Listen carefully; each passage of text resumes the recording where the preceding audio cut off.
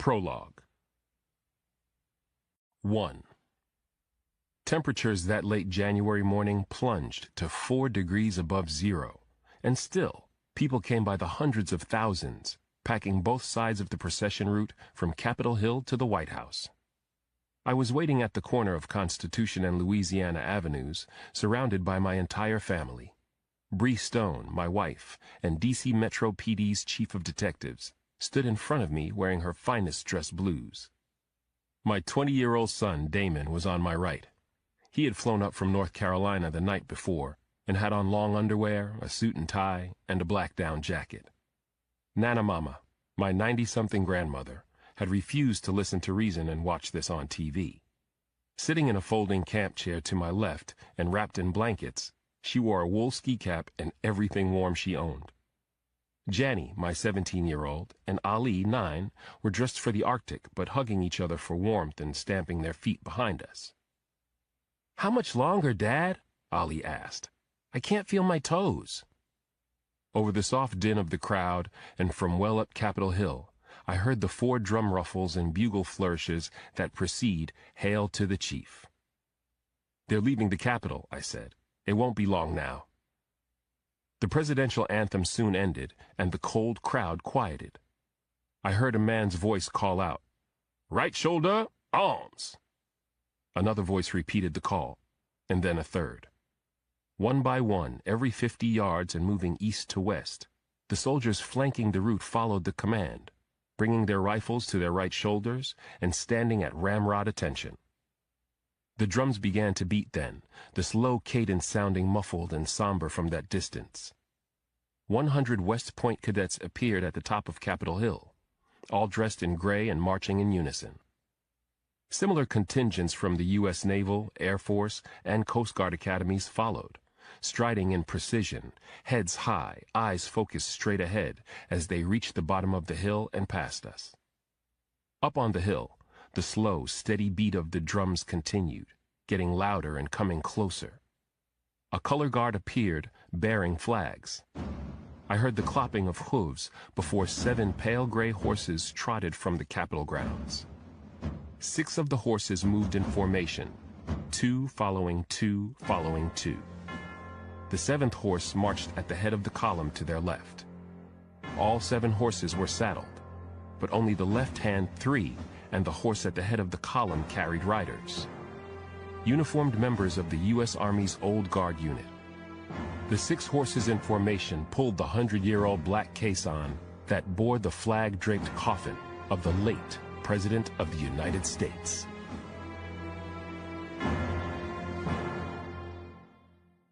Two. The slow, steady clip-clopping of the horses came closer and closer, the noise building along the somber beat of the drum corps. Behind the caisson, a black riderless horse, known as a caparisoned steed, shook its head and danced against the reins held by another member of the Old Guard. The late president's personal riding boots were turned backward in the stirrups. "Why do they do that?" Ali asked in a soft voice. "It's a military tradition that signifies the fallen commander," Nana whispered. "They did the same thing at President Kennedy's funeral almost 60 years ago. Were you here then?" "Right where you're standing, darling," Nana said, wiping her eyes with a handkerchief. "I remember it like it was yesterday, just as tragic as today."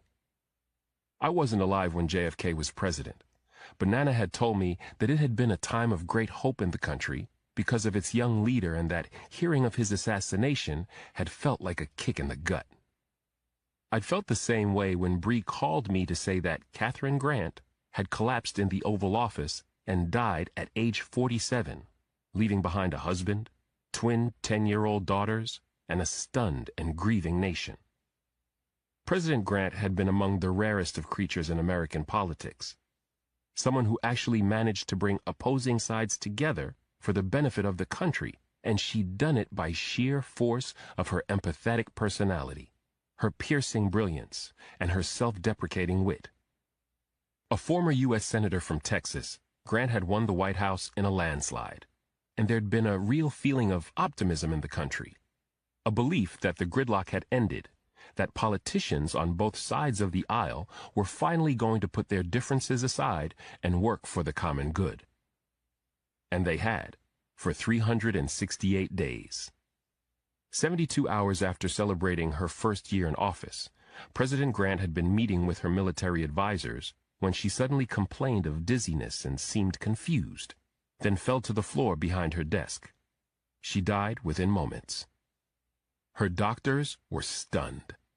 The late president had been in top physical condition, and she had passed a rigorous physical exam with flying colors not 2 months before.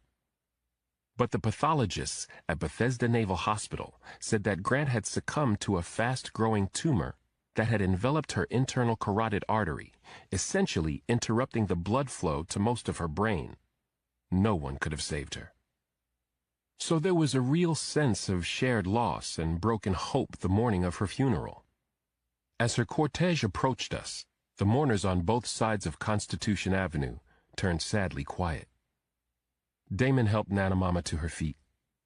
Bree and I came to attention, and I had to fight against the emotion that built in my throat as Grant's coffin rolled by and the black riderless horse pranced and reared in the bitter cold air. But what really hit me was the sight of the limousine that trailed the black horse. I couldn't see them, but I knew that the late president's husband and daughters were inside. I remembered how I'd felt when my first wife died tragically, leaving me lost, angry, and alone with a baby boy to care for. Those were the worst days of my life, when I thought I'd never be right again. My heart broke for the first family as they passed. I blinked back tears watching the drum corps march by, eyes straight ahead, the cadence of the funeral beat never wavering. "Can we go now?" Ali asked. "I can't feel my knees." "Not before we all hold hands and say a prayer for our country and that good woman's soul," Nana Mama said, and she held her mittened hands out to us.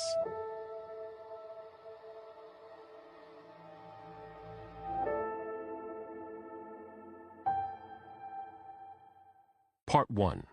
5 days later. Chapter 1. Snow fell as Sean Lawler slipped into a narrow alley in Georgetown. A ruddy-skinned man with a salt-and-pepper beard and unruly hair. Lawler was dressed in dark clothes, gloves, and a snap-brimmed cap with the air flaps down. As he moved deeper into the alley, he knew he was leaving tracks in the snow, but didn't care. Forecasts were calling for 6 inches before dawn, and he planned to be finished and gone long before the storm ended. Lawler padded to the rear gate of a beautiful old brick townhouse that faced 35th Street. After a long, slow look around, he climbed the gate and crossed a small terrace to a door he'd picked earlier in the evening after bypassing the alarm system. It was 4:15 in the morning. He had half an hour at most. Lawler shut the door quietly behind him. He stood a moment, listening intently. Hearing nothing to disturb him, he brushed off snow while waiting for his eyes to adjust. Then he put blue surgical booties over his boots and walked down a hallway to the kitchen. He pushed aside a chair, which made a squeaking noise on the tile floor. It didn't matter. There was no one home. The owners spent their winters in Palm Beach. Lawler went to a door on the other side of the kitchen, opened it, and stepped down onto a set of steep wooden stairs. Shutting the door left him in inky darkness. He closed his eyes and flipped on the light. After waiting again for his vision to adjust, Lawler climbed down the stairs into a small, musty basement piled with boxes and old furniture. He ignored all of it and went to a workbench with tools hanging from a pegboard on the wall. He shrugged off the knapsack he carried, traded his leather gloves for latex ones, unzipped the bag, and retrieved 4 bubble-wrapped packages which he laid on the bench. Lawler cut off the bubble wrap and stowed the pieces in the pack before turning to admire the Voodoo Innovations ultralight barreled action in 5.56 by 45 millimeter NATO. A work of art, he thought. He fitted the barreled action to a 5-ounce minimalist rifle stock by Ace Precision, and then screwed a Surefire Genesis sound suppressor onto the threaded crown of the barrel. Picking up the Zeus 640 optical sight, Lawler thought, a thing of beauty. He clipped the sight neatly into place. Overall, he was pleased with how the gun had turned out.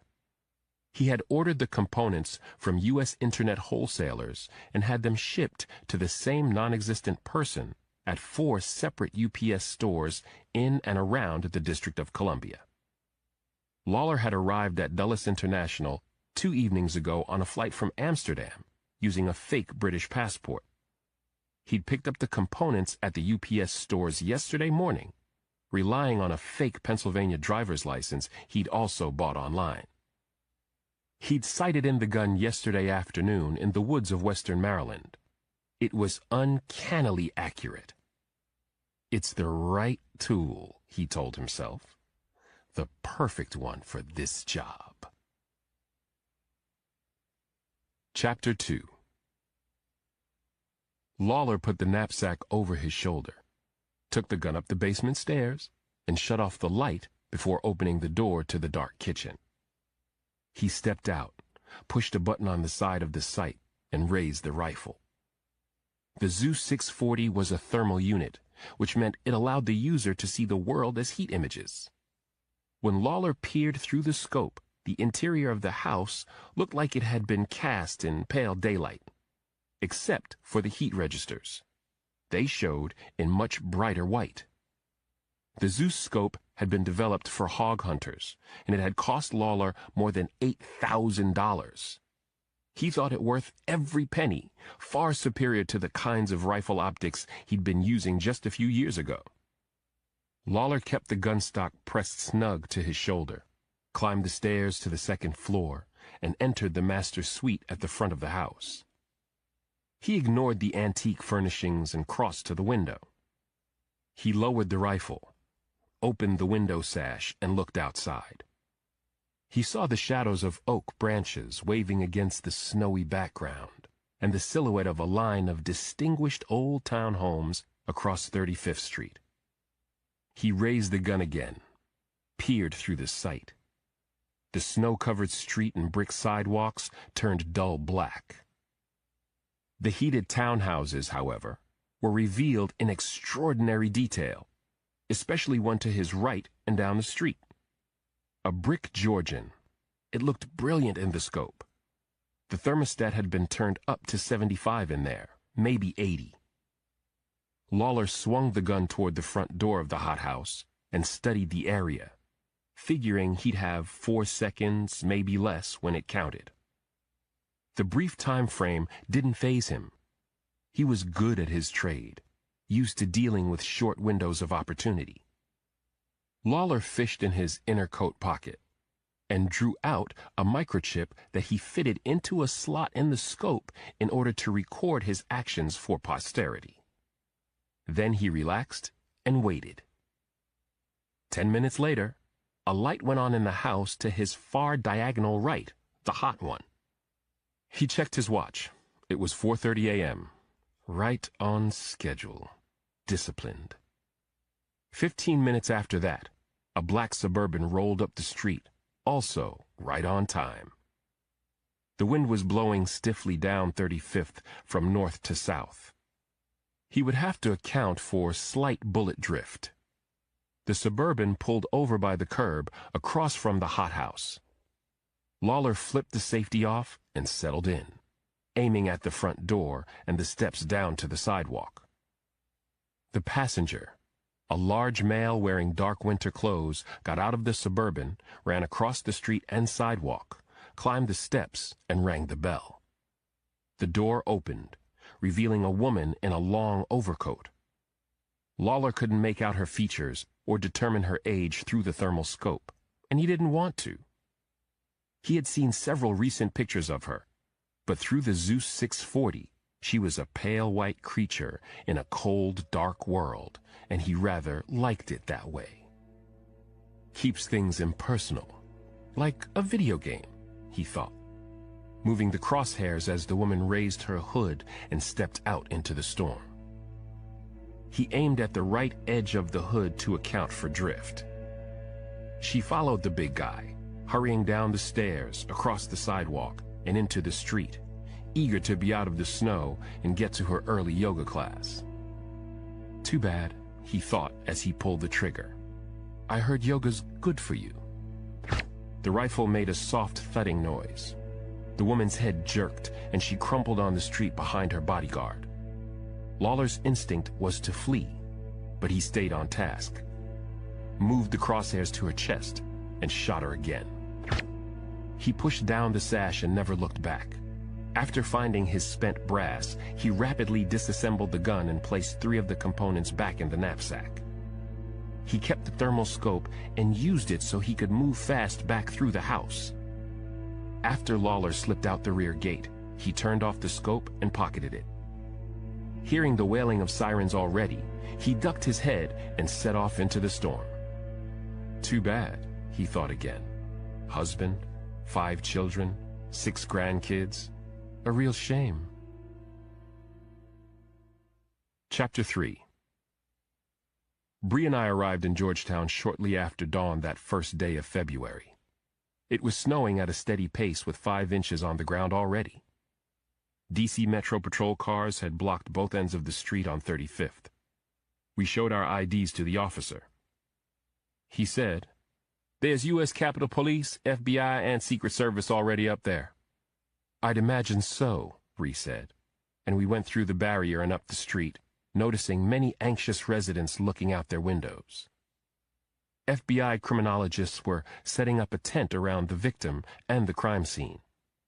Yellow tape had been strung from both sides of the townhouse, across the street and around the Suburban, where a big man in a black parka was engaged in a shouting match with a smaller man in an overcoat and ski cap.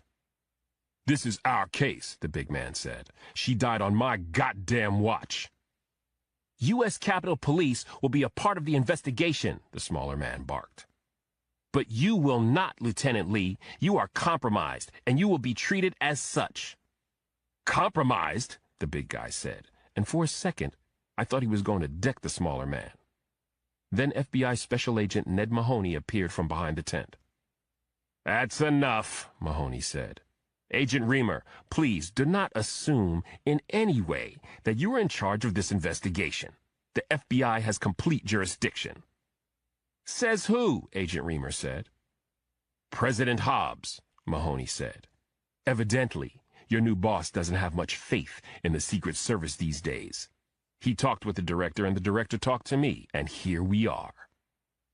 Agent Reamer looked furious but managed to keep his voice somewhat under control as he said, "The Secret Service will not be cut out of this." "The Secret Service will not be cut out, but it will do what it is told to do," Mahoney said. And then he saw us. "Alex, Chief Stone, I want you both part of this." Quick introductions were made. U.S. Secret Service Special Agent Lance Reamer had worked Treasury investigations for the past 10 years. The big guy was U.S. Capitol Police Lieutenant Sheldon Lee. Lieutenant Lee had served on the victim's security team for 6 years. With the snow and the wind, Lee hadn't heard the shots or the sound of 69-year-old U.S. Senator Elizabeth Betsy Walker falling to the ground behind him. "I ran ahead and opened the rear door of the Suburban like I always do," Lee said. "I looked back, and there she was, lying in the snow, bleeding to death." His voice choked. "My God, I had to go wake poor old Larry, her husband, to tell him. He's in there calling his children, and who the hell would do this, and why? That woman was a great person, treated everyone just right." That was true. The senator from California could be tough when she was fighting for a cause. And she had a first-rate mind, but she was one of those genial and compassionate women who had never met a stranger. Walker was also the second most senior member of the GOP in the Senate and a highly respected politician. "Can we see the scene?" I asked as the snow slowed to flurries. Agent Reamer said, "Why exactly are you here, Dr. Cross?" Because I asked him to be here, Mahoney growled. Dr. Cross used to be with the behavioral science unit at Quantico, and he has more than 2 decades of exceptional service as an investigator. He's under contract to advise us on cases like these because the FBI thinks highly of him. Bree nodded. So does DC Metro. Chapter 4. Reamer looked like he'd tasted something disagreeable and threw his hands up in disgust. Mahoney called by radio and was told we could look at the crime scene from the flaps of the tent. We went as a pack of 5 past Lieutenant Lee's Suburban and around the other side of the shelter.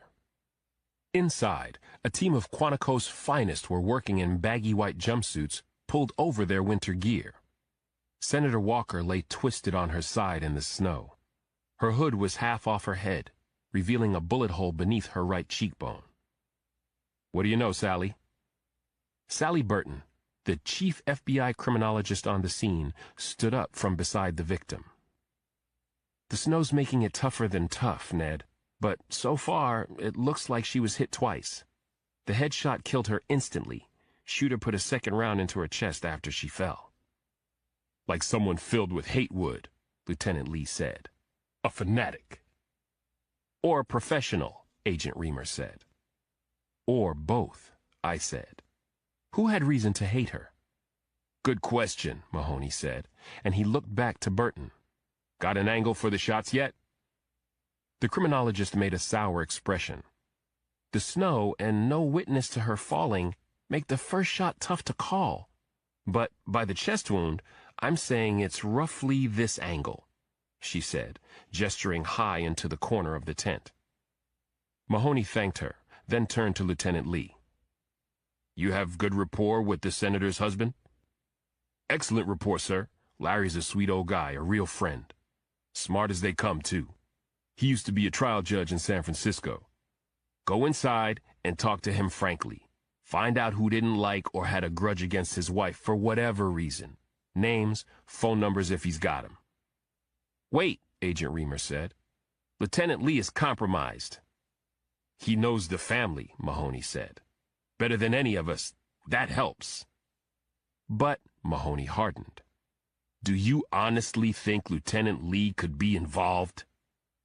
"Well, no, but it's got to be against protocol," Reamer sputtered. "I don't give a damn about protocol," Mahoney said. "He's in." The lieutenant nodded. "I can also get you a log of threatening calls and letters. Even Betsy got them from time to time." "Were they turned over to the FBI?" Mahoney asked. "A few. They're in your files." When Lee left, the Secret Service agent said, "Okay, then, what am I doing?" "Take several of your men, go to Senator Walker's offices, seal them, and then sit on them and her staff until we get there," Mahoney said. "Dr. Cross, Chief Stone and I are going to figure out where the hell those shots came from." It didn't take us long. We knocked on the doors to the 2 townhouses across and down the street that seemed likely candidates and found the residents home and upset. One, a prominent patent attorney, said her next-door neighbors Jimmy and Renee Fairfax were at their winter home in Palm Beach and had been for more than 2 months. We called Mr. Fairfax's Florida residence to get permission to enter his house, but got no answer. But when we found snowed-over tracks coming out of the rear terrace and discovered the rear door unlocked and the alarm system bypassed, Mahoney felt he had more than enough just cause to enter.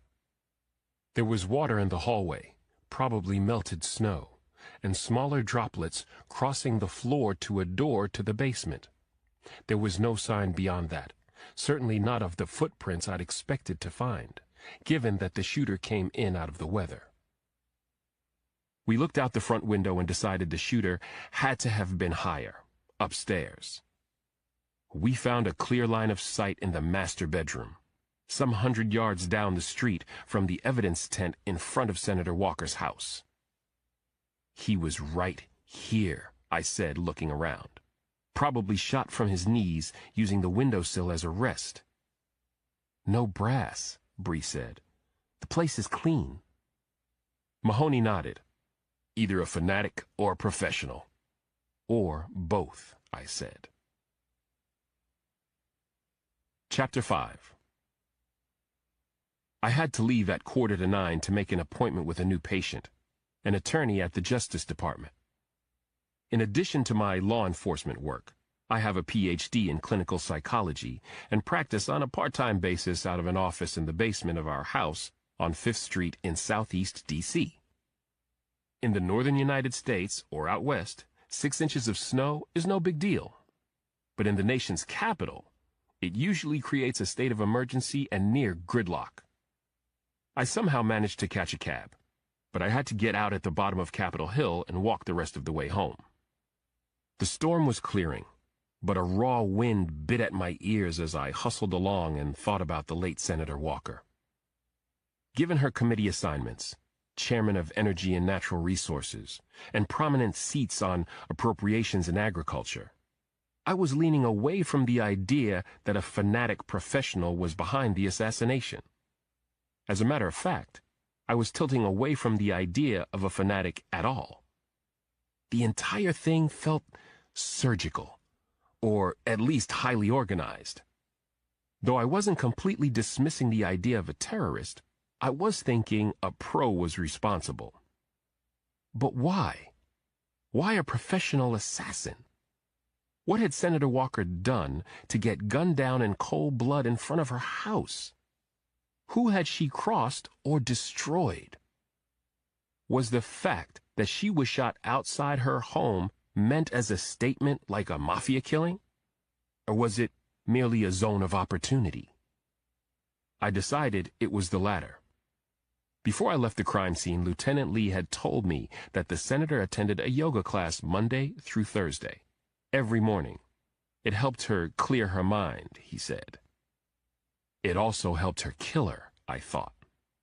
The shooter knew about the pattern through personal observation or because he had been told about it. Mr. and Mrs. Fairfax had been down in Palm Beach for 2 months. Mahoney believed it was possible the killer had been inside the house scouting Senator Walker multiple times and for extended periods. He had called for a second forensics team to comb the bedroom for DNA and microfibers, but I doubted they'd find much. Making repeated trips inside the Fairfax's residence felt unprofessional to me. If I were a gun for hire, I'd want to spend as little time as possible in the kill zone. Whenever a human brushes up against something, he or she leaves tiny bits of skin and hairs that people like Sally Burton can gather and analyze. A trained assassin would know that. No, I thought as I turned down 5th Street and saw people out shoveling their sidewalks. The killer went in there based on someone else's intelligence, so maybe once or twice, no more than. Dad! I started, looked up, and saw a snowman in front of our house. Ali was beside it, excited and waving. I grinned. My youngest child had a real passion for life. Whatever he was into at the moment, he was fully there and usually having a heck of a good time. Nice one, I said. I built it just since breakfast. No school? Snow day, he said, beaming. I get to play. Well, your dad gets to work. Have fun and don't get wet. You'll catch a cold. You sound like Nana. Maybe there's hope for me, I said. I rubbed the top of his wool cap and went around the side of the house in fresh, untracked snow up to my ankles to steps that led down to the basement door.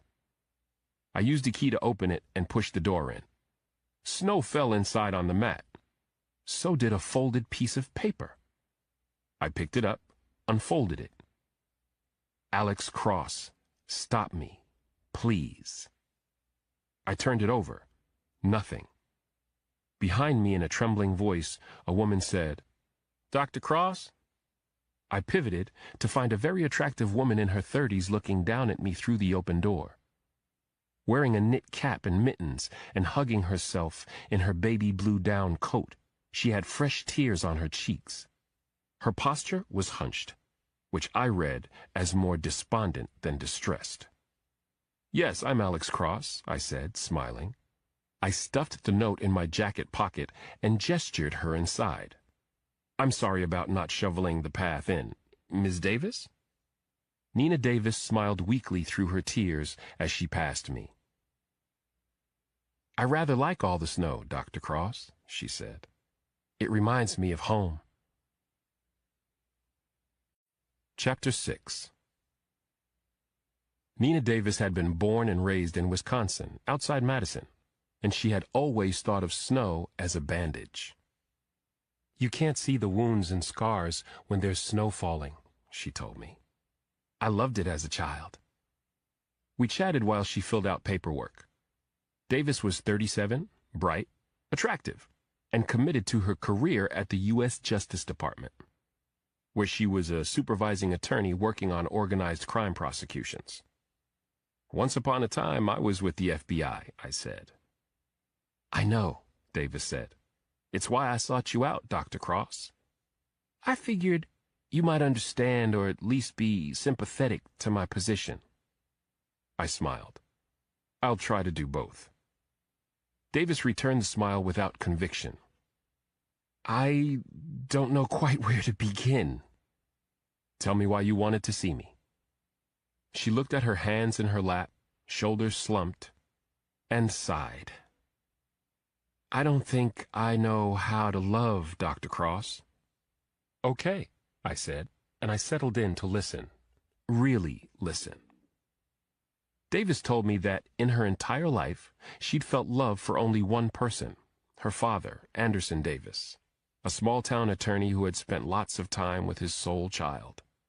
Catherine, his wife, had emotional problems and wasn't much interested in things physical.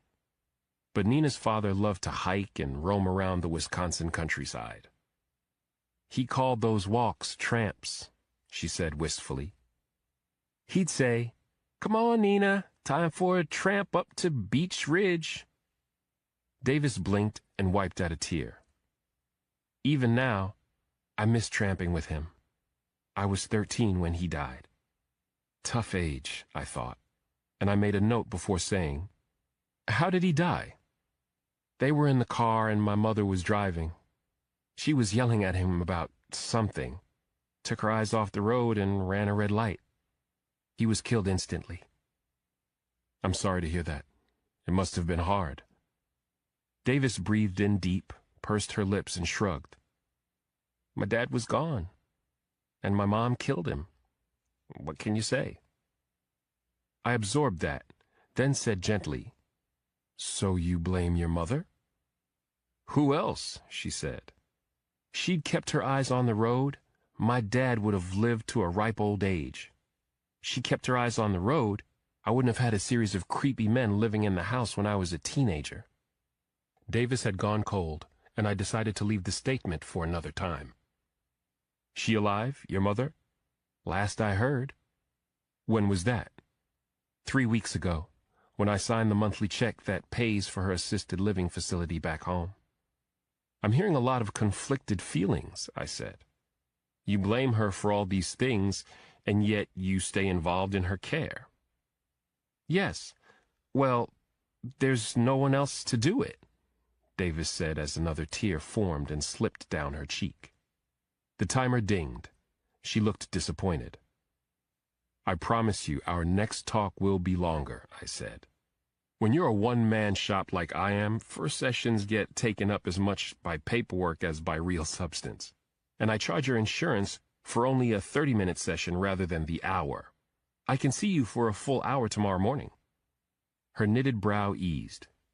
"That works. Before you go, and just until we speak at our next appointment, I want you to remember those times when your mother made you happy. Those times maybe before your father's death, when you were grateful for her rather than resentful." Davis's laugh was short and sharp.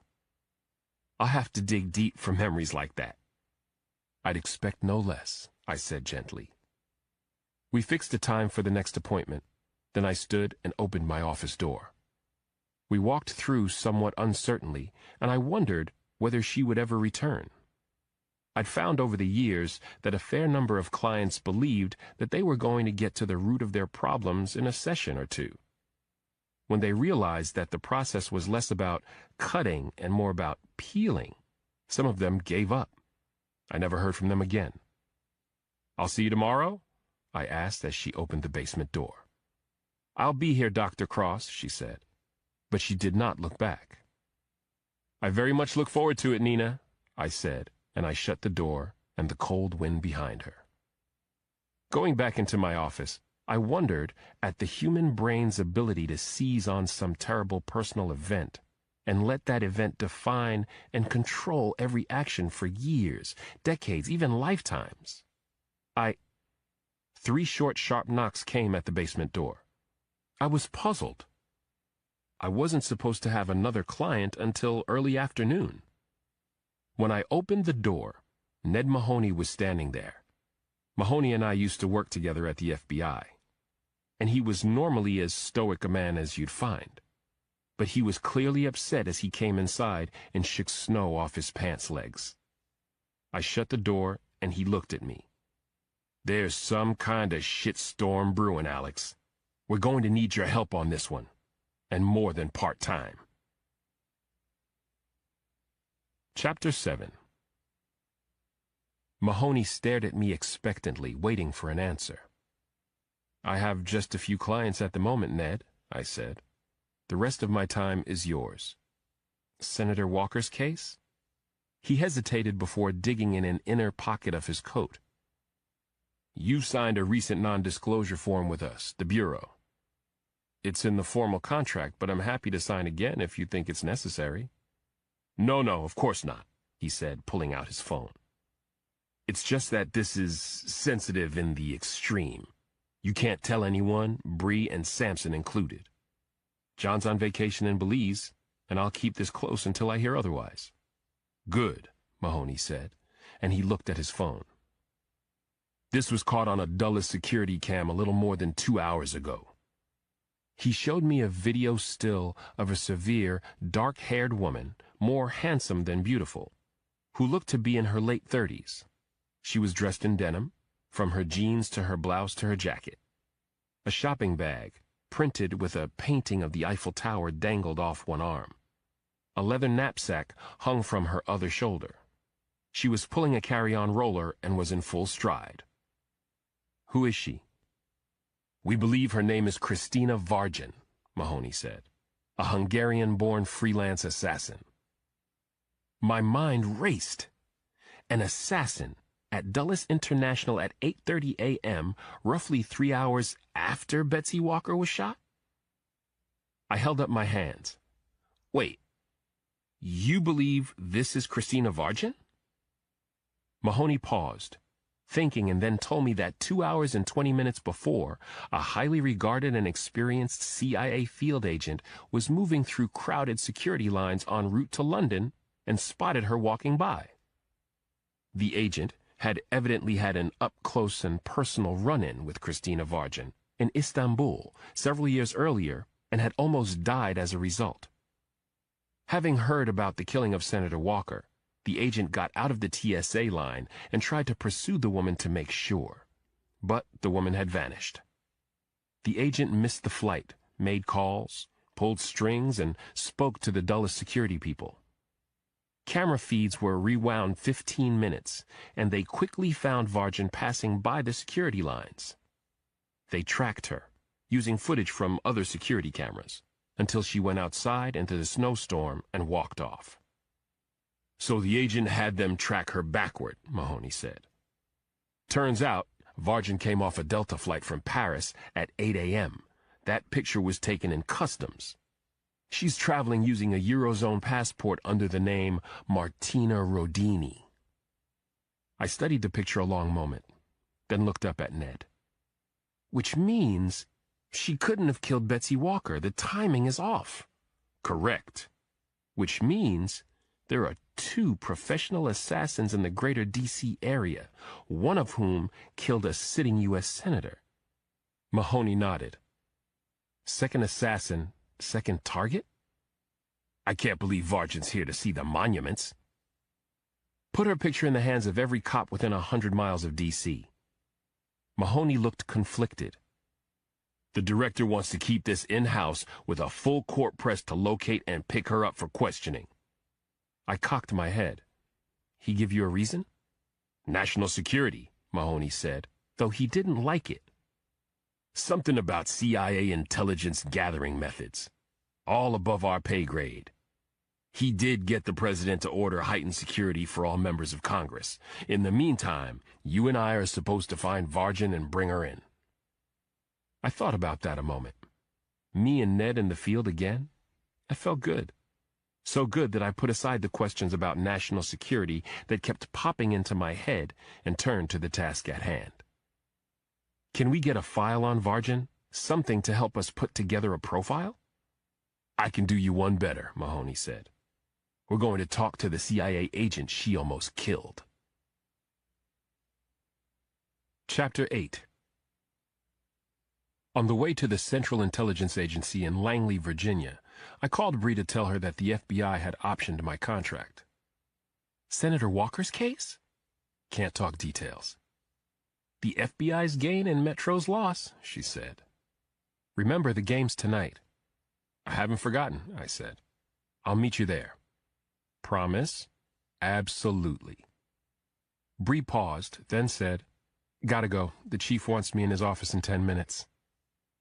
Our connection died just as we pulled into the parking lot outside the CIA security facility, a rectangular block built of bulletproof glass next to two solid steel gates that rose out of the ground to prevent unauthorized vehicular access. We presented our credentials.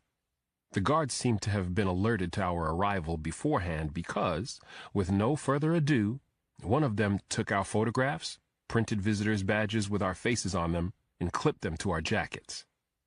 Main entrance, he said. Wait in the lobby. Someone will meet you there. Someone? Mahoney said after we passed through screening devices and were walking toward the main building. Do you think they always say that? Makes sense, I suppose. The wind picked up and blew granular snow at us, so we hustled to the entry. We entered a vaulted lobby with a large CIA seal set into the black and gray polished granite floor. We stood near the seal and watched as academic-looking folks in suits and others who were buff and more casually attired passed us. Analysts and operatives, I murmured. Before Ned could reply, a woman said, Special Agent Mahoney, Dr. Cross? We turned to find a trim, unassuming brunette woman in her 30s wearing a frumpy blue pantsuit walking across the lobby to us. She squinted at us through nerd glasses perched on the end of her nose, and she did not extend her hand. Would you follow me, please? She didn't wait for an answer but spun on her heel and marched off with us following close behind. We went down a long hallway, passing doors that had no identifiers. There were a lot of them, so I had no idea how she chose the right door to stop and use her keycard on. There was a soft click, and she turned the door handle and led us into a nondescript conference room with an empty table and chairs. She went around the table, took a seat, and folded her hands. She squinted at us again. What can I tell you about Christina Vargin? That surprised me. I thought she'd been taking us to see the spy. Mahoney's eyebrows rose. You're the operative who spotted her this morning? I am. You can call me Edith. You look more like a soccer mom than a spy, Edith, I said. That's the point, she said dismissively. Mahoney said, Tell us what we need to know to catch Vargin. Catch her? Edith said, and she laughed caustically. Good luck with that, gentlemen. God knows I tried. Here's what she gave me for my troubles. She took off her jacket and tugged a red sleeveless t-shirt off her left shoulder to reveal a nasty scar like interwoven spider webs below her collarbone. Edith said she'd gotten the scar 3 years ago when the CIA began to suspect that Vargin had been responsible for the murder of 2 U.S. operatives in Istanbul. Edith's assignment had been to lure Vargin in, subdue her, and see her brought to an interrogation facility in Eastern Europe. I found her, and I thought I had her cornered entering an apartment building near the Bosporus, she said. I was armed. She was not, or at least not with a gun. Vargin surprised Edith and stabbed her repeatedly with a sharp pottery shard. "I should have known better," Edith said, shaking her head and crossing her arms. "Vargin's an improviser, invents weapons of the moment, kills without hesitation." She told us that INS records showed that Vargin had entered the U.S. that morning on a Eurozone passport under the name Martina Rodoni, a woman born in the former Yugoslavia who was now a resident of Ljubljana, Slovenia. Her occupation was listed as fashion consultant, and she said she had come on business. "Count on not finding her under that identity," Edith said. "She'll have shifted to another by now." "Then how do we figure out where she is?" I said, "and what she's here to do?" The CIA operative twisted her head to one side and pursed her lips a moment. "I wish I could say I knew a habit of hers. A hotel chain she frequents, or the kind of meals she likes to eat. But Vargin is a chameleon. She speaks 8 different languages and changes identity constantly. She knows it's her best defense." "So we've got nothing to go on," Mahoney said. "Well, you could do what I did to find her." "And what was that?" I asked. "Figure out who she's here to kill, and then lie in wait for her." I thought about that. "Does she ever target politicians?" "Dr. Cross, Christina Vargin will target anyone if the price is right." Chapter 9. Bree walked up to the closed double doors on the 5th floor of police headquarters downtown and knocked. "Come in," a familiar male voice called. Bree opened the door and stepped inside the office of Chief of Police Brian Michaels.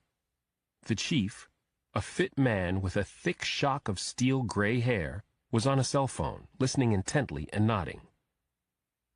"I'm hearing you," Michaels said in a firm tone. "Loud and clear." He hung up, reached over to shake her hand, and gestured her to a chair. "Where are we on Senator Walker's death?" "Fourth in line, sir," Bree said, taking the chair. "FBI's got jurisdiction, with Secret Service and Capitol Police in support." He didn't seem to like that. "So we're not even in the game?" "I offered Ned Mahoney anything he needed from Metro PD," Bree said. "I'll be briefed on a daily basis." The chief said, "I'm getting heat on this one, Bree, from the commissioner, the mayor, and the congressman. They're all wondering how we're not out front on a murder in our own backyard. I'm wondering too." That surprised Bree. Chief Michaels was by nature a pragmatist, and he knew the command structure in a situation like this as well as she did. Before she could reply, he said, "Where's Alex in all this?" "FBI snapped him up. I don't know exactly what he's working on." "Course not," the chief said, shaking his head. "I don't know if this consultant thing's going to work. It's, sir, when Alex was on board full-time, I could count on Metro PD being out front no matter the case," Michael said. "He's that kind of detective, sir," Bree allowed. "He is," the chief said, and then he leaned across the desk. "But he's unavailable, so I need you to step up, Bree. I want my chief of detectives to be hungry, not a paper pusher, not a caretaker. I want you to be bold, to take action, stand for something in the community. I mean, for God's sake, a U.S. senator was assassinated in our jurisdiction, and we're not breaking ground?" "Chief, again, and with all due respect, the FBI—" "I don't give a rat's ass about the FBI or the Secret Service or the Capitol Police. This is my city, and you are its chief of detectives, Stone. Prove you still should be." Bree was taken aback for several moments before lifting her chin. "And how exactly do I prove that, sir?" "You find Senator Walker's assassin and deliver his head to Mahoney on a plate." Chapter 10. Hands clasped behind his back, Sean Lawler paced through a comfortable Airbnb apartment some 5 blocks from where he'd seen to the end of U.S. Senator Betsy Walker. Within hours of a successful strike on such a sensitive target, Most other professional killers would have tried to leave the area, if not the city, if not the country. But Lawler wasn't like most professionals. He was an elite practitioner, and he prided himself on thinking and acting outside the norm. Given Senator Walker's stature, he had no doubt that the U.S. Citizenship and Immigration Services would be looking for people entering and leaving the country on a very short turnaround. That would have brought scrutiny he didn't need. So Lawler had decided to stay in Washington for 3 days before going to New York, where he planned to spend a long weekend. He would return to Amsterdam through Newark the following Monday. He went to the kitchen and checked the laptop computer open on the counter. It showed a heavily encrypted internet browser linked in real time to one of his bank accounts in Panama. Nothing yet. What the hell is taking so long? Then again, Lawler had sent an encrypted copy of the thermal imaging scope's memory file only 3 hours ago. He didn't know why that was necessary. Walker's death was all over cable news. It should have been enough.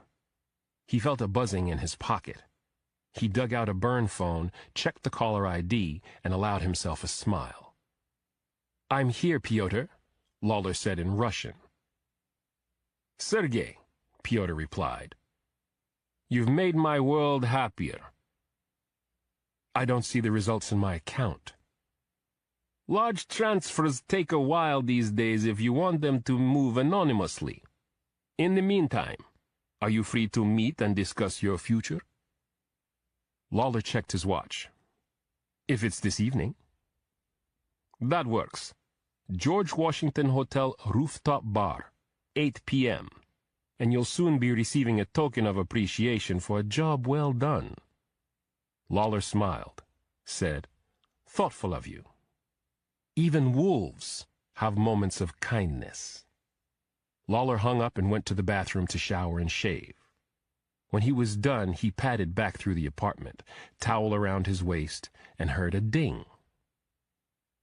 He loped over to the laptop and was more than pleased to see that 1.4 million euros had just landed in his Panamanian account. "I like that," Lawler thought. "I like that a lot." And who knew what Pyotr had in mind for him now? Someone in the lobby buzzed his apartment. Lawler stiffened. Very few people knew he was in the United States, let alone in Georgetown, let alone in this apartment. Other than Pyotr and the blokes he'd rented from, of course, and the buzzer went off again. He shut the laptop cover, went to the front hallway, and pressed the intercom. "Yes," he said. "Who is it?" A woman with a southern accent drawled, "A gift from your happy agent." A gift from his happy agent? This kind of tip was unexpected, but not unheard of in an assassin's line of work, especially if the strike had been of a sensitive nature, which this one had been. Still, he felt more than a little uneasy. "Well," the woman purred, "are you going to accept, or should I go away and tell him you weren't interested?" Lawler hesitated, then thought, how long has it been? 3 weeks?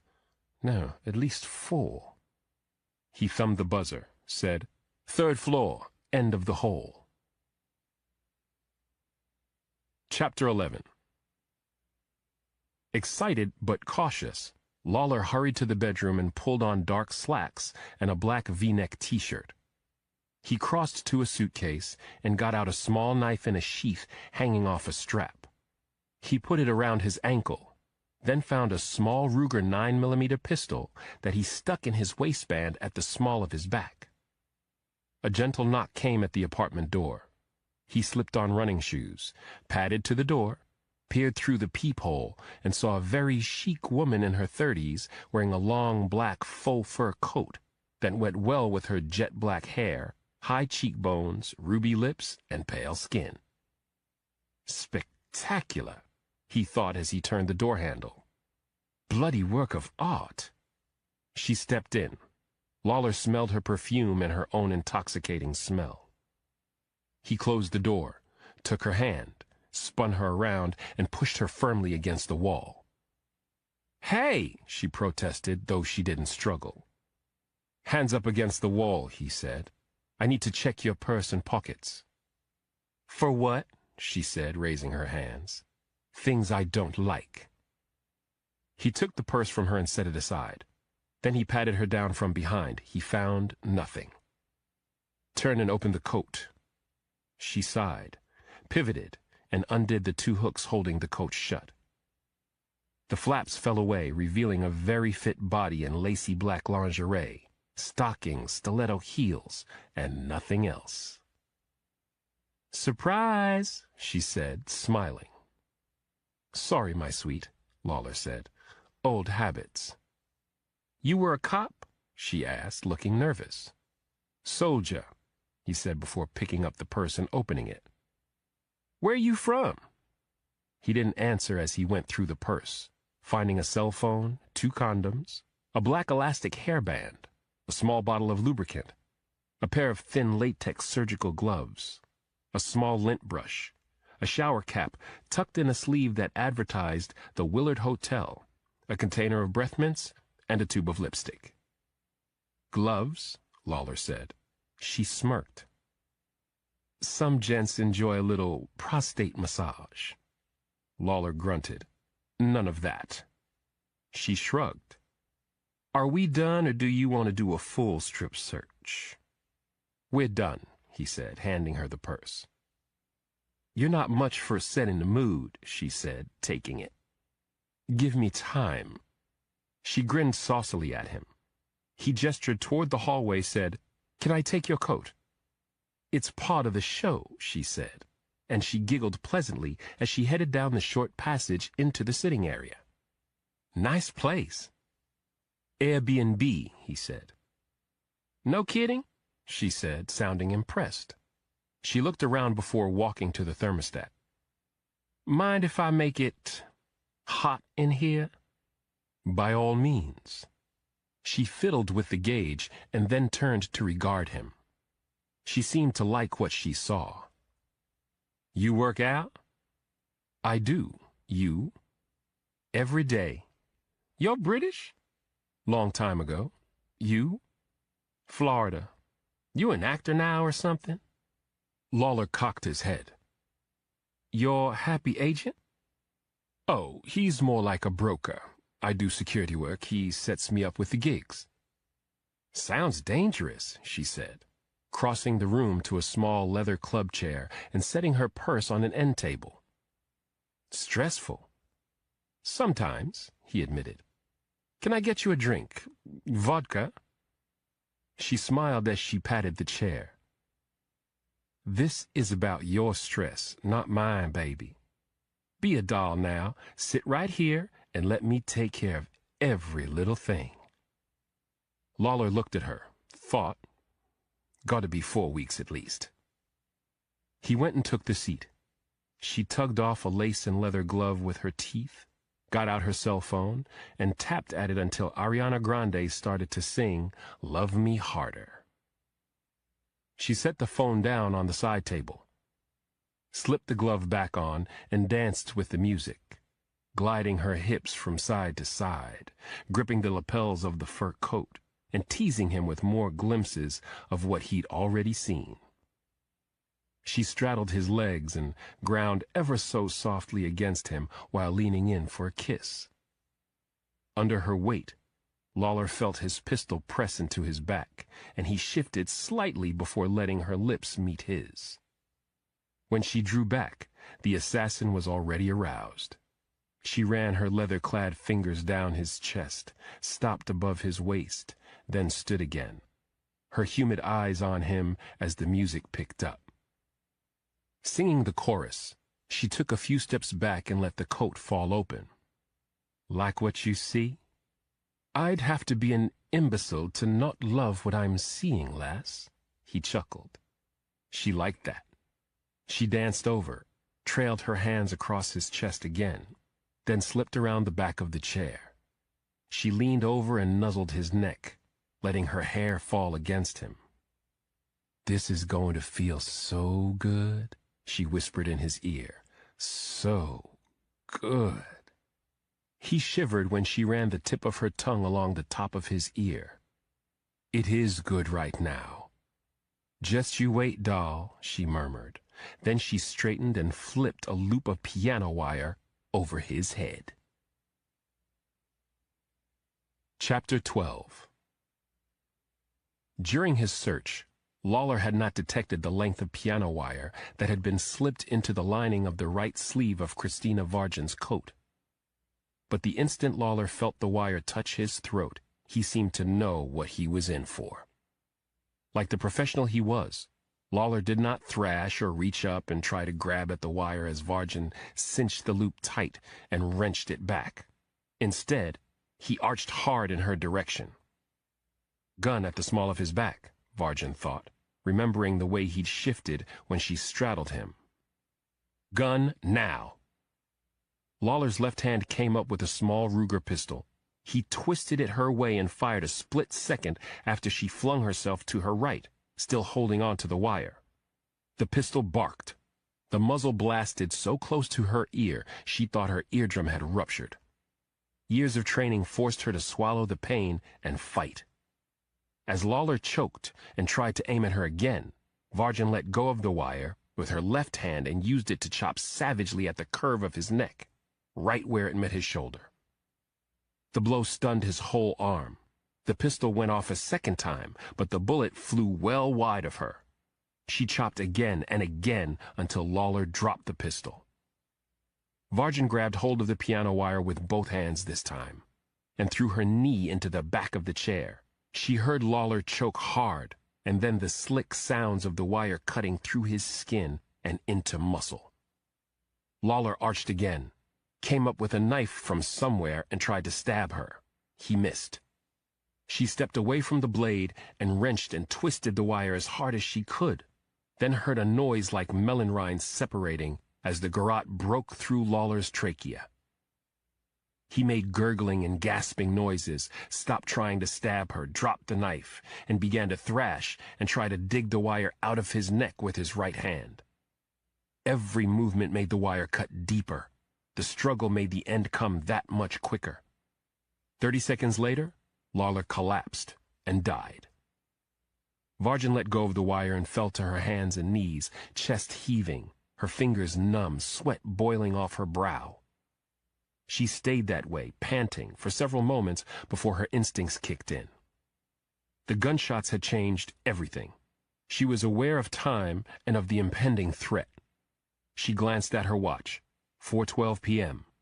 Still breathing hard, she went to her purse, which had fallen to the ground in the struggle, and retrieved the latex gloves and the shower cap. She stripped off the leather gloves as she hurried back to the apartment door and put on the latex gloves and the shower cap while taking glances out the peephole and listening. No doors had opened. No one was in the hall looking. But what if people downstairs had heard? What if they'd made a call? She looked at her watch again. 1 minute and 40 seconds had passed since she'd checked, and it had been perhaps a minute before that when the pistol was shot twice. She left the door, crossed to the drapes, and looked out. She saw a few pedestrians on the sidewalks below, but heard no sirens. Just in case, she pushed up one of the sashes so she could hear the street and returned to stand in front of Lawler, who was bent over to his left, his eyes dull and bugged wide, his face a pallid blue. The piano wire had severed his carotid at the end. The blood was all down the front of him, pooled in his lap. She used the lint brush to quickly remove any strands of hair or flakes of skin she might have left on his clothes. Then she went to the sink cabinet and found kitchen garbage bags. Vargin plucked out 2 and left 1 on the counter. She brought the other one to Lawler's side, removed the piano wire from his neck, and bagged it. She went to the front door and looked out the peephole. Nothing. She listened at the window. Quiet. She found an abrasive cleanser with bleach in the bathroom, and she used it and a damp sponge to wipe down the places she'd touched the dead assassin, even those places already covered in blood. She also wiped the rug where she'd knelt and sweated. Then she put the sponge in the bag with the piano wire. Nearly 15 minutes had passed since the shot, and still she heard no sirens. Emboldened, Varjan quickly searched the rest of the apartment and found a high-dollar thermal imaging rifle scope in the nightstand drawer. She put it in her purse along with Lawler's cell phone and passport. She examined the contents of his wallet, took $500 in cash, and left the rest. Varjan was about to put Lawler's laptop in the other garbage bag, but decided to raise the lid first. To her surprise, the screen showed not a password prompt, but a bank account in Panama that held more than 1 million euros and 1 million British pounds. When she realized the link to the account was open and active, Varjan almost laughed out loud. Within 5 minutes, she had emptied the account and transferred the funds to an account of her own in El Salvador. When she figured in the payment for killing Lawler, it was easily the most profitable day of her career. Her cell phone rang. She started, but answered. "We are good?" Piotr said. "We are good," she said, dropping the southern accent as she signed out of the bank's website and erased the history. "I'm just about to leave."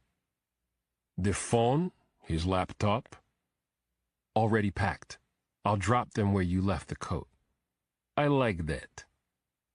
"Piotr, should I be looking over my shoulder now?" "I do not understand." "Of course you do. He wasn't just here for fun, and I pay attention to the news." "You were strictly cleanup, and there's no reason to clean up the cleanup." Varjan didn't trust Piotr because she didn't trust anyone, but she let it slide. "Payment?" "Within the hour." "Fine." He cleared his throat. "Are you committed to leaving the States, or would you consider other proposals?" She thought about the money she'd just looted from Lawler's secret account, the money she'd received within the hour, and the money she had stashed in various places around the world. "Depends on the time frame," Varjan said, "and the money." 4 days from now, 7-figure payday, specifics to follow," Piotr said. "I am sure you can amuse yourself somewhere on the East Coast in the meantime?" She smiled and headed toward the door.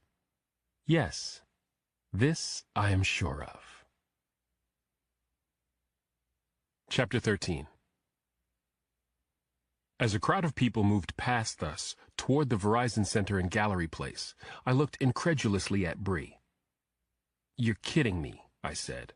"Michael's actually told you to solve Walker's murder in order to prove you were worthy of being COD? I'm supposed to serve his head to Ned on a platter," Bree said, upset. "I don't get it. I thought I'd been doing a solid job." "You've been doing a great job." "I think he wants me to replace you, and you're irreplaceable." "Well, thank you for that, I think. But you're a damn fine investigator, Bree. If he's redefining your job, go with it." "And how exactly am I supposed to find Walker's killer?" she said, crossing her arms. "Charge in, tell you and Ned and the FBI and the Secret Service and the Capitol Police, 'Butt out, Chief Stone is here.'" I grinned. I could actually see you pulling that one off. "Big help you are," Bree said, and she looked so forlorn I hugged her. "We'll get through whatever comes our way," I said, rubbing her back. "As long as we're together, we'll be—" "Dad, come on! The game's gonna start." I looked up the sidewalk toward the Verizon Center and saw Janny in a blue down parka waving at me. "Be right there," I said, and then I put my knuckle under Bree's chin. "Let's set this aside for the next hour and a half, okay? Our boy's in town." Bree nodded and smiled, and I'm grateful for that. "Me too," I said, putting my arm around her shoulder. We walked to the Verizon Center, a massive athletics complex in northwest D.C., and gave the ticket taker our tickets. Pounding techno music poured out of the speaker system. We found Janny, Nana Mama, and Ali sitting in a cluster in the 10th and 11th rows above center court. "How's it looking?" I asked, taking a seat beside my grandmother, Bree sitting down behind me with Janny and Ali. Davidson versus Goliath, said Nana Mama, who'd been a basketball fan forever. And I hate to say it, but with a few notable exceptions, Davidson wasn't looking too strong during warm-ups. Where's the faith, Nana? Janny said, sounding irritated. We could see the breakthrough tonight. Anything's possible once things start. The way Georgetown's been playing, said Ali, who watches a lot of basketball with my grandmother. Davidson's gonna get stomped. The music changed, the recording taken over by a live pep band playing Final Countdown. Members of the Georgetown University Hoyas men's basketball team charged onto the court with a full light show in progress. The local crowd went wild, clapping and stomping their feet while the Hoyas went through a few last-minute layup drills. Here come the Wildcats, Janny said. The Davidson College team ran out in their sweats and started their own final warm-up drills. As Nana Mama had said, with a few notable exceptions, the Wildcats looked nervous. My oldest child, Damon, was one of the exceptions. A 6'5" guard and three-point specialist who usually came off the bench, he entered the court looking all business and ready. Damon had played at Division II Johns Hopkins, my alma mater. He played so well in a summer league that he attracted the attention of a Davidson coach, Jake Winston, who offered him a walk-on slot if he transferred. Under Coach Winston's guidance, Damon had blossomed into a solid NCAA Division I player. "Come on, Damon!" Janny cried as he dribbled in and made a nice jump shot. She whistled and clapped, and that made me happy. My older son's basketball abilities came late and had been hard fought for.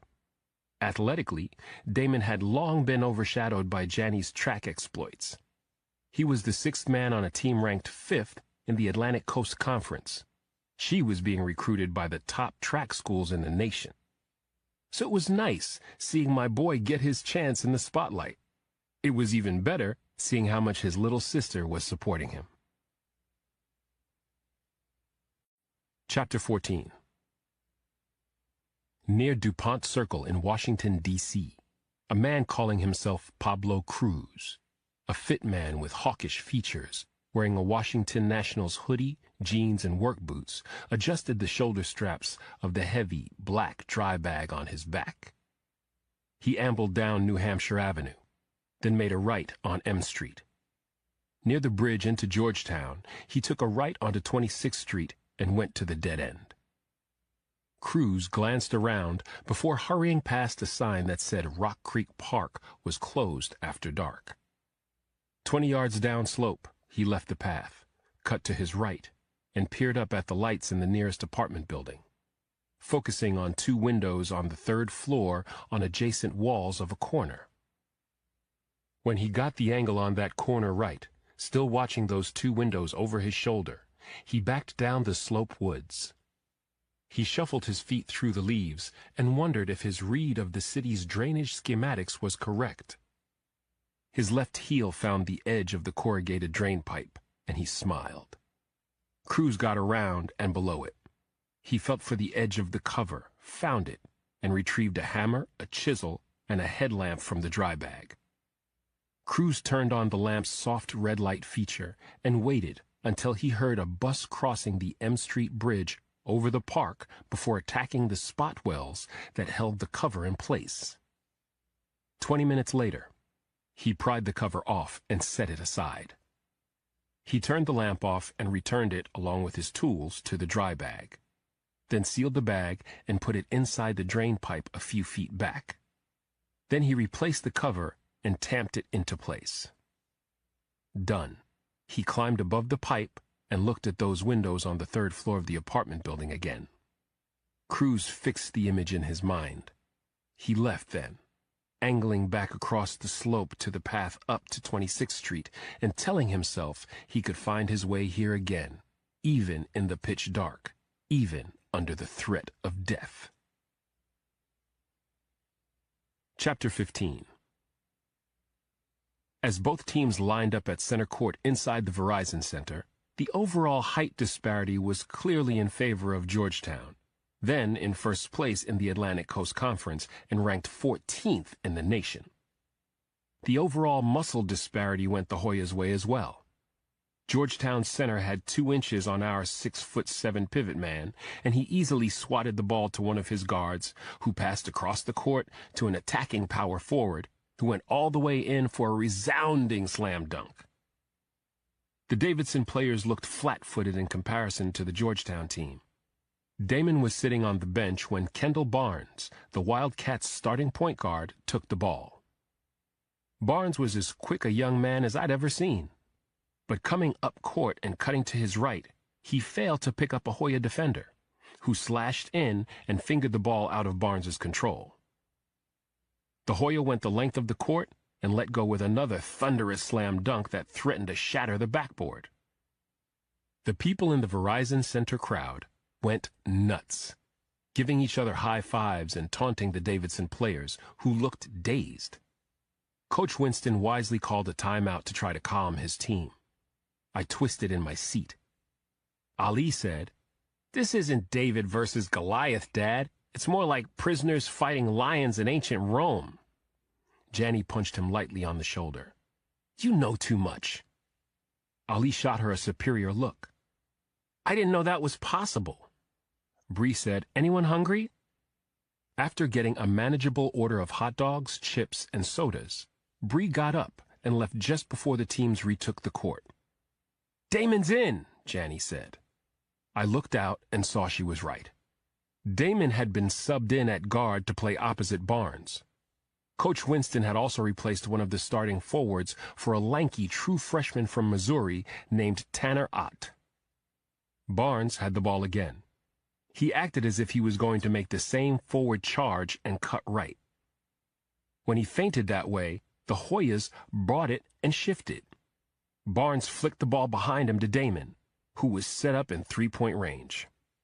Damon received the ball, set, and sprang into his release. "Nothing but net!" Janny screamed before the ball even reached the hoop and swished through. We were all on our feet cheering as Damon spun in his tracks, pumping his fist. The Hoyas guard brought the ball up court and tried to flick it to his center. But Tanner Ott intercepted the pass and drove the length of the court to an easy layup. "We're ahead by 1, Janny cried, leaping to her feet and clapping. That lead went to 4 when Damon dropped another three-point bomb, and the Hoyas called their own timeout. Things got uglier for Davidson after that. The Hoyas sank 5 straight field goals and then a three-pointer before Barnes worked to Ott, who drew a foul scoring inside. From then on, it was a real pitched battle. Coach Winston had taught his Davidson team to use their superior speed to swarm on defense and to stay aggressive enough with their bigger opponents to draw fouls on offense. The Wildcats took a physical beating, but the free throw shooters and Damon's third three-pointer kept the score a respectable 43-37 at the half. "I can't believe the score's that low," Ali said. Janny said, "I bet Georgetown's thinking the same thing." "Davidson has a good defense, I'll grant you that," Nana said between bites of the hot dog Bree had brought her. "Think they can keep it up?" Bree asked me. I smiled and shrugged. "I think they can consider it a victory to be only 6 points behind a nationally ranked team at the half." Ali said, "So you're saying if they lost by 12 points, it would still be a victory?" "Okay, an achievement," I said. "It is an achievement," Bree said. "I'm impressed by their poise." The second half was harder fought than the first. Georgetown came onto the court trying to put Davidson away for good. But through the third quarter, the Wildcats chipped the Hoyas' lead to 4 and then to 1 when Damon fed to Barnes, who sank from three-point land. 2 of Georgetown's best players fouled out early in the fourth quarter. You could see the concern in the faces of the Hoyas when their coach called timeout. You could feel it in the crowd, too. The Wildcat players looked out of their minds, especially Ott, Barnes, and Damon, who was as pumped up as I'd ever seen him. Winston kept my son in the game, and Damon delivered, dropping 2 more three-pointers, 3 field goals, and a free throw in the fourth quarter. The game was tied with a minute left, and even skeptical Ali and Nana were on their feet cheering wildly for Davidson. The Hoyas scored on their first possession, an easy layup. Then Barnes fed Otten the paint, and he laid the shot in and drew a foul. His free throw dropped with 29 seconds left. Down by 1, Georgetown called its last timeout. "I'm going to faint if this goes on much longer," my grandmother said. "We'll hold you up," Janny said. She took one of her hands and Ali took the other. Bree's cell rang. She answered and listened. "I'll be right there," she said, and then hung up. "You can't leave now," I said. "I have to. Murder in Georgetown 5 blocks from where Walker was shot. That was hours ago. I'm looking for straws to grasp at. Need company?" "Can't. You're under FBI contract. Michaels would have my head if I let you in. Text me what happens?" I nodded and kissed her. "Be safe." She slipped down the aisle and disappeared before the referee blew his whistle. Georgetown brought the ball out of bounds and up court in 3 long and precise passes. But the Wildcats' pesky defense kept them from getting an immediate shot. When the Hoyas passed a 4th time, Barnes darted forward, intercepted it, and passed to Ott, who slammed the ball through Georgetown's hoop with 18 seconds on the clock. "We're up by 3, Ali squealed. Neither team had timeouts left. Georgetown tried to break quickly up court, but Barnes and Damon kept pressing the Hoyas. When they tried to come inside with a lob pass to their center, Ott sprang and batted the ball. The Hoyas guards snatched it up before Ott could steal, however, and passed it to Georgetown's best outside shooter. He set to release, and I thought for sure we were heading into overtime. But Damon came leaping laterally and windmilling his right hand. After the shot, my son's fingers brushed the ball just enough that it caromed off the rim and into Barnes's able hands. He dribbled away from the Hoyas chasing and trying to foul him. He was just too quick. The buzzer went off, and the Wildcats went crazy. "Upset of the year!" Janny cried, and we all cheered as if Damon and Davidson had made the Final Four.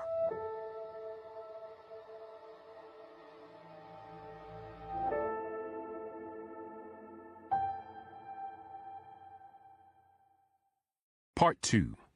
Time of Death. Chapter 16. Bree drank from a cup of hot black coffee as she surveyed the scene inside the apartment in Georgetown. The victim, a white male in his 50s, sat slumped in a club chair. Blood had spilled from his neck wound to his lap and clotted on his chest and belly like an apron. "Time of death?" she asked Evelyn Kincaid, a top medical field examiner. 4 or 5 hours ago, said Kincaid, a tall, lanky woman who used to play volleyball at Purdue. "The heat was turned up, so I'll need more tests to be precise." "Nasty neck wound. The knife?" Bree said, gesturing to a switchblade on the carpet near the corpse. Kincaid shook her head. "That's his knife. There's a scabbard for it around his right ankle, and there's no blood on the blade." "So what was the weapon?" The ME put on reading glasses, peered at the victim's neck. "He's got bruising and skin abrasions above and below the wound, and the edges are ragged. Could be a thin rope, but I'm thinking small gauge wire." "From behind?" "I'd say so," Kincaid said. "The killer had to be plenty strong for the wire to cut deep like that, and smart. Victim got a shot off with that little Ruger in the corner, but it missed.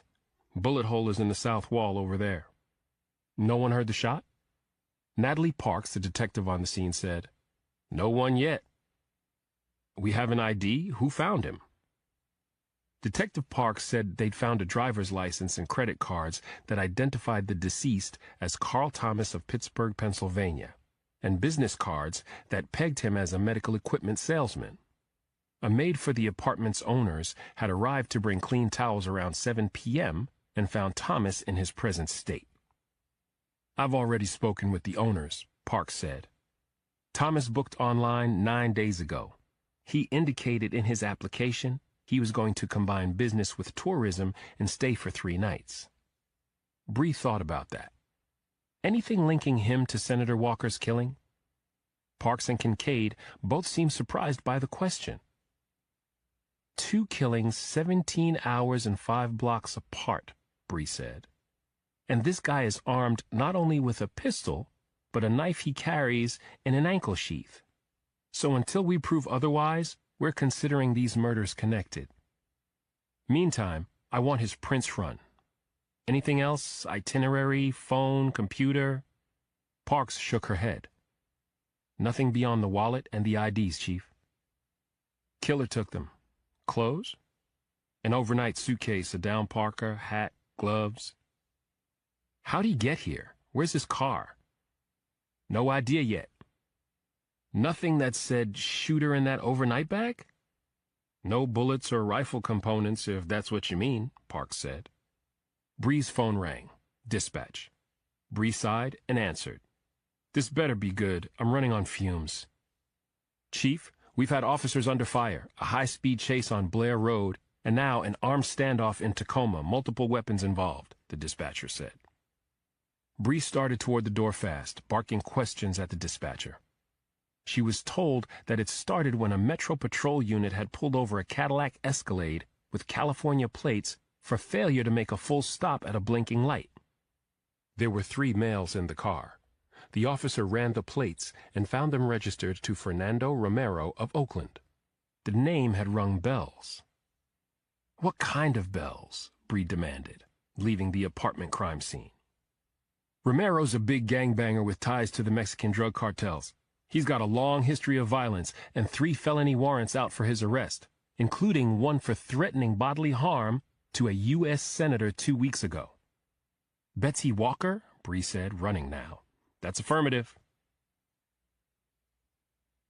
Chapter 17. We waited outside the Verizon Center until Damon emerged as happy as I'd ever seen him. And not just because he'd played an integral part in the upset of the NCAA season. He had his arm around a very pretty young Asian woman. This is my girlfriend, Song Lee, he said. She's from Hong Kong and goes to Davidson, a transfer, like me. Girlfriend? I thought. That's a first for Damon. Song Lee, Nana said, walking up and taking her hand. What a beautiful name. Song smiled shyly and said in a soft British accent, Thank you, Mrs. Hope. Damon has told me so much about you. I feel like I know you. You can call me Nana or Nana Mama like everyone else, dear, my grandmother said. Janny appeared suspicious until Song turned to her and said, Are you the fabled Janny? My daughter laughed. Fabled? Damon brags on you almost every day. That's not true, Damon protested. Well, maybe almost every other day. Dr. Cross, Song said. She shook my hand and bowed her head. It is indeed an honor to meet you. My father will be most pleased. It's nice to meet you too, Song, I said. Your father? Damon said. He's a detective in Hong Kong. It's how Song and I got to talking. Song smiled. When I told my father who Damon's father was, he got very excited. He has watched the tapes of your FBI seminars on profiling and homicide investigations. He says you are one of the best in the world. I don't know about that, but it's very flattering and kind of him to say so. I will tell him, Song said. Beaming, she turned to Ali. Damon says you are studying Chinese in school.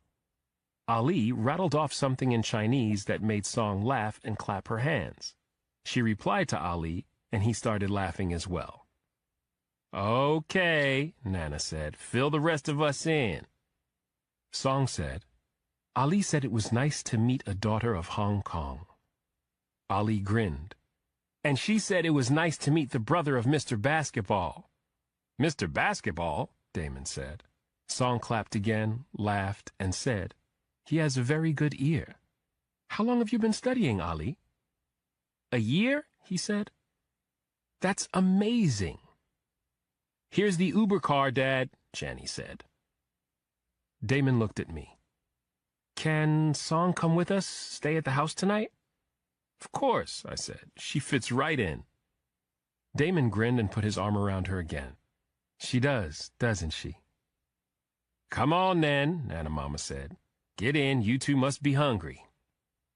"Damon is always hungry," Song said, shaking her head and looking odd enough that we all chuckled. We climbed into the car and set off toward home. Damon said, "Can Song sleep in your old attic office, Dad?" I was slightly relieved to hear the plan. "That's fine. You can blow up the mattress for her up there."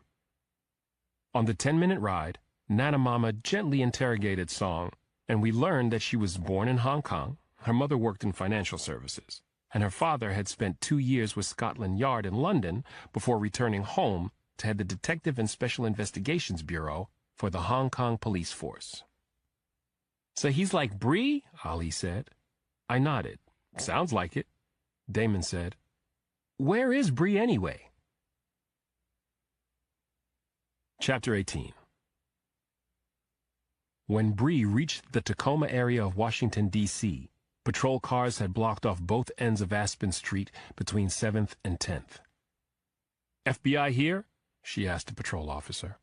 "Not yet, Chief." "Secret Service, Capitol Police?" "Negative. Metro SWAT's en route." That helped. Bree ducked under the crime scene tape and kept low as she hustled toward another patrol car up the block where 2 officers were crouched, their weapons drawn. The side windows of the cruiser were blown out. So was the windshield. Half a block beyond them, in the middle of the street, there was a midnight blue Cadillac Escalade with California plates and an abandoned city snowplow. "You the ones who pulled them over?" Bree said when she reached the officers. "Wiggins and Flaherty, Chief," said Officer Wiggins, a blonde in her 30s. Flaherty said that getting the alert regarding Romero's felonies had taken long enough to make the gangbanger and his friends anxious. "When they saw me climb out of the car, one of the 2 in the back opened fire, and Romero hit the gas. They gave chase for more than a mile before Romero saw the snowplow coming at them down Aspen Street between 8th and 9th. They couldn't get around the plow, and they abandoned the Escalade in the middle of the street. Armed with pistols and AR-style rifles, Romero shot at the snowplow, shattering the windshield and sending the operator scrambling out the other door and down the street. One of the other 2 opened up on the patrol car before the 3 of them forced their way into a yellow Craftsman bungalow on the north side of the street. "Time of last shots?" Bree asked. 9 minutes ago, Wiggins said. "And we've got officers watching the back of the house. They're still in there." "Hostages?" "We're assuming so," Flaherty said. "According to city records, residents are Matthew Sheridan, his wife Sienna, and their 8-year-old twins, Emma and Kate." Before Bree could reply, a gun went off in the house. A woman started screaming and the girls' shrill voices joined her. Bree radioed dispatch, reported the shot and the hostages, and requested that the entire neighborhood be cordoned off. Bree clicked off and her phone immediately rang. Chief of Police Michaels. "What's happening?" he demanded. Bree told him about Romero. "He threatened Senator Walker 2 weeks ago in Oakland. Now he's here in D.C. armed to the teeth with 2 of his fellow bangers." "You think he killed Walker?" "When pulled over nearly 3,000 miles from home, he and his men responded with violence, and they've taken hostages. There's also a homicide victim in Georgetown who may or may not be involved." "Jesus," Michael said. "What do you need from me?" She looked down the street behind her, saw a big black SWAT van pulling up. "The cavalry just arrived, Chief," Bree said. "I'll let you know if anything." More screams came from the house. "Sorry, Chief, gotta go," Bree said. She hung up and peeked over the hood of the patrol car. Emma and Kate, the terrified 8-year-old Sheridan twins, came out the front door, followed closely by 2 of the gangsters. The men were wearing kerchiefs over their lower faces, holding on to the collars of the sisters' nightgowns and pressing pistol muzzles to the backs of the girls' heads, using the children as human shields. "We ain't waiting for no SWAT or negotiators," one shouted. Get that plow the hell out of here. You let us move on, or we kill them and go out in a blaze. No, a woman screamed. Bree peeked again and saw a brunette in a Washington Redskins jersey, jeans, and socks come out the door with the third man behind her. Bree recognized Romero from the picture that dispatch had sent. He held an AK-47 pressed to the back of a sobbing Sienna Sheridan. He said something to her. "Believe him," she cried. "He shot my husband. He'll kill us all." "So what's it gonna be?" Romero yelled as his men started down the front steps. "A peaceful ending? Or a goddamn bloodbath?" Chapter 19. Bree took the bullhorn that Officer Wiggins offered her. "This is Chief Stone of Metro PD," she said, trying to sound calm. "No one wants bloodshed here, Mr. Romero." "Then let us leave," Romero yelled. "Now!" "You're going to have to give me time to clear the streets," she called out. "It's not like I have the keys to that snowplow at my fingertips." "5 minutes then," Romero said. 15. No. 10. And after that, we don't give a damn about no East Coast bullshit. And little girls and mommy gonna start dying, just like that bitch Betsy Walker did. Betsy Walker. My God. Bree thought as they dragged the girls and their mother back inside the bungalow. He did kill her. Romero is the shooter. She dropped behind the cruiser and keyed her radio mic. DC SWAT, this is Chief Stone. Captain Forchek here, Chief. SWAT is armored and ready to deploy. A plan formulated quickly in her head. Captain, I need a team ready to push forward in support of my current location. I want quality shooters up high with a clear view to that Land Rover, and put teams on porches on the southwest and northwest corners of Aspen and 10th. Your best officers. Block off 9th, north, and south. Roger that, Chief. From the house, Romero yelled, 7 minutes, Stone! I hear you, Mr. Romero, she said through the bullhorn. We're trying to find the snowplow operator. A rattle of gunfire went off inside before he shouted, There's no trying. We're about doing here, right? Right, Mr. Romero, she said, and then she ducked back behind the cruiser, still working out her strategy. She looked at Officer Wiggins. Where is the snowplow driver? With Barstow and Hayes, she said. Other end of the street. Bree jumped up and started running east. She keyed her mic. Forchek, send your best driver to Aspen and 8th. That would be me, the SWAT captain said. And I'm already on my way.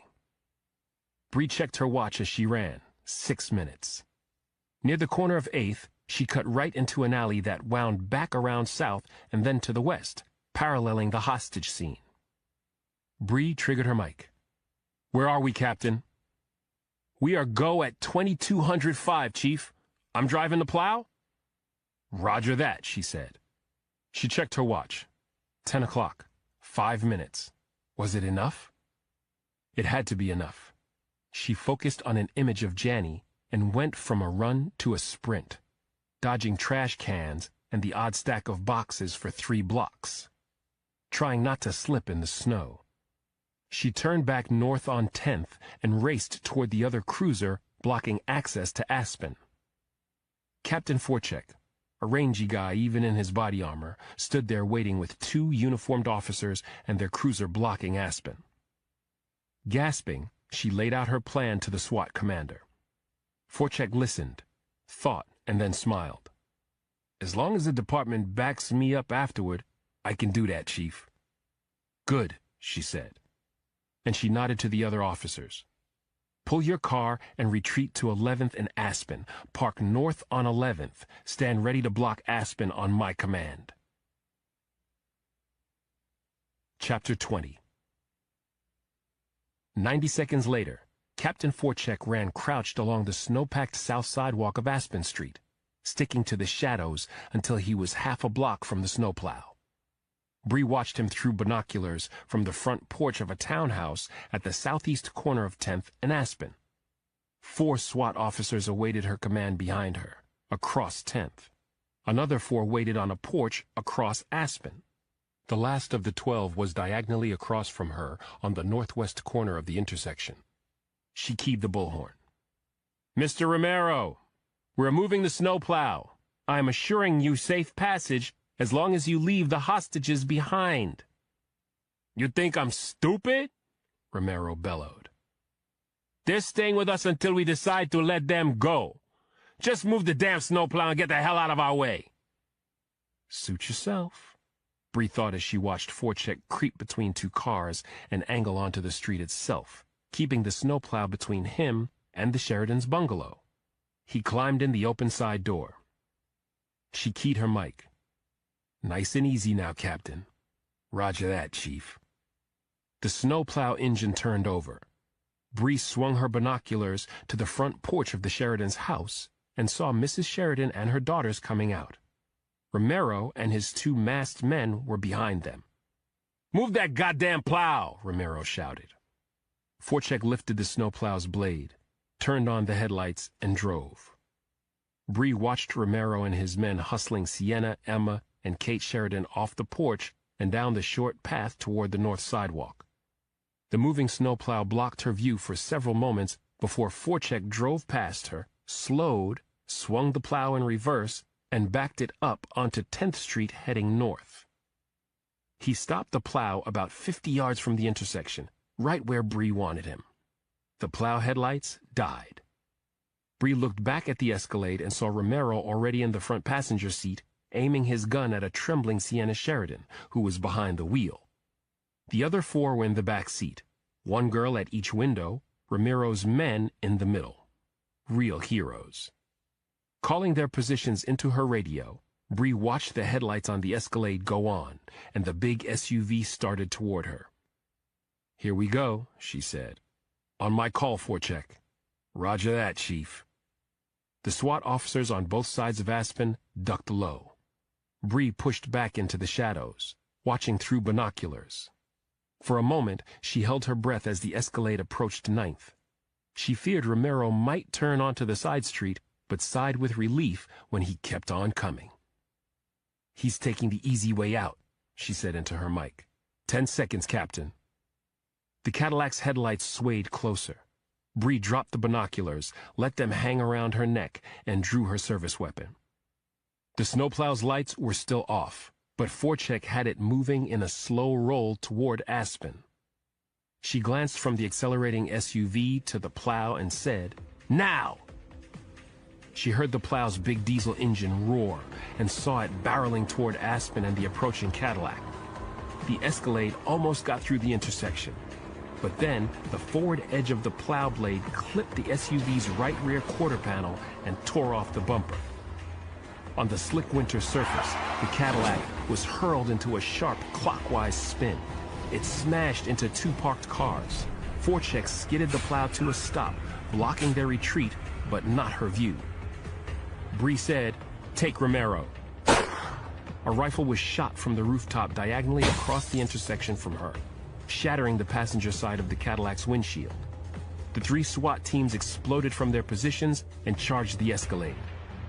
Bree could see one of the girls screaming in the back seat of the SUV and feared the 2 other gunmen would execute them before the SWAT teams could set them free.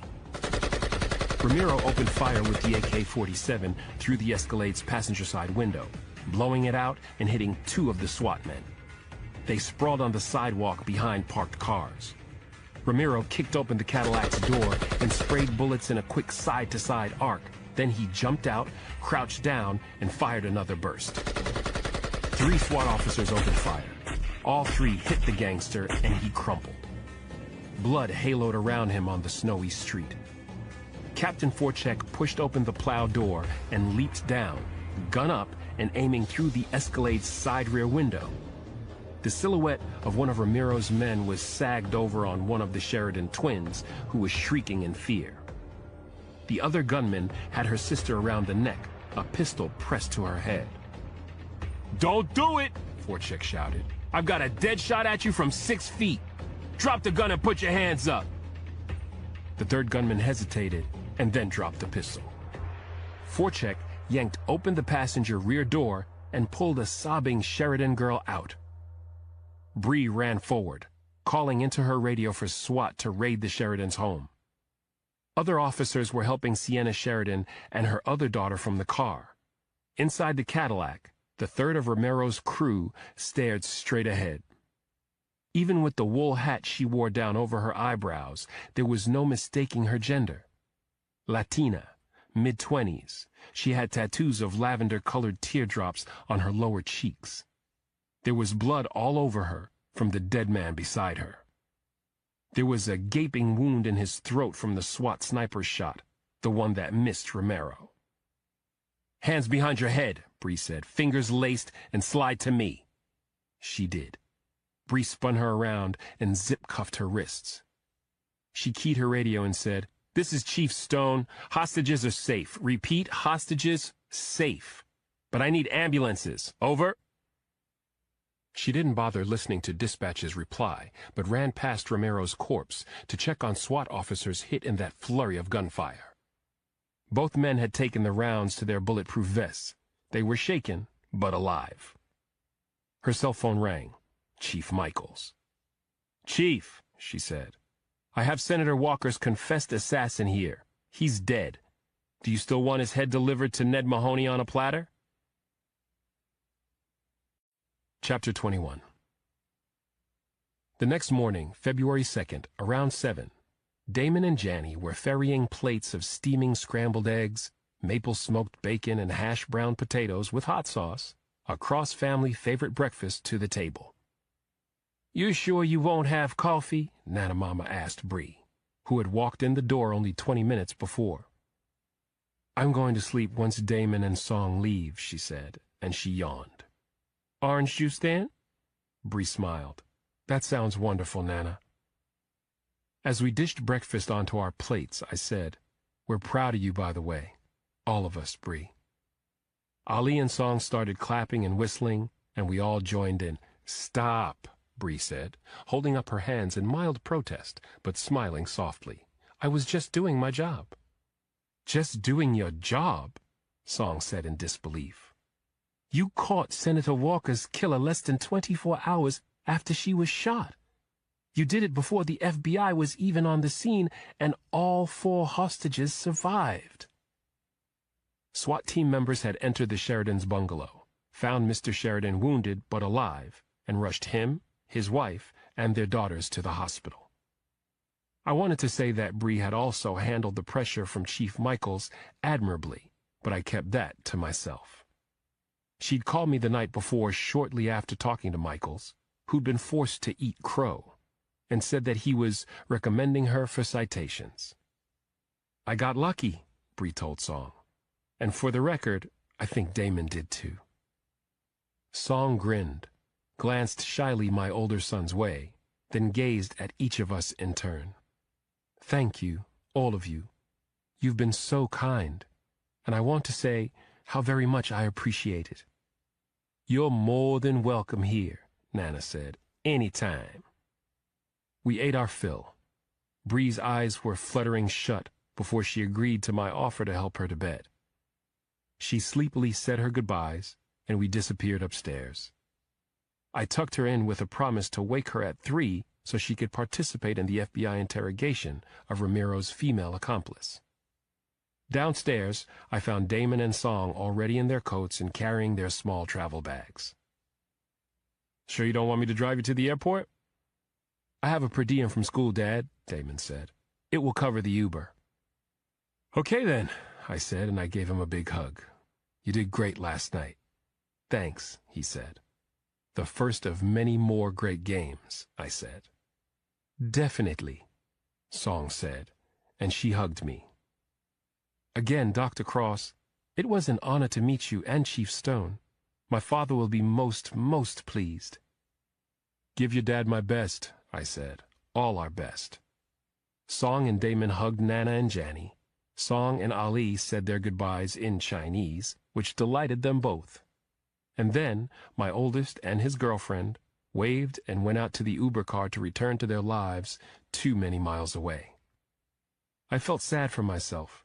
and excited for them all in the same moment. "Come on, Ali," Janny said, "or we'll be late for school."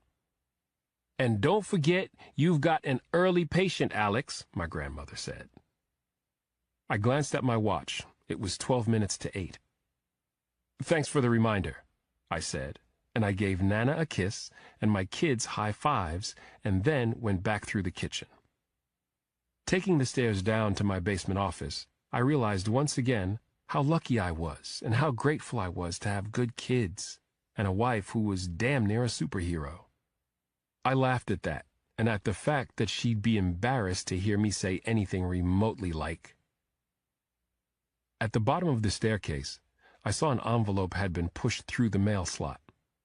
I went over and picked it up off the carpet. My name was printed in block letters on the front. No address, no return address. Tearing the envelope open, I walked to my office. Then I pulled out a folded sheet of unlined paper.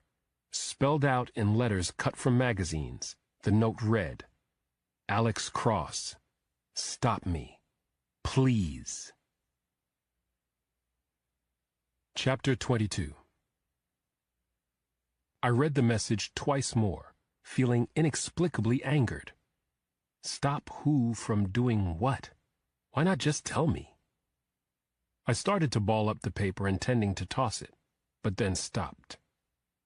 Who's sending them, and why? Taking a deep breath after these questions popped in my head, I realized the message was a form of manipulation, a way of toying with me. It was in my nature to help people whenever I could, either through my practice or through my investigative skills. The message asked me to help but didn't say how. I sensed that was deliberate and designed to irritate me, to get me asking myself unanswerable questions like, who's sending these messages, and why? The mind is an ancient contraption controlled by questions, which is both a positive and a negative. Ask yourself a good, definable question, and your mind will do everything in its power to answer it. And it probably will be able to if given enough time. But if the question is unanswerable, the brain spins, hearing the question over and over and over and getting no response. Why does this always happen to me? Or, why can't I get over this tragedy? Or, who's sending these messages?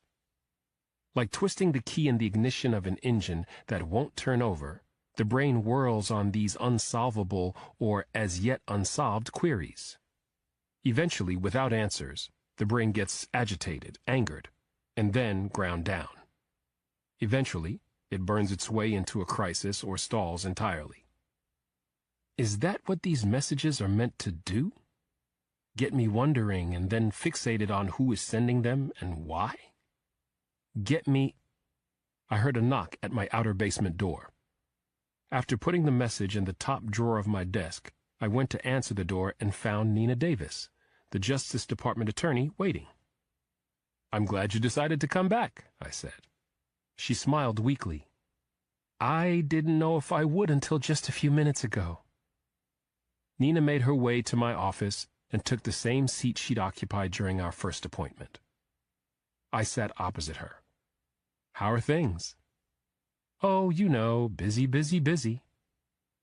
"Did you have the chance to do that exercise we discussed yesterday, where you looked for good memories of your mother?"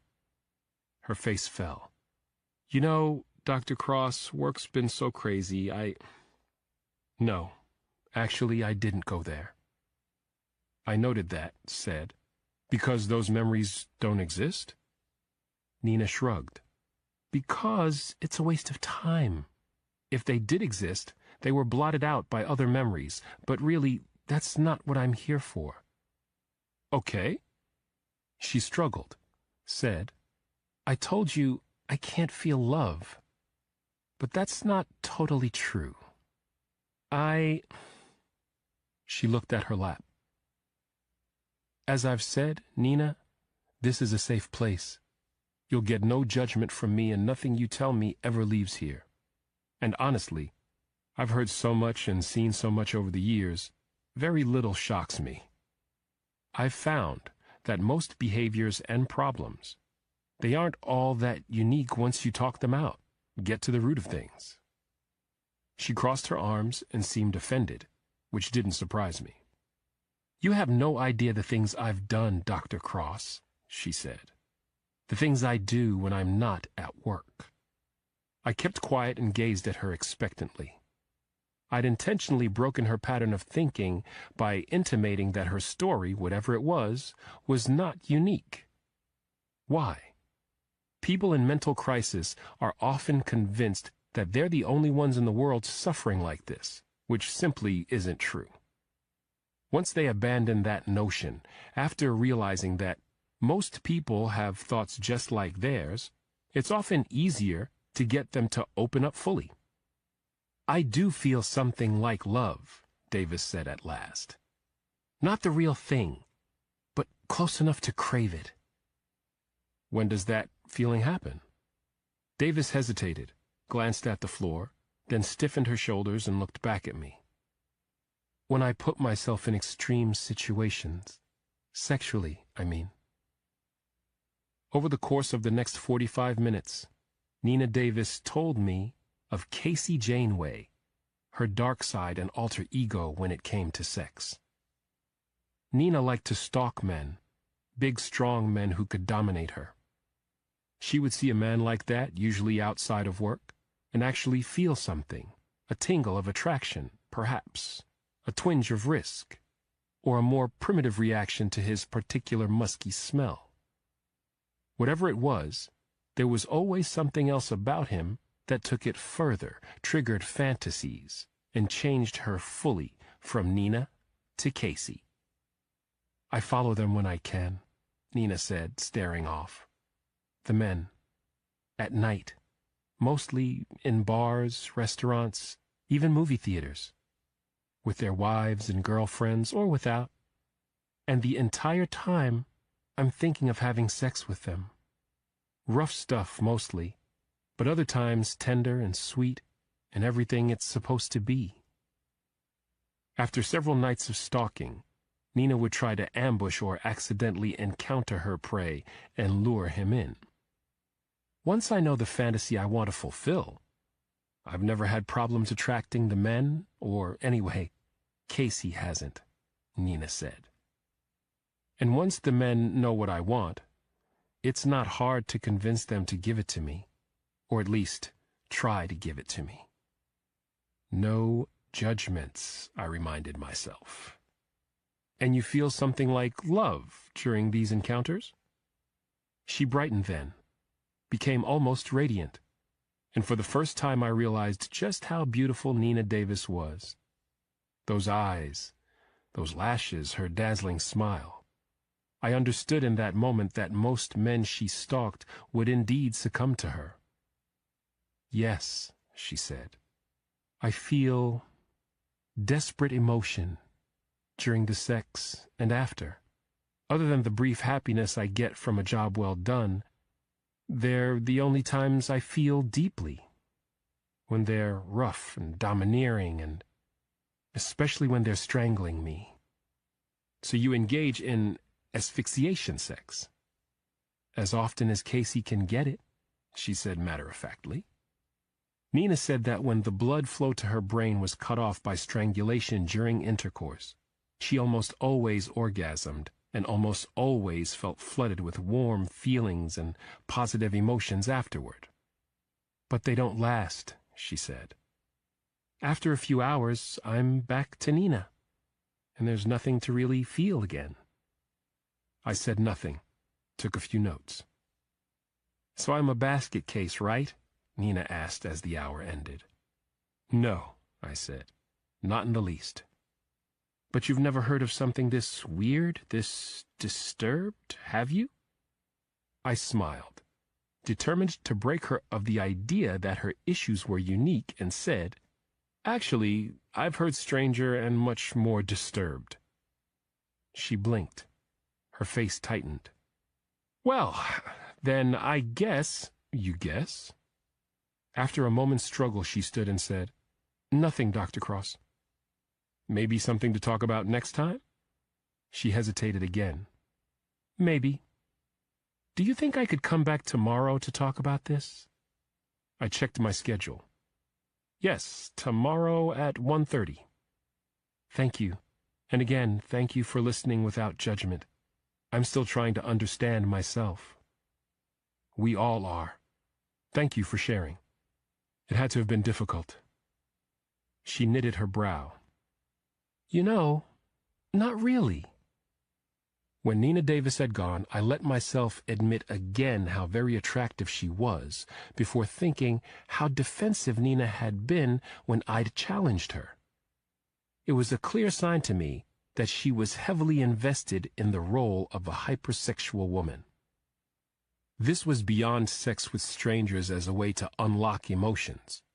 This was some deep, dark story she told herself, or tried to forget. A story I didn't think I'd come close to hearing all of yet. Chapter 23.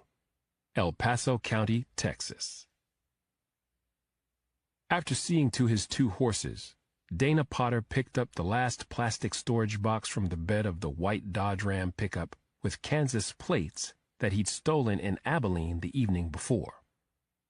Potter lugged the boxes across the dusty yard to the back of an old ranch house surrounded by steep, rocky, arid hills in the middle of a nowhere that began 30 miles to the east and went on all the way to the New Mexico border. A tall, wiry, and weathered man in his early 40s, Potter towed open the kitchen door with his cowboy boots and went inside. "That's the lot of it," he said. Mary, his wife, looked up from the ultra-light rifle she had mounted lengthwise in a portable gunsmith vise set up on an old wooden table covered in grocery bags. "Put them there," Mary said, gesturing with a screwdriver to the floor. He put the boxes down and went over to his wife. "She come through zeroed?" "Only one way to find out," she said. He hugged her. "I'll do the basic check if you want to call on the sat phone. We can shoot her tomorrow." She hugged him back. "Thanks, I've been worried." "I know. Go on now." Potter leveled the bolt-action rifle in 6.5mm Creedmoor using a bubble level he placed on the elevation turret of the gun's Schmidt & Bender tactical telescopic sight. Then he dug in an open box of tools next to the gun vise and came up with a hard plastic case that contained a bore sighting system precisely calibrated to the gun. Mary was on her phone. "Jessie?" She listened, smiled, said, "Long drive, but it'll be worth it. How are you feeling?" In the silence that followed, Potter leveled and taped a custom cardboard chart to the kitchen wall. Then he got out the bore sighting device itself. It had a long tapered front end that fit snugly down the barrel of the rifle. The rear of it was the size of a Bic lighter and featured a laser. Mary listened intently, and then her face clouded. "Put on Patty," Potter said. "What?" His wife held up a finger. Potter threw up his hands and turned around to peer through the scope. He adjusted the gun and the vise until the crosshairs were dead on a similar set of crosshairs printed on the chart taped to the wall. Mary said, "Patty, I'm thankful for you being there. What's his temperature?" Her expression darkened further. "Well, no matter what happens, he has to take his meds, okay?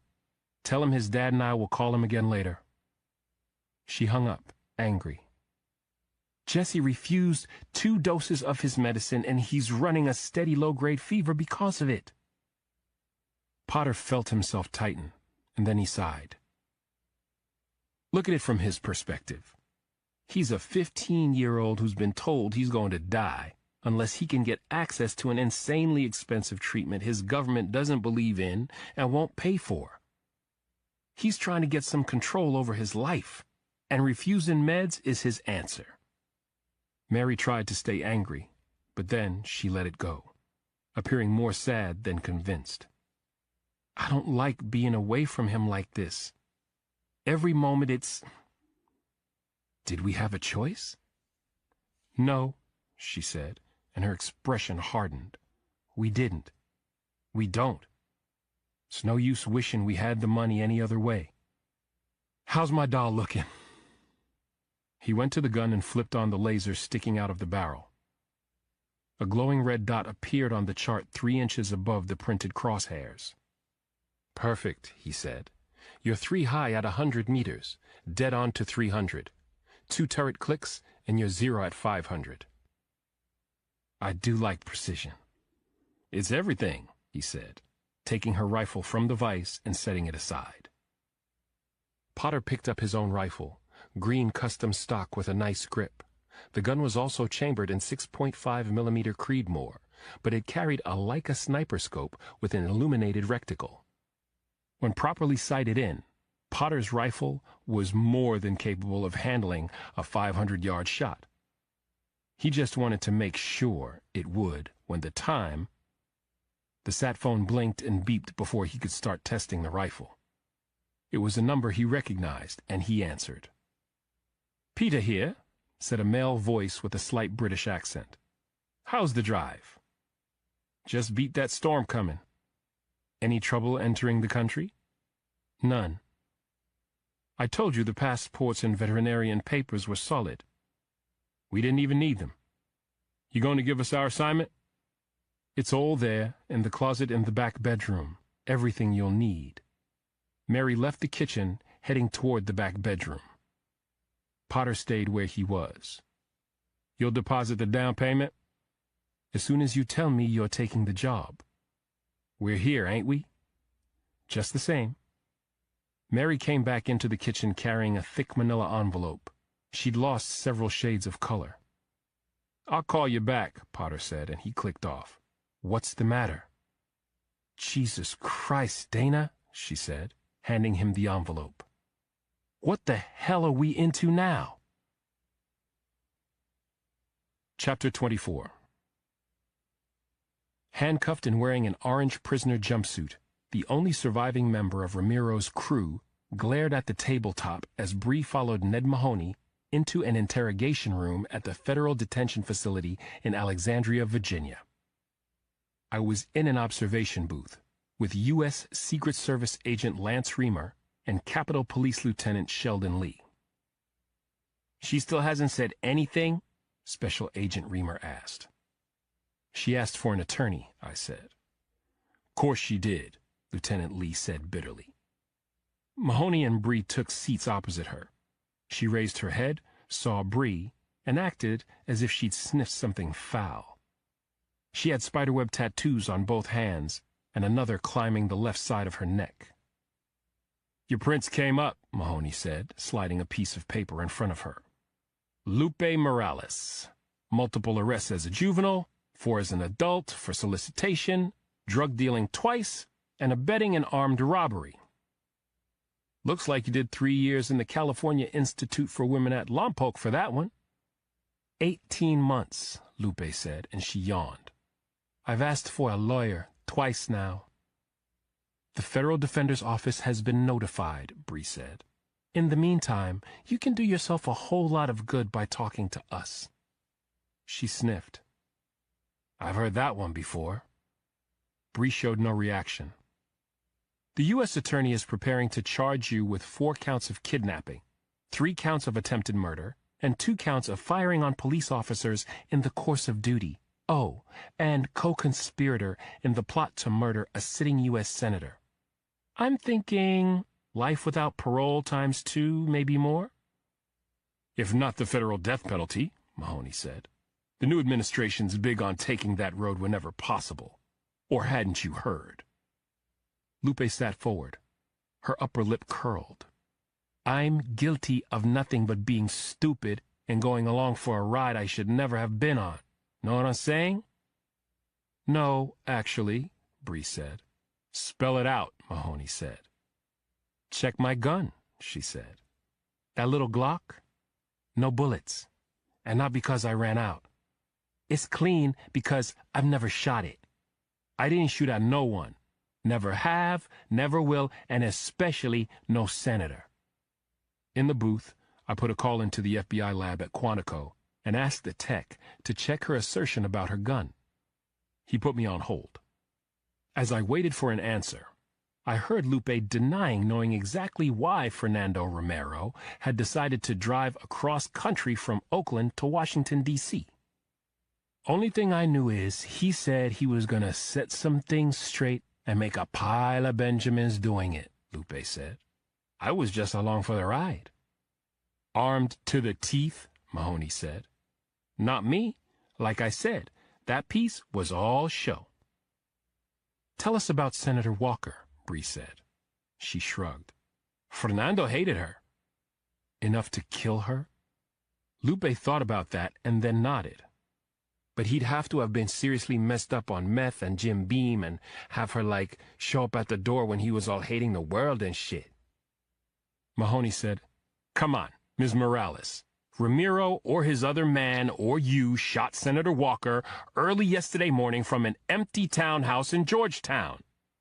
The hell I did, Lupe said, sitting up, indignant. Fernando didn't either, or Chewy. We might have hated Walker, but we sure didn't kill her. Ramiro confessed, Bree said. I heard him. So did 2 other police officers. No way. Way, Bree said. When you were out on the porch with the girls, when Ramiro and I were negotiating for time, he told me we had 10 minutes, and after that, he didn't give a damn that little girls and mommy were going to start dying, quote, just like that bitch Betsy Walker did. So, Lupe said, that's no confession. He was just like, comparing it. That's not the way I heard it. You hear it any way you want. That don't make it so. Was Fernando happy Walker was dead? Totally. He went out into that damn snow and did a dance when he heard. But he did not kill Betsy Walker. None of us did. Early yesterday morning, when she was shot, we were stuck in a shithole motel 'cause of that ice storm. The Deer Jump Lodge or something in, like, Roanoke. You go on and check. We gotta be on security cams there. People can't be 2 places at once. Bree started to say something, but Mahoney beat her to it. We will check, Ms. Morales, but again, if you weren't here to kill Senator Walker, why did you and Mr. Romero and this Chewy come to Washington in the first place, and armed to the teeth? Like I said, I don't know for sure, Lupe said evasively. I came along for the ride, mostly. I always wanted to see, like, the Lincoln Monument. You know what I'm saying? Bree said, but Mr. Romero was coming for other reasons, to set things right and make a lot of money. Is that correct? That's what I'm saying. Were you going to make money? Lupe didn't reply for several beats. I don't know, maybe. It hadn't been decided if I was in or out yet, like, if I was needed. Necessary, I guess. To do what? Bree asked. Lupe's face scrunched up. No clue, I said. There was a sharp knock at the door. A tall, willowy blonde in a fine blue pantsuit and a pearl necklace came in carrying an attaché case. Perry Knight, counselor at law, she said crisply. I'll be representing Ms. Morales, and this interview, I'm afraid, is over. Bree exited the interrogation room looking agitated. She was openly angry when she reached the observation booth. I was still on hold, waiting for the lab tech. Ramiro confessed, she said. I heard it. Wiggins and Flaherty heard it too. Lupe says it was just a manner of speaking, Agent Reamer said. Sure, she says that, Bree replied. She wants off death row. What's Perry Knight doing involved in this case? Lieutenant Lee said. She's not with federal defenders. She's high-dollar, white-collar crime cases. The tech at Quantico came back on the line. I listened, thanked him, and hung up. Morales was right about her gun being empty. In fact, the FBI lab says it's never been fired. That doesn't absolve Ramiro of the murder, Bree said. I agree, Lieutenant Lee said. You're both right, I said. Until we check with that motel, an empty gun doesn't absolve anyone. But you should also know that the ballistics folks at Quantico say that none of the weapons recovered last night remotely matched the bullets that killed Senator Walker. I think we have to consider the senator's case open again. Chapter 25. Marty Franks whistled an old Kansas tune, "Carry On, Wayward Son," as he drove east toward an oncoming winter storm. It was already getting late. The sun barely showed in a gunmetal sky. Less than an hour of daylight left. Few people were on the highway in this mountainous part of West Virginia. Dead of winter. No reason to be out and about if you didn't have to be, especially with a blizzard forecast. Franks liked to whistle. He was good at it, and he kept whistling that Kansas song until the burn phone rang on the seat beside him. He pressed answer on the Bluetooth connection. "Talk." "Peter here. How you coming along, Conker?" said a man with a British accent. 5, maybe 6 hours out of D.C. if I'm lucky," Franks said. "There's a room for you at the Mandarin Oriental under Richard Conker. Everything else you'll need is in the safe. Code 1958. Repeat, 1958. "Got it. I'll talk to you in the morning then." The line went dead. Franks ate a carrot, took a gulp of water, and thought about a bed at the Mandarin. But that was hours away. He took his mind off the long drive by focusing on the pleasant soreness in his shoulders and legs. A welterweight in his 30s with a smooth-shaved head and a disarming smile, he kept his body in prime condition by pushing it hard and often. Earlier in the day, just west of Cleveland, he'd stopped at a park and in 20-degree temperatures put himself through a brutal hour-long routine of gymnastics, calisthenics, and bodyweight plyometric exercises, followed by his own meld of yoga and the various martial arts he'd studied over the years. He burned 2,500 calories, easy. Since then, Franks had been engaged in a near non-stop slow-motion binge of various shakes, protein bars, and raw vegetables and fruits. And yet, after his phone call with the Brit, after knowing he had a high-dollar job waiting, he felt a different kind of hunger, one that couldn't be sated with food. Franks saw a sign ahead, Route 16, Ivydale, Mudfork. Despite the storm coming, despite the long drive ahead, he ran his tongue along his lips, went with his gut, and got off at the exit. West Virginia State Route 16 ran north and south. He took a left and headed toward Mudfork. The road was narrow, snow-covered, and potholed in places, but Franks drove fast in his white Chevy Tahoe. Wyoming plates, radial-studded snow tires, heavy-duty shocks, registered to Richard Conker. Franks pressed on the gas, his head swiveling as he scanned the area. He didn't have a lot of time to find what he was looking for. Once darkness fell, he'd be done. North of the hamlet of Nebo, the land on both sides of the route turned hilly. It was forested in bare oaks and clad in 4 inches of fresh snow. Franks passed a short driveway and saw an opportunity that made him smile. Beyond some pines, 200 yards farther on, he came upon the relic of a farmhouse, windowless, siding peeled to bare board and rotten. The barn's roof was caved in, no sign of life anywhere. Even better. Franks pulled into the overgrown lane and parked the white Tahoe behind a gnarled old spruce and crabapple trees laden with snow. His wiser, more experienced self said to sit there a few moments, breathe, and consider other options. But then, even with the window closed, he heard the buzz of a chainsaw. It almost took his breath away. Throwing caution to the wind, he reached around beneath the seat behind him, grabbed a few things, and climbed out. The snow came up over Frank's ankles, running shoes, socks, and the bottom of his leggings. His feet felt cold and wet almost immediately, but he didn't care. He pulled up the hood of his black fleece jacket against the wind and broke into a jog, passing an old chicken coop in the overgrown farmyard as he headed toward a stand of mature pine trees and the revving, biting sounds of that saw. Chapter 26. Franks ducked into a pine brake planted ages ago. No doubt meant to block the view of nosy neighbors, he thought, ignoring the fluffy snow that sloughed off the boughs and clung to his hood, shoulders, and sleeves. He welcomed the snow and knew he had to have been almost invisible in those furs, frosted as he was, and moved toward the chainsaw. Creeping up to the edge of the muddy workyard he'd glimpsed from the road, he spotted a stack of long logs to his left and a steel shed to his right. The chainsaw and its operator worked by an idle log splitter set up near the base of a low hill of firewood. The logger had his back to Frank's and was lopping 15-inch sections off a stripped tree trunk, braced and strapped between two sawhorses.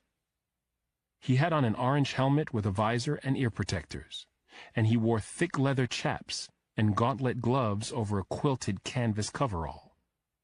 By the ease with which the man wielded the 24-inch steel saw, Franks understood that beneath all that heavy gear there was someone of formidable strength and power. That thrilled Franks. He forced himself to breathe deeply for a count of 3 before stepping from the pines, plucking up a short length of discarded tree limb about the thickness of his fist and running right at the logger. He slowed at 10 yards, glanced toward the road, saw nothing, and then threw the piece of wood at the man's back. It smacked him. The logger started. The steel chainsaw bucked and jumped, almost coming free of his grasp. He released the throttle. The saw idled. The blade stopped cutting a quarter of the way through the log. Only then did the logger look over his shoulder. Franks was in a fighting crouch not 6 yards away.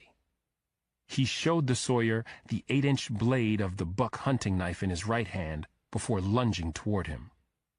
Franks slashed at the logger's left upper arm, felt the razor-sharp blade slice through the canvas jacket and several layers beneath. The sawyer screamed out in pain. Franks leaped back into that fighting crouch, the buck knife weaving in the cold air, the blade showing a film of bright blood. The logger let loose a bellow of rage then. He hit the gas on the chainsaw and wrenched it free of the log. He swung it sideways and moved towards Franks, who jumped away nimbly just out of reach of the chainsaw's ripping blade. Franks grinned at the logger, who'd swung too hard with the heavy saw and staggered left in the mud before regaining his balance. Now he squared off as he faced him, the cutting machine growling in his hands. Franks looked the sawyer in the eye then and saw no fear. That made Franks even happier. Somehow, somewhere in the past, in the military perhaps, the logger had faced death, and with that 2-foot chainsaw in hand now, he had the confidence of a warrior who knows his enemy holds an inferior weapon. "I'll cut you in half, shitbrains," the logger shouted from behind his helmet's visor. "I'll put you in 2 pieces." "Do it then," Frank said calmly. "You can claim self-defense." The logger thought about that, smiled, and pulled the butt end of the saw tight to his pelvis so the blade stuck out in front of him like some motorized sword. The logger charged at Franks, feinting this way and that with the spinning head of the saw. At each feint, Franks stepped back, 1 foot, then the other, and then again, staying just inches from the whirling teeth and seeing his enemy grow more and more frustrated at not being able to cut him to pieces. The logger took his finger off the gas. His shoulders and chest were heaving from the exertion of flinging the heavy saw around. Frank stood his ground, watching everything about the man, trying to see him as a whole enemy rather than just eyes or legs or arms, and definitely not as just that saw. "What the hell are you doing this for?" the logger yelled. "Practice," Franks yelled back. "Practice? You insane?" "Just hungry." "Hungry? Hungry!" The logger's expression turned murderous.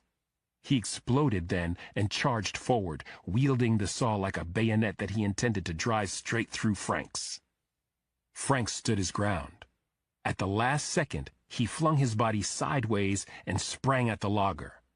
The chainsaw's teeth passed inches from his belly before he drove the buck knife up under the visor and deep into the logger's neck.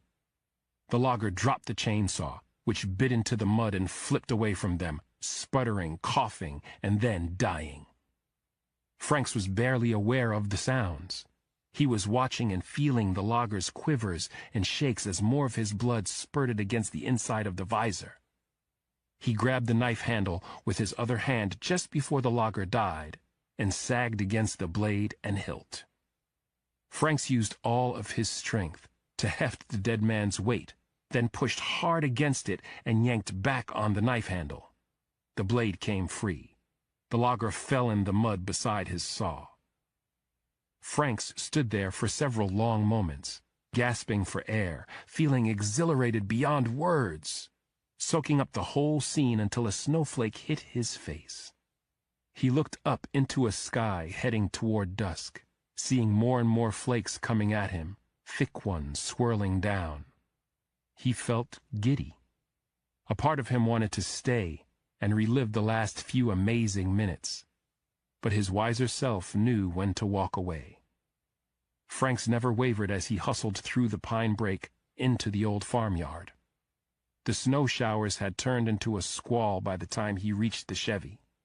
When he drove past the logger's work lot, Franks could make out the small hill of firewood through the falling snow, but not the log splitter or the man he'd killed in mortal combat. He felt neither pity toward nor interest in the logger beyond the memory of their encounter. The logger had been a thrill, a challenge, training against a worthy opponent, and nothing more. He started to whistle and then to sing, "Carry on, my wayward son, there'll be peace when you are done." As he sang on, the wind picked up, so did the snow. It was a full-on blizzard by the time he reached I-79 and turned east again toward Washington. Chapter 27. Chief Michaels gave Bree a withering glare as he worried a pen in his hand. "You told me we had him," Michaels said. "Self-confessed, you said. I told the mayor. I told the congressman. Shit!" He plopped in his chair and tossed the pen on the desk in disgust. Bree took a deep breath before saying as calmly as she could, "Chief, at the time, I believed I had Senator Walker's killer. Romero had threatened the senator recently. He referenced Senator Walker's murder as evidence he would not hesitate to kill Mrs. Sheridan or her daughters. His accomplice says he came 3,000 miles to, quote, set some things straight and make a pile of Benjamins. He was a prime suspect even before he started shooting. But Romero's on this motel security tape in Roanoke." "I haven't seen it," she said, deflated. "But evidently, Romero, Lupe Morales, and this Chewy character are all on motel video checking in and out.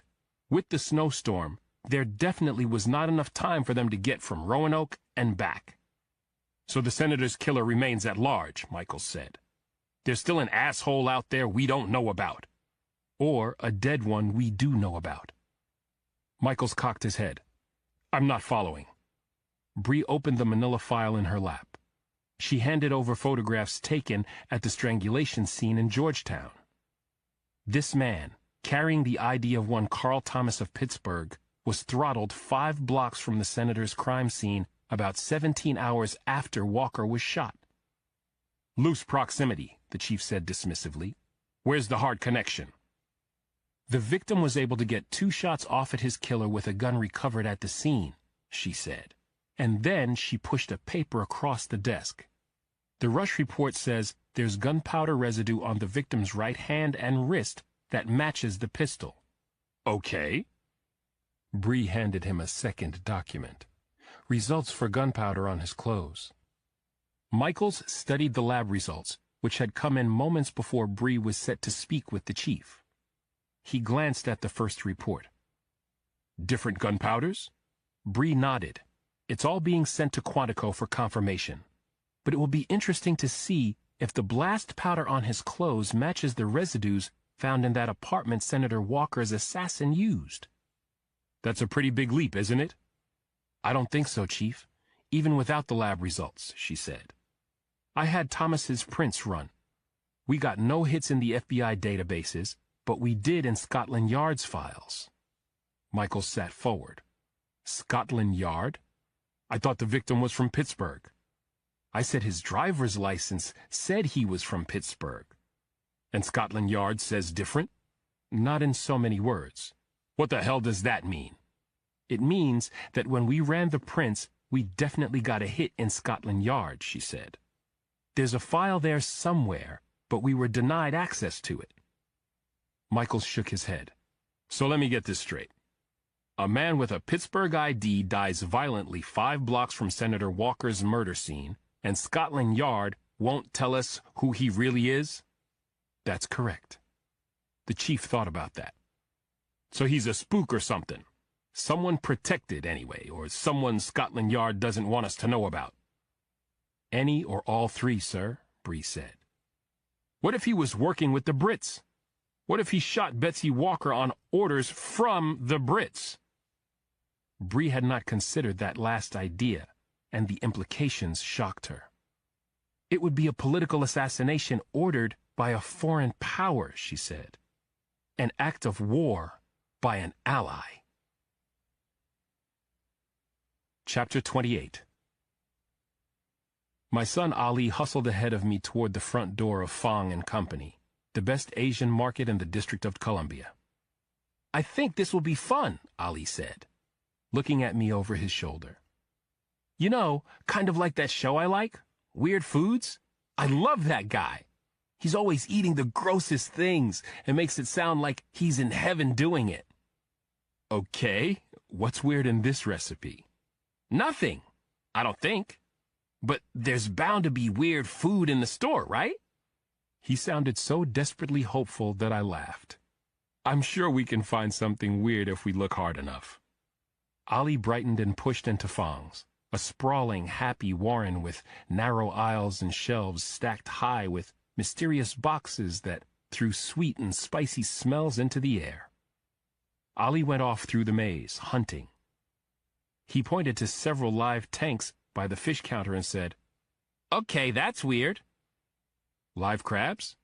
No, the eels, he said, and he shivered. I couldn't eat those. I saw them slithering about in the tank next to the crabs and lobsters. Yeah, I'm not big on eels either. I'd eat just about anything else, though, Ali said. That lasted until he spotted a sign for Burmese peppers, 5,000 degrees of heat. Okay, so I wouldn't eat those either, he said. Why do some people like their food so hot that it makes them cry? I don't really know. Ask your grandfather. Yeah, he's always putting hot sauce on things. We found a nice clerk in her 20s named Pam Pan and showed her Song's list of ingredients. Judging by the ingredients, those are going to be yummy rolls, Pan said. Old Hong Kong family recipe, Ali said. Really?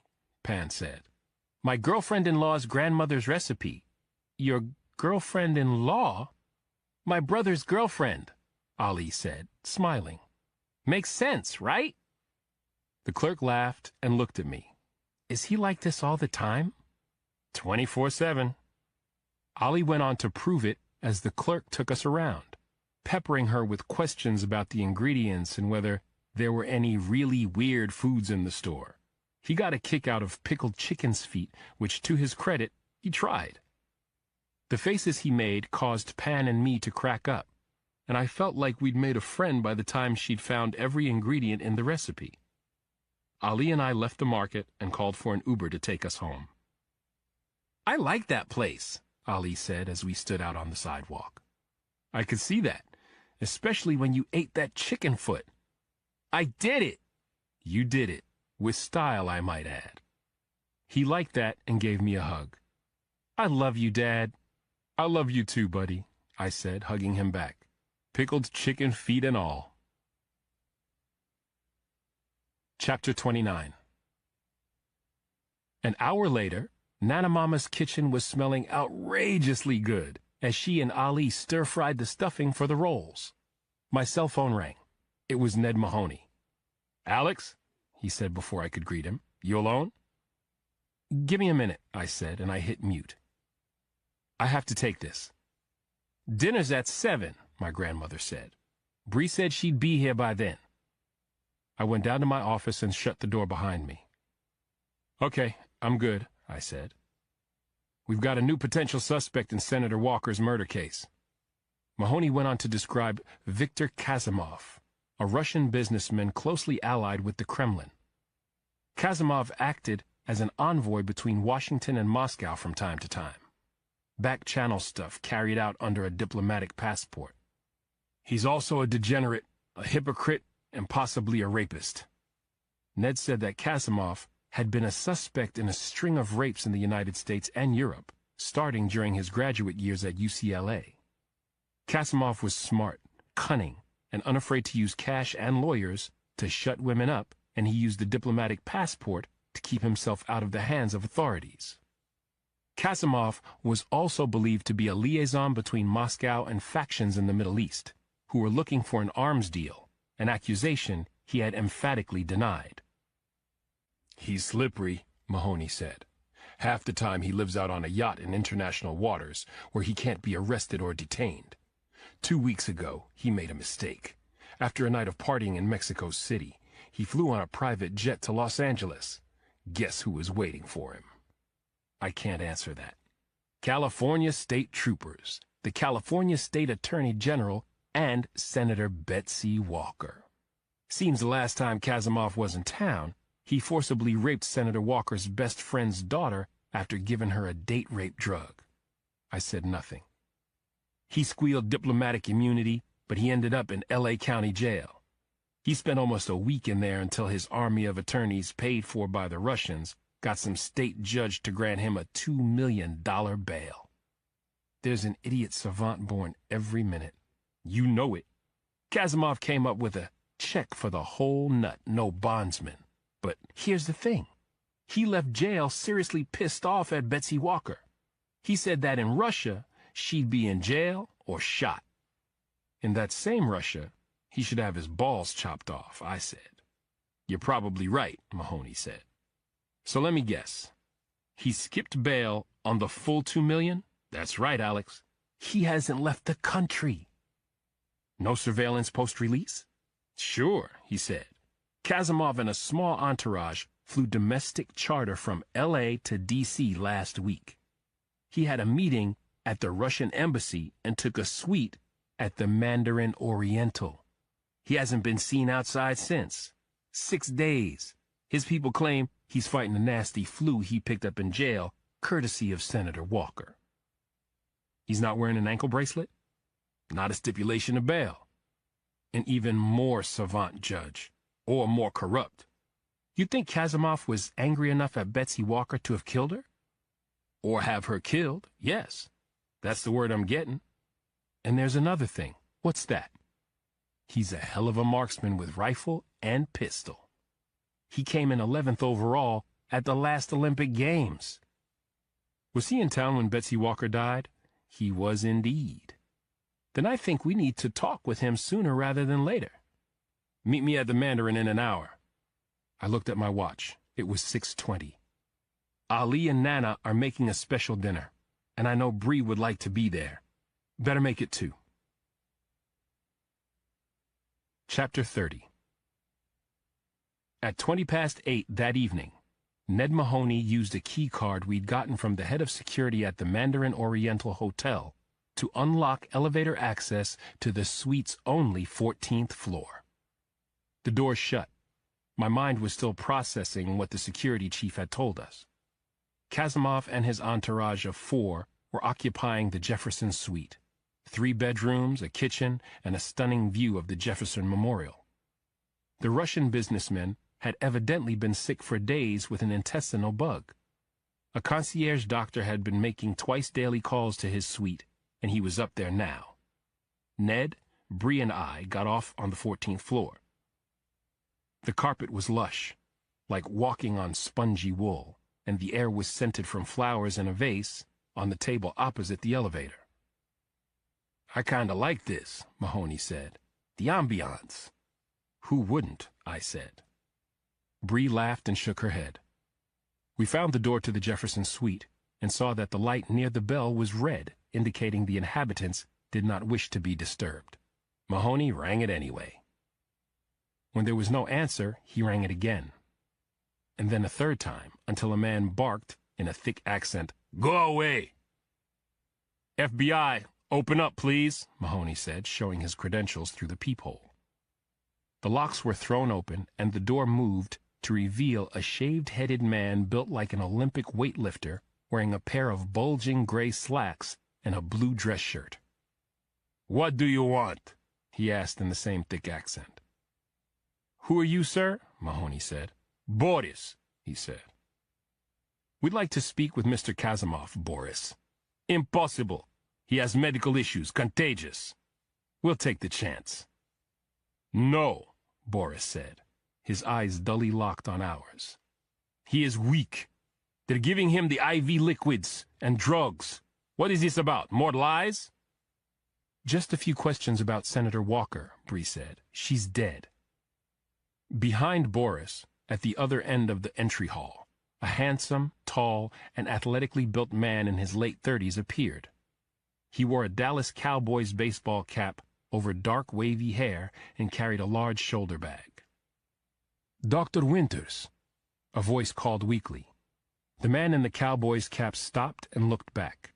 Another man dressed like Boris appeared, pushing a wheelchair. Kazimov sat in the chair under a blanket. An IV line ran from a pouch on a pole into his arm. He looked like death warmed over. "Yes, Mr. Kazimov," the doctor said. "You will return tomorrow," the businessman said. "Yes, but the change in medications should help you tonight." "Thank you," the man behind Kazimov said. Dr. Winters started toward us again. Mahoney called out, "Mr. Kazimov, I'm with the FBI. Could I have 5 minutes of your time?" "I said he's sick," Boris said loudly. Kazimov peered down the hall a moment, blinked slowly, and then said, "No, Boris, let them in. Let's see what they're trying to frame me for this time." Chapter 31. 2 floors below Kazimov's suite, Martin Franks paced in his room. He whistled that Kansas tune again, "Carry On, My Wayward Son." He just couldn't get the damn thing out of his mind. But every time Franks passed his unmade bed, he glanced at the FedEx envelope lying there, bulging with documents regarding his target. He was always up for a challenge, and never a man rattled by the implications of an assignment. But this was... He couldn't bring himself to say it. But it was, wasn't it? He picked the envelope up, shaking his head in disbelief. I'd never have to work again. Franks's heart raced a bit at that thought before excitement was replaced by anxiety. Being a hired gun had made life simpler, turned his darkest impulses clean, orderly, and paid for. What if he stopped after this, made it his last for-hire job? After several long moments, he decided he could stop professionally and yet sate his particular hunger by continuing to look for those moments of chance, those prime targets of opportunity, like the logger. Frank smiled. The logger. He closed his eyes and let his mind dwell on the instant where he dodged the chainsaw and driven the knife deep into the Sawyer's neck. Wasn't that something? But wouldn't this be something else again? My biggest Houdini takeout ever. Franks opened his eyes and read the payment schedule once more. With that kind of money, he could vanish into Bolivia or Uruguay, and... He shut off that line of dreaming then, turned cold and professional, and forced himself to focus entirely on the assignment and whether or not he could get it done. He started by setting aside the target's name and title and all the potential implications of the hit. None of that meant a thing to Franks, at least for the moment. He drew out more documents from the FedEx envelope and studied rather than scanned them, as he had the first time through, seeing patterns and possibilities, the risks and the penalties. An hour later, Franks believed that he was up to the task from a technical perspective. Only then did he pull out the photographs and biography of his target. Only then did he consider the idea of being tried and hung for his crimes. Is it worth it? He immediately knew the money alone was not enough. But Franks closed his eyes and imagined getting the job done and seeing himself slip away clean. And the sum of the payout plus the thrill of achievement was enough. He opened his eyes. He felt a familiar want tickle and churn in his stomach. He looked to the photographs of his target again and started to whistle the Kansas tune. In Franks's mind, the job was already done. He picked up the burn phone from the bed and dialed. The phone rang twice before a computerized voice told him to leave a message at the beep. "This is Conker. Peter," Frank said. "I accept." Chapter 32. Somewhere in Kasimov's suite, a phone rang twice, then stopped. Boris was unhappy, but stood aside. Dr. Winters nodded to us uncertainly as we passed him in the hall.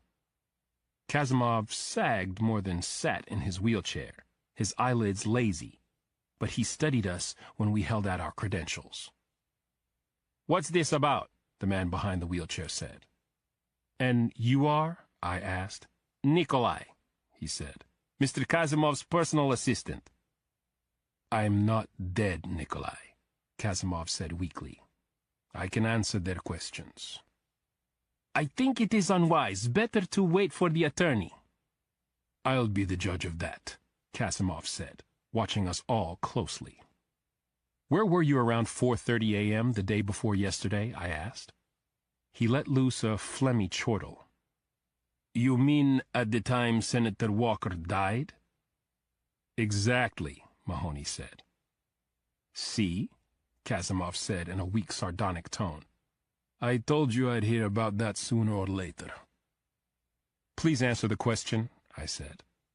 Kasimov was obviously not used to being talked to like this, and glared at me a moment before saying, "I was in bed. Here, Dr. Cross. Sicker than a Siberian dog." "Can anyone corroborate that?" Boris raised his hand. So did Nikolai. Boris said, "And the hotel maid who was sent to clean up, and Dr. Winters." "Mr. Kasimov has not left this suite in 6 days, Nikolai said. "What's got you so sick?" Mahoney said. "My doctor says flu and food poisoning at the same time," Kasimov said. "Worst illness I've ever had." "Did you consider Senator Walker an enemy?" Bree asked. He coughed a laugh, said, "Certainly not a friend." "But you had nothing to do with her death." He blinked slowly, then turned his lazy attention on each of us in turn.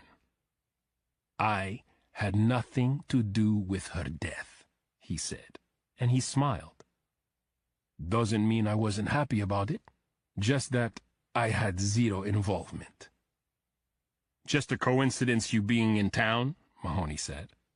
"As a matter of fact, yes. I came to visit my embassy, and I got sick. End of story. And now, please, I'll ask you to leave. I'm feeling the need to sleep. Good night." Nikolai turned the wheelchair away from us. Boris gestured toward the door. We said nothing in the hallway, but I noted the positions of the security cameras before we took the elevator back down to the lobby again in silence. Only in the crowded lobby near the sound of the piano playing and the hubbub of the bar did we speak. "He looked like hell," Mahoney said. "I agree," Bree said. "He's been through something rotten." Mahoney gestured ahead toward the lounge. I looked and saw Dr. Winters sitting at the bar drinking a martini and chatting up a very attractive woman whom, unfortunately, I knew fairly well. I said, "I have a conflict here. The woman talking to Winters is an active patient of mine. You're going to have to flush her out of there before I join you." "I'm going home," Bree said. "I'm too wiped out to be much good. Let me know how it goes." I gave her a kiss and watched her go. Mahoney walked over and showed his credentials to Dr. Winters and Nina Davis. The Justice Department attorney was dressed for the hunt. Her ash-blonde hair swept back to reveal her high cheekbones, and her body stuffed into a strapless black cocktail dress that looked like $1,000. Davis peered at Ned's badge, listened to him say something, and looked disappointed. She picked up her clutch and slid off the bar stool. She moved confidently to the coat check, retrieved a coat, and then spotted me. "Sorry about that, Nina," I said, walking up to her. "I'm here with Special Agent Mahoney, my other life. We just needed to talk to the doctor alone." Davis watched me a moment, trying to see if I was judging her, then said, "What's he done?" "You know him?" "Sure," she said. "Chad Winters. He's an old acquaintance." "Trustworthy?" She hesitated. "I'd ask the medical board. See tomorrow afternoon?" I nodded. When I reached Mahoney and Winters, the doctor was acting the defensive professional. "There is still such a thing as doctor-patient confidentiality," he complained. "We're not asking about Kasimov's medical history," Ned said. "Just trying to corroborate his statements. He says he was sick early Tuesday morning and that you were there." "That's true," Dr. Winters said. "He was projectile vomiting, high fever. I had to give him a shot of trimethylbenzamide so he could keep food down." "He said a combination of the flu and food poisoning?" I said. The doctor nodded. "Simultaneous viral and bacterial infections. He's over the bacterial thing, but that's a nasty strain of flu he's fighting. It's been a killer across Africa and Asia and can go on for a full 2 weeks." Mahoney and I looked at each other. The Russian's alibi sounded bomb-proof. He wasn't the killer, but he still could have been involved. "Thank you, Doctor," Mahoney said. "We appreciate it, and we're sorry to interrupt your talk with the lovely lady." "No worries," Dr. Winters said, and he laughed. "That lovely lady's got a dark side, and it's probably better for me to keep clear of her, if you know what I mean." Chapter 33. West Texas. At the first hint of dawn on February 3rd, Dana Potter looked over at Mary.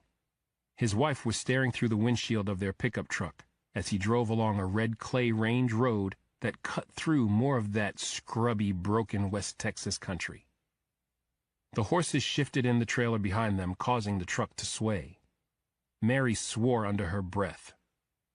"You okay?" Potter asked. "Just processing," Mary said, but she didn't look at him. "It's the only answer." "I get it, and I'm here, aren't I?" she said. And she paused to brood. "I just can't help thinking what we're risking, eh? We might never see—" "It's a job, just like every other job we've ever done," Potter said. "No, Dana, it's not. You have to think that way, or we should have turned it down." There was a silence before she responded with raw emotion. "I love my boy." Potter choked up. "And we're going to get him the help he needs, and then some. Give Jesse the life he deserves." Mary teared up. "I'm so frightened for him.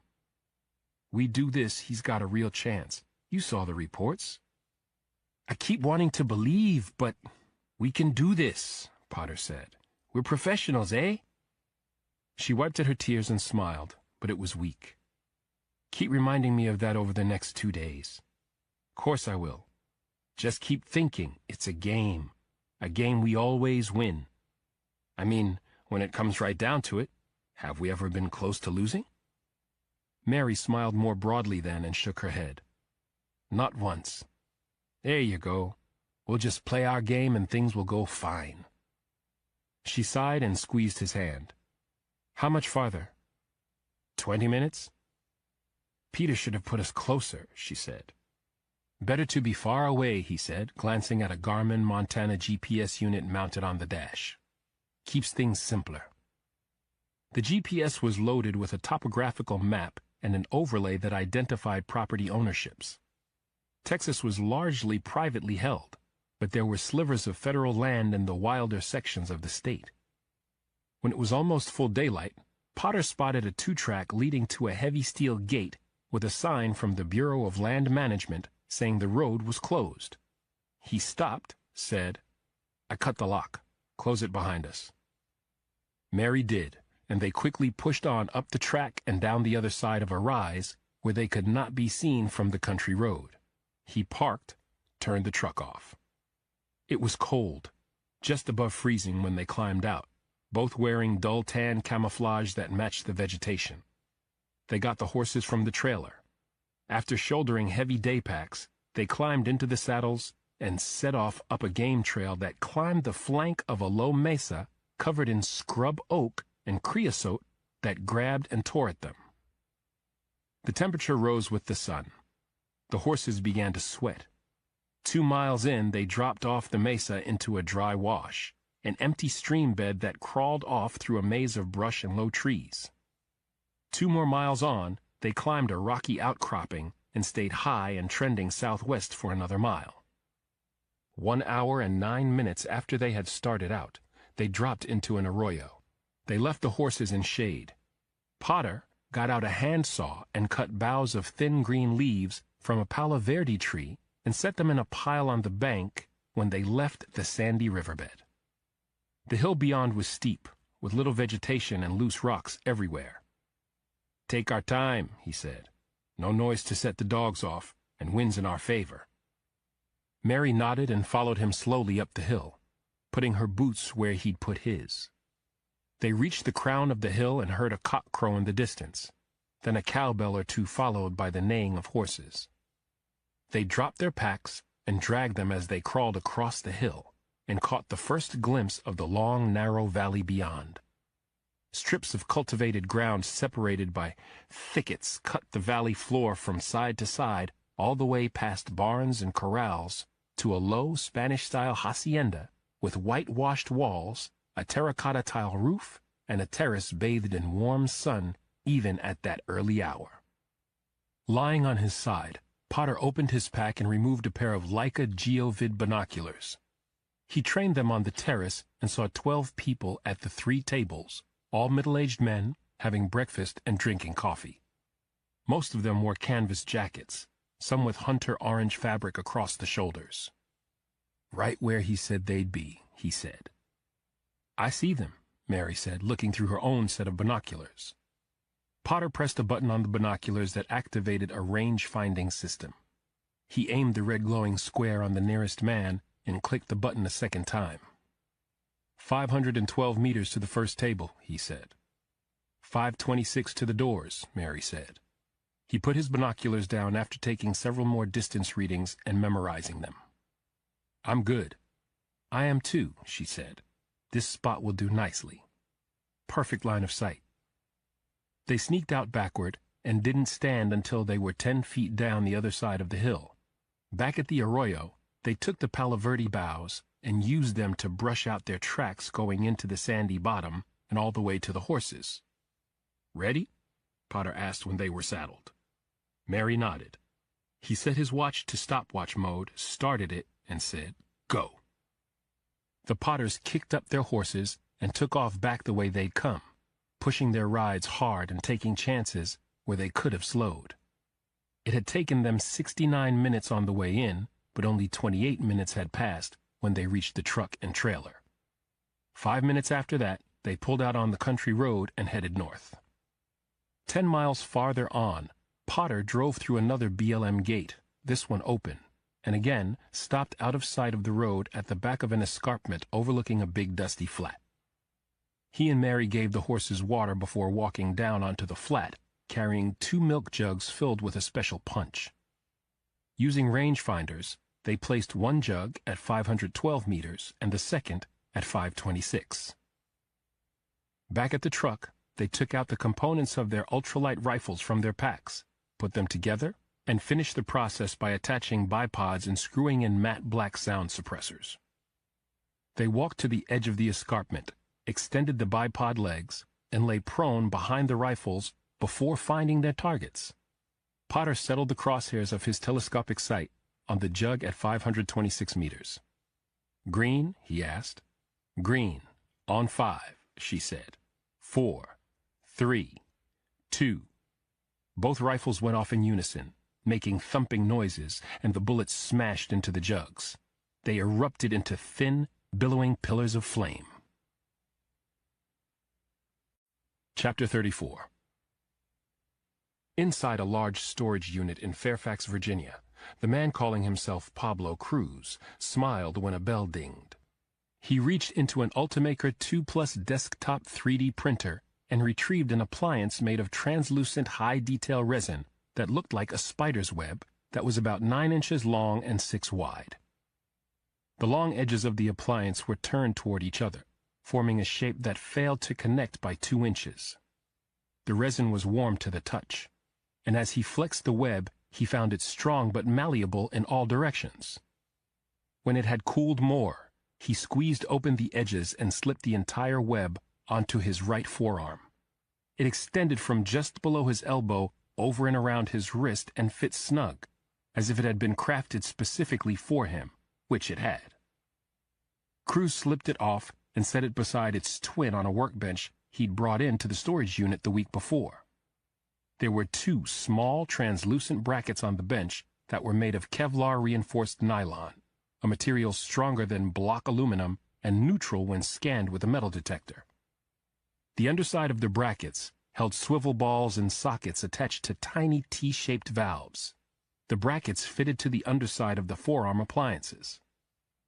Cruz put on reading glasses to attach small hoses made of translucent carbon fiber to the T-valve. 1 inch long and 3/8 of an inch in diameter, the hose was designed to handle sudden and extreme pressure. He picked up a piece of clear Kevlar-reinforced nylon, the shape and size of a .25 caliber bullet. Cruz placed the projectile in the head chamber of a clear 3-inch barrel, then screwed the barrel into the free end of the T-valve. To the other end of the hoses, he attached Kevlar-reinforced nylon canisters the size of small cigarette lighters that fit snugly in the webbed appliance as well. His burn phone rang. He answered. The man he knew as Piotr spoke Russian. "We are good, Gabriel?" he asked. Cruz replied in Russian. "Actually, there is a problem with compensation." A cold silence followed. Cruz waited him out. "We had a deal," Piotr said at last. "Until I knew the subject. I thought you were the best." "I am the best. It's why you came to me." There was another long pause. "How much?" 35 million. 10 now, 25 when the job's done." "I can't authorize that." "Then get it authorized. Now." Piotr, sounding furious, said, "Hold on." Cruz switched the phone to speaker and set it on the bench. While he waited for a reply, he squeezed the appliances onto his forearms and fitted the crowned ends of the barrels through loops on the webbing below his wrists. Piotr came back on the line. "Deal," he said. "Final payment upon deed accomplished." Cruz hung up the phone, put it on the bench, and took a deep breath before picking up a hammer and crushing the device. Only then did he turn his attention to the fashion mannequin he'd set up at the other end of the storage unit. He walked to within 10 feet, raised his right hand, and flicked his hand sharply back, arching his fingers toward his upper forearm. He felt the webbed appliance stretch. The ball pivoted in its socket and tripped a trigger in the valve that, with a thud, released a powerful burst of highly pressurized helium from the carbon canister. The gas drove the nylon bullet out of the barrel at 1,400 feet per second. It hit the mannequin in the chest, blew through the foam, and disintegrated into shards that hit the steel back wall of the unit. Cruz smiled, raised his left arm, and flicked that hand back, triggering the second of his hybrid undetectable derringers. This bullet struck the mannequin on the bridge of the nose and blew out the back of its head. Chapter 35. Nina Davis was right on time. She knocked on my basement door at 1:30 and swept in with a smile that was, well, beguiling. Not at all the troubled woman who'd showed up yesterday.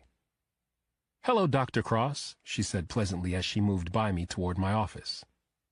Nina wore a hint of jasmine perfume that lingered in the air as I followed her. Inside, she shrugged off her trench coat, revealing a clingy black cashmere turtleneck sweater and snug matching slacks and heels. Gold earrings dangled from her earlobes. When she sat, She looked at me with a sparkle in her eyes. "I must say, you lead an exciting life, Dr. Cross."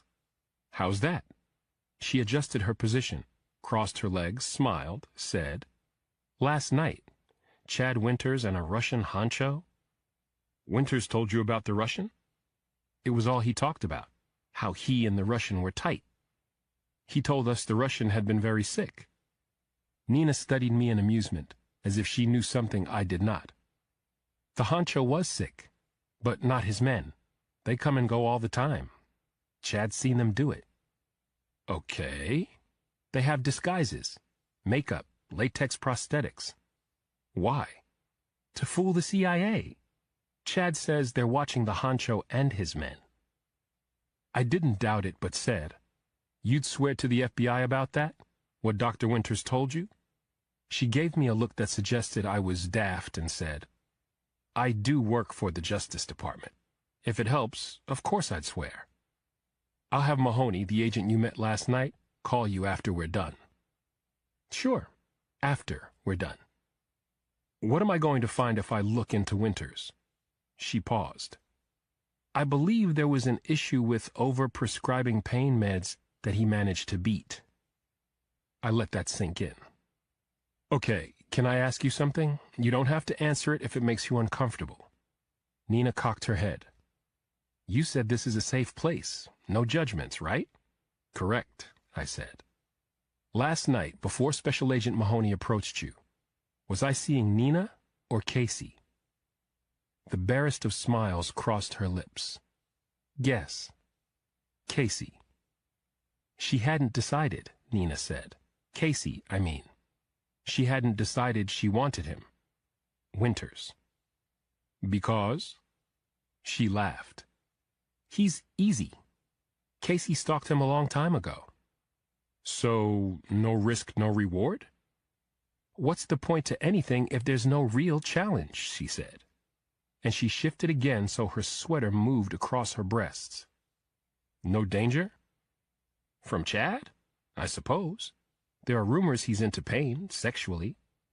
"But you enjoy the dangerous aspects of stalking men like Chad and seducing them." Nina tapped a fingernail against her lips and thought about that. "Maybe," she said. "But then again, there's always danger when you're a woman venturing into the unknown. You like the unknown.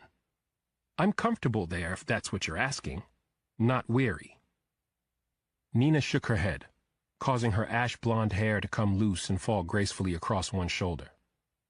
"No, Casey is oblivious, but I have a sense for creeps. And besides, as I said, I study them for quite a while before I make my move." "You do understand that some people might find a woman stalking men as disturbing as a man stalking women." "Would they? I suppose. But it's not like I'm obsessive or violent. Ultimately, they have free will. The guy always has to make the final move in my little game." "You enjoy that moment, when they make the final move?" "Very much so." "What do you feel right then?" "Desire, of course. Beyond desire." Nina twisted her chin slightly, gazed downward and diagonally a few moments, then met my eyes and said, "I guess I feel liberated. A primal woman in her essence." "No guilt, no remorse." "None," she said firmly. "No boundaries. I am in the feminine and free." "Casey is, you mean," I said. "I know Casey's spirit." "Is that the moment when you feel closest to love? When the man becomes the aggressor?" "No, that's later, during." "When he's choking you?" Nina's eyes shimmered ever so slightly, as if she were replaying a memory. "Not always," she said at last, "but often enough." "Where did that come from, the choking?" Nina frowned slightly. "Where? I don't know. I think I read about it in a book. The Joy of Sex?" "How old were you?" "When?" "When you read the book." Her frown deepened. I can't remember. In my teens?" "And when did you first experiment with asphyxiation?" She turned defensive. "What does this have to do with an inability to love?" I held up both hands. You've told me that the closest you come to feeling love is during rough sex, when you're choking to orgasm. I'm trying to understand why that turns you on so much. Nina looked past me. I don't know. I just tried it once, and it felt so good I wanted to do it again. And again. How old were you when you first tried it? She squinted, blinked, and then looked at me with slight puzzlement. 23, 24, sometime in law school, I think. There was a guy, Bill. We used to hook up, more for stress release than anything romantic. And I just asked him to do it, choke me, and he did. And the rest is history. I sat there, giving no response, aware of the clock ticking away and chewing on what she'd told me. Let's change direction, I said at last. Tell me about life with your mother after your father died. Some of her billowing female essence seeped away. Her skin paled and her face sagged, weary. The alarm on my phone rang, ending the session. Nina looked relieved, brightened, and then beamed at me. Saved by the bell. Saved by the bell. By the time the Justice Department attorney stood up from the chair, she was radiating the feminine again, from her smell to her beauty to her confidence as she put on her coat. Nina extended her hand. I took it, surprised at how delicate it was. She gazed at me with a sweet, intoxicating expression. Thank you, Dr. Cross, she said softly. Casey and I look forward to the next time we meet. Chapter 36. Around 3 in the afternoon, Martin Franks flipped the blinker on his pickup truck and turned right off a state route south of Charlottesville, Virginia. Franks headed west. On the pickup's navigation screen, he saw that the road ahead climbed into rural, forested country, and he started to whistle, "Carry on, Wayward Son." The ex-Special Forces operator liked this scenario. The rural ground, the woods. It brought back waking dream images of the logger. Places like abandoned farms, big tracts of timber, they tended to isolate people. That was always good, in Franks's opinion. Fewer eyes meant more latitude in the games he liked to play. Franks crossed a bridge above a stream lined with leafless hardwood trees. On the other side of the stream, he crossed a railroad track, and the road surface changed to hard-packed dirt and gravel.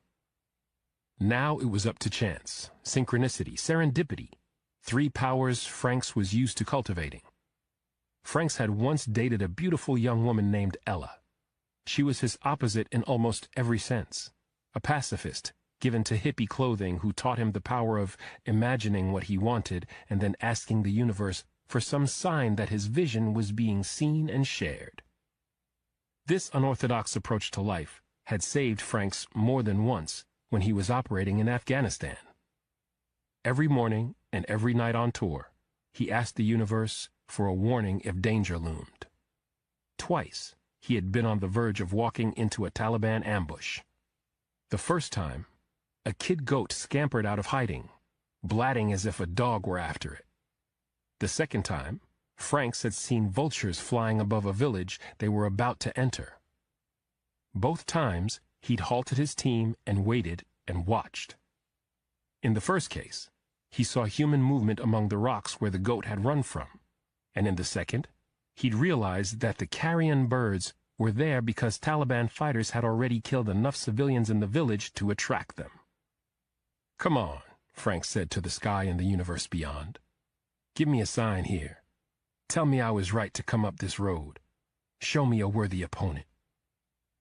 He passed a bungalow in a clearing. A young woman was hanging sheets in a raw wind. Her bundled-up little child, a toddler, really, was booting a little soccer ball. Franks passed. He had a rule about killing women for sport. He wouldn't do it, especially young moms with kids.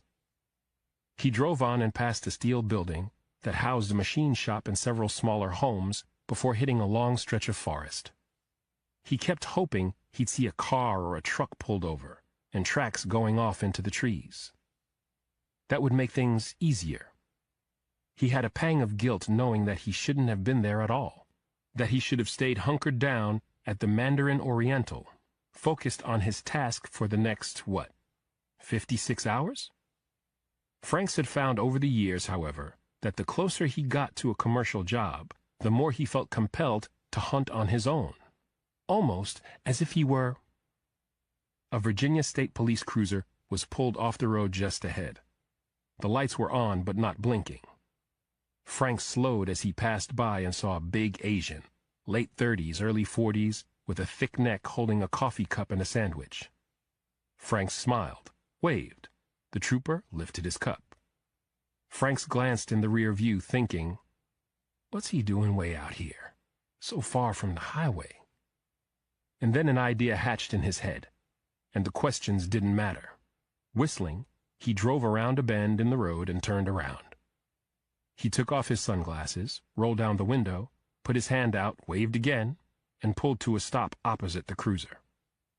The trooper acted slightly annoyed, but he set his coffee cup and sandwich down and lowered his window.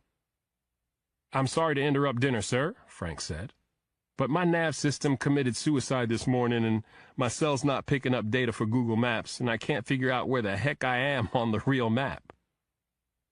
Franks held up a Rand McNally Atlas of the Eastern Seaboard, climbed out of the truck cab, and said, "Could you help orient me, officer?" "Sergeant," the trooper said, opening his door. "Sergeant Nick Moon." "I appreciate it, Sergeant Moon," Frank said, opening the Atlas to Virginia and putting it on the hood of the cruiser. Moon climbed out. Muscular, athletic. He wore a bulletproof vest, had a large black Beretta pistol in his holster, and outweighed Franks by 20 pounds. "Where y'all from?" Sergeant Moon said. "Born in Arizona, but the past couple years, I've been jumping between Wyoming and South Dakota." "Oil fields?" Frank smiled. "I do emergency welding work, fix what needs fixing." "Good money in that?" "Enough that I don't work winters. I travel all over, taking a look around at things while I have the freedom." "Sounds like a nice life," the trooper said.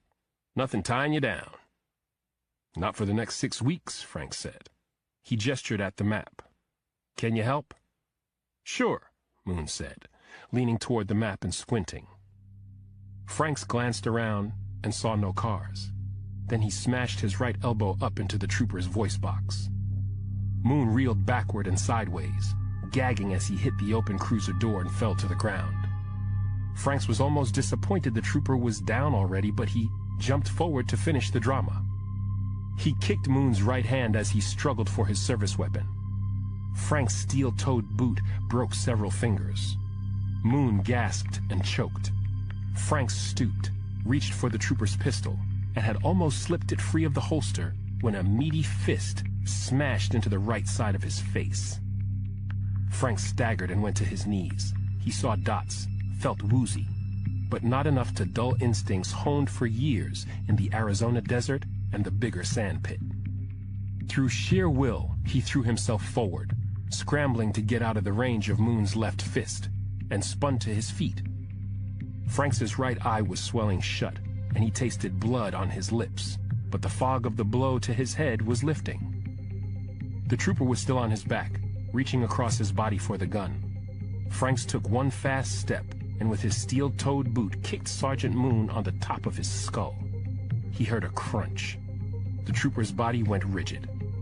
Franks kicked him again, this time in the temple, and then a third time, this one to Moon's exposed neck. He felt vertebrae snap. The trooper sagged, dead. For 4 long, heaving breaths, Franks felt that shaky adrenaline clarity he always got after a challenging kill, that hyper-confidence that empowered him when he realized he'd cheated death again. But there was no time to linger, no time to revel in it.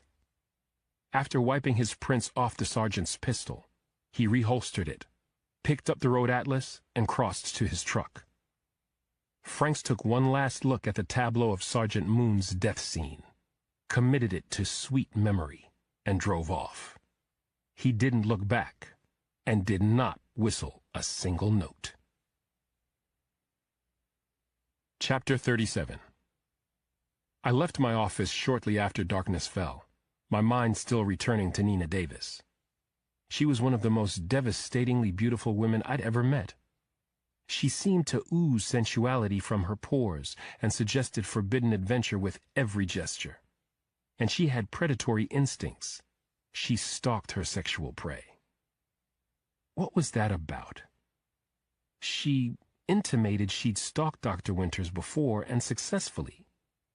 But what else did she say? That there were rumors that he was into pain? Wouldn't she have known that for certain? As I climbed the stairs, smelling the aromas of Nana Mama's latest triumph wafting through the door, I could not avoid the growing trepidation I felt. Nina Davis was making me nervous. I was a therapist. I was supposed to keep the inner lives of my clients at arm's length, where they could be dispassionately observed. But since Nina had left, close to 4 hours before, I'd been thinking about her, imagining her stalking me, imagining her bringing me right to the edge of a decision.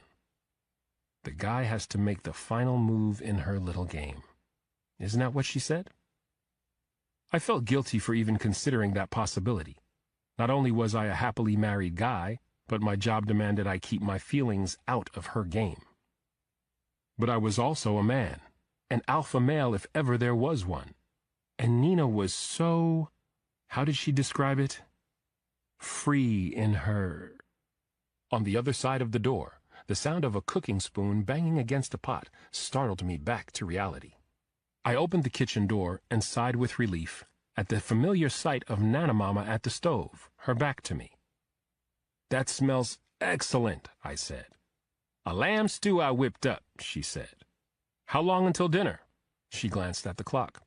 40 minutes? "I'm going to take a walk," I said, "clear my head. Don't get hit by a bus." I laughed and kissed her on the cheek. "I'll try not to." I grabbed a jacket, cap, and gloves. I was putting them on when Bree came through the door, looking like she'd taken a pummeling. "Are you going for a walk?" she said. "I need one." After putting my arms around her and kissing her on the lips, I said, "I would love to go for a walk with you." That pleased Bree. She snuggled into my chest for a long hug before we went outside into the chill air and headed north toward Pennsylvania Avenue. As we walked, she told me about her frustration at her inability to make headway in the Betsy Walker murder case, and about how Chief Michaels was calling her twice a day for updates. "I don't know what's behind this pressure he's putting on me. Sounds like he's up for a big job or he's going to run for elected office." Bree thought about that. "So he needs a coup, and I'm the one who's supposed to manufacture that?" "I'm not saying I'm right, just conjecture." She rubbed her temple, then stopped and fell into my arms. "Hey," I said, patting her back. "I just need a hug, that's all." "I love you," I said, "and you can have as many hugs as you need." "Thank you, baby," Bree whispered. "I love you too." Someone called out from behind us. "Come on, get a room, why don't you?" We broke our embrace to see John Sampson hustling toward us. It had been a while since I'd seen my oldest friend and former partner at DC Metro. "When did you get back?" I asked, shaking his hand. 4 hours ago, he said. "Good trip?" Bree asked. "The best," Sampson said. "I was ready to go back to work tomorrow completely refreshed, but I guess I had to start early." We both looked at him with puzzled expressions. "I just got a call from a friend with the Virginia State Police," Sampson said. "A mutual acquaintance of ours, Sergeant Nick Moon." "I know Moon," Bree said. "I do too," I said. "He's a guest instructor in mixed martial arts and submission techniques at Quantico." "That's him," Sampson said. "Good guy. And he's dead." "What?" Bree said. "How? Line of duty?" "He was in uniform," Sampson said. "A couple of teenagers found him lying dead beside his cruiser, which was still running." "Shot?" Sampson shook his head. "Looks like he'd been in a fight. 3 of his right fingers were broken, his larynx was crushed, the knuckles of his left hand were split and bloody. Top of his skull was fractured from kicks, and his neck was broken." "Jesus," I said. "His service weapon?" "Snapped in his holster." "So he was surprised," Bree said. "Hit without warning." "Still," I said, "the Sergeant Moon I remember was a fighting machine. You'd have to be one hell of a warrior to kill him. That's exactly what my friend said. A professional killed Moon. Thinking about the sniper who'd killed Senator Walker, and then about Christina Vargin, the Hungarian killer for hire spotted at Dulles Airport, I said, as in an assassin? He said special forces kind of badass, but sure, assassin would fit. Bree said, no one saw the fight? Happened way out in the middle of nowhere, Sampson said. But the state police may have gotten lucky. How's that, I asked. Moon's left hand, the one with the split knuckles, it had to have connected with one hell of a punch. There was blood evidence at the scene that wasn't Moon's. Bree said, and there's probably DNA on his knuckles. That helps. That did help, but in my gut, something churned, a sensation that grew the more I thought about the shooting expertise of Senator Walker's killer, the CIA's concerns about Christina Vargin, and how one of law enforcement's best self-defense men had turned up beaten and dead by his cruiser in a way that suggested a pro. Alex, Bree said, what is it? What are you thinking? I licked my lips before gazing at Sampson and Bree in turn.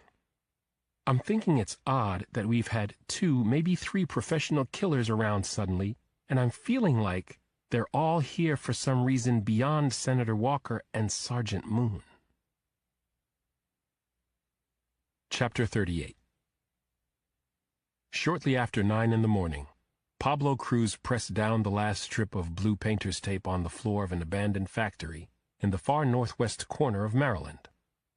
It was a vast space that once held huge textile looms and massive cutting machines. The machines had been removed and sold for scrap a long time ago, leaving the silhouettes of their footprints on the filthy concrete floor. Cruz barely glanced at them. He studied the maze of tape he'd been laying down since the afternoon before.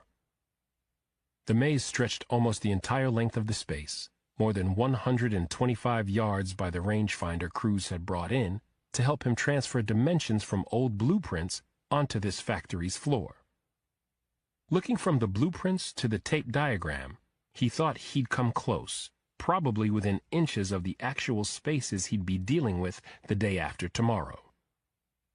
Day after tomorrow, Cruz thought, feeling a thrill go through him and checking his watch. Cruz tried to ignore the second thrill that shivered up his spine. This would no doubt be the pinnacle of his career, the crowning achievement, if he survived. That last thought sobered him, yanked him out of fantasy and back to the task at hand.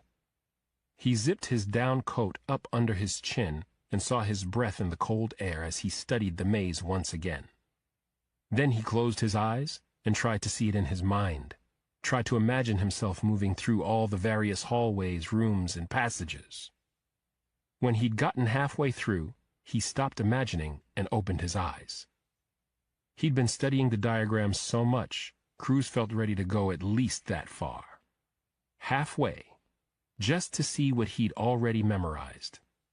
He got out a phone, found the stopwatch, and started it. He walked confidently to marks indicating steps and climbed them to a guarded door. He would have the proper identifications. They would put him through a metal detector and find nothing. They would pat him down, probably find the resin webs around his forearms and wrists. But he had a perfect excuse. They would search his bag, but they would recognize nothing. They would let him through. With that certainty firmly in mind, Cruz proceeded, still at that steady, relaxed pace, until he reached a large square room in the maze. He slanted to the opposite corner of the room and another passage. There he broke into a jog, as if he needed to be somewhere 5 minutes before. When he reached a T, he broke left, crossed the mouth of an even larger space, and started to slow as he moved toward the mannequin from the storage unit. He'd set it up at the intersection of 2 passages. If he had to shoot early, it would be here. Cruz walked confidently, hands out, palms up, toward the mannequin. 10 feet shy of it, he snapped the fingers of his left hand back toward his wrist. A Kevlar-reinforced nylon bullet slammed into the mannequin's throat and blew out the back of its neck. Cruz did not stop to admire the destruction. Instead, he pushed on, reloading the graphite derringer and trying to see if he remembered the diagram past midpoint. He went to a closet in the maze, gave himself 60 seconds to change clothes and credentials, and then hurried up another long passage. He hesitated at a door on the right and looked ahead a moment before going inside. After waiting for 90 seconds exactly, Cruz exited the room, turned right again, then took 2 lefts and went through imaginary double doors into the largest space yet, so big he hadn't bothered to tape it all in. He made his way toward the far right corner, where a second and a third mannequin stood. In his mind, Cruz imagined the place packed and him shifting and slipping his way forward. Cruz stopped 15 feet to the right of the mannequins and waited, a smile on his face, his left hand poised as if resting on the shoulder of someone in front of him. Cruz laughed, bobbed his head, extended his right hand in welcome, and then snapped his fingers back sharply. The web stretched and triggered the second single-shot gas derringer. It fired with a thud, and the nylon bullet penetrated the mannequin's chest and knocked it to the ground. A moment later, he fired the left-hand derringer at the rear mannequin and hit it square in the chest. Cruz clicked the stopwatch on his phone and saw that 9 minutes and 11 seconds had elapsed. He started the clock again, stayed cool as he backed up, slow, deliberate, then turned and headed back through the maze the way he'd come.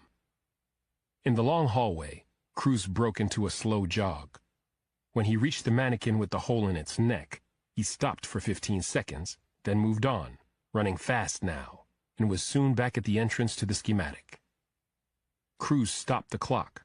His hard breathing left clouds pluming in the frigid air. 6 minutes and 14 seconds coming back. 15 minutes and 25 seconds total. That will do it, he thought, and he stared at the door that led outside the factory. Cruz shook off the idea that he was ready and told himself to run the route at least 20 more times. He had enough time to practice until he could do the whole thing blindfolded or in the dark. Before resetting the stopwatch and starting again, he decided he would do both. Chapter 39.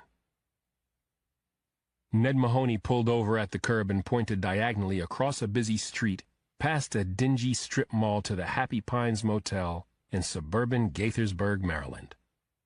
The Happy Pines was one of those no-tell joints you could rent by the hour, day, week, or month. A 30-unit, 2-story affair. The motel was badly in need of renovation, and the rain and gray skies made the place look even drearier than it was. But according to Mahoney, a woman named Martina Rodoni, bearing a Eurozone passport, had registered at the Happy Pines 2 days before. Even though our contact at the CIA said there was 0 chance Vargin would use the identity again, we decided to drive out to see if they were one and the same. I said, "What are the odds she's here?" Mahoney turned off the car, said, "The clerk I spoke with said she's in and out and hasn't let them service the room." For a moment, I thought about Kazimov, the Russian, and how he'd been holed up at his hotel while his men put on disguises to go out on clandestine missions. But I tucked that away and focused on the motel parking lot, seeing aged Ford pickups and beater Chevy sedans with tailpipes held on by coat hangers. Nothing newer. Nothing that screamed rental. Then again, Christina Vargin could have parked on the street or in the alley behind the motel, where Mahoney had a squad of junior FBI agents moving into position. When they radioed us that they were ready, we spilled out of the car, all of us dressed in jeans, work boots, and oversized rain jackets that hid our Kevlar vests. Remembering what we'd been told about the Hungarian assassin, I wondered if I was wearing enough armor.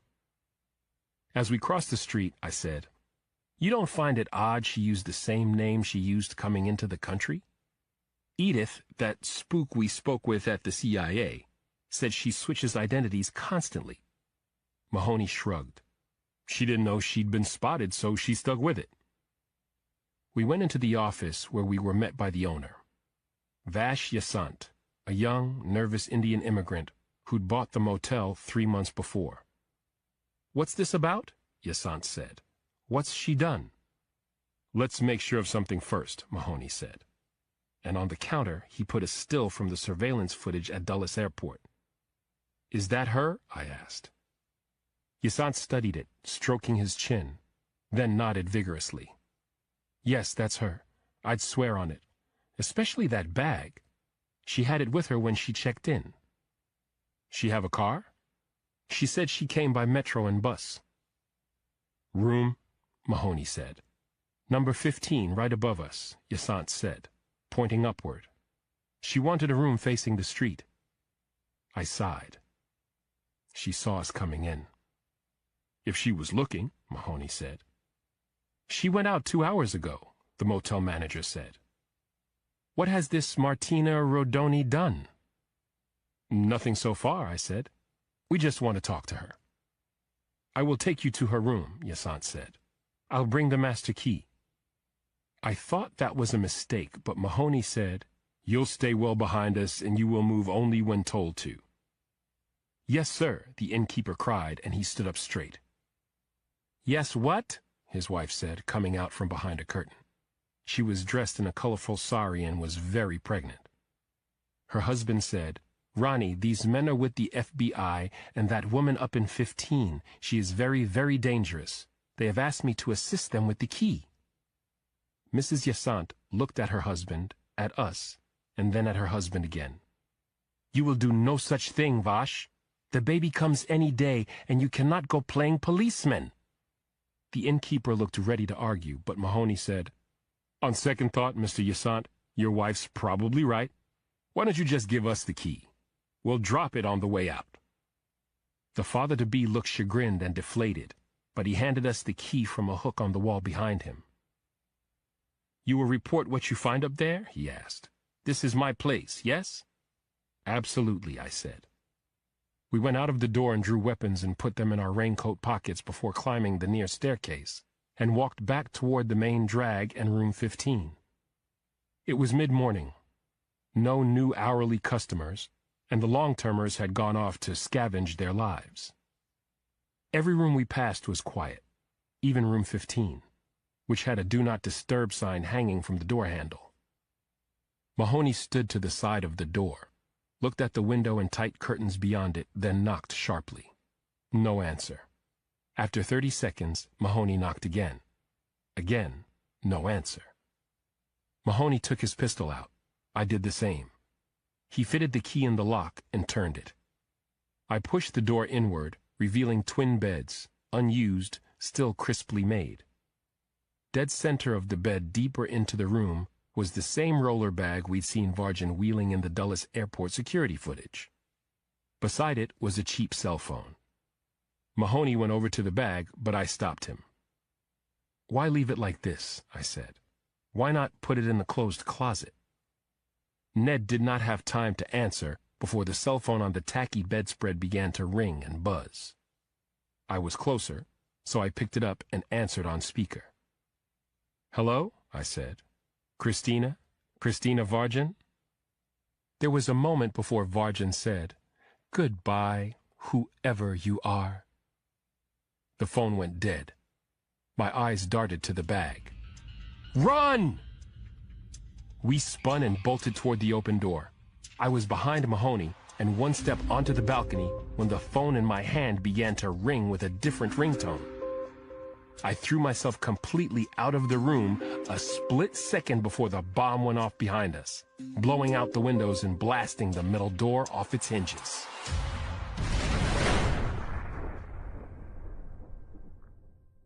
Chapter 40. 2 hours later, the blast was still ringing in my ears as I looked down on the carnival that had descended on the Happy Pines Motel.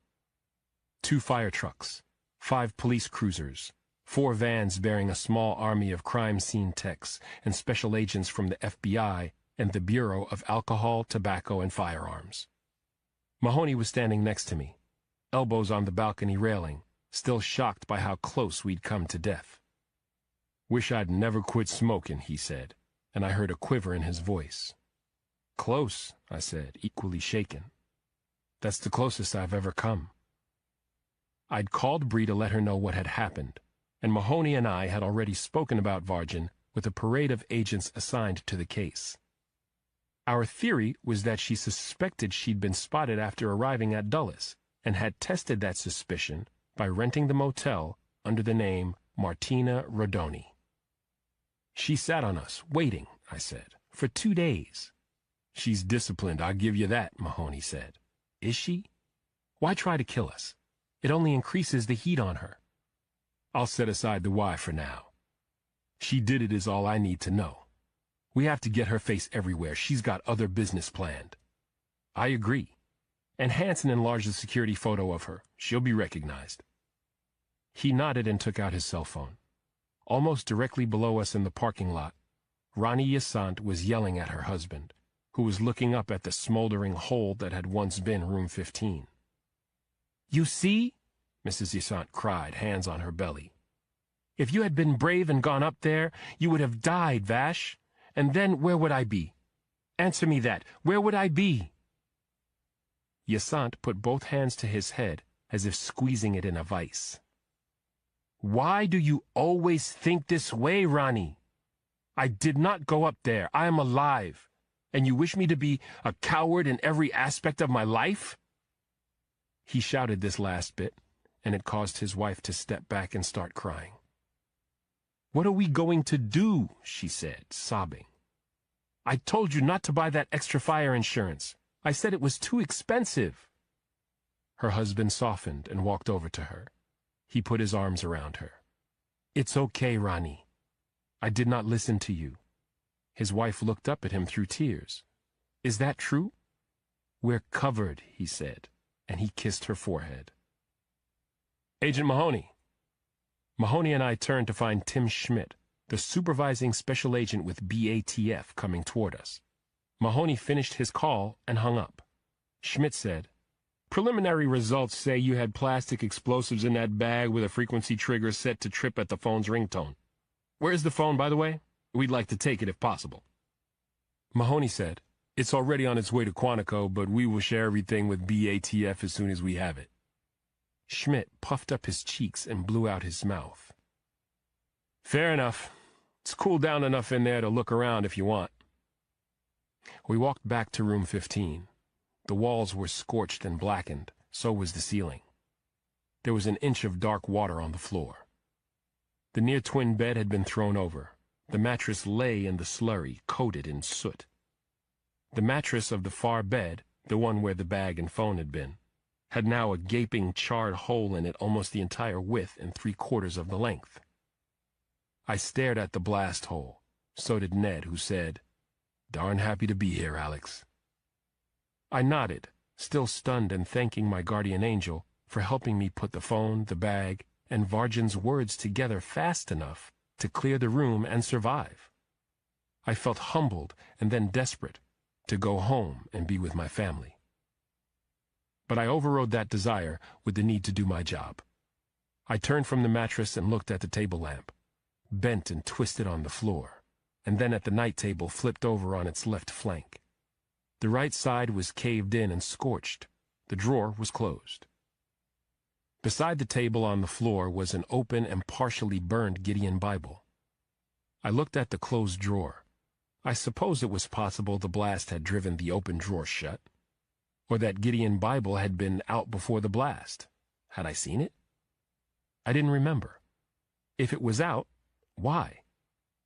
Would a professional assassin like Vargin seek spiritual solace in a motel Bible? After putting on gloves, I picked the Bible up. A charred chunk of pages fell out from the back. I flipped through the Bible, but found nothing tucked in it.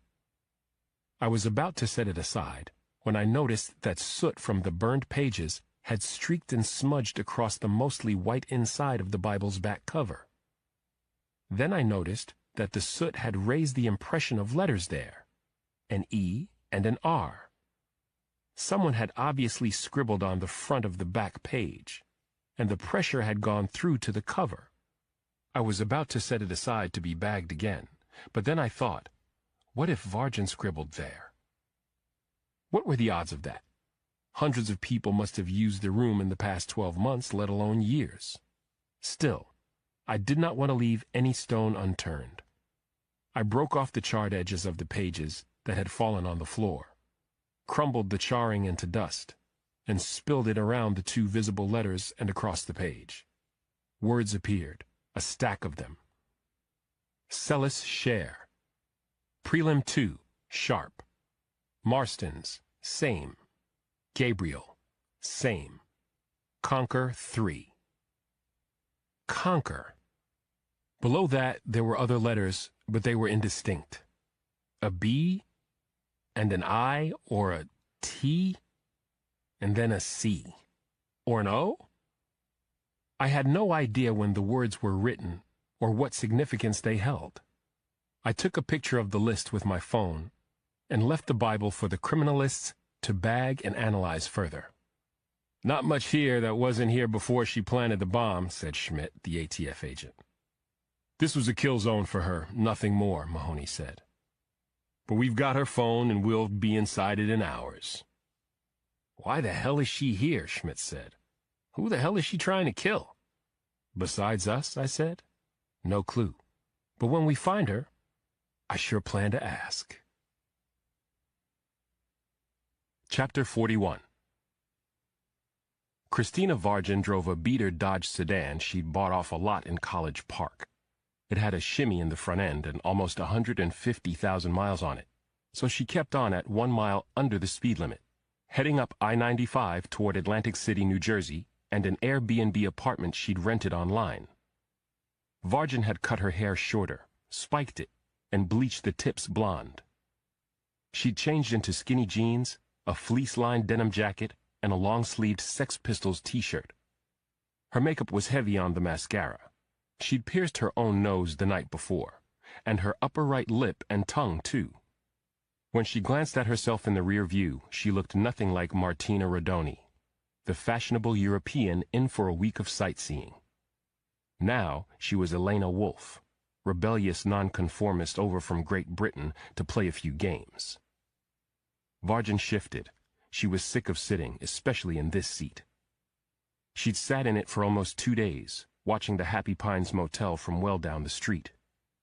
She'd almost quit her surveillance the evening before, tried to tell herself that 36 hours watching her back trail was enough, that she'd been wrong, that she hadn't seen the CIA ops she'd fought with in Istanbul standing in the line for security at Dulles, only minutes after her own arrival in the U.S. Take off, Vargin had thought. You're good. Get your game on. Leave everything else behind you. Vargin had almost driven to the Happy Pines to retrieve the bomb, check out, and carry on with her more pressing plans. But some difficult voice in her head insisted she'd been spotted and that she needed to keep up her vigil. The difficult voice had proven to be the right one. What happened then had been reflexive, nothing she could have controlled.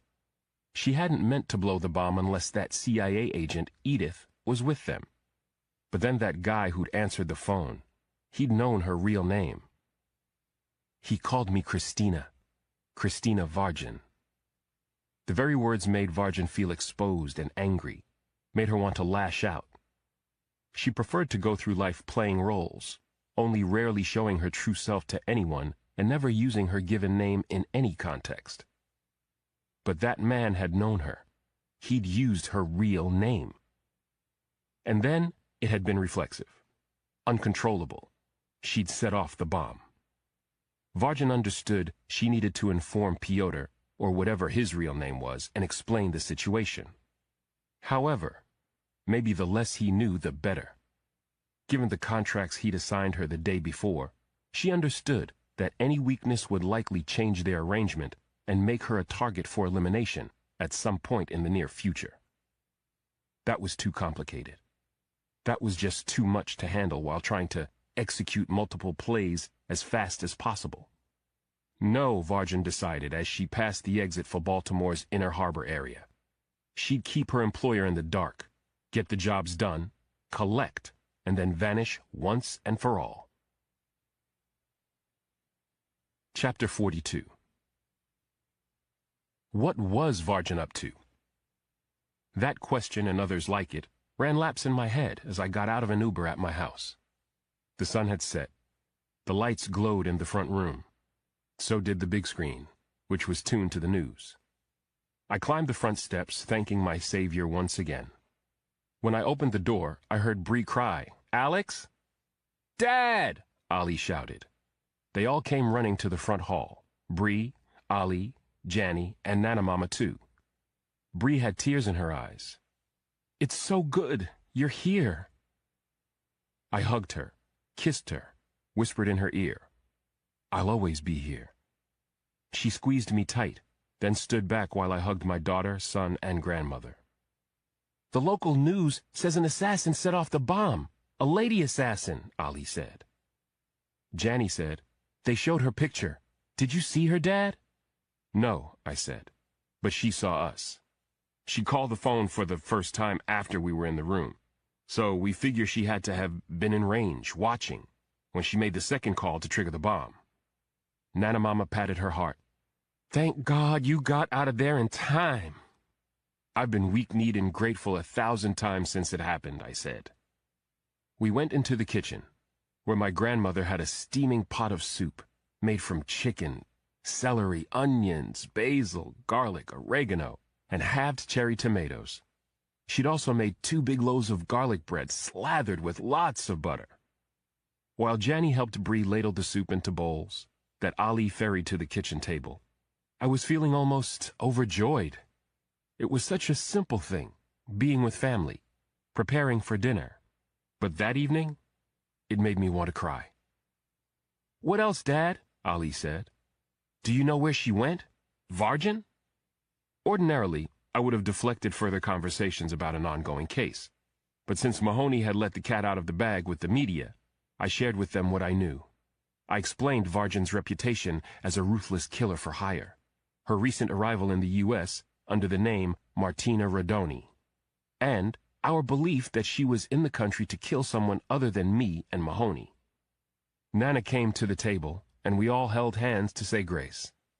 My grandmother finished with, "Thank you for getting Alex out of that motel room this morning, and bless him in the days ahead." "Amen," we all said.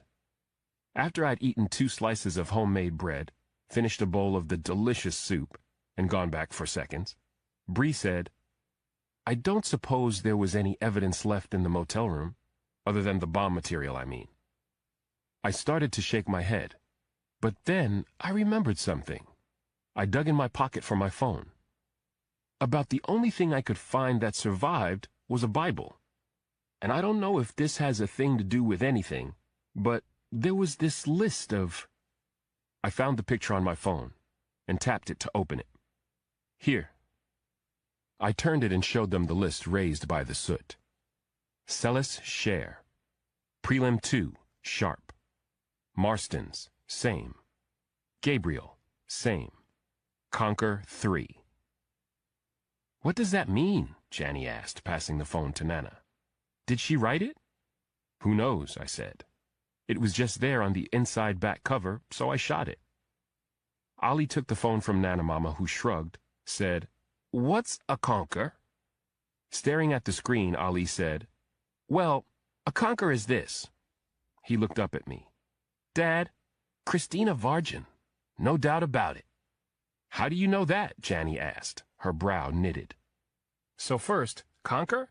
He's like this crazed squirrel. Drinks, smokes, likes to smack people in the face with a frying pan." "What?" my grandmother said. "In a really good video game, Nana," Ollie said.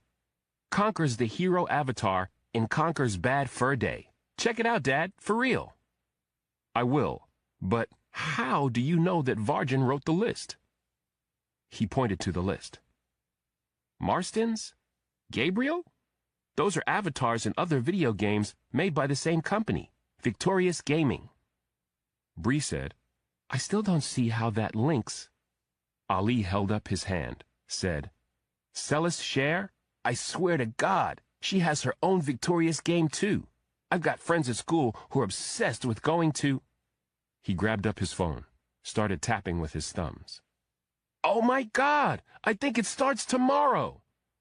"What does?" Bree asked. "Just let me make sure," Ali said. And then he looked up at us, grinning, and pumped his fist. Victorious promotes these big esports tournaments where people obsessed with the games go to play for like a gazillion in Bitcoin. The biggest tournament of the year starts tomorrow in Atlantic City. Prelims for Blade Girl, featuring Celeste Cher, start at 2 p.m. Same thing for the Marstons, and Conquer prelims get underway at 3. Chapter 43. At 1:40 the next afternoon, February 4th, a Thursday, techno music pulsed and blared through the Atlantic City Convention Center. The raucous crowd was not at all what Mahoney and I expected. Yes, there were lots of eager tweens and doughy adolescent males who looked like they tended toward the stoner slacker end of the spectrum. But there were also young women, and grown men and women, many dressed as their favorite avatars in a victorious game. We saw 6 or 7 conkers in the kind of squirrel outfits you might see at a rave concert, several women dressed as glam avatar Celeste Cher, and 2 couples sporting the sort of futuristic cowboy garb the Marstons supposedly favored in their game. Vendors sold fast food. Hawkers offered tournament programs and other Victorious branded souvenirs. Mahoney said, "Feels like we're going into a combination of a prize fight, a rock concert, and a Star Wars convention." "With 3 million in Bitcoin to the winner," said Philip Stapleton, Victorious Gaming's security director. "Why Bitcoin?" I asked. Stapleton shrugged. "My bosses think it's edgy." Stapleton was in his early 40s, a former Navy NCIS investigator who'd been shot in the hip in the line of duty, left the military, and joined Victorious 2 years ago. We'd given him the gist of what had brought us to the event and a copy of Christina Vargin's photograph to distribute via text to his team. He'd been concerned that a wanted bomber might be in the complex, but we told him it was unlikely she was there. He took us through open double doors into a sprawling exposition space. There were 5 raised stages, 4 of them set up to look like boxing rings, but without the highest rope around their perimeters. There were seats surrounding the rings and the main stage, 50 rows deep and filling with fans. Above each ring were 4 large screens facing the growing crowds. The pulsing techno grew louder. Stapleton explained that during the preliminary rounds, each of the 4 rings would serve as a battleground for one of the 4 big Victorious games. The first ring would feature contestants in Conker's Bad Fur Day, the game Ali described the night before. The Ruins would play in ring number 2, starring the Marstons, a couple in a dystopian world searching for their lost children. Competitors in ring 3 would vie in Avenging Angel, which featured the avatar Gabriel in a fantasy scenario. Ring 4's contestants were looking to advance in Blade Girl, starring Celeste Cher, a badass with mad martial arts skills, facing danger in an unnamed urban setting. I wanted to head straight to the Blade Girl ring, but was stopped by a booming voice over the PA system. "Let's get ready to rumble! Let's get ready to be victorious!" The fans jumped up, raised their fists overhead, screamed, whistled, and stomped their feet. The music took on a frenetic, infectious pace and beat. Stapleton led us to the central stage, where Austin Crowley and Sidney Bronson, the young co-founders of Victorious, were dancing and imploring the crowd to join them. They were dressed like hipsters, Crowley in thick black glasses and a nerd cut, and Bronson in a black and white checkered jacket and a red pork pie hat. I'd read up on them on the way over. Crowley and Bronson had met by chance at a party in Boston. Crowley was a sophomore and standout student at MIT, who spent his free time gaming. Bronson was a bored freshman at Harvard, who also spent most of his free time playing games. In their first conversation, both said they thought they could come up with better games than any on the market. They decided to try, and they had enough success with their first effort that they both quit school. The rest was history. According to Forbes, 6 years after they left academia, they were worth $250 million. The music died. Bronson went to the mic, said, "That's the energy we want in this room! Am I right? The crowd hooted and howled back its approval. We hear you, Bronson said. We see you and we feel you too. The fans erupted again. Over their clapping, Bronson said, I am Sidney Bronson, Chief Visionary Officer at Victorious, and I'd like to introduce my partner and our chief geek, the man who takes my ideas and makes them come alive, Austin Crowley. Crowley came somewhat reluctantly to the mic. His eyes swept the crowd, hesitated, then pushed on. He looked like he was suffering from stage fright as he said, Well, do they make you happy? Our games? The crowd cheered. He gained confidence, threw his fist overhead, and roared. Will Victorious rule the gaming world? The fans went wild. All right, Bronson said, coming back to the mic and throwing his arm around his partner. Austin and I welcome you to the Victorious World Championships, the richest esports event on the planet, an event that is only going to get bigger and richer in the years to come. The men gave each other high fives and then shouted in unison, We declare these games open! Crowley threw both hands over his head, and Bronson pumped his fist and crowed. First bout start in 5 minutes! They waved and walked off stage. Fans started to push toward the various rings. I was about to suggest to Ned that we take a walk around when, across the sea of people, moving in all directions away from the stage, I saw a woman dressed as Celis Cher, gazing back at me. She had a green lanyard around her neck and a green badge that identified her as a contestant. Pretty face, short, spiky blonde hair, shiny white coat, and pale skin. She looked away, put on cat's eye sunglasses, and merged with the fans heading toward rings 1 and 2. I stared after her, seeing the structure of her cheekbones, jaw, and nose in profile before the crowd blocked my view. Alex, Mahoney said, let's... I started pushing into the crowd, calling over my shoulder, I think I just saw Vargin.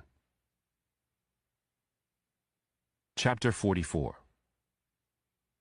The current in the river of fans was moving against us, and we didn't want to pull our badges and set off a panic.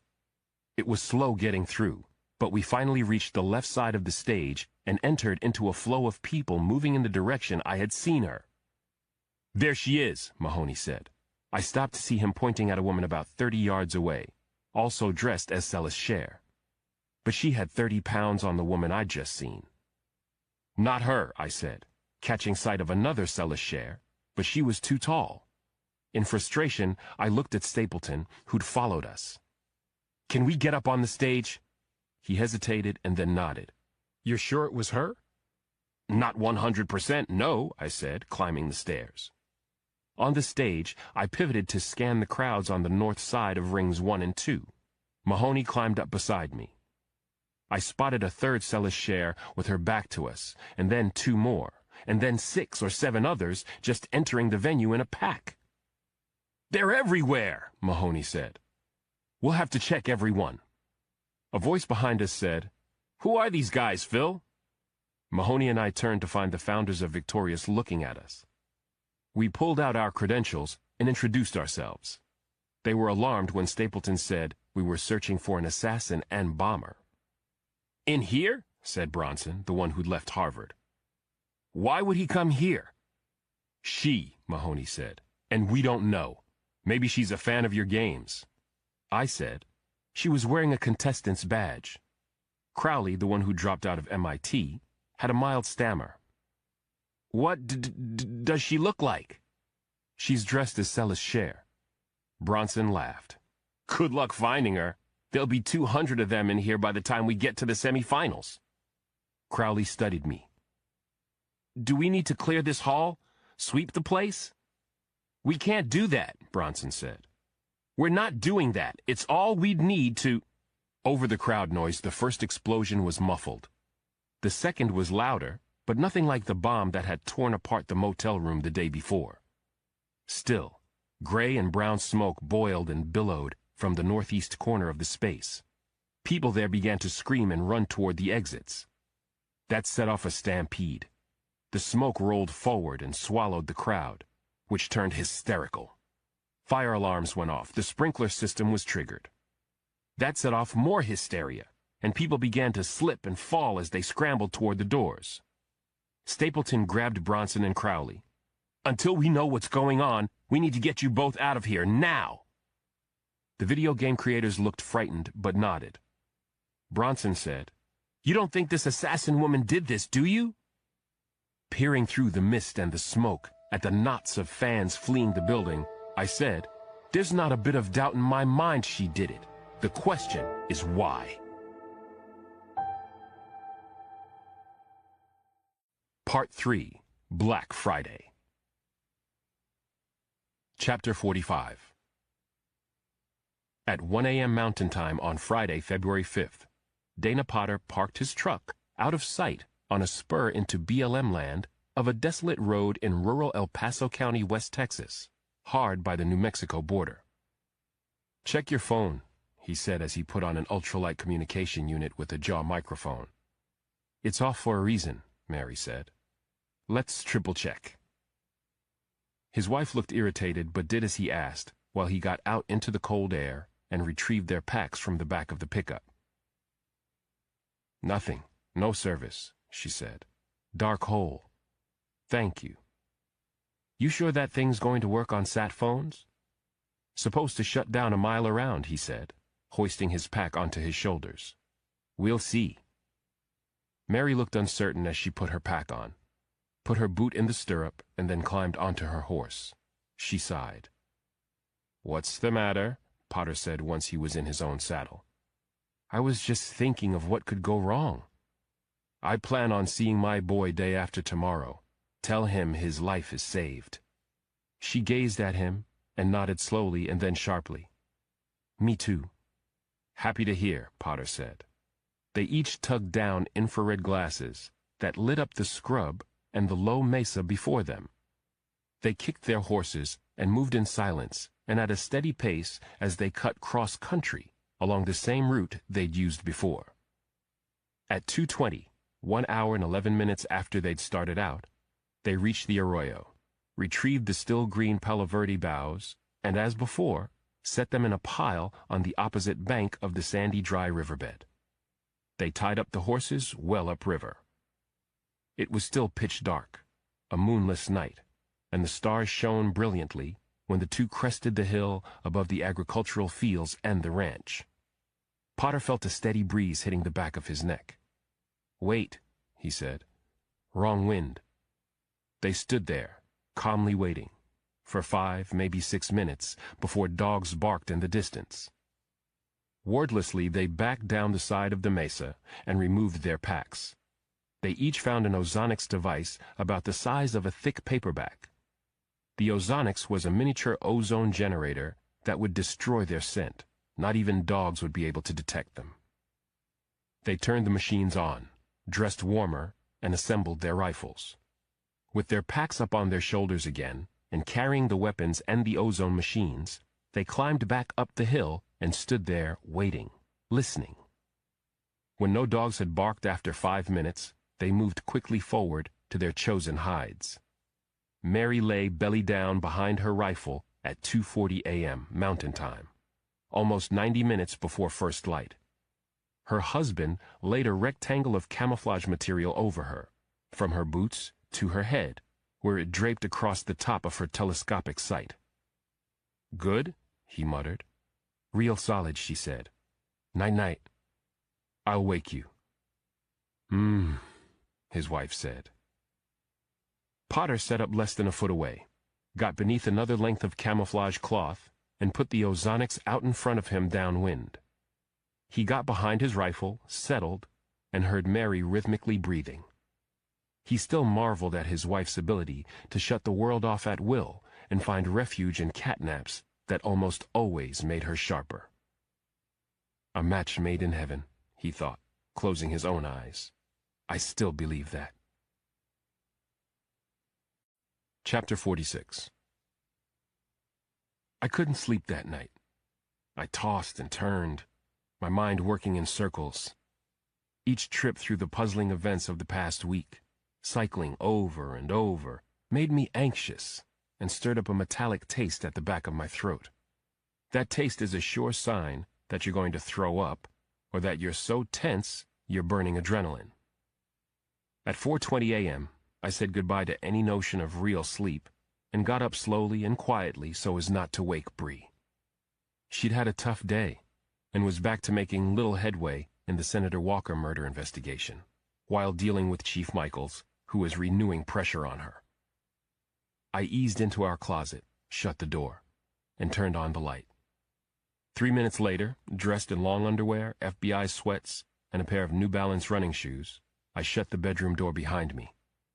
I stood there a moment at the head of the stairs, aware of the ticking of the furnace, the hum of the fan in Janny's room, and the squeak of a mattress in Ali's.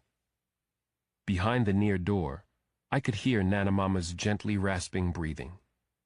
Those familiar noises calmed me as I walked down to the front hall, where I put on a black watch cap, a headlamp, a windbreaker with reflective stripes front and back, and a pair of thin wool gloves. Outside, it was a clear, moonless night. The temperature hovered just above freezing, and I could see clouds of my breath while I went through some ballistic stretches. At 4:40, I turned on the headlamp, jogged down the stairs to the sidewalk, and took off at an ambitious pace toward Capitol Hill. I hoped vigorous physical activity would take my mind off that vicious circle of incidents, thoughts, and half-baked theories that had been plaguing me since Ned Mahoney and I left Atlantic City. But no such luck. By the time I crossed Pennsylvania Avenue and started chugging uphill toward the Capitol, they were back again. This time, the facts, memories, and ideas flipped through my brain in near chronological order. Senator Betsy Walker is ambushed and shot by a pro just feet from her front door. Shortly after Walker's murder, Christina Vargin, known assassin, enters the country with a fake passport and is spotted by a CIA operative. Carl Thomas, the medical equipment salesman from Pittsburgh, is found hours later and a few blocks away, garroted to death in an Airbnb. Access to his files is blocked by Scotland Yard. Fernando Romero, sworn enemy of Senator Walker, drives cross-country to make a pile of Benjamins, gets caught in a snowstorm the night of Walker's murder, and drives on into Washington only to die in a firefight with police. Sergeant Nick Moon, one of the toughest, most skilled martial artists I've ever known, is killed in a hand-to-hand fight by another professional not 2 hours south. Vargin tries to blow up me and Mahoney. Then she appears dressed in a costume at a video gamer's extravaganza. Was she going to be a contestant? I tried to discount that idea, but then thought, maybe she's good at the game. But then why set off a smoke bomb? She had to have recognized me somehow and was using it as a diversion to make her escape. But why? Why would she do that? She'd already gotten away from me. Why didn't she just leave the building? I thought about Austin Crowley and Sidney Bronson. How rattled they'd been to hear that a bomber, assassin, and fugitive from justice had been a registered contestant. They promised to turn over their data from all entries into the tournament. As I ran between the Capitol and the Supreme Court building, heading north toward Independence Avenue, none of it made any clear sense. The circular thinking started again, upsetting me, and I ran faster, picking up the pace to a virtual sprint. Pumping my arms, lengthening my stride, I reached Independence and was going to run downhill all the way to Union Station before turning back toward home. But then, right there at the corner of Constitution Avenue, just north of the Supreme Court building and the Library of Congress, I was hit with a sense of foreboding so strong that I came to a full stop and stood there, panting, sweat pouring off my brow and trickling down my back. I was overheated, but I shivered so hard my headlamp beam slashed back and forth and my teeth chattered. I looked down the hill, and in my mind I saw the riderless black horse from President Katharine Grant's funeral procession. It was so real. I could hear the stallion's hooves clopping. I'm not much for premonitions or gut instincts. For me, for the most part, It's all about the facts and the way they fit together or don't. Standing there, however, sweating and shivering in the cold in the middle of the night, and seeing that black horse so vividly in my mind, there was no denying the ominous sense I felt all around me. I couldn't point to its source, and then, suddenly, I could. Christina Vargin, Senator Walker's sniper, the gangbanger Romero, the strangled guy Thomas, and Sergeant Moon's killer. What if they were all connected? What if every one of them was a professional assassin, including Thomas, the one Scotland Yard was keeping under wraps? What if they were cooperating? What if someone was directing them? The sense of menace and apprehension kept building the more I thought about those questions. And finally, I decided that a prudent man had to go forward on the assumption they were all trained professional killers. 5 professional killers, maybe more, and they were all within 100 miles of Washington, D.C. What they were here for was unclear, but the fact that one of them might have assassinated a U.S. senator came front and center in my thoughts. This isn't over. I heard horse hooves in my memory and felt at a deep gut level that something bad was about to happen. Something very bad. I pivoted and started sprinting back home.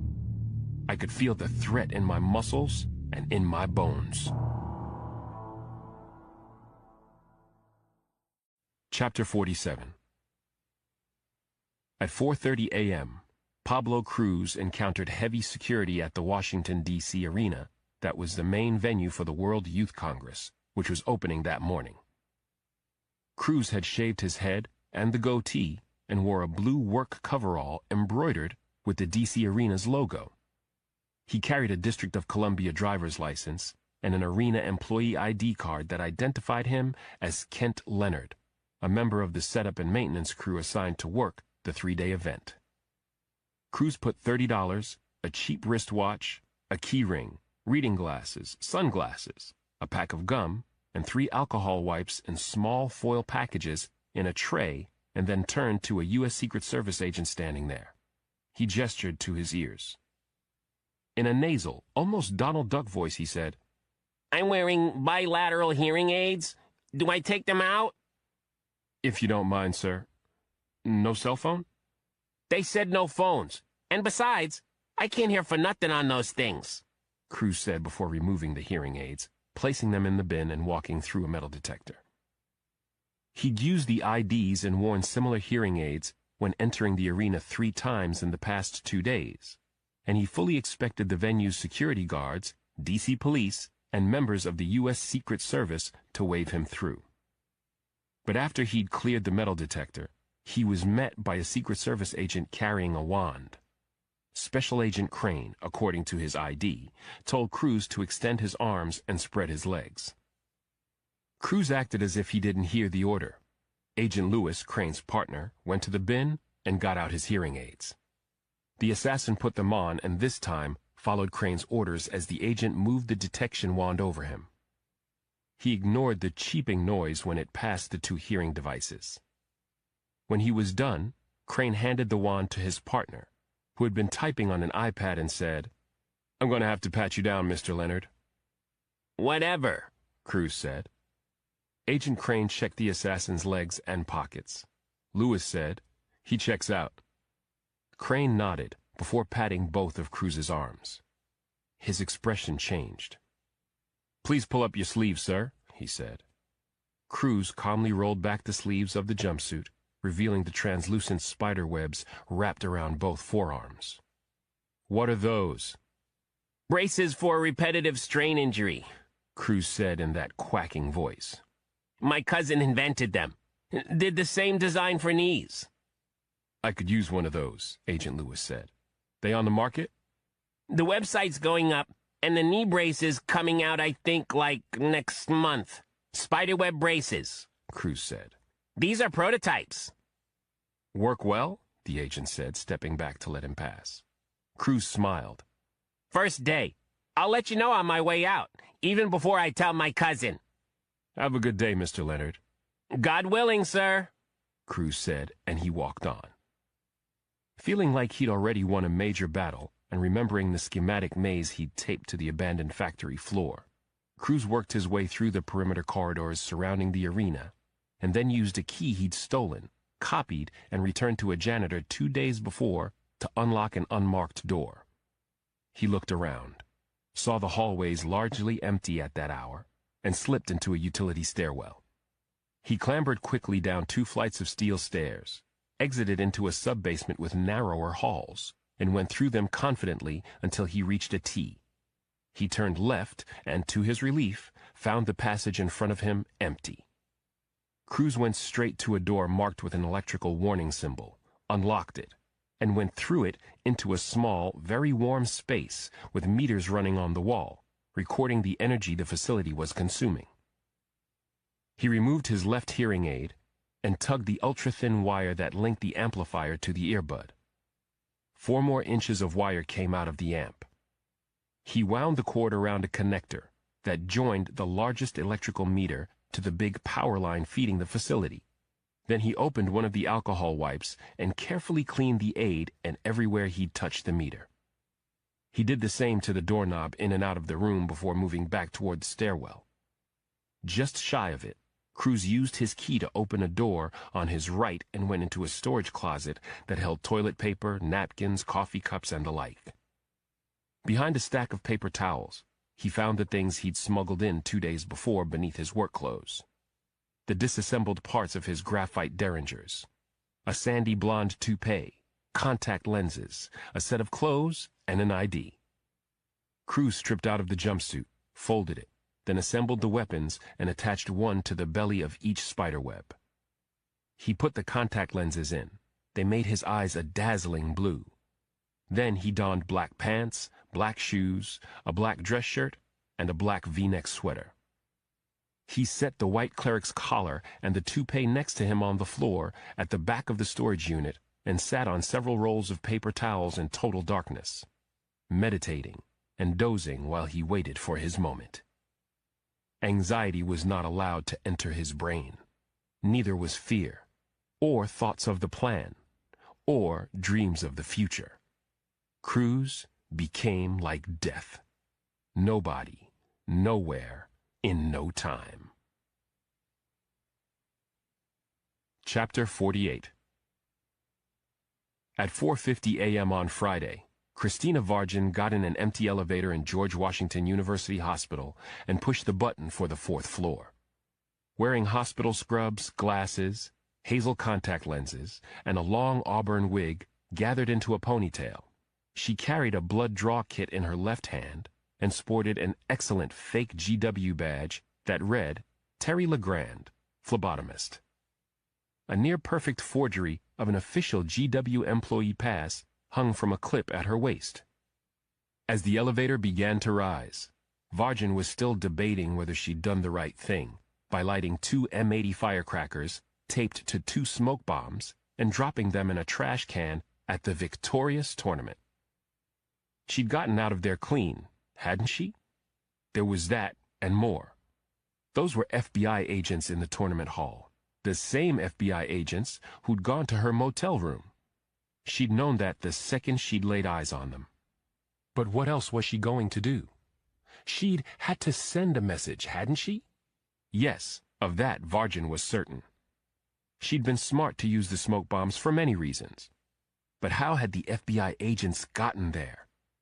Before she could dwell any longer on the thought, the elevator slowed and dinged. The doors opened and she exited. Vargin ambled down the hall, yawning and covering her mouth with her sleeve. She saw a nurse working at a computer at the dimly lit nurses' station. "Hi," Vargin said, smiling at the nurse. "I'm here for Jones and Hitchcock?" The nurse, a Filipina in her 40s, wore a white sweater over her scrubs and a badge that said Brita. She cocked her head. "You're kinda early." "I'm working an early shift," Vargin whispered. "Moonlighting. I'm usually at Georgetown Friday afternoons and I needed a double." Brita put on reading glasses, typed on the computer. Who's the draw for? Varjan looked at a clipboard, said, Meeks for Jones, Albertson for Hitchcock. The nurse nodded. Shame to wake them. Hitchcock had a rough night. I could go upstairs and do my business and swing back if that would help. No, go ahead. I have to deal with our shift change in 5. Thanks, Britta, Varjan said, and she moved down the hall toward Hitchcock's door. When she looked back, she saw the nurse busy at her computer again. She went past Hitchcock's door and the next one, took a deep breath, and used her elbow to push open the third door to a private room occupied by Arthur Jones. Jones lay in bed, his gray skin lit by various monitors around him. In a chair on the far side of the bed, covered in a blanket, an older woman snored softly. Varjan swallowed. It could have been worse, but the woman did complicate things. Varjan was flexible and adaptable, however. As she slipped toward the bed and the tangle of medical lines hooked to the old man, she was already spinning lies to use should the woman wake. But the old woman showed no sign that she heard Varjan setting her kit on a table and opening it. Jones, however, stirred when she slipped a device on his finger to check his pulse ox, and then put the blood pressure cuff around his upper arm. "What the hell time is it?" he whispered grumpily. Varjan held his gaze, smiled, whispered, "Little before 5, sir." "Couldn't this have waited a couple hours?" The assassin acted sympathetic as she pumped the cuff. "I'm just following doctor's orders." Varjan put on a stethoscope and took Jones's blood pressure. "Don't tell me how bad my numbers are," he grumbled. "Don't mean a damn thing anyway. I'm going under the knife this afternoon." "People live through cardiac surgery every day," she said, removing the cuff. "That's what they say. Where you poking me now?" "In her left arm." Without responding, Jones closed his eyes, adjusted the IV line sticking in the back of his left hand, and exposed the inside of his elbow. Varjan wrapped a length of tubing around his weak upper arm and felt for a vein. She took a needle, attached it to a vacuum tube, and... "Who the hell are you?" the woman in the chair said. Chapter 49. Varjan started, said, "Sorry, Terry LeGrand, the phlebotomist. You?" "Eddie, the sister," the woman said, studying her critically. "He had blood taken last night." The assassin gazed at her. "And I'd think there'll be more drawn before surgery." Eddie sniffed. "You'll drain him before he can get on the table." "Surprise," Jones said, his eyes still shut. "Dear sister woke up on the positive side of the bed again." "They're taking a lot of blood, Arthur," his sister said. "Some of it's being stockpiled for surgery," Varjan said as she slipped the needle toward his arm. "Little pinch." "Ow," Jones said, his eyes flashing open. "That hurt." Varjan, flustered, said, I'm sorry. That never happens." "Torture him, why don't you?" Eddie said. "Eddie," Jones said, looking away from Varjan. "Please." His sister sniffed again. "Just saying." Varjan watched blood flow into the vacuum tube and got a second tube ready. This one was not a vacuum, but the barrel of a syringe. She set it into the back of the needle and pressed the plunger. The syringe contained a high dose of propranolol, a drug used to slow the heart rate and lower blood pressure. Once the full dose was in, Varjan tugged back on the plunger until it was partially filled with blood. She slid out the needle, put cotton on the wound site, and taped it in place. "There," she said, smiling brightly. "Not so bad." Eddie said, "Do you get off on sticking people like that?" "That's it," Jones said. "Can you have the nurse call Rebecca, my wife? Tell her to come early before I'm driven mad?" Eddie acted offended. "What? I slept in a chair for you, Arthur." Varjan did not know what to make of the siblings and didn't much care. "Well," she said awkwardly, "I hope surgery goes well." "If I don't die from my sister's bleak outlook on life," Jones said. "Rational outlook on life," Eddie said. The cold, hard facts. Varjan smiled half-heartedly and left. She could hear them bickering softly as she walked down the hall towards the nurse's station, where the shift change was underway. Britta, the Filipina nurse, looked up from her chart. Good? Better than good, Varjan said. Have a nice sleep. She walked directly to the elevator and pushed the down button. Several moments passed before alarms began to sound in the hall. Eddie ran out of her brother's room, yelled, "He's not breathing!" Nurses and orderlies from both shifts grabbed crash carts and raced toward Jones's room. The elevator doors opened. Varjan took one last look at the team racing past Eddie, who trembled at the doorway. She looked in at the doctors and nurses and then glanced down the hall at her brother's assassin. "You bled him dry!" she cried. "I knew that would happen!" Varjan vanished inside the elevator, keeping her face turned away from the cameras while the doors slid shut behind her. Chapter 50. I was drenched when I ran back up the front steps to my home. Inside, I didn't bother taking off my jacket or watch cap. I just went straight to the kitchen and punched redial on my cell. "Come on, Ned," I said. "Pick up." I tried to call Mahoney 6 or 7 times on the run home, but every call to his personal phone immediately jumped to voicemail. And every call to his work phone ended with a federal robot telling me his voicemail was not yet set up. That was impossible. Mahoney had had the same work number for 8 years. We talked all the time on the work phone. 5 assassins, I thought as I started making coffee. No, 3. If Thomas was an assassin, he was a dead one. So was Ramiro. Were there more than the 3 left? It could have been just the 3 at that point, but that seemed unlikely to me. If there were 3, there could be 4, or 5, or even 6. 5 or 6. I knew those numbers were a pure guess, but that didn't matter. A prudent man should assume the worst and prepare for it. Was 5 or 6 the worst-case scenario? Or were there even more than that? Or was I just imagining this? A tired, frazzled brain searching for answers.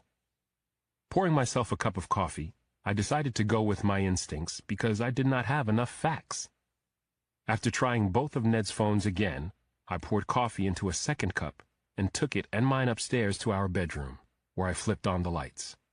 Shutting the door, I said, "Bree, wake up." She groaned and pulled the pillow over her head. "Go away, I need to sleep." I walked over and grabbed the pillow away. "Alex," she shouted angrily, "Bree needs to—" "I know Bree needs to sleep," I said, "but I need to talk to Chief Stone. Or do you want me to leave you out of the loop and go straight to Chief Michaels?" Her brow knitted, and she squinted at me and some of the stiffness in her shoulders eased. "What time is it?" she grumbled. "Just after 5, I said. "You've been out running already?" I put her coffee on the night table. Couldn't sleep. Figured I'd go for a run and think some things through. Bree yawned and struggled to sit up. "Okay. I think there's a conspiracy going on," I said. "A conspiracy of assassins." She sipped the coffee, listening and saying nothing as I tried to explain the fractured logic of my theory. "Something bad is about to happen. I know this doesn't sound like me, but I can feel it." Bree was quiet for several moments before saying, "This doesn't sound like you at all, Alex. Seeing riderless horses? How much sleep have you been getting?" "This has nothing to do with sleep, and I didn't see the horse, I just remembered it. This really has to do with Senator Walker getting killed, probably by Thomas, who was then killed by either Varjan or whoever beat Sergeant Moon to death. Alex, there's a lot of conjecture in what you're saying, especially the idea that there are more assassins than we know about.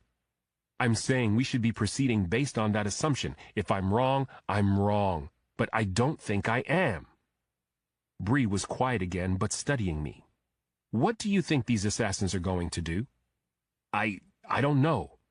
But if they were part of a plot that begins with the killing of a sitting U.S. senator, draw your own conclusions." "I can't draw any conclusions," she said. "We don't have enough facts." "I'm telling you, something brutal is going to happen in the district, maybe today." I could see her getting more frustrated by the moment. "What do you want me to do? Put all my detectives on the streets? Ask Michaels to double the shift? Put every cop on patrol because your gut says so?" "That would be a start," I said. She threw up her hands. "Well, I'm not in a position to do that. You should at least tell Michaels." "Tell him what?" "That a consultant to the department wants a small army to take over the District of Columbia because of a gut feeling?" I could see I was getting nowhere fast. "Okay," I said, heading toward the door. "Where are you going?" "To my office to see what patients I can cancel, and then to find Mahoney to see if he can understand what I'm saying." "Alex," Bree said as I opened the door, "just because I don't agree with you doesn't mean I don't love you." I felt the skin around my temples relax. "I know. I love you too. Go back to sleep." "That's not happening," she said ruefully, as she took another sip of coffee. I went out the door and back down the stairs, feeling confused and wondering whether this was just a theory cooked up by my tired mind. But by the time I reached the kitchen, I was certain again that I was right. After pouring another cup of coffee, I went down the stairs, hitting redial on my cell. Again, I heard that infuriating recording about the voicemail not being set up. I reached the bottom of the stairs, and I was about to dial Ned's personal phone again when I noticed an envelope on the floor below the mail slot. I picked it up, saw my name and address, and a stamp but no postmark and no return address. I slit the envelope open as I walked to my office. There was a single piece of white paper inside. Across the page, scrawled in lurid red crayon, it said, "Stop me, please, Alex Cross." Chapter 51. 2 time zones to the west of D.C., Mary Potter whispered, "Dana?" Hearing his wife's voice in his earbud, Potter jerked awake, saw the hillside and the valley floor below in a pale gray light. A rooster crowed. "Shit," he said. "Time is it?" "Time to get ready," she said. "There's lights on in the hacienda." 20 minutes later, the winter sun crested a hillside to the east and behind them. Warmth swept in over them and continued across the valley to the terrace they'd watched 2 days before. It was broad daylight before the first person appeared. A young man wearing a sweater and apron, who laid out dining service at the 4 tables on the terrace. He also switched on a tall portable heater. They could see the steam rising off the top of it through their scopes. "Let's go hot," Potter said. He extracted from his pocket 3 6.5mm Creedmoor cartridges that he fed into the magazine of his rifle, and a 4th that he seated in the chamber before closing the bolt and engaging the safe. Only then did he reach in his pack for the signal jammer. The device was anodized black, about the size of a paperback, and made of some light alloy. Potter didn't know where the jammer had come from or how it worked, and he didn't much care. It had been with their briefing package in the ranch house when they arrived. He set it in front and to the left of the ozonics, where his forward hand could reach it in a hurry. 8 minutes later, the first to breakfast, a polished, fit blonde in her late 30s, came out onto the terrace wearing dark sunglasses and canvas bird hunting gear that she made appear stylish. Potter reached into a side pants pocket, retrieved his cell phone, and thumbed it on. No service. Excellent. "Here comes my baby," Mary sang softly. "Here he comes now." Her target, a man in his 60s, wearing canvas pants, a vest, and a ball cap, walked to the now seated woman, engaged in some pleasantries with her, and then moved onto a table closer to the heater. He settled into a chair facing the length of the valley. "Green," she said. 509 meters, the right ethmoid bone. The ethmoid bone, the perfect aiming point if you meant to shatter a skull and drop a man in his tracks, or in his chair as the case may be. "Adjust your turret 4 clicks and stay right there," Potter said. "No drift in this tailwind." They waited 15 minutes while 5 more people, all middle to late middle-aged men, came slowly streaming onto the terrace for breakfast. 2 sat with the polished woman. 2 sat by themselves. 1 sat to the left of Mary's target. He was peach-skinned, heavy-set, and gregarious. Mary's target seemed to enjoy the man's presence and threw back his head to laugh twice. Then, a tall woman in her 40s, big-boned with short dark hair, appeared. She was wearing a green down vest over her canvas jacket. "That's the missus," Mary said. "You're on deck." Chapter 52. The missus seemed to know everyone, and she worked the terrace before taking a seat at the empty 4th table with her right shoulder to the heater and in full profile. Potter instinctively didn't like her in that position, and had to ponder why before he understood that her husband was likely to sit to her left, facing the full view of the valley, obstructed by his wife. Potter's target, who was 5'6" in his hunting boots, ambled onto the terrace and greeted the 8 folks already drinking coffee and giving their breakfast orders to the waiter. Potter had his crosshairs on the man from the second he appeared, and he kept them there as he moved across the terrace to shake the hand of Mary's target. The crosshairs stayed with him even as he went over to his wife, kissed her forehead, and took the exact wrong seat.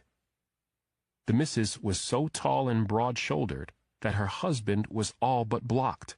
Depending on the angle at which she faced him, Potter could only find small parts of the man's body to aim at, none of them lethal. "Red," he said. "Change angle," Mary said. "Wait." He deliberately tensed and relaxed his shoulders, calmly watching through the scope as the waiter brought espresso to his target's table. The wife took a sip and sat back, crossing her legs and exposing the left side of her husband's body and head. "Green," he said. He reached forward and flipped the switch on the jamming device. Mary said, "Same." Potter adjusted his upper body and the gun. The crosshairs of his scope found the bridge of the man's nose and settled there. He pushed forward the 3-position safety on the rifle to fire, and brought the pad of his right index finger to the curl of the trigger. No pressure. Not yet. "Green," he said, and they both went into a pattern of thinking and action that had been pounded into them. "Breathe," Mary said. Potter took a deep breath and let a quarter of it out, saying, "Relax." He dropped all tension in his body. "Aim." His crosshairs were exactly where he wanted them. "Sight picture," Mary said. Potter's attention leaped from his target to his target's wife and behind them. He was about to say "squeeze" when the missus leaned forward for her espresso, blocking the shot. "Red," he said, and he exhaled. "Still green," Mary said. Potter said nothing until the wife reclined in the chair again, though not quite as far. Still, he had a clear look at the target's frontal bone just above his left eye. "Green," he said. They went back into that sequence again, both of them in sync. Breathe. Relax. Aim. Sight picture. "Squeeze," Potter said. Their triggers broke crisply. Their bullets made thudding noises leaving the suppressors at the same instant the wife sat forward. Seeing the vapor trails of both their projectiles rip over the fields and the treetops, Potter knew even before impact that Mary's shot was true, and that he had screwed up big time. The 127-grain bullet smashed into his target's wife's lower right cheek. Her head and torso whipped around left and seized up. Beyond her, Potter's target was half on, half off the chair. There was blood on his right chest wall, but he was very much alive and looking dumbly around. People were screaming and shouting, their voices carried to the assassins. But Potter paid them no mind. He cycled the bolt on his rifle, thinking that the bullet must have gone through the wife's mouth, ricocheted, exited, and slammed into her husband's chest. Those thoughts vanished when he found his target's sternum in his crosshairs, skipped shooting protocol, and tapped the trigger.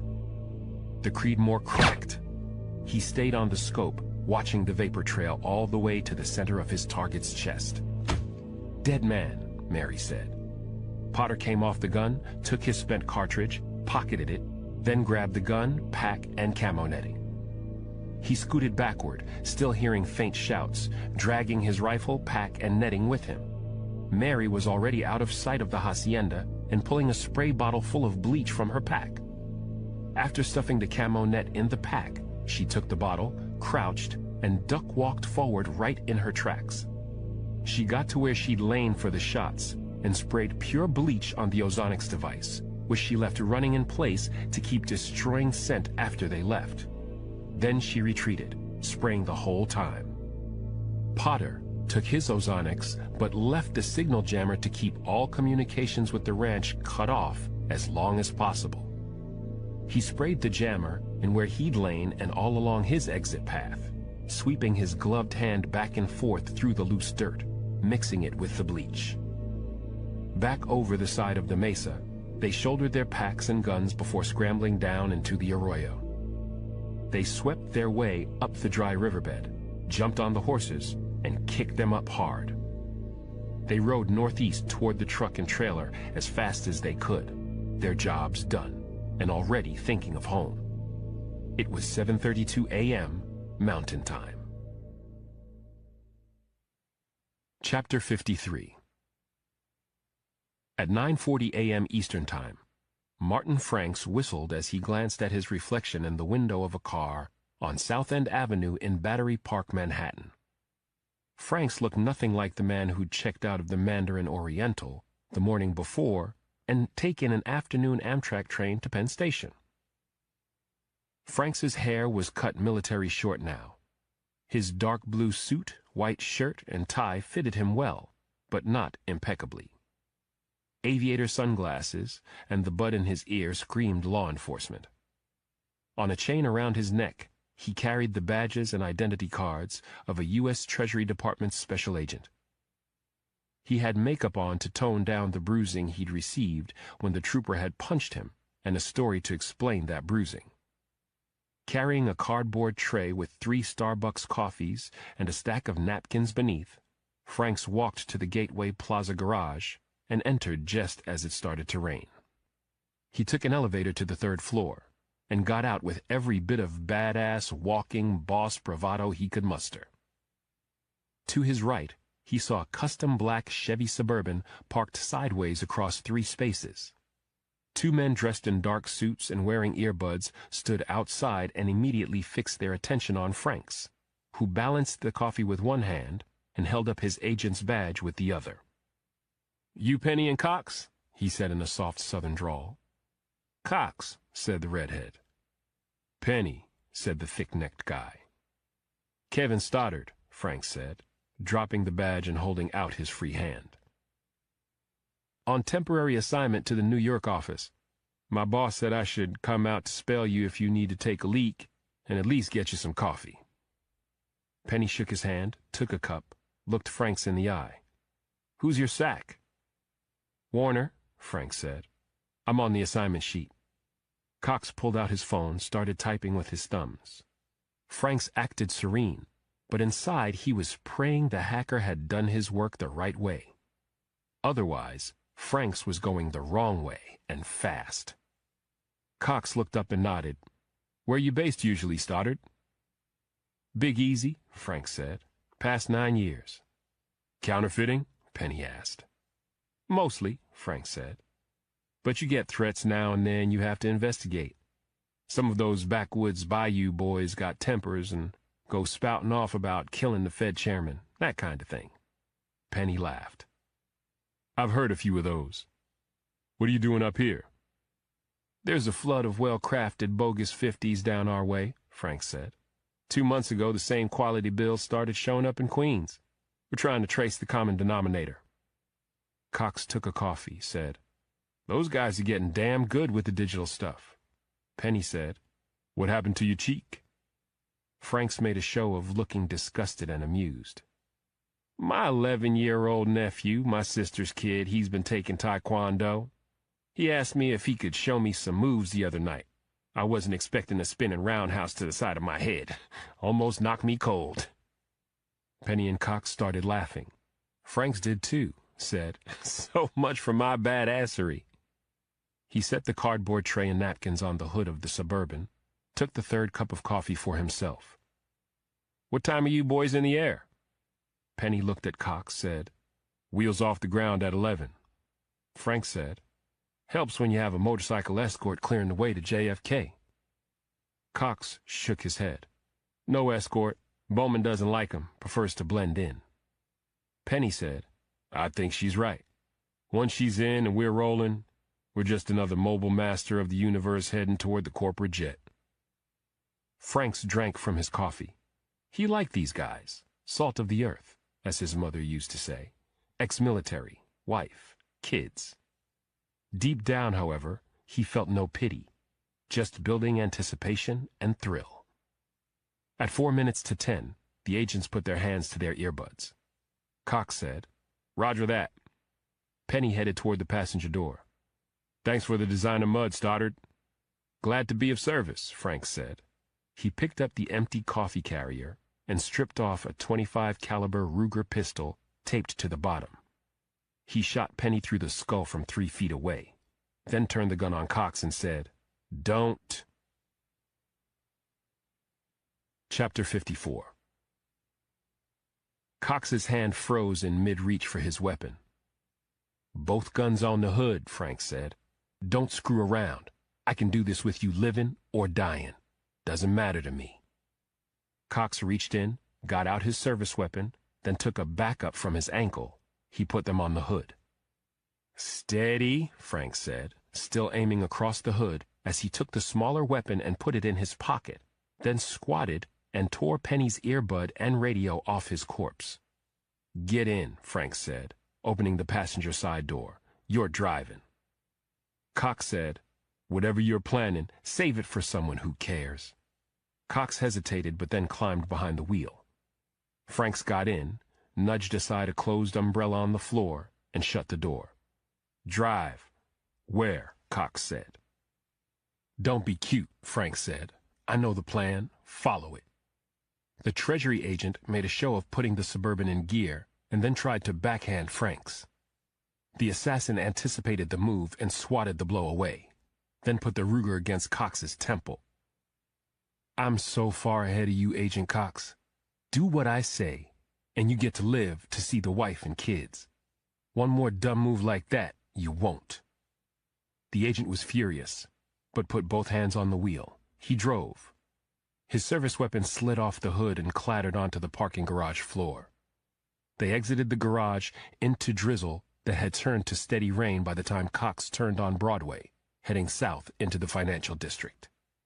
In Franks's earbud, a man said, This is Thomas. Shamrock wants to move. Roger that, Cox said. Minute out, Frank said. Copy. Frank said, When you get there, pull over smooth. Put it in park. What the hell are you going to do? The assassin said nothing as they rolled to a stop in front of Trinity Episcopal Church. The second Cox put the SUV in park, Franks put his finger in the agent's free ear, aimed behind Cox's jaw, and shot him through the top of his spine, killing him instantly. The shot sounded loud to Franks, but it was buffered by the bulletproof glass. People on the sidewalk rushing to get out of the rain didn't seem to notice. He grabbed the umbrella, stepped out, shut the door, and put the umbrella up just before the front door to the church opened. A big black man in a suit and trench coat came out, carrying an umbrella above a short, dark-haired Caucasian female in her 50s, wearing a long blue rain jacket and pumps. The muscle was taking pelting rain to his eyes. Franks kept his umbrella tilted to block his face. As the pair crossed the sidewalk, he reached as if to open the rear door and then swung toward the woman and shot her in the face at point-blank range. The agent exploded toward Franks, slashing the umbrella at him and then getting his shoulder into the assassin, driving him back against the SUV. Franks went ragdoll, as if he'd been stunned. The second he felt the agent go for the submission, he aimed through the umbrella and fired. He heard a grunt before the man fell at his feet, wounded but not dead and going for his weapon. Franks aimed at the middle of the agent's forehead. He pulled the trigger. Click. Franks whipped the empty gun at the wounded man's face, hitting him. He pivoted, raced around the SUV to the driver's side, pulled Cox's corpse out, and left him there sprawled in the bus lane. He threw the car in drive, put on his blinker, and started to pull out into traffic just as the agent started firing. The first round punctured the rear window, blew through both seats, and shattered the radio display. The second shot... Chapter 55. As nobody lost in nowhere in no time, 3 hours passed like minutes for Pablo Cruz. His watch beeped at 8 a.m. He woke feeling deeply rested and ready for the task at hand. Cruz got up, dusted off his pants, put the cleric's collar on, and then put on the excellent toupee. Then he exited the darkened storage facility into the basement hallway. He put on a pair of conservative black-framed glasses fitted with photochromic lenses that adapted to changes in light, darker in sunlight, almost clear inside. Walking quicker now, Cruz left the sub-basement and climbed the staircase. Beyond the door, he heard the din of a gathering crowd. Cruz crisply opened the door and eased out into a stream of earnest youth from all over the world and their adult leaders and chaperones. He smiled at a young woman guiding a group of Asian teens, and she grinned back.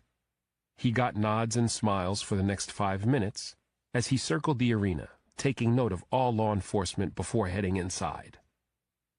Cruz entered from the rear, farthest from a stage set in a rainbow of bunting. Many of the seats off the floor were already taken. To get on the floor, Cruz showed badges identifying him as Reverend Nicholas Flint of the First Baptist Church of Nebraska, part of a church group that included a choir from Omaha that was set to sing as part of the Congress's opening ceremony. He showed his badges 3 more times, moving past television cameras, and soon found himself at the back of a throng of people, young and old, who were pressed up against barriers set well back from the stage.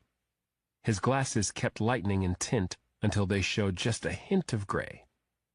Cruz reached up to adjust his collar and withdrew a sliver of translucent graphite as sharp as a sewing needle. The assassin fitted it between his right index and middle finger, waited until more people filled in tightly behind him, then used it to prick the rear end of a young woman in front of him. She yelped, grabbed her butt, and spun around. Cruz looked at her through the glasses. "I just got bit too," he said. "Someone told me the place is infested." That made her frown. "Really?"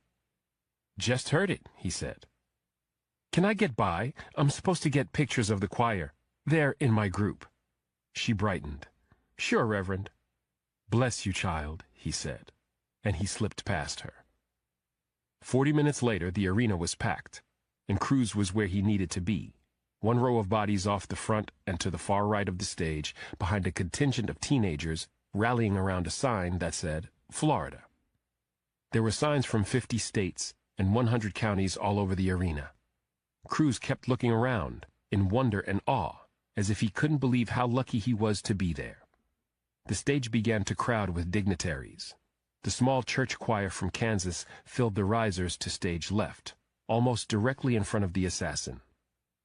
At 9:57 a.m., a silver-haired woman with a big smile on her face walked to the dais and tapped the microphone.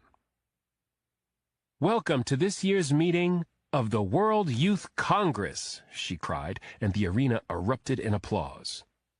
Cruz clapped his approval, keeping his eyes fixed on her, not glancing at any of the 8 burly men wearing suits and earbuds, with their backs to the stage, who were scanning the audience. When the clapping died down, the woman said, "My good young friends, I am Nancy Farrell, chairman of this year's Congress. Today, I have the distinct honor of introducing a new friend who will open your Congress with an exciting announcement.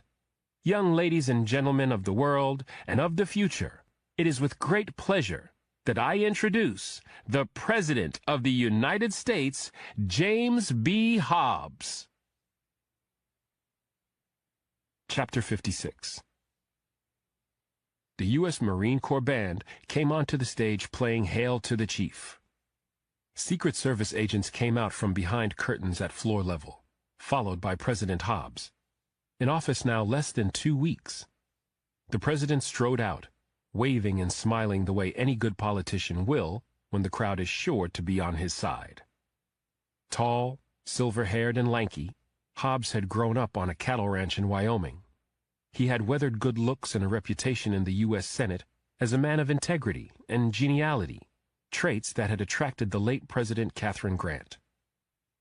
On paper, you couldn't ask for a better guy to lead the country, Cruz thought. But as the president began to work the barricade, shaking hands with kids and adults, Cruz could see Hobbs was showing signs of being uncomfortable with the job, or at least with the way the Secret Service men moved in a tight protective phalanx around him on 3 sides. 2 tall agents walked behind Hobbs. Each of them had one hand resting gently on the president's back, and the other close to his weapon. 2 more agents moved laterally off his left shoulder. The one closest to Cruz was scanning ahead. Cruz forced himself not to look at the lead agent, but beyond him and his partner to the president. The assassin grinned broadly, as if one of the higher points of his life was coming his way. He reached up to his hearing aid, pressed on it for 10 seconds, then turned it off. He watched the nearest television camera, to his right about 90 feet. It appeared to be trained on the president. The green light on the front of the camera flickered and died. The cameraman's head popped up, his expression puzzled. Cruz looked around and saw the other camera operators doing the same. He stood up on his toes and made a show of clapping as Hobbs and his entourage came closer. He glanced around, caught young person after young person's excited eyes, and nodded to them, mouthing, "Isn't this incredible?" Still clapping, still up on his toes and delighted, Cruz saw how the lead agent was already peering past him, and how the agent closest to the president was signaling when each person could reach out to shake Hobbs's hand. Only then did the assassin glance beyond the president to the ramrod-straight man following the entourage. Military bearing, tight haircut, gray business suit. Those things instantly registered in Cruz's mind before his happy attention snapped back to Hobbs, now less than 6 feet away. So close the assassin could hear him saying, "So glad to meet you. Wonderful, wonderful to see you young ladies." The 3 teens directly in front of him pressed forward. Cruz did too. Saw the lead agent putting his hand on the arms of the kids. Still clapping, Cruz smiled, looked at the Secret Service agent, and raised his brows quizzically. The agent held up a finger.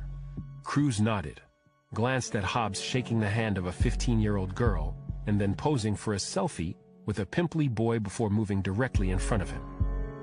The kids that separated them shook the president's hands before the leader of the free world looked up and directly into his killer's eyes.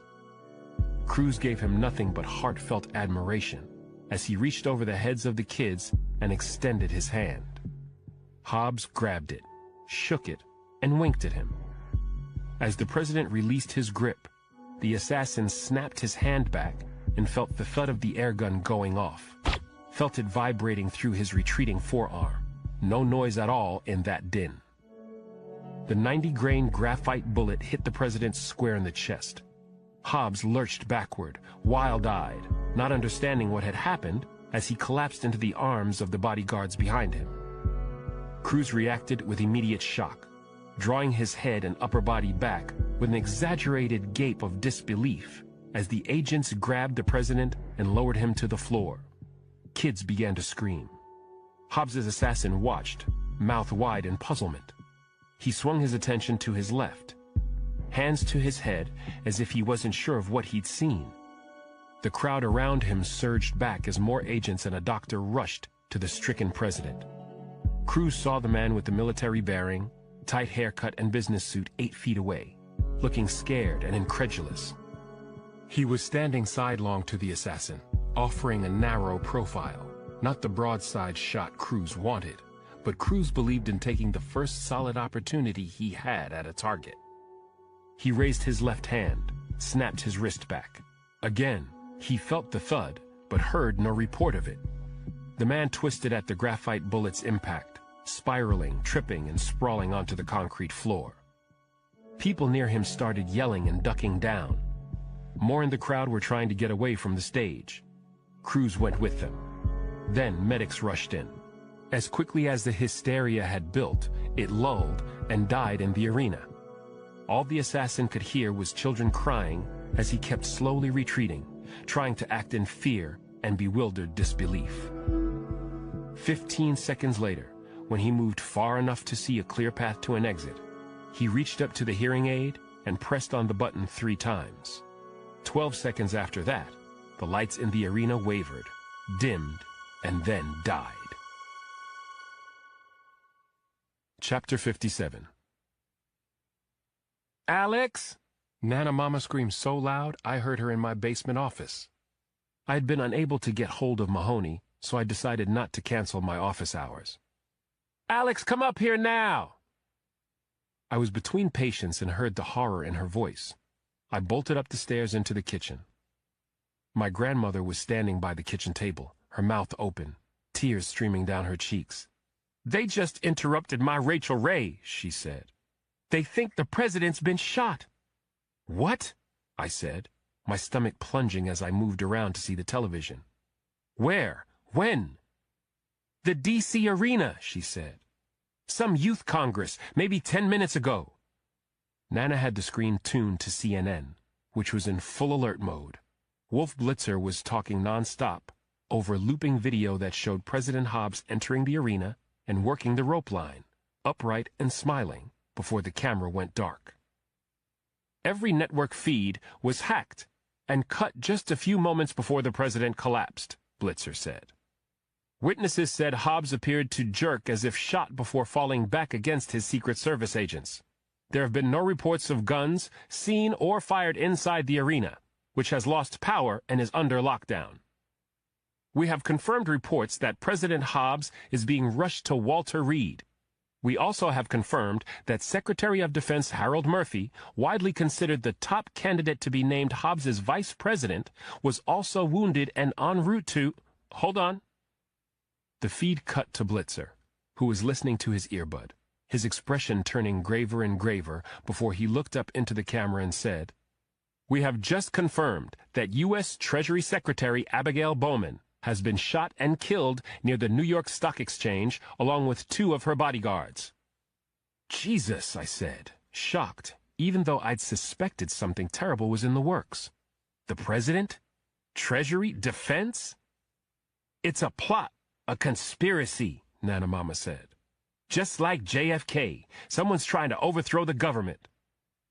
Before I could agree, Blitzer announced that trading at all U.S. financial markets had been suspended, and the U.S. Capitol Building, the U.S. Supreme Court Building, and all federal buildings in the District of Columbia were being locked down. My cell phone rang. Bree. "Are you seeing this?" she said, sounding unnerved. "I'm watching with Nana," I said. "I should have listened to you. Doesn't matter, and I'm not happy about being right. What's going on there?" "It's chaos. We're deploying around the D.C. arena. I'm heading there now." "Keep me posted. I'll try Ned again." I hung up and hit Mahoney's number on speed dial even as I watched the feed jump to Walter Reed and footage of an ambulance racing through the gates. Blitzer said, "That was the scene 2 minutes ago as the president's medical team tried to keep him alive and get him to an operating room. We're awaiting a statement on President Hobbs's condition, but early reports indicate he was badly wounded." The screen jumped to the scene outside the D.C. arena, where FBI SWAT officers were piling out of vans armed with automatic weapons. Blitzer said, "No one is being allowed in or out of what has become without a doubt the biggest crime scene in the world. CNN will be focused exclusively on this fast-breaking story and—" Mahoney's work cell rang and didn't go to that robotic voice. I went into the other room, listening to the ringing. He never answered. I left a message, went back to the kitchen. "What's going on?" Nana Mama said, "Capitol Hill police are ordering congressmen and senators to stay in their offices while dogs are searching all federal buildings." On the screen, Blitzer sent coverage live to the White House, where the press corps was in pandemonium. shouting questions at Doris St. Mary, President Hobbs's shocked and rattled press secretary. "What's the president's condition?" one yelled. "Who's in charge, Dolores?" shouted another. "Who's running the country?" a third demanded. Chapter 58. The press secretary held up her hands, said, "Please, we're going to handle your questions as best we can, but today's events are unprecedented and evolving at a rapid pace. We don't yet know the president's condition other than he is alive, as is the Secretary of Defense. We're waiting and praying for them just like everyone else." She took a deep breath. "I'm going to introduce U.S. Attorney General Samuel Larkin, FBI Director Derek Sanford, and Chairman of the Joint Chiefs of Staff, General Alan Hayes." The three men looked like they'd been through a firefight when they climbed onto the dais. Attorney General Larkin went to the lectern. Larkin, a powerfully built man in his 50s, was no stranger to controversy or conflict. He'd had a reputation as a crusader and social climber when he was U.S. Attorney for Lower Manhattan, and he often was accused of grandstanding in events. The late President Katharine Grant had named him to the post, and he'd had to survive a difficult nomination and confirmation process. Since then, he'd been an attorney general with remarkably good approval ratings. So good that James Hobbs had kept him on after taking the oath of office. But that day, Larkin was profoundly somber as he put on reading glasses and glanced at a prepared statement before looking straight at the cameras. "President James B. Hobbs was shot by an unknown assailant this morning. Seconds before that attack, Treasury Secretary Abigail Bowman was shot and killed in cold blood in New York. Seconds after the president was shot, Secretary of Defense Harold Murphy was also severely wounded." He paused, looked down as if he could not believe what he was about to say, and then raised his head up and went on in a commanding voice. "Under the 20th and 25th Amendments of the U.S. Constitution, and by the Succession Act of 1947, with the President incapacitated and the office of Vice President vacant, power passes to the Speaker of the House, and if that office is vacant, to the Senate President pro tempore, and if that office is vacant, to the Secretary of State. If that office is vacant, the Secretary of the Treasury assumes power. If that office is vacant, the Secretary of Defense is President." Larkin swallowed hard, then firmed the set of his jaw. "It is my miserable task to inform the nation that West Virginia Senator Arthur Jones, the Senate President pro tempore, died of a heart attack at GW Medical Center earlier this morning." He held up his hands, shouted, "Let me speak!" The rabble quieted. Larkin said, "I must also inform the nation that about an hour ago, at a quail hunting ranch in West Texas, Speaker of the House Matthew Guilford and Secretary of State Aaron Deeds were assassinated by long-range snipers. We've only just gotten word." Gasps went up from a shocked press corps. "It's a coup," I said in shock and awe. "A coup attempt in the United—" "What does this mean?" a reporter shouted. "So who takes office?" The Attorney General said, "Under the order of succession with the Secretary of Defense incapacitated, I do." More shouting. "You're assuming the office of presidency?" "I am," Larkin said. "I did not seek this role, but our nation is under attack. Make no mistake, our country, our Constitution, our way of life, it's all under attack. And because of that, I will take the oath of office as acting president, working closely with General Hayes and FBI Director Sanford in defense of our country."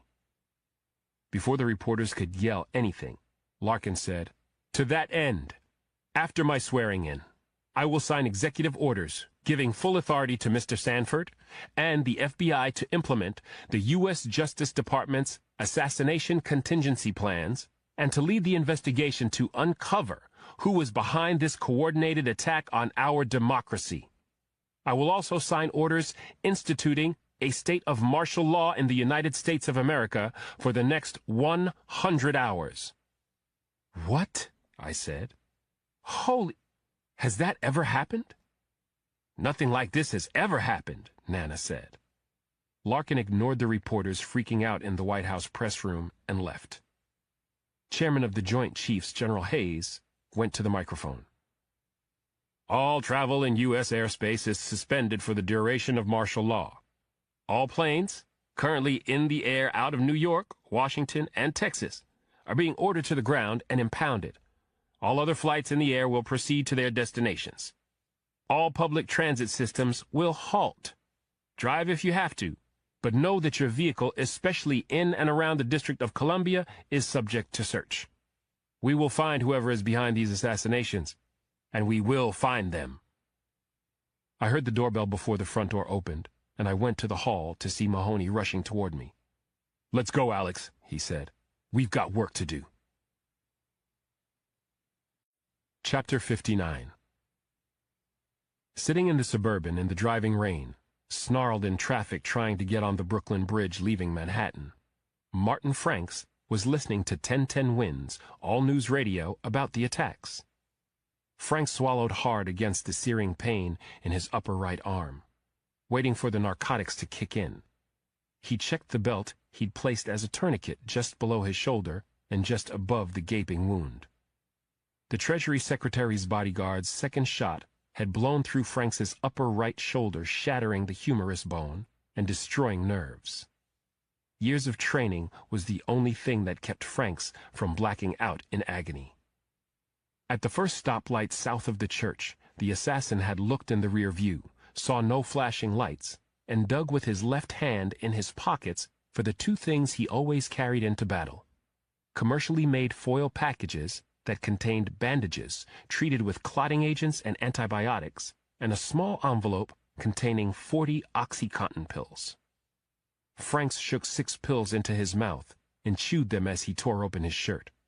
Swallowing the pills, he used his teeth to rip one clotting bandage free of the foil.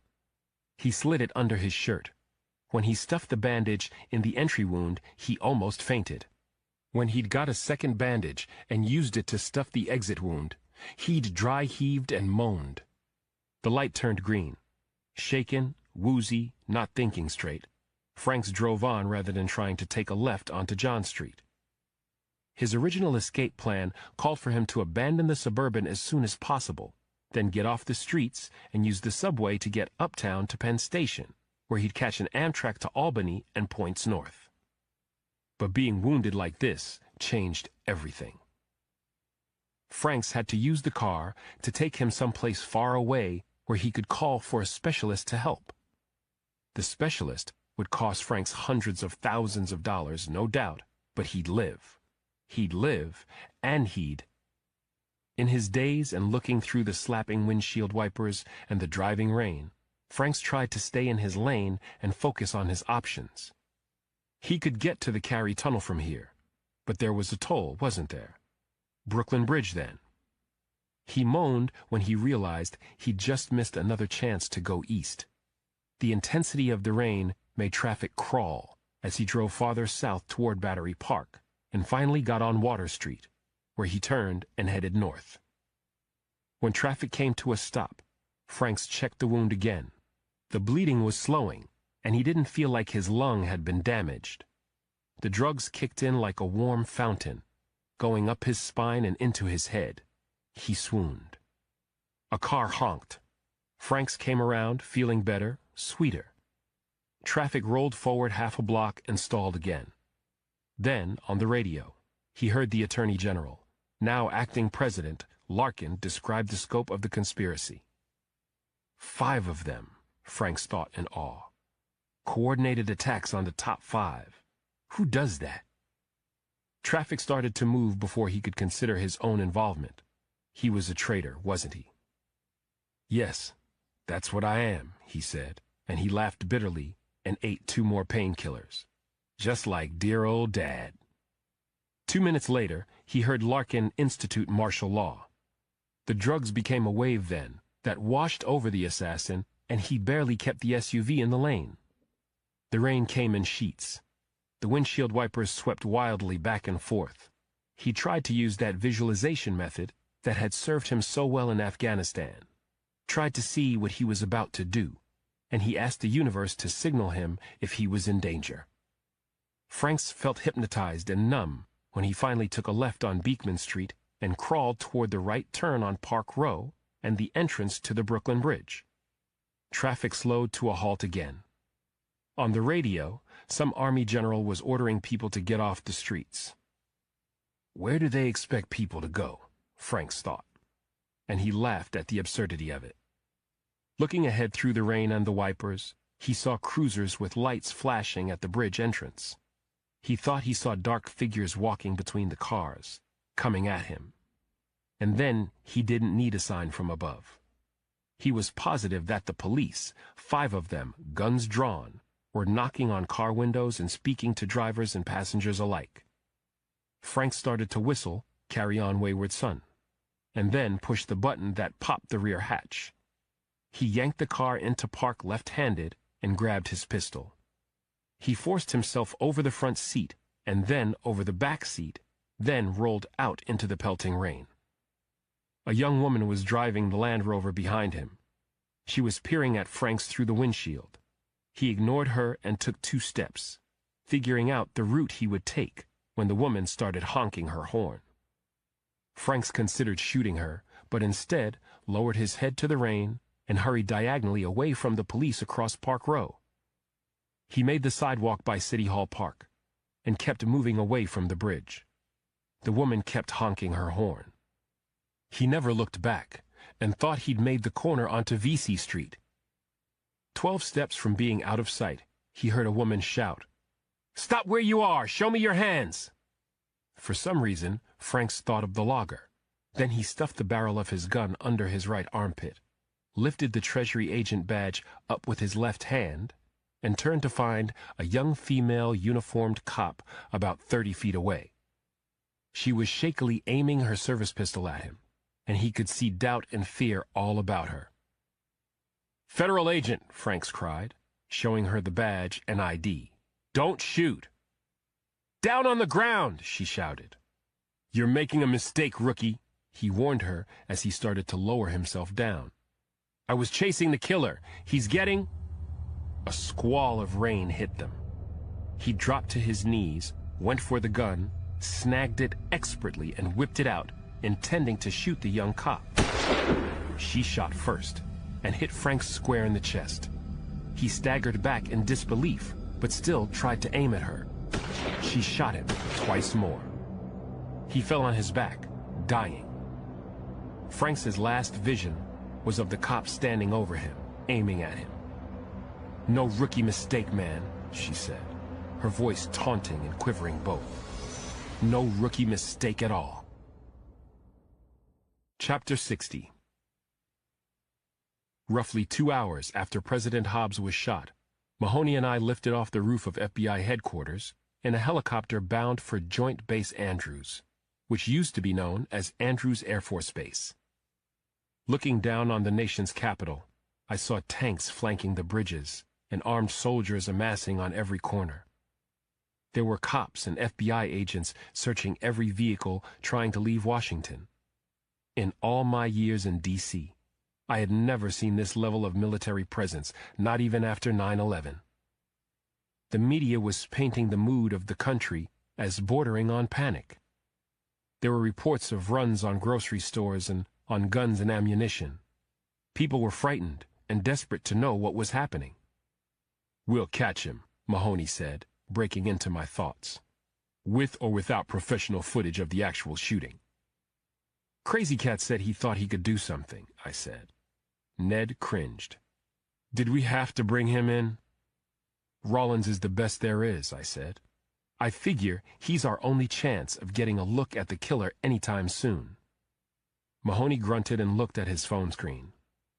We flew within sight of my home, and I looked toward it, wondering when I'd return. For a moment, I shut my eyes and prayed it would happen sooner rather than later. We landed on a helipad at Andrews, not far from Marine One, the president's helicopter. Air Force One was there, but it looked different to me. There were 3 other planes just like it, all unmarked, all Boeing E-4s, sitting on the tarmac along with 10 fighter jets and half a dozen private jets. Armed airmen inspected our FBI identifications. Everywhere we looked, we saw battle-ready soldiers and airmen. For the first time, it felt to me like we really could be a nation at war. My generation of Americans had never experienced political assassination, and nothing of this magnitude had ever happened in U.S. history. That shook me. It really did. I understood why people might feel on the verge of panic. No one knew who or what was behind the attacks or what might be coming next. That dread and uncertainty were enough to push people right to the edge psychologically, and I expected to hear about looting and civil unrest before too long. A soldier led us into an open hangar, and we entered a space big enough to hold a C-130 cargo jet or two. As we crossed the hangar floor, I looked down at my casual clothes and felt underdressed to meet the president, even given the circumstances. Nana Mama would have been appalled. The soldier stopped and stood aside, and I followed Mahoney into a large room with 6 long rectangular tables. Around the tables sat perhaps 20 people, several of whom I knew at a glance. Samuel Larkin, the acting president, was huddled at the far end of one table with FBI Director Sanford, General Hayes, and Homeland Security Director Elaine Monroe, as well as CIA Director Felix White. I recognized the upset faces of enough other people at the table to realize they were the surviving members of the cabinet. John Watts, the Chief Justice of the U.S. Supreme Court, was there as well. So were the leaders of both parties in both houses of Congress. "What in God's name am I doing in this room?" I whispered to Mahoney. "I was thinking the same thing," Mahoney said. "Mahoney, Cross," FBI Director Sanford said, waving us toward the president. We shook hands with Larkin. "I've heard a lot about you, Dr. Cross," he said in a grave voice. "Director Sanford said you and Special Agent Mahoney were the people he wanted involved in the investigation immediately." "Well," I said, taken aback, "I'm honored to be here to help in any way I can, and please excuse the clothes." Larkin put his hand on my shoulder and gazed at me evenly. "We've got more dire things to deal with." "Yes, Mr. President." He held my gaze a moment and then nodded and said softly, "Good. Take a seat, Dr. Cross, and keep your eyes and ears open." "Yes, sir. I'll do that." Chapter 61. As Mahoney and I took seats, we saw members of the cabinet, one of the congressional leaders, and several others I did not recognize sizing us up. My first inclination was to ignore them, but then I realized that all of the people in the room feared for their lives, but were also probably jockeying for position in the power vacuum created by the assassinations.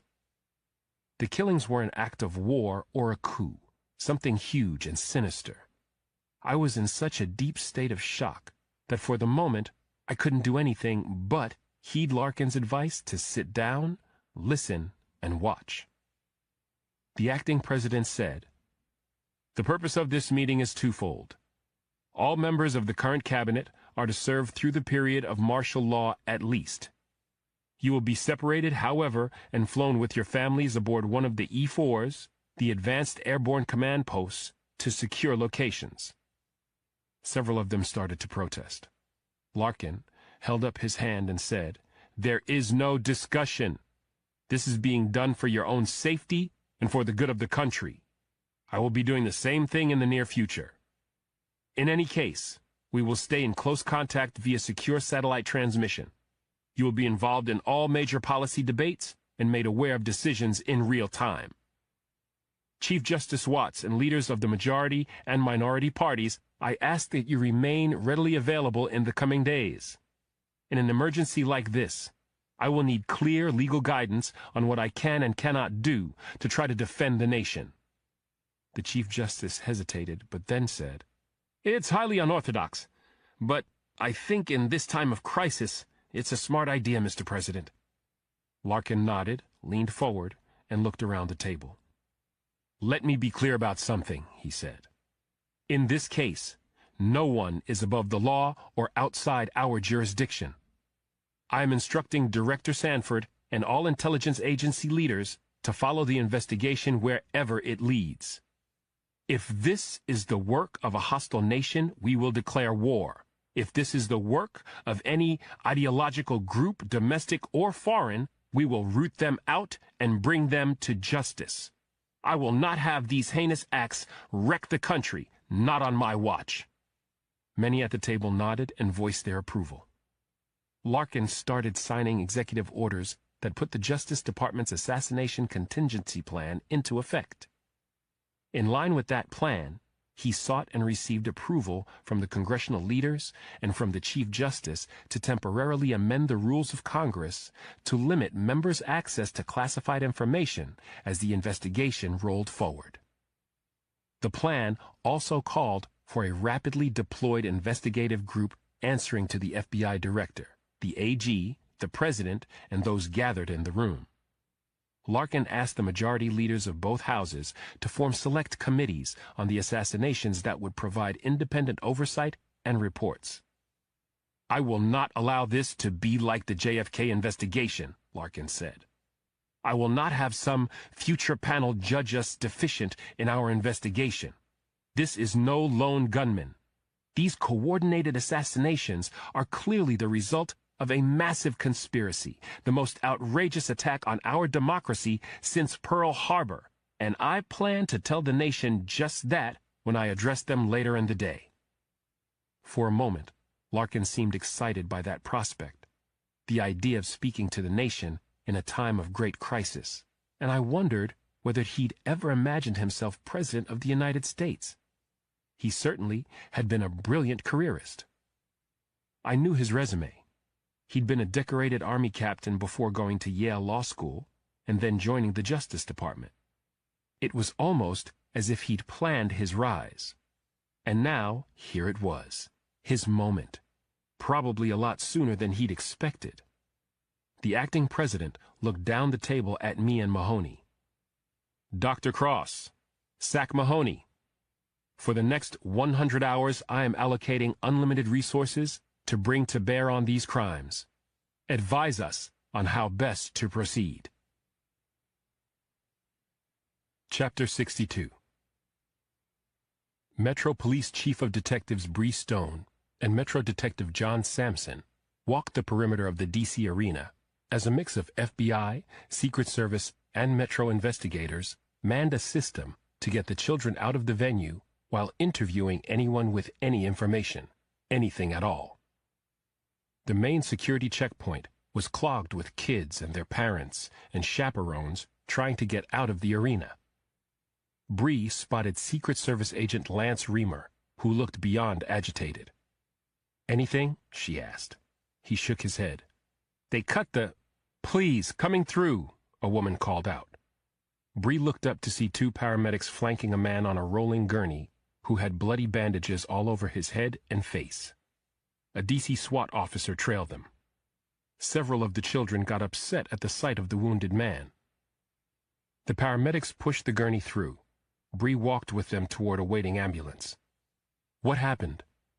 The SWAT officer said, "We found him in the basement in a pool of blood from 4 different head wounds. Name's Kent Leonard, works here.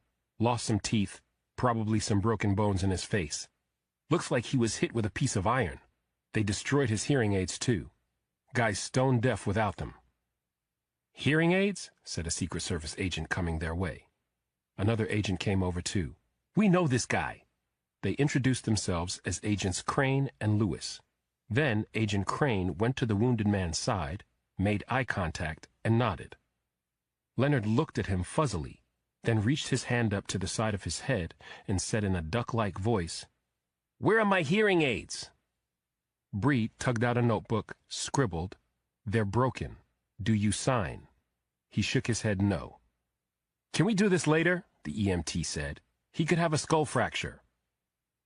"And the president's been shot," Bree said to him, scribbling again. "I just want him to answer one question." She flipped the pad around. "What happened?" He gazed at the question a moment before coughing and saying in that nasal quacking voice, "I was down getting paper towels from storage when the lights went out." I used the light panel on my watch to go to the room with the big electrical panels. I got there and started to open the door. Someone hit me from behind. I bounced off the door and then fell to the ground, and he just kept hitting me until I blacked out. He, Bree wrote, you saw him? He nodded. In the watch light, blonde guy, weird blue eyes. His eyes fluttered and he moaned. My head hurts. The EMT said, I need to get him to a level 1 trauma center. Bree wanted to ask him more questions, but Reamer said, go ahead. She looked at the man's face, which was swollen and an angry purplish color. Load him, she said, but I want someone with him in case he remembers anything else. He's the only one who's come in direct contact with one of the assassins. You think there were 2? Sampson said. Someone shot the president upstairs in the arena. A blond man with weird blue eyes cut the lights. Mr. Leonard surprised that person and got beaten. I'll go with him, Agent Crane said. No, Reamer said. I need you here. The Secret Service may not be in charge, but we are involved. I'll go, Sampson said. I need you here, Bree said. I'll get a uniform to go with him. I'm off, Reamer said as he turned away. I'm still looking for an eyewitness to the shooting. Chapter 63. In the conference room off the hangar at Joint Base Andrews, I looked at the president and the country's leaders and saw them all studying me. I said, if I had unlimited resources, I'd bring in the best investigative coordinator the FBI has to oversee 4 distinct teams.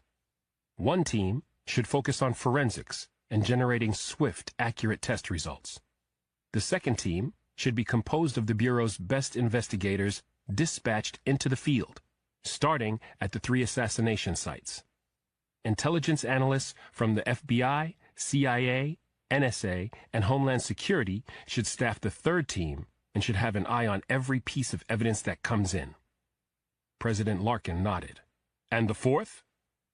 I said the last team should be composed of a smaller group of elite investigators, analysts, and forensic specialists assigned to look at the crimes from a loftier perspective. What was the purpose of the assassinations? Why did they have to happen? Whom and what did they benefit? Whom and what did they destroy? Mahoney agreed with my rough design but added, that fourth team should also be charged with identifying and arresting the person or persons in government who helped coordinate the attacks. There was dead silence in the room. Finally, Director Sanford said, You believe there's a traitor, Agent Mahoney? Without question, sir, Ned said. Probably several. An older man with a professor's manner, whom I later learned was NSA Director John Parks, leaned forward and said, Or, whoever is behind this, has completely compromised our cybersecurity system. You'll want to consider this as well. Parks typed on a laptop. A screen on a wall flashed, then showed a map of the world with continents and countries connected by strands, streams, and rivers of tiny shimmering lights. Parks said, You're looking at the data flow on the dark web 48 hours ago, then 24 hours ago, and now. The lines of sparkling light ebbed and flowed. Roughly 36 hours ago, a big dense river of data connecting the United States, Russia, North Korea, and China had appeared, then widened and deepened, building toward a flood. Lyndon Johnson, the Senate Minority Leader, said, Are we looking at the start of World War III? Before anyone could reply, Director Sanford looked at his phone and said, Abby Bowman's assassin was killed 10 minutes ago. New York rookie cop shot him. He was carrying perfect forgeries of Treasury Department IDs. They're fingerprinting him and checking dental records as we speak. Mahoney said, That's a big break. Here's another, Felix White, the CIA director, said, gesturing at his laptop. We've picked up satellite chatter, Russian satellite chatter. 3/4 of the Kremlin think the motherland is behind the assassinations. Maybe it is, I said. Maybe through Viktor Kazimov. Son of a bitch, White said, and he threw a pencil on the table. We keep an eye on Kazimov when he's not here assaulting women. We were alerted this morning that his pilot filed flight plans to London. Kazimov and his crew took off around 9. Right before the shooting started, General Hayes said. President Larkin said, "Have our agents waiting for Mr. Kazimov at Heathrow. I don't give a damn about his diplomatic status. The second he touches down, grab him and put him on a return flight in handcuffs and ankle irons." "Yes, Mr. President," the CIA director said. "With great pleasure, Mr. President." There was a soft knock at the door. It opened, and a flustered Air Force captain said, "Excuse me, there's a Keith Carl Rollins, an FBI contractor, who just landed from Quantico. He says he might have figured out who shot the president." Chapter 64. Keith Carl Rollins, a.k.a. Crazy Cat, entered the room a few moments later. Rollins usually worked in a sub-basement at Quantico. He was a very highly paid contractor who offered his unique expertise exclusively to the FBI. Rollins had dual PhDs from Stanford, one in physics and a second in electrical engineering. In his spare time, he was working on a third doctorate from MIT in computer science. The last time I'd seen him, he'd cut his hair in a mohawk and dyed it flaming red. That was all gone now. He'd shaved his head, grown a beard, and braided it, and he wore camo fatigues, sandals, and 2 new nose rings. You could tell from the expressions on the faces of the people in the room that they didn't know what to make of Rollins, even if Director Sanford had described him before he came in as possibly the smartest person on Earth when it comes to harnessing data. Rollins nodded to me, said, "Good idea, Dr. Cross." "It worked?" "Well enough," Rollins said as he got out a laptop and started typing. "What are you talking about?" President Larkin demanded. "Dr. Cross asked if I could harvest pictures and videos from cell phones in the DC arena being posted on social media. The challenge was putting it all together in a meaningful way, but even that wasn't like learning to speak Cantonese in 10 days. Rollins hit a button and looked up at the screen on the wall. The NSA director's map showing the ballooning dark web activity among the US, Russia, North Korea, and China vanished. In its place, we saw a digital, somewhat disjointed, almost 3D rendition of the inside of the DC arena and the crowd of excited youngsters as President Hobbs came down the rope line surrounded by Secret Service agents. Rollins slowed it after Hobbs took a selfie with a young boy, then spun the view around so we were looking over shoulders and around heads at the president, who shook hands and talked with 3 tween girls. A grinning blond man, camera left, reached over the girls to shake President Hobbs's hand. Hobbs smiled at the man, who wore a cleric's collar and tinted glasses. President Hobbs released the blond man's hand, moved toward the next person, and then suddenly fell backward into his bodyguard. The blond man's smile turned puzzled and then alarmed before the screen froze. "I didn't see a gun," Chief Justice Watts said. "Swing us around," I said. "Let's see him from the front." Rollins gave his computer an order. The media swept back in time and went around again before zooming in on the blond man reaching for the president's hand. We watched the same events unfold. The handshake, the release, President Hobbs stumbling. "I still don't see it," the Chief Justice said. "I think I did," I said. "Take us in super slow-mo. Watch his right hand, his loose shirt cuff, and the belly of his coat sleeve right after the president ends the handshake." They all leaned forward as Rollins rewound the footage and stayed on President Hobbs, still smiling as he released the blond man's hand. When their fingers had drifted 10, maybe 12 inches apart, the minister arched his hand backward as if to wave. The belly of his sleeve billowed, the cuff distorted. A split second later, President Hobbs staggered back into his Secret Service agents. Rollins froze the image. "No one heard a gunshot," Director Sanford said. "Because there was no gun," I said. "No conventional one, at least." "Can we see him shoot the Secretary of Defense?" Rollins said, "I didn't look." He stayed with the suspect as he moved with the crowd past the fallen president. Then the shooter shifted his hips toward the stage and raised his left hand toward Harold Murphy. The footage got a little jerky, but you saw the blond man's hand arching again, and the Secretary of Defense going down. "What's he doing with his hand?" President Larkin said. "I think he's triggering an air gun of some sort," I said. Sanford looked up from his phone. "Which explains the pieces of bullet they took out of President Hobbs 20 minutes ago."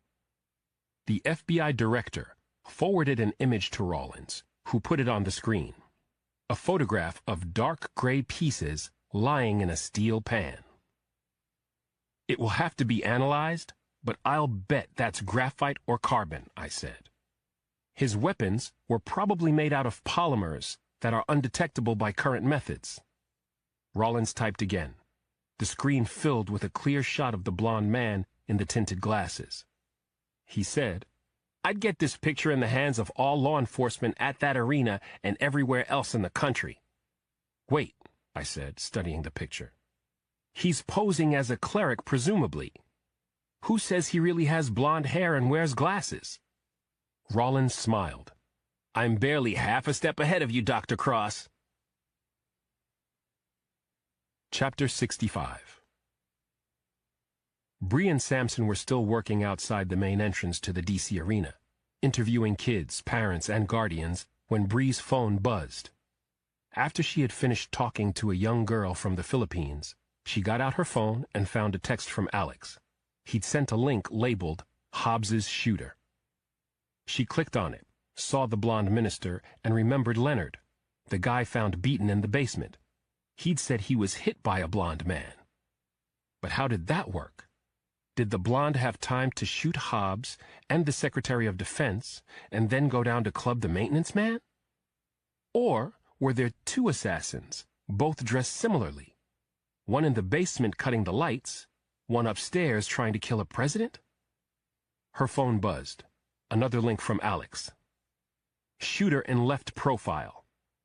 She clicked it, saw the same blonde minister reaching out his right hand toward President Hobbs.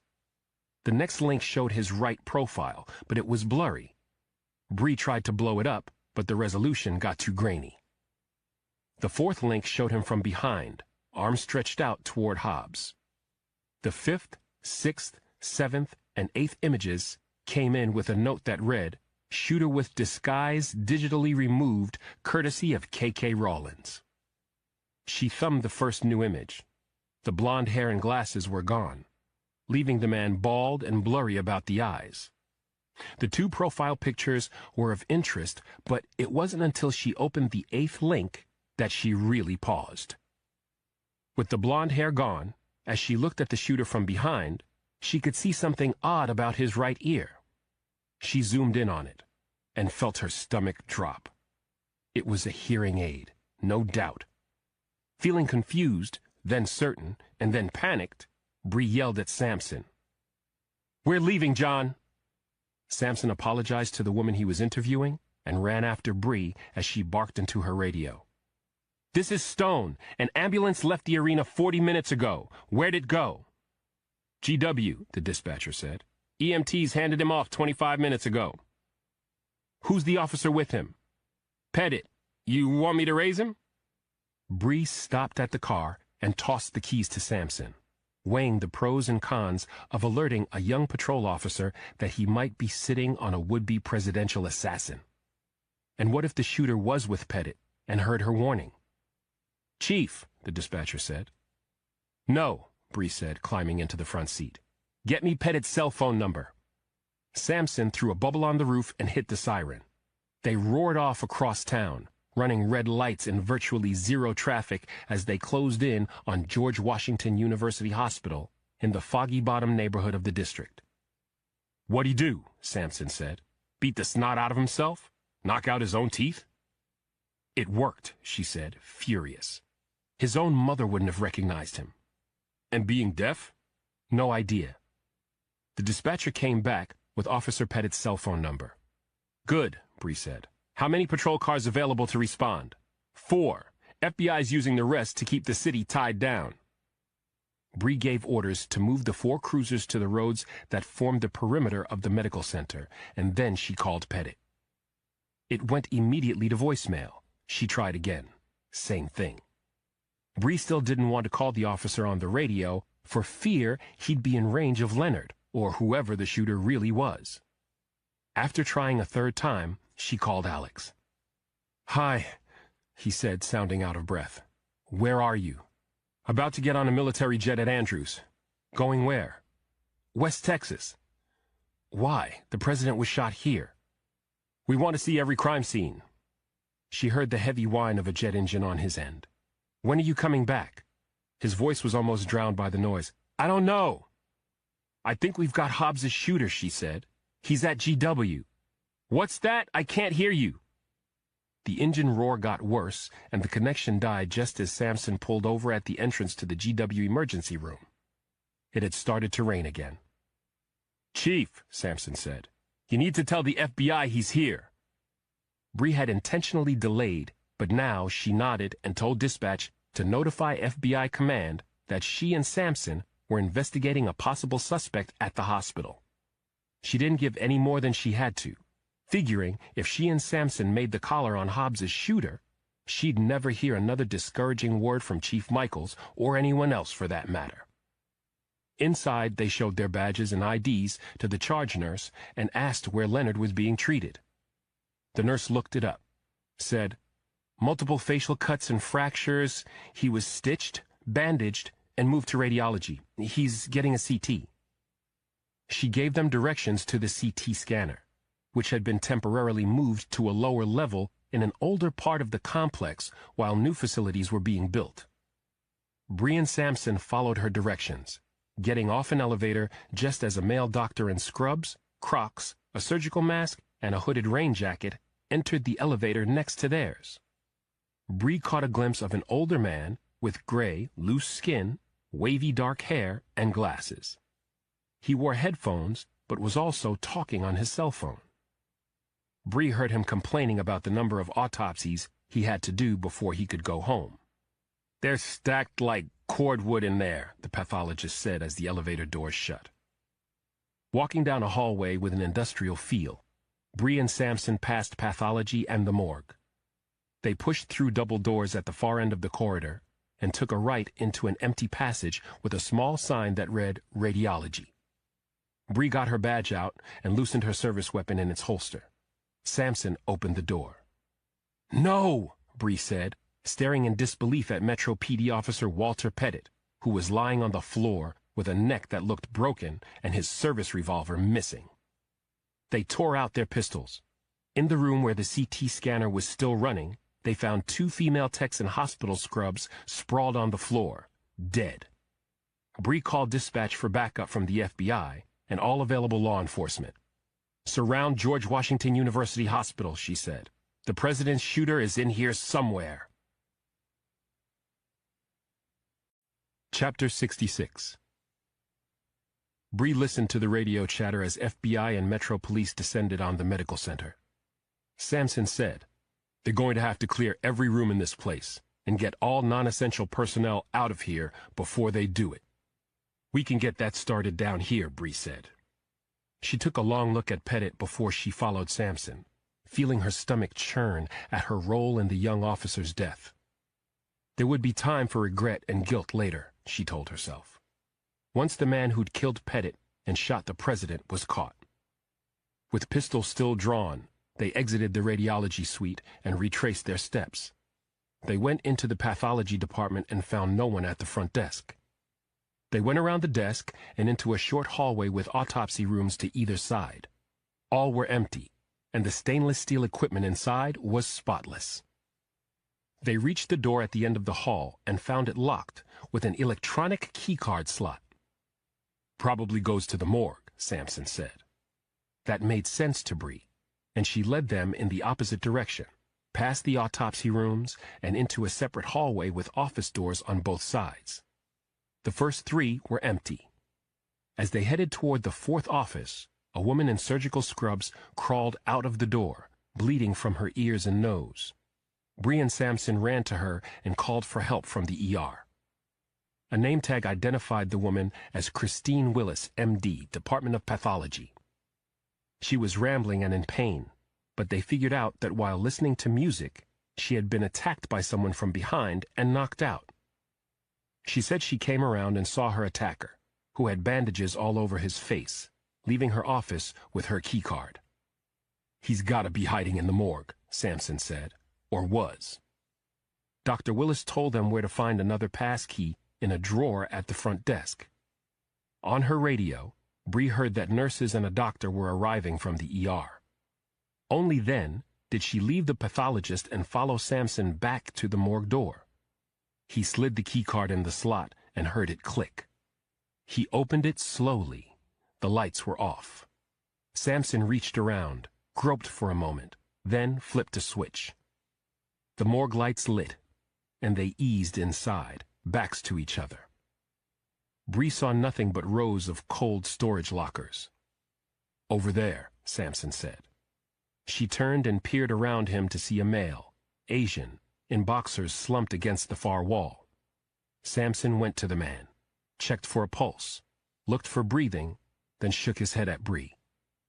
She called in the homicide and started opening the cold lockers. Everyone she opened was full. Corpses were stacked like cordwood in. She opened the second-to-last locker and gaped at the corpse of an obese man. 3 surgical scalpels lay on his chest. From the base of his neck to the crown of his head, he'd been skinned. Chapter 67.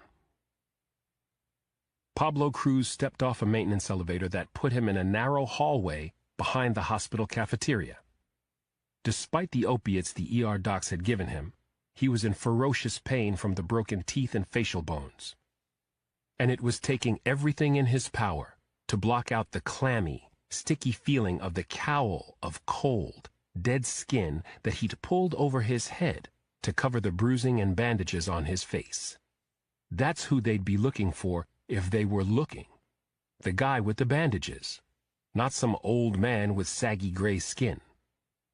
Cruz had tied on a surgical cap to hide part of the incision lines he'd had to make to skin the corpse's head. He'd put the female pathologist's headphones on to hide another 4 inches of cut skin. The hooded rain jacket covered the incisions down the sides of the neck. So did an ID on a chain he'd taken from the dead pathologist in the morgue. But he was worried about how it looked around his eyes, nose, and lips. Did they sag too much? Would someone know? He put the hood of the rain jacket up and cast his eyes down while he walked along the hallway, nervous that a hospital worker might appear. He didn't want to test his disguise up close in any way. Cruz passed the cafeteria, hearing pots and pans banging and a woman singing in Spanish. Then he smelled garbage. He followed the smell out a door onto a loading dock. To his right, there were men unloading a linen service truck. Cruz paid them no attention, just bounded down the stairs and trotted out the open overhead door into chill pouring rain. He zipped the jacket to the collar and tugged on the hood strings to tighten it before lowering his head and walking very fast south on 23rd Street. A knot of 4 or 5 people in raincoats or carrying umbrellas hurried ahead of him on the sidewalk, medical personnel, judging from the way they were talking. They were worrying about how they'd get home with all the public transit shut down. A block away, a police cruiser was parked across the intersection, its blue lights flashing. The shooter moved closer to the group ahead of him. When they were near the intersection with H Street, Cruz held the hood tight and turned his head briefly toward the police car, as if he were curious. Then he looked away, having given them just enough to know his face wasn't bandaged, but enough to see he wore a dead man's skin. Cruz crossed the street behind the others and heard no one call out. He stayed with them as the rain fell harder, and still he heard no one yell after him. It wasn't until he was a block and a half south of the medical center that he heard a symphony of sirens start up, all of them getting closer, trumpeting and wailing their way toward a hospital where the president's shooter wasn't anymore. Chapter 68. I had taken off from Andrews sitting in the rear seat of an Air Force F-15E Strike Eagle fighter jet, as stunning and exhilarating an experience as I've ever had. Mahoney had gone in a second one. With U.S. airspace empty, the pilots were free to fly near the Strike Eagle's blistering top-end speed of more than 1,800 miles an hour. We covered the 1,624 miles to an Air Force base west of San Antonio in less than 55 minutes. As the planes were coming in for a landing, Director Sanford told Mahoney that Kasimov had not arrived in London. Ned relayed the information to me over my headset. "Where'd he go?" I asked. "Toward North Africa," Mahoney said, "before he disappeared off the radar." "No," I said as we touched down. "Yep, his jet was picked up crossing Majorcan airspace and then nothing." Was this an act of war, with Kasimov on the inside, choreographing the attacks from his suite at the Mandarin Oriental? A Texas National Guard Apache helicopter flew us 35 minutes southwest of the airbase over dry, broken country, pocked with scrub brush to the remote Garand Ranch, reputed to be one of the Lone Star State's finest quail hunting lodges. We flew in over harvested agricultural fields. Deer scattered and bounded from the stubble as we dropped in altitude and landed near a barn and a hacienda-style lodge. A small contingent of local law enforcement waited for us along with an FBI forensics crew that had just arrived on the scene from the Dallas office. To my surprise, I recognized someone in the crowd right away. U.S. Capitol Police Lieutenant Sheldon Lee looked shell-shocked when I walked up and shook his hand. "What are you doing here, Lieutenant?" Lee shook his head in disbelief. "Bill Johnston, Speaker Guilford's usual body man, got sick, and I got assigned to come down and watch Guilford and the Secretary of State take a much-needed break and hunt quail. First Betsy Walker, and now Guilford, both on my watch. It makes me look... Dr. Cross." I looked to Terrence Crown, the U.S. Diplomatic Service agent who'd been assigned to protect Secretary of State Aaron Deeds and his wife, Eliza. "I'm glad you're here, sir," Crown said, shaken. "I've heard you're the best, and we need the best right now." Eldon Pritchard, a lean man in his 40s with a waxed mustache, who was wearing a white cowboy hat, boots, jeans, and the badge of a Texas Ranger, was also there. But he seemed thoroughly unimpressed by our presence. They took us out on the terrace, where the bodies of the Speaker of the House and the Secretary of State were still lying where they'd fallen, covered with clear plastic sheeting. It was warm in the sunshine, but they were in shade. Eliza Deeds, the Secretary of State's wife, had been medevaced to a hospital in Dallas hours ago. "We haven't touched a thing," Lieutenant Lee said. "I insisted, and the staff is waiting to talk." "Take us through it," Mahoney said. We heard about breakfast on the terrace in the morning sun, a Garand Ranch tradition even in winter. We heard about soft, distant thuds, and how the Speaker had been hit first and the Secretary of State wounded and then killed with another shot. Mahoney said, "And that was at roughly what time?" Both Lieutenant Lee and Agent Crown agreed it was 7:28 a.m. local time when the shooting ended, plus or minus 30 seconds. "Why did it take so long for word to reach Washington?" I asked. Lee said, "This whole area is a dead zone as far as cell service. They usually have satellite coverage, but it was out too. We had to drive 20 miles on dirt roads to call it in." Mahoney said, "Which gave the other assassins back east time to act." "The coordination in this is breathtaking," I said. "Who knew the Speaker was coming?" Mahoney said, "and the Secretary of State." Lee said Guilford's wife knew about the trip, of course, and his 2 sons, his chief of staff, and his personal secretary. Other than that small circle, the Speaker tended to keep his hunting life quiet. Likewise, Secretary of State Deeds had told few people that he and his wife were going off for a few days with the Speaker of the House. But Deeds's bodyguard did say the Secretary's top tier of foreign policy advisors all knew he would be at the ranch. "They were in a tizzy, afraid there would be no cell service," Crown said. "I guess they were right." I said, "We'll come back to that. Do we know where the shots came from?" One of the FBI forensics techs said, "Haven't gotten that far yet." Pritchard, the Texas Ranger, spat tobacco into a styrofoam cup and said, "I already eyeballed it. They came from out on that bluff beyond the ag fields.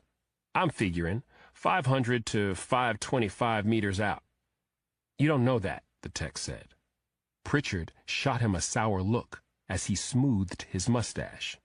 Son, I promise you, I can walk you to within 10 feet of where those snipers were lying. Mahoney said, So you've been out there to look already? Pritchard smiled. I may be a hick, Special Agent Mahoney, but I am not stupid. Chapter 69. Pritchard had us climb into his truck.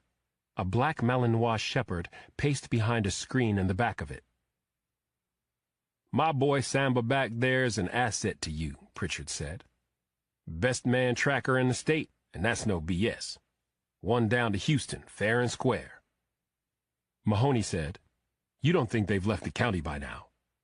Probably so, the Texas Ranger said. But at least Samba can tell us the way they went and where your forensics team should focus. It made sense to me. Pritchard drove a ranch road to the base of the bluff. We got out and climbed a rocky, sandy wall through sage and other desert plants blooming. It smells too good for a murder scene, I thought as we crested the rise. Mahoney puffed up beside me with the Texas Ranger, his dog, and the FBI forensics crew trailing. Pritchard adjusted his belt and then released the Malinois. Seek, Samba, seek! The dog's ears went up. He bounded forward, arcing across the wind with his tail up. We watched him dodge sage plants and then slow, his muzzle raised and his nostrils flaring. I didn't know dogs that well, but he seemed confused. Seek, Pritchard said again. The Malinois' vigor renewed. He trotted forward again some 40 yards, looking confident, then looped back toward us. His tail was all we could see for a few moments, wagging there above the brush. Samba halted. He started to wheeze, then whimper, then shriek in pain. He exploded away from the spot and spun in circles, digging frantically at his nose and muzzle with his paws. Damn it, Pritchard said, running after the dog. He getting to a porcupine. When the ranger caught up to Samba, the dog was still crying and scratching at his face. Damn it, the ranger said again. No quills, he called back to us. They must have sprayed the place with bleach or cayenne or both. I held up a hand, telling the forensics team to stay put. Mahoney and I donned blue booties. 10 feet apart, we walked abreast, searching the undergrowth separating us from Pritchard and his dog, which was still whimpering. I got something, Mahoney said, just as my eyes came to rest on a rectangular box lying in the sand. I do too, I said, easing around a bush and putting on latex gloves. I squatted down and picked up the box, which was about the size of a paperback novel. It had slits on the front, a fan on the bottom, a complicated control panel, and a logo. Anyone know what an ozonics is? I asked. Pritchard had calmed his dog and reclipped his lead. Portable ozone machine, he said. Hunters use them to kill odor. Makes sense. Why's that? I asked. Wind's blowing from us to the hacienda, the Texas Ranger said. If the ranch dogs had smelled them out here, they'd have barked, probably come to investigate. Some bitches really thought this through, you know? Contingencies. Before I could agree, Mahoney held up a smaller, thinner metal box. Any idea on this one, Mr. Pritchard? He told his dog to stay and came over to look. After several moments, he looked over at one of his deputies. Got your radio, Devin? The deputy nodded. Call me. He did, but Pritchard didn't get the transmission on his end. Jammer, the ranger said. No wonder the satellite phone wasn't working. Mahoney said, Looks like the ground's been swept for a ways, he said. Samba good enough to pick up scent back there? I asked. Pritchard shook his head. His nose is toast for today. Mahoney said, You know this country? The ranger nodded. A lot of it. Where would their natural line of travel be? How would they likely go if they were heading, say, roughly north? Pritchard thought a moment. Straight north, There's a whole lot of nothing but BLM land, broken country and box canyons for 20 miles, maybe more. Northeast, northwest? The Texas Ranger thought about that, then said, Northeast, maybe 4 or 5 miles. There used to be an old road into a mining claim on the federal land, but I want to say it's gated or blocked. I'm betting it's not anymore, I said. How long to drive there? We'll have to loop all the way around. 40 minutes? We'll fly, Mahoney said. We did. Following Pritchard's directions, the helicopter took us to a heavy-duty gate off a spur of a country road. A sign said, Road closed, Bureau of Land Management. The lock had been cut. We opened the gate and started on foot up a terrible washed-out rock and sand road. No tire tracks, Ned said. But look at all the little lines in the sand, I said, kneeling. It's like whoever drove in and out was pulling brooms behind them. Special Agent Mahoney, the copter pilot called from the other side of the gate. We just got the call, sir. President Hobbs is dead. Chapter 70. Darkness had fallen when Mahoney and I touched down at Andrews. With the tailwind, we'd made even better time on the return flight. As we climbed out of the Strike Eagles, it seemed surreal that we'd been in West Texas less than an hour before. We hustled across the tarmac. My phone beeped, alerting me to several calls from Bree. I slowed, told Ned I'd be right along, and called her back. Thank God, she said. Have you heard? That Hobbs died? No, that we had his assassin on a gurney right in front of us and let him slip. Then we had him almost cornered in GW Medical Center, and he got past us again wearing a dead guy's facial skin. That struck me as gruesome. For real?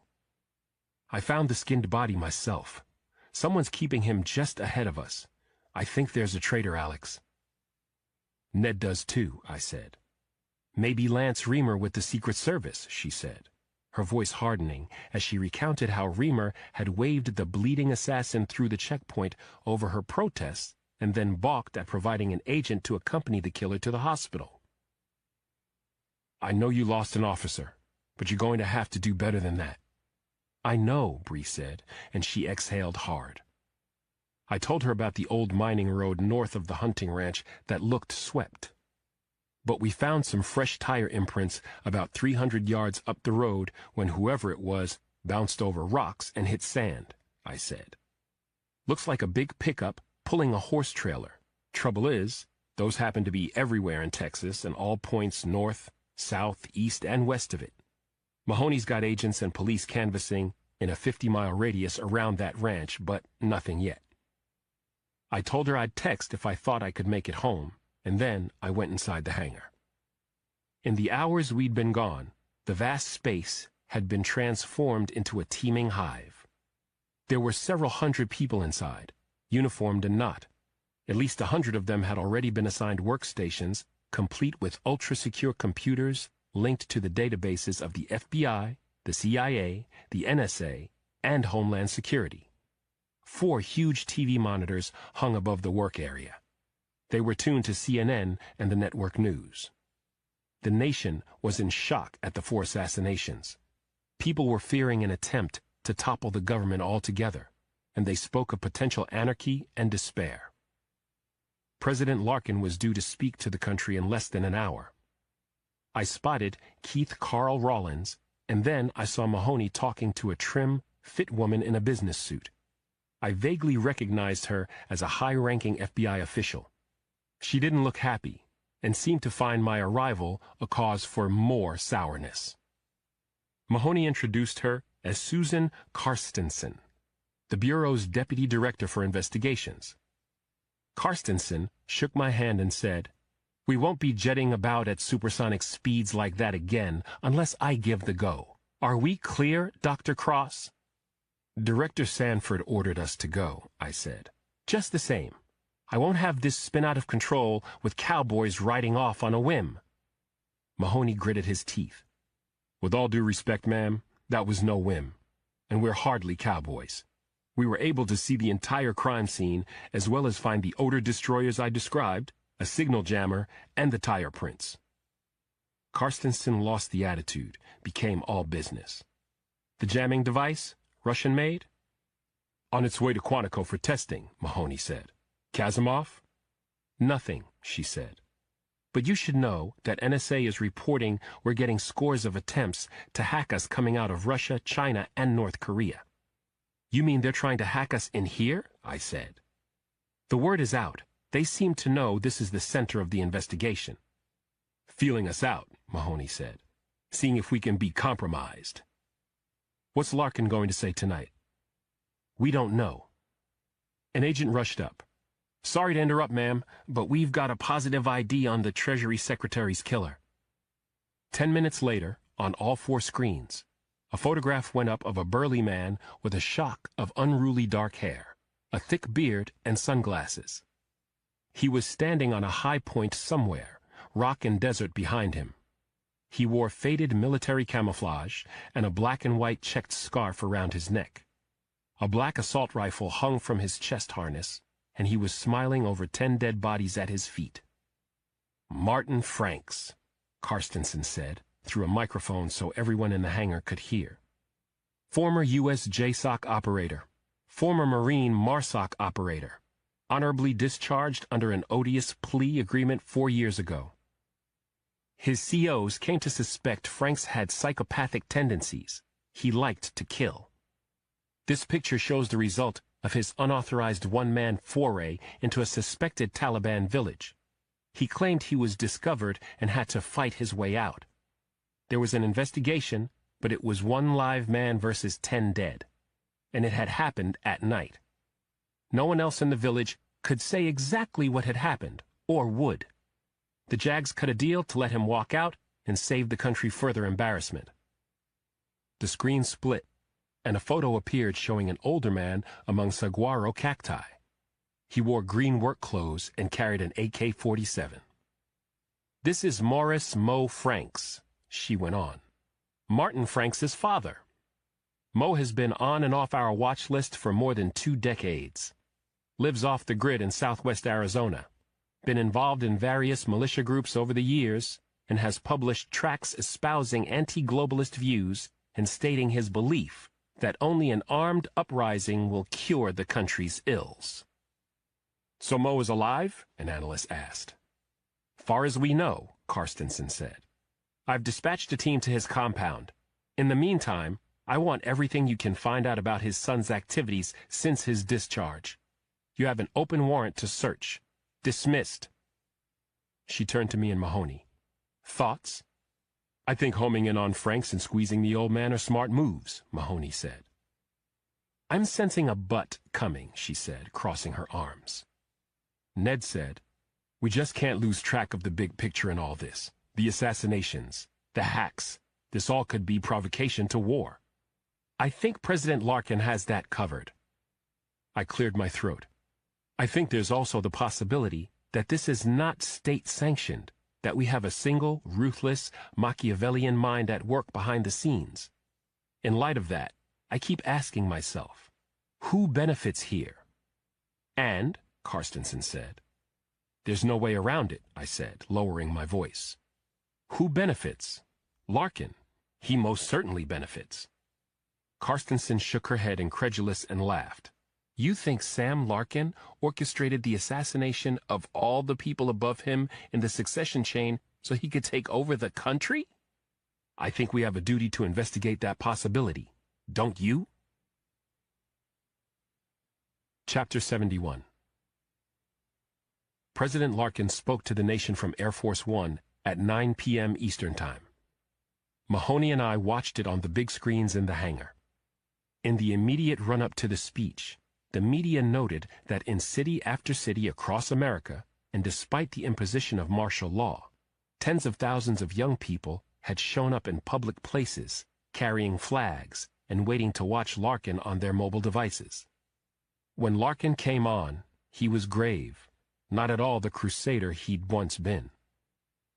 My fellow Americans, he began, I come to you in a time of peril. We have been attacked in an effort to destabilize our great nation. The assassinations of our President, Speaker of the House, the Secretaries of State and the Treasury, and the assassination attempt on the Secretary of Defense are acts of war on America and its people, and those acts will not go unanswered.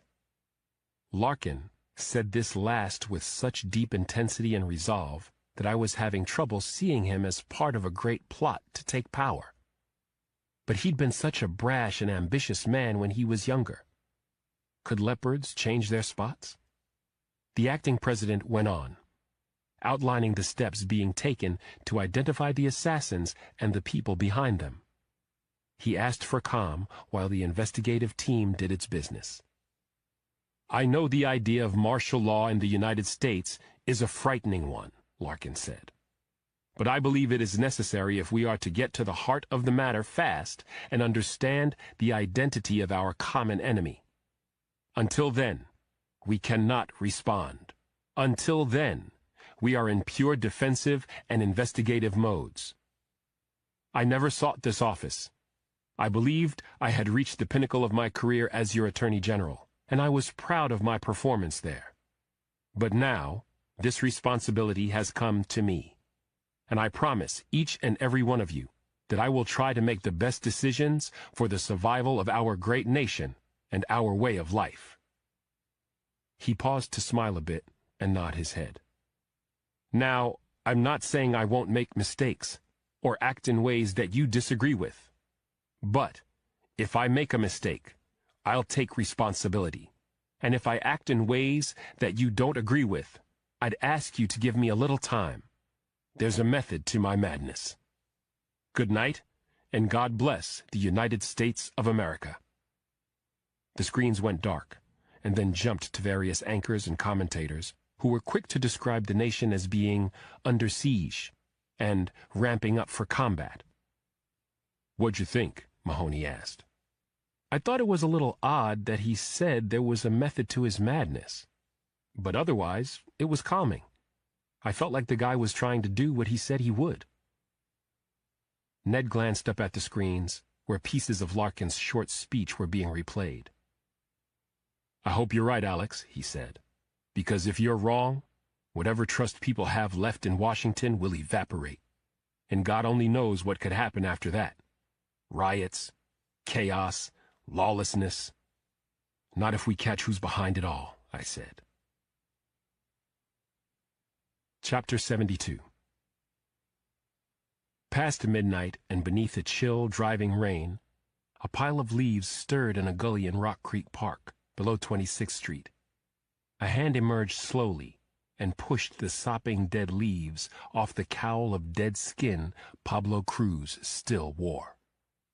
The skin in the jacket had kept his upper body mostly dry, but when Cruz sat up, he was drenched from the waist down and using every breathing skill he knew to keep his core warm. His feet were numb, and when he stood, his knees were stiff. The narcotics the doctors had given him were wearing off. His face ached. His broken teeth screamed. An ordinary man might have succumbed to hypothermia by now. A weaker man might be focused on finding drugs to kill the pain. But Cruz was neither ordinary nor weak. He'd long ago trained himself to be a superior man, one who could control his emotions, mind, and pain. Whatever it took to survive, he would do, and he would deal with the physical damage later. The assassin peeled off the cowl of skin and buried it before he crawled out of the gully about 3/4 of the way up the slope above the creek bed. Blue lights flashed far to the northwest, down through the trees, down there on the parkway. Forcing his mind to his contingency plans, Cruz figured he had only one chance of getting out of the nation's capital alive. He'd heard all the sirens heading toward the hospital and seen the roadblocks at the bridges to Virginia from a distance. Cruz expected that all major and minor roads leading out of the district were now closed. The metro was down. He hadn't heard a plane in the sky in hours. Few cars had passed, and even fewer helicopters were flying in the relentless rain. He traversed north, along the muddy slope, using the shadows thrown by streetlights and buildings up on 26th to make out downed logs and low-hanging tree branches. He reached the M Street Bridge and crawled through the brush and up the side of the embankment by the abutment. Above him on the bridge, he heard two distraught-sounding women hurrying toward Georgetown and talking about President Hobbs's death. Cruz allowed himself a moment of congratulation, a mental pat on the back for a job not only complete, but well executed, all in all. He considered climbing the rest of the way up to the street and just crossing it with his head down to the rain, the way he imagined the women who just passed him had done. But instinct overruled the idea. He scrambled back down and beneath the bridge. Cruz stopped there when he heard a mechanical noise in the distance. Tanks. They were bringing in soldiers and tanks. Of course they were. Larkin had declared martial law, hadn't he? For a moment, the assassin felt unnerved. It was one thing to evade police and even federal agents, but an army? It won't be an army, he told himself. They'll be brought in as a presence, a threat. There won't be a soldier on every corner. Or will there? Cruz shook off the questions. In dire situations such as this, he'd always found it better to stick to the plan and execute it rather than ponder it to death. He kept on to the north of the bridge where 26th hit that dead end. When he climbed up to the edge of the park, he could see back to M Street, where one tank had blocked the entrance to the bridge. A second was continuing on toward Georgetown. Cruz crept across the slope, peering up at the lights in the nearest apartment building, then focusing on two windows on the third floor on adjacent walls of a corner. When he got the angle right, and still watching those two windows, he slid down the hill and shuffled his feet through the leaves, wondering if the dry bag could have been found by a kid exploring in the park or by a nosy dog. Or maybe the rain had flushed the drain cover off and then out, and his heel found the edge of the corrugated drain pipe, which was belching water. Cruz got around and below it, felt for the edge of the cover, and pried it off. The dry bag slid out and fell at his feet before he could reach inside. He knew smiling would be torture, but he grinned anyway. Cruz did his best not to moan at the pain as he stooped to pick the dry bag up, thinking, Now I've got a real chance. Chapter 73. Cruz sidestepped slowly down the steep slope, the rubber bag held out in front of him to block the branches he couldn't see in the darkness and rain. Several hundred yards to his north, and down on the parkway, those blue lights were still flashing, and behind them he saw the bulk of yet another tank. He stopped in a thicket above Rock Creek itself and opened the dry bag. He found the headlamp, but he did not use it, and he tossed the hammer and chisel before feeling around for and tugging out a bare ex-mission dry suit made tough enough and warm enough for cave divers. Black and made of nylon ripstop, the suit could withstand extreme climates and still keep the wearer alive. He stripped out of his wet clothes, and teeth chattering, he struggled into the suit, booties and gloves. From neck to toe, he almost immediately started to warm. Only then did Cruz fish in the bag for the hood, a dive mask, and a smaller dry bag that contained a brick of cash in various currencies, several identifications, and a small book with critical phone and account numbers. He also got out a combat knife in a sheath on a nylon-webbed belt and a small Ruger pistol in a holster before finding the first aid kit and the antibiotics and painkillers. Cruz figured the massive dose of antibiotics the doctors at George Washington had administered were enough to hold him for a while, but ate 4 painkillers and then a 5th before strapping the Ruger and the knife to his waist. He got his arms in the shoulder straps and hoisted the smaller bag onto his back. Carrying the hood and the dive mask, he eased in the shadows, going tree to tree, until the assassin stopped, catching movement no more than 90 yards away. Across the creek, up on the parkway, a soldier stepped beneath a street lamp, and then more soldiers. A squad of them were moving on patrol and slowly coming his way, with a dog, a black and tan German shepherd. Even in the rain, Cruz knew the dog would alert to his scent sooner rather than later. He yanked the hood down over his battered face, fought off the urge to curse at the agony that caused, and then tugged the dive mask on. He sat and then slid feet first down over mud and slick leaves, losing sight of the soldiers before plunging into the rushing muddy rock creek itself. With the bag on his back causing drag, Cruz had difficulty keeping his feet out in front of him. He got sideways quickly, hit a submerged rock with his hip, and was swept over it. Then his arm snagged on a branch, and he had to struggle against the current to get free. He turned around on his back, feet leading again. It was all he could do to keep his head above the water as he searched downstream for the shape of rocks and sharper obstructions. He hit several, all unseen, but took the blows without a sound. The raging creek was doing its job, whisking him farther and farther from that patrol. Ahead, however, up on the parkway to his right, Cruz soon saw flashing blue lights. Above them, on the M Street Bridge, soldiers were shining powerful spotlights down into the park. Other flashlights appeared behind the cruisers on the parkway. Another patrol of multiple soldiers were headed north toward him, shining their beams down into the creek bed, crisscrossing like so many lightsabers.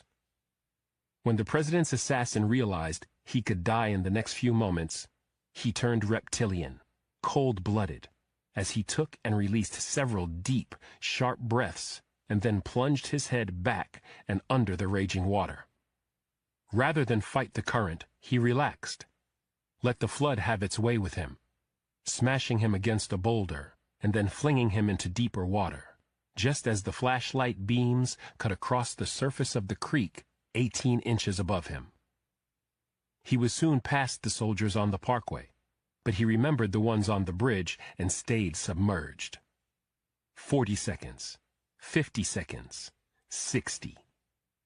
His lungs were close to bursting, but he did not lift his head until those lights had passed over him, and he was looking up through the heavily silted water at the dark underside of the bridge.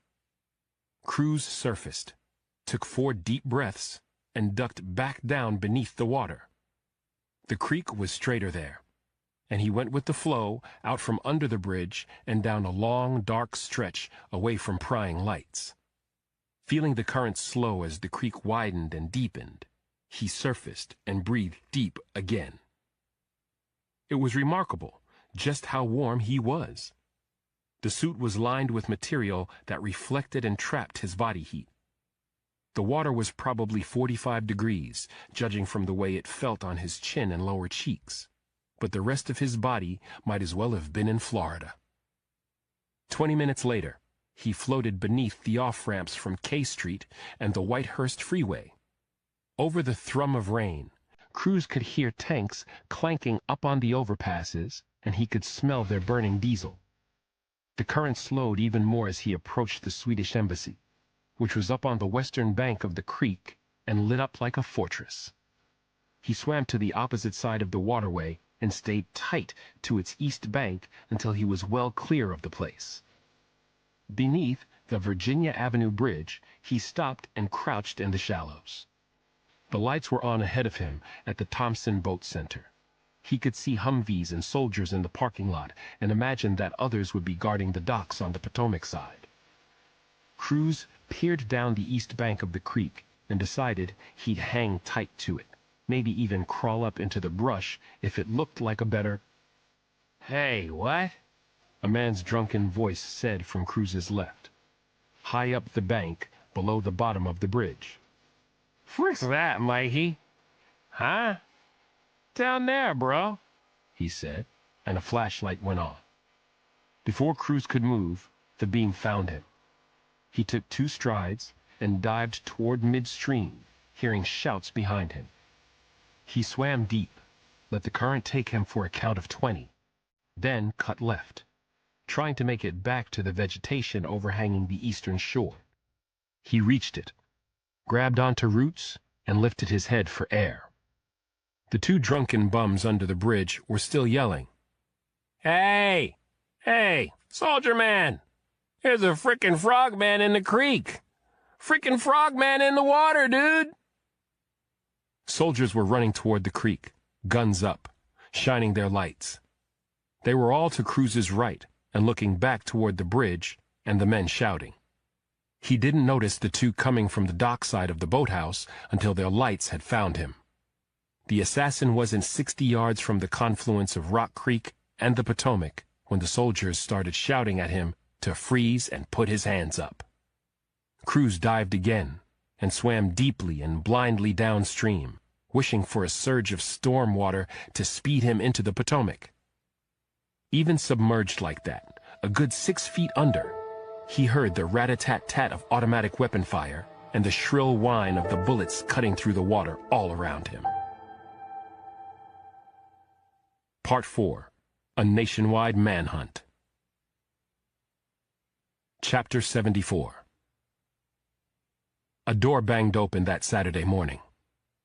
I startled awake, dazed and unsure where I was, and Ali rushed to my bedside and broke down crying. "Dad," he blubbered, "we're all gonna die."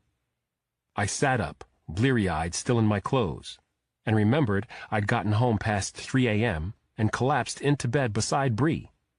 I looked over at my wife, who was just stirring, and then back at my son, who was weeping with a pitiful expression on his face. "We're all gonna die, Dad." "Stop. What are you talking about?" I said, fighting a yawn. "It's what they're saying on the news," he insisted. "Larkin, he did something against Russia, China, and, North Korea. They think it's war and, going nuclear." "What?" Bree said, shooting up. I was already out of bed. I snatched up Ali and carried him downstairs into the kitchen to find Nana Mama in her robe and Janny in her University of Oregon sweats, both staring at the big screen in the outer room, where some talking head was babbling about the entire world being on the verge of war. My grandmother looked at me, grayer than pale, and said, "It's like the Cuban Missile Crisis all over again, Alex." Bree hustled into the room. "Explain what happened." Janny said, "Larkin attacked Moscow and Beijing." "No," I said, horrified. "Missiles?" "No," Ali said. "Cyber attacks, Dad." Nana Mama said, "Larkin ordered CIA hackers to shut down electrical power for 10 minutes in those cities and whatever the name of the capital of North Korea is." "Pyongyang," Ali said. "We can do that?" Bree asked. "Shut down all power?" "We've already done it," Janny said. Up on the screen, the feed cut to President Larkin aboard Air Force One. He stared into the camera with deep resolve and said, "To authorities in Russia, China, and North Korea, my message is simple. If you continue to hack us, we will be forced to counterattack on a larger scale than what you've already seen. If you send missiles, we will respond with quick and devastating force. Your move." The screen went blank for a moment, and then returned to a flustered morning news anchor used to delivering fluff. She couldn't speak at first, and then she broke down. "What's the point? The nukes could be coming, and I'm sitting in Washington while the president's off in a jet somewhere trying to start World War III. "See?" Ali said, and he started crying again. "We have to get out of here, Dad." "We can't," I said. "They've still got the city cut off, trying to catch President Hobbs's assassin." Janny started to cry. "No, Dad. They think he's already dead." "What?" Bree said, shaking her head in confusion. We'd both been asleep less than 5 hours, and the world felt like it had changed completely in that time. Nana Mama was watching the poor news anchor who was being led off camera. Her co-anchor looked like he wanted to follow her. My grandmother muted the TV. She said, "He was in Rock Creek in a wetsuit. Some homeless guys living under the Virginia Bridge spotted him trying to swim to the Potomac. Multiple soldiers guarding the Thompson Boat Center opened fire on him with machine guns. They feel sure he's dead. They're dredging the... There!" She unmuted the TV. The feed had shifted to a camera on Virginia Avenue aimed at the Thompson Boat Center. Beyond it, police and Coast Guard boats were plying the Potomac looking for a body. "Who cares?" Ali said, and he hugged me fiercely. "The Russians are going to nuke us, aren't they? Or the Chinese?" Feeling how terrified he was, I kissed him and hugged him back. No one wants a war like that, not even our enemies. "Then why did the president shut their lights off?" "Because they were attacking us in the wake of the assassinations. They were trying to see if we were weakened. President Larkin was showing them we aren't." "I'm scared, Dad," Ali said. "We're going to be okay. No one wants a war like that," I repeated. "You just have to have faith in—" "But when can we leave? Can we?" I turned to Bree. "Maybe it wouldn't be a bad idea for Nana Mama and the kids to go see my dad in Florida until things settle down." "What?" Janny said. "No, Dad, my spring season's coming up." "How would we get there?" my grandmother asked. "No planes, no trains." "We'll cross these bridges when we—" My phone buzzed. Ned Mahoney. "You rested?" he said. "Barely. You see what's going on?" "Yes, which is why they want us back at Andrews ASAP." Chapter 75. The rain had stopped at last. Temperatures were rising, and the clouds were breaking up when a Gulfstream jet landed at Joint Base Andrews at 2:15 p.m. on Saturday, February 6th. As the jet taxied toward me in the hangar, I kept looking over my shoulder, back inside, to see hundreds of people trying to do their jobs as best they could. But the strain and worry showed. Ever since President Larkin's act of brinksmanship, the media had been going crazy, declaring the country on the verge of all-out war with two superpowers and a rogue regime. Protests were breaking out. People were panicking, and there were reports of widespread food shortages, violence, and looting. We were hearing of clogged highways as people fled the country's larger cities. But the threat of the entire eastern seaboard being leveled as mushroom clouds rose above it was what hung over everyone at Andrews, including me. All morning I had tried to stay focused on what I could do, review all the new evidence coming in, and look for something that would help us get a break. But then up on the screens, there would be some update on the Secretary of Defense's status, or a piece on CNN about the proper use of gas masks, and I'd be thrown into a loop of what-if questions that destroyed my concentration. I could see the same happening to many others working the investigation. On the whole, it felt like we were making little if any progress. Despite hours of searching, dredging, and diving near the confluence of Rock Creek and the Potomac River, there'd been no sign of the guy in the dry suit that the Virginia National Guardsman had shot at in the early morning hours. Had the Frogman, as the media was calling him, been the president's assassin? Why else would someone be in Rock Creek when the city was in total lockdown? The air temperature was in the 30s, and the water temperature was in the 40s at best. Plus, he hadn't been all that far from where Bree had him almost cornered inside GW University Hospital. In my gut, the Frogman was the blonde minister who killed the president, shot the defense secretary, killed the pathologist, and skinned a corpse. And we'd lost him. Mahoney tried to convince me that the cold river water could have sunk the corpse, that the body would surface downriver sooner or later, but I wasn't so sure. As the Gulf Stream rolled to a stop and was surrounded by armed airmen, an alarm started whooping long and slow somewhere in the distance. Time seemed to stand still. Many of the airmen had taken their eyes off the jet, and were searching the sky. You could see the fear in their faces. I could feel it in mine. Was there a missile coming? The alarms were sounding, but would that make a difference? I tried not to think about my family, but it was impossible not to. I had an image of all of us at Sunday dinner, kidding one another, laughing, and debating the chances of Damon's team surging enough to make the NCAA championships in March. But in the next moment, as the Gulf Stream's hatch opened and the ramp unfolded, I was imagining a nuclear blast, fire, and devastating scorching gusts of wind that would leave everything in my life in smoke and ruin. Had President Larkin made the right decision as a show of power, or had he provoked our rivals and enemies to take unthinkable actions? I kept wondering if Larkin was too rash to be leader of the free world. I kept asking myself if he would ever have come remotely close to occupying the Oval Office if President Hobbs, the Speaker of the House, and 3 members of Hobbs's cabinet had not been shot down in cold blood.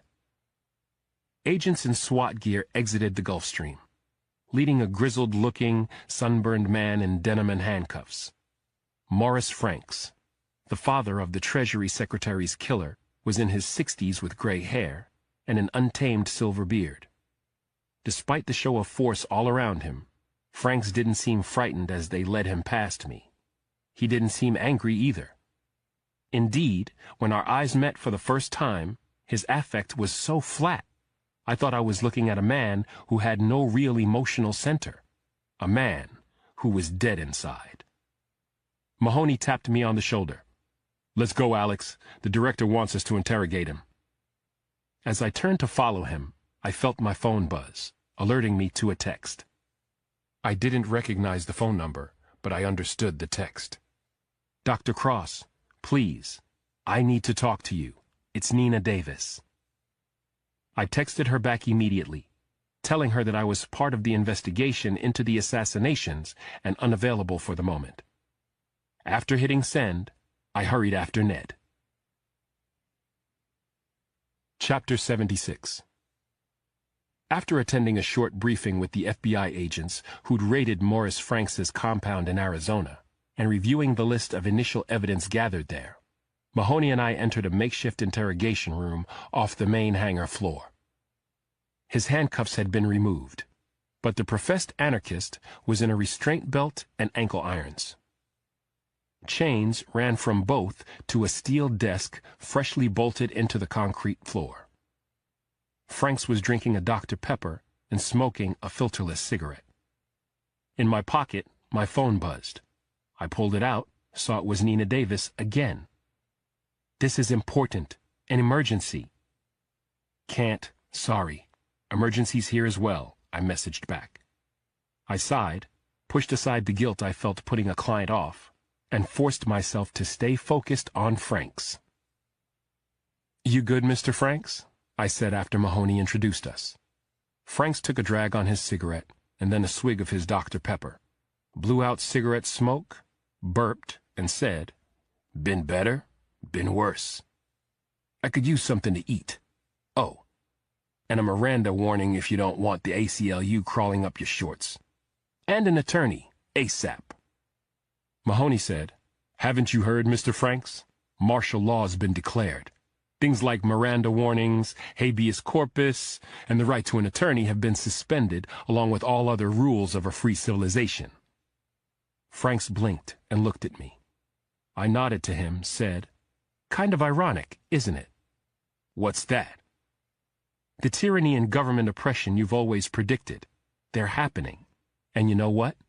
You're one of the first victims." I saw a slight tick in the corner of his mouth, but that was all he gave me. "What's this about?" Franks demanded. "No one will tell me a damn thing." Mahoney slid a picture across the table to him. "That's Abigail Bowman, the U.S. Treasury Secretary, lying dead in the rain there." He studied her, shrugged. "Yeah, so what's that got to do with me?" "Your son, Martin, killed her, shot her down in cold blood." He looked at me and then Mahoney before saying, "That's bull." I pushed a second photo across the table at him. Nope. He killed Bowman and a Treasury agent and wounded a second one, but not before that agent got a slug in your son. Martin tried to flee Manhattan, but a rookie cop gunned him down. Frank stared at the image of his son sprawled on the rain-soaked sidewalk. His lower lip quivered, and then he appeared disgusted. Oozing contempt, he said, "You looked for a scapegoat, and you found my boy." "Your son was an assassin," Mahoney said. "He was wearing fake Treasury identification and a badge when he was killed. Planted." "We didn't even have to do that," Mahoney said. I switched topics. "Tell us about Martin. Where had he been living?" "I'm not saying anything. And take that picture away. I don't want to see it." I left it where it was, said, "Your son's dead, Mr. Franks. Unless you want us to believe you were part of the assassinations, I suggest you start talking." "I got nothing to say. I haven't seen Martin or been in contact with him. Gotta be 2 years now." "Not a peep?" "Nada." Mahoney said, "That's funny. The agents who arrested you said your place was full of new solar technology, appliances, sat dish, and stacks of cash." "So? I don't trust banks. And I got an inheritance at the same time as a guy who owed me money paid up." I sighed. The cash was in mailers with fake return addresses, and 3 of them had notes signed by your son. One said he'd see you again soon. "Turn a phrase," Frank said. "And the cash?" He was just helping his old man. Other than that, like I said, we hadn't been in touch. "Where'd he get the money?" "Can't say. But last time I saw him, couple years back, after he left the Marines, he said he was getting into contract security work overseas. He said there's real money in that these days." "You declare that cash to the IRS?" Mahoney asked. Franks chuckled and picked up another cigarette. "What do you think?" I lit the cigarette for him, waited until he'd had a few puffs. "Was Martin political?" "Hell no," he snorted. "I swear to you, I never heard him once talk about politics unless I was baiting him. Even then, he changed the subject." "To what?" Mahoney asked. "Anything. When he was in it, combat. He liked to talk about that." The last bit did not jibe with my own experience, which was that people who'd been in combat rarely talked about it. Then again, Martin Franks was given the soft boot out of the Marines because his superiors thought he had psychopathic tendencies. My cell buzzed, alerting me to a text. I chewed my lip in frustration, figuring it was Nina Davis again. But I slipped the phone from my pocket, glanced at the screen, and saw a text from Bree. "Scotland Yard coughed up Carl Thomas's file. Call me ASAP." Mahoney said, "Your son ever mentioned going to Russia, China, North Korea?"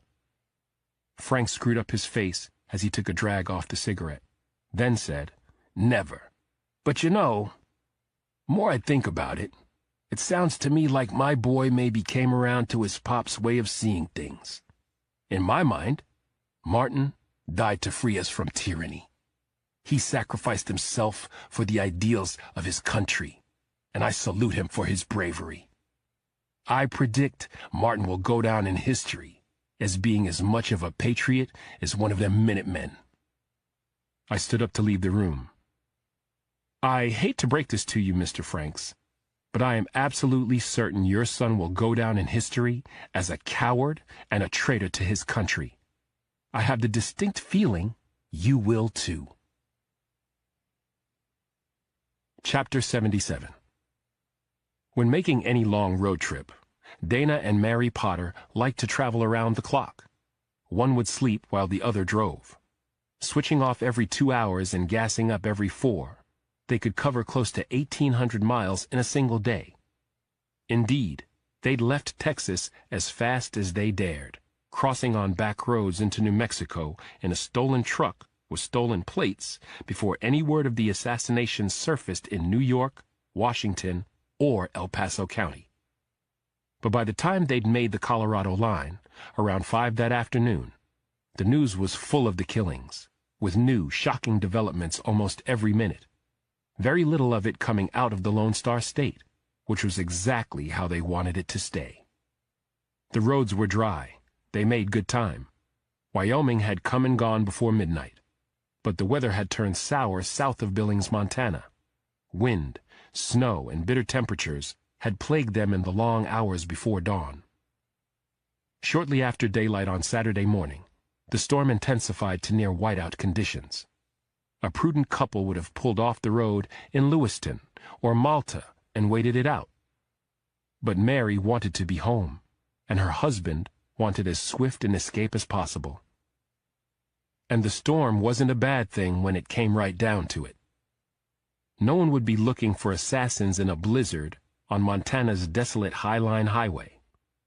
A killer could drive right by you, and you'd never know it because you'd be keeping your eyes on the White Knuckle Road. So the Potters had driven on toward Glasgow in northeast Montana, listening to the news coverage on the satellite radio. Word of President Larkin's retaliatory cyber attack on the other nations had shocked them both. "I want to go home, Dana," Mary said in a fretful voice, "before the world goes all to hell on us. My God, what have we done?" He got angry. "We did a job to save our son's life. That's what we did." She got angrier. "They're saying we may have helped start World War III. I'm a professional. You're a professional. I did a job, and so did you. And we did it for a noble purpose." Mary said nothing, just stabbed off the radio. "I want to call home." "No sat phone," he said firmly. "Radio silence until we're in the—" On the GPS navigation screen in the truck's center console, he saw what he was looking for and slowed, feeling the trailer slide a little behind him before he came to a full stop and turned north onto Frenchman's Creek Road. The gravel road had not been plowed. They spun and almost jackknifed the trailer in 9 inches of snow. But before they could go in the ditch, Potter wrestled the pickup and trailer back to the middle of the road. When he was a full mile north of the High Line, he stopped in a spot out of the wind, and they donned wool hats, quilted Carhartt parkas, and heavy leather mitts lined with sheep fleece. Both of them had already changed into insulated bib overalls and boots at the last gas stop. While Mary saddled and fed the horses again, he chained up all 4 tires and changed the stolen Wyoming plates for Montana tags.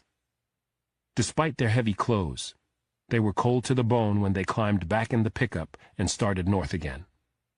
An hour later, the road dog-legged and dropped down beside Frenchman's Creek itself. The vague outlines of a ranch house and barns appeared through the snow. Potter stopped and used binoculars to look at the windows for lights inside. "She's still in Arizona, right where she should be this time of year," he said after a few minutes. "Let's get it over with then," Mary said. "We've got a cold ride ahead of us." They rolled into the ranch yard. Potter saw no tracks anywhere. He stopped near a shed between the house and the barn, said, "Good a place as any. You clean up inside and I'll get the horses unloaded. We'll put the truck and the trailer back where we found them, and we're out of here. No one the wiser." His wife nodded absently and put on latex gloves. The windows were already caked in rime, and Mary was spraying and wiping down the interior of the pickup when Potter climbed out. The wind howled through the ranch yard. With the wind chill, it had to be 50 below. Potter ducked his face away from the wind, went around the back of the horse trailer, and opened it. He got the horses out one by one and tied them to a tree on the leeward side of the ranch house. The wind gusted. As he came around the porch to shut the trailer, he put up his arm to shield his eyes and face from snow. At first, Potter didn't see the old woman in the wheelchair on the porch, buried under wool clothes and quilts, wearing ski goggles and aiming a lever-action hunting rifle at him. When he finally spotted her, he threw his hands up and said, "Don't shoot!" She wiggled her lower face out from beneath a scarf, revealing sagging gray skin and an oxygen line running to her nostrils. She glared at him venomously. "That's my damn truck," she shouted in a thin, bitter voice. "That's my damn trailer, too!" Chapter 78. Potter raised his leather mitts higher, thought fast, and said, "Please, Mrs. Linney, I work for the Montana Department of Justice. The truck and trailer were found abandoned down the Bitterroot Valley. Didn't anybody call to tell you I was coming?" The old lady's glare did not diminish, but she lifted her head a few inches off the rifle sights before saying, "Phone's been out since the storm hit, and the electricity and the furnace." "I'm sorry, ma'am. Don't you have anyone to help you?" "My son's coming for me." "Could you lower the gun, Mrs. Linney? It's making me nervous." "You got ID? Badge?" she said, keeping the rifle trained on him. "ID, no badge," he said, lowering his arms. "The company I work for does contract delivery for the state. I have papers for you to sign, too. Can we go inside, get out of the wind?" Mrs. Linney hesitated until a frigid gale hit them. She grimaced and gestured with the rifle toward the closed front door. "You first." "Thank you, ma'am," Potter said. He bowed his head into the biting, whistling wind and started toward the door. "She's an ornery old cuss," he thought, but he made sure he smiled at her over the barrel of her gun, which followed him in a way that let him know she knew how to use it. He twisted the knob, pushed the door open, and stepped into a center hallway with old, wide planked wood floors. There was a modern kitchen at the far end. He walked past a room with a television to his right and an old-fashioned formal parlor to his left. Both rooms were neat, tidy. He stopped and pivoted to look back at Mrs. Linney, who was driving her motorized wheelchair with her left hand while her right gripped the rifle, which was now in her lap. That helped. "Here," Potter said, starting toward her. "I'll shut the door for you." "No need," she said, and she threw the chair in reverse and pushed the door shut. She stared at him a moment, then pulled down her scarf. Her breath came in clouds, even without the wind. It had to be near zero inside. "Your pipes freeze?" he asked. "Drained them. Poured antifreeze down the lines," she said. "I know how to survive up here." "I bet you do." She drove a few feet toward Potter and then stopped. "Let's see that ID and those papers," she said. He smiled again, unzipped his parka, and reached inside for his wallet. He dug out his fake Wyoming driver's license and started toward her. Mrs. Linney directed the gun toward him. "Just hold it up from there." Potter did. "Wyoming?" she said. "We deliver to both states and Idaho, too. I kept my residence in Cheyenne because there's no state income tax." "Montana takes 10% of what's mine," she said, sounding disgusted. "What about those papers?" Potter patted his chest, acted confused, said, "Darn, they're in the truck. Can I get them?"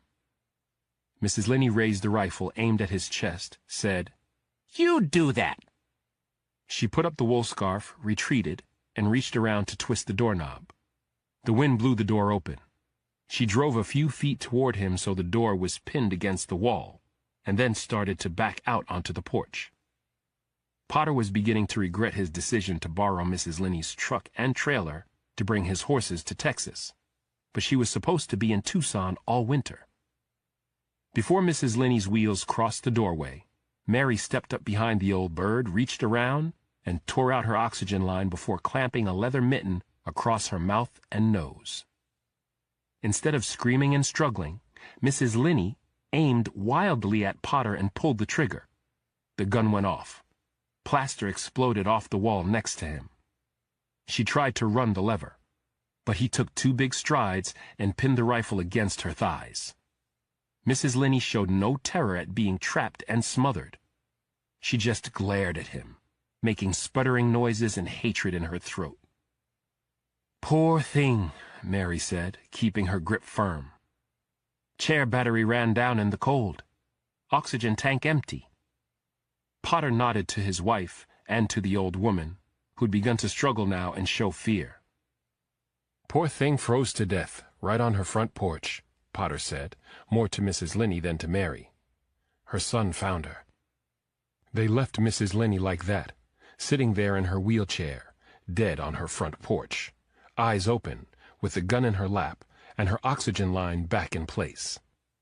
By the time they'd dropped the trailer, put the truck in the barn, and mounted the horses, the snow was already collecting on the quilts in the old woman's lap.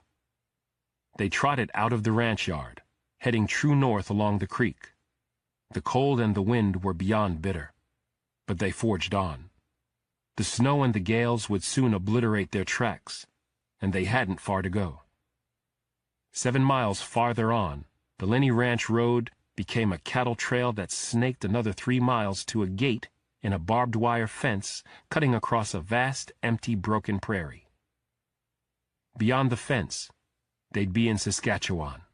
Beyond the fence, the Potters would almost be home. Chapter 79. Out in the hangar at Joint Base Andrews, I called Bree back.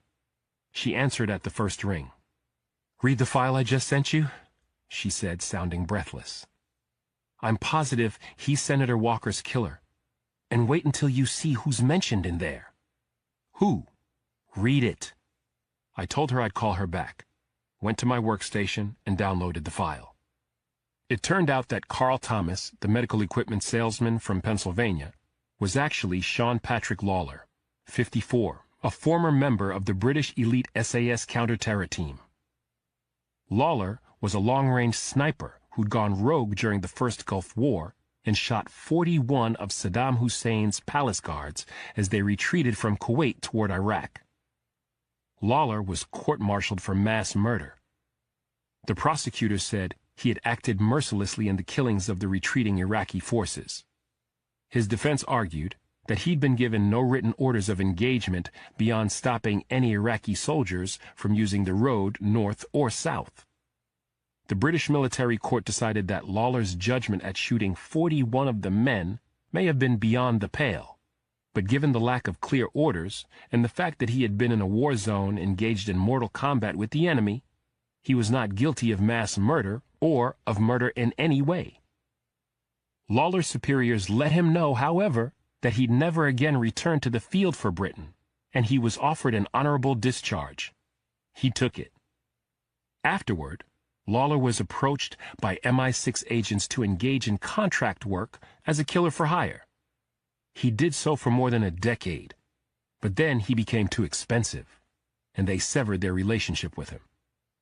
At that point, in his early 40s, Lawler became a shooter for hire, rumored to have worked at times for Russian, Chinese, and North Korean interests. I scrolled down the names with which Lawler had been associated and recognized none until 3/4 of the way down the list. "There he is!" I cried. I jumped up and pumped my fist. I turned to find Mahoney and FBI Deputy Director Carstensen coming toward me. "There who is?" Carstensen said. "Victor Kazimov," I said, my heart still beating fast. At least twice, Kazimov seems to have hired a man named Sean Lawler, a former British SAS operator who assassinated Senator Walker at the beginning of all this. "Where did you come by all that?" Mahoney said. "DC Metro Chief of Detectives Bree Stone," I said to Carstensen. "My brilliant wife, who got it from Scotland Yard. I think Kazimov has disappeared for a reason, as in a Kremlin reason." I shared the file with Carstensen and Mahoney. While they read it, I called Bree back to congratulate her. "This could be the big break we needed," I said. "Everyone here knows that if we find Kazimov, we might find the other assassins." "Good," she said, sounding pleased. "Do me a favor. Have who's ever in charge there drop a line to Chief Michaels to that effect." "Done," I said. "I love you," she said. "It's been only a few hours, but I can't wait to see you."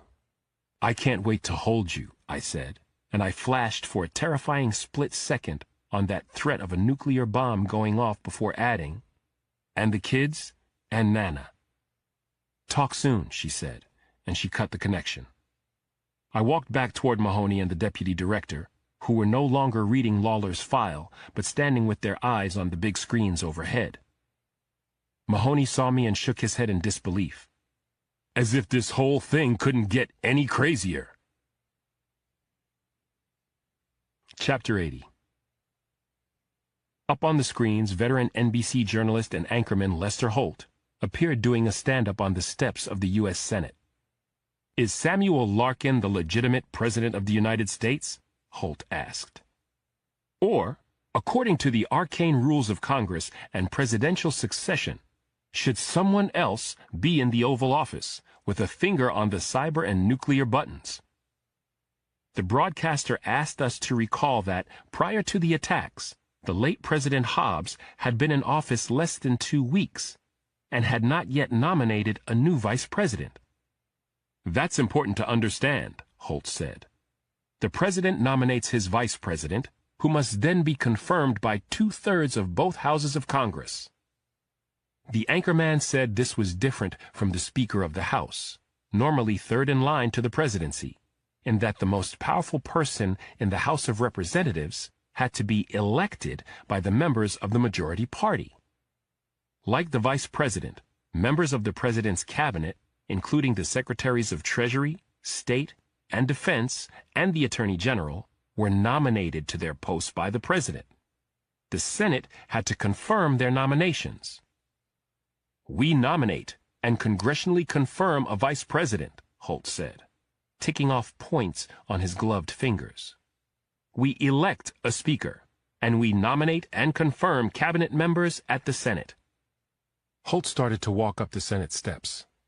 Only one position in the immediate order of succession to the Oval Office is automatic. The person fourth in line to the presidency, the Senate President pro tempore, is always the most senior member of the majority party. When that senator dies, the next in seniority automatically and immediately inherits the position and title. The scene jumped to inside the Senate, with Holt standing outside the chambers.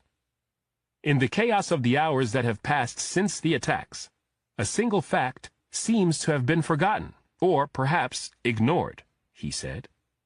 When the Senate President pro tempore, West Virginia Senator Arthur Jones, had a heart attack and was pronounced dead, the next senator in line automatically and with zero fanfare became Senate President pro tempore. The anchorman paused for effect. This all happened a good 4 hours before the assassinations. In light of this obscure but very real rule, should Samuel Larkin be running the country, launching attacks against the power grids of other nations, provoking nuclear war? Or should the new Senate President pro tempore, Bryce Talbot of Nevada, be President of the United States? The screen cut to show archival footage of Senator Talbot, a slick, smart, silver-haired former prosecutor from Reno in his late 60s. I knew Talbot, or knew of his reputation anyway, and it made me slightly unsettled. The senator from Nevada was one of the top fundraisers on Capitol Hill, and he held the power of the purse strings as chairman of the Senate Appropriations Committee. Talbot was reputed to be in the back pocket of, among other special interest groups, the gambling industry. Then again, what senator from Nevada wouldn't be? The screen cut to Senator Talbot in his office. Talbot looked genuinely stunned when Holt said that according to the Constitution and rules of the Senate, he should be the President of the United States. "Is that true, Lester?" he asked, shocked. "I believe it is, Senator," Holt said. "Will you seek to remove Mr. Larkin and take his place in the Oval Office?" Talbot looked deeply conflicted but said, "Well, I'll have to talk to people smarter than me about this before I make any firm decisions.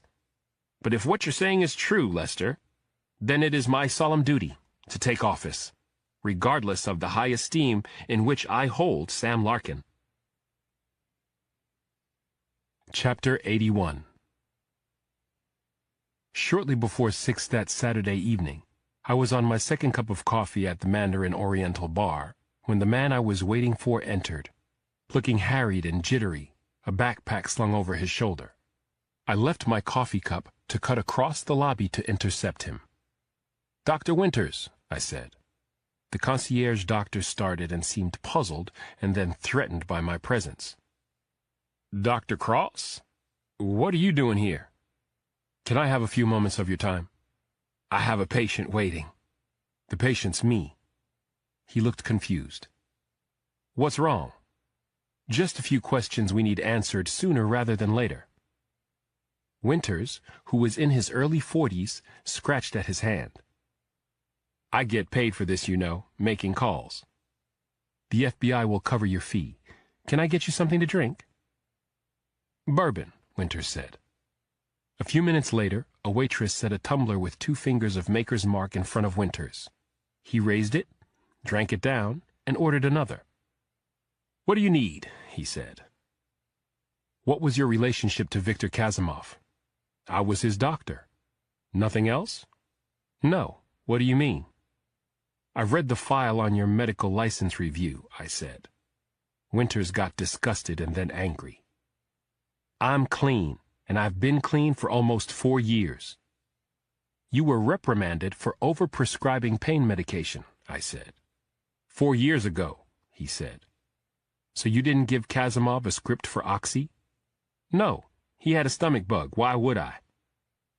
"What about seeing makeup and masks?" "You neglected to tell us about that when we spoke." Winters ducked his chin, and you could tell he was wondering how the hell I knew that, and then he did know. "That psycho bitch tell you that?" he asked. "Casey?" I was almost going to correct him, tell him her real name, but instead I nodded. She did. She thought it was the right thing to do. "I'm sure she did," the concierge doctor said, almost sneering. "But so what? Is it a crime?" "Depends," I said. "If Kazimov's men donned disguises to go to a liquor store, no. But if they went out and were involved in a conspiracy to assassinate the president, it's quite a different story. A case could be made for your aiding and abetting murder." Winter's hands flew up in surrender. "No way! They told me they just needed to be able to visit the Russian embassy without attracting attention. I swear to God." I studied him, thinking that I didn't trust him. "Kazimov or his men mention where they were going the last time you saw them?" "London," the doctor said. "I told him to see a doctor there if he was feeling dehydrated after his sickness and the flight. That's it. End of story." "Okay," I said. "If you think of anything else, here's my card." He took it without enthusiasm, didn't look at it, and stuffed it in his pocket. The waitress came with his second drink. I threw down 2 20s and got up. "My address is on the card," I said. "Send your bill there." "No, no charge." I started to walk away. "Dr. Cross." When I looked back, I saw he had my card out and was playing with it in his fingers. "Yes?" He paused to look at his bourbon.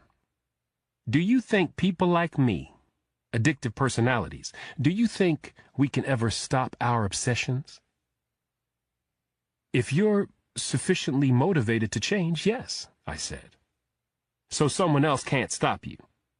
"When it comes right down to it, change has to come from within." Winters nodded and pushed the bourbon away from him. He gazed at me and said, "Thanks." "Anytime." As I turned to go again, he said, "I tried to change Casey, or whatever her name really is." I paused, unsure of what to say. "Didn't work?" He shook his head.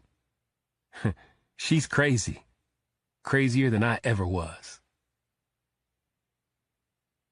Chapter 82. Pablo Cruz was nothing if not patient. On the second full day of martial law, President Hobbs's assassin waited until darkness had fallen before slipping out from beneath the protective cover on a Bertram offshore fishing boat moored in a slip at the Hope Springs Marina in Stafford, Virginia. He still wore the dry suit, and he attributed the fact that he was still alive to the suit and to the belt he'd used as a tourniquet. The wound wasn't as bad as it could have been. given the number of shots that had been fired at him at the confluence of the flooding Rock Creek and the surging Potomac River. The slug had hit him in the top of his left forearm, just below the elbow, and broken bone before exiting.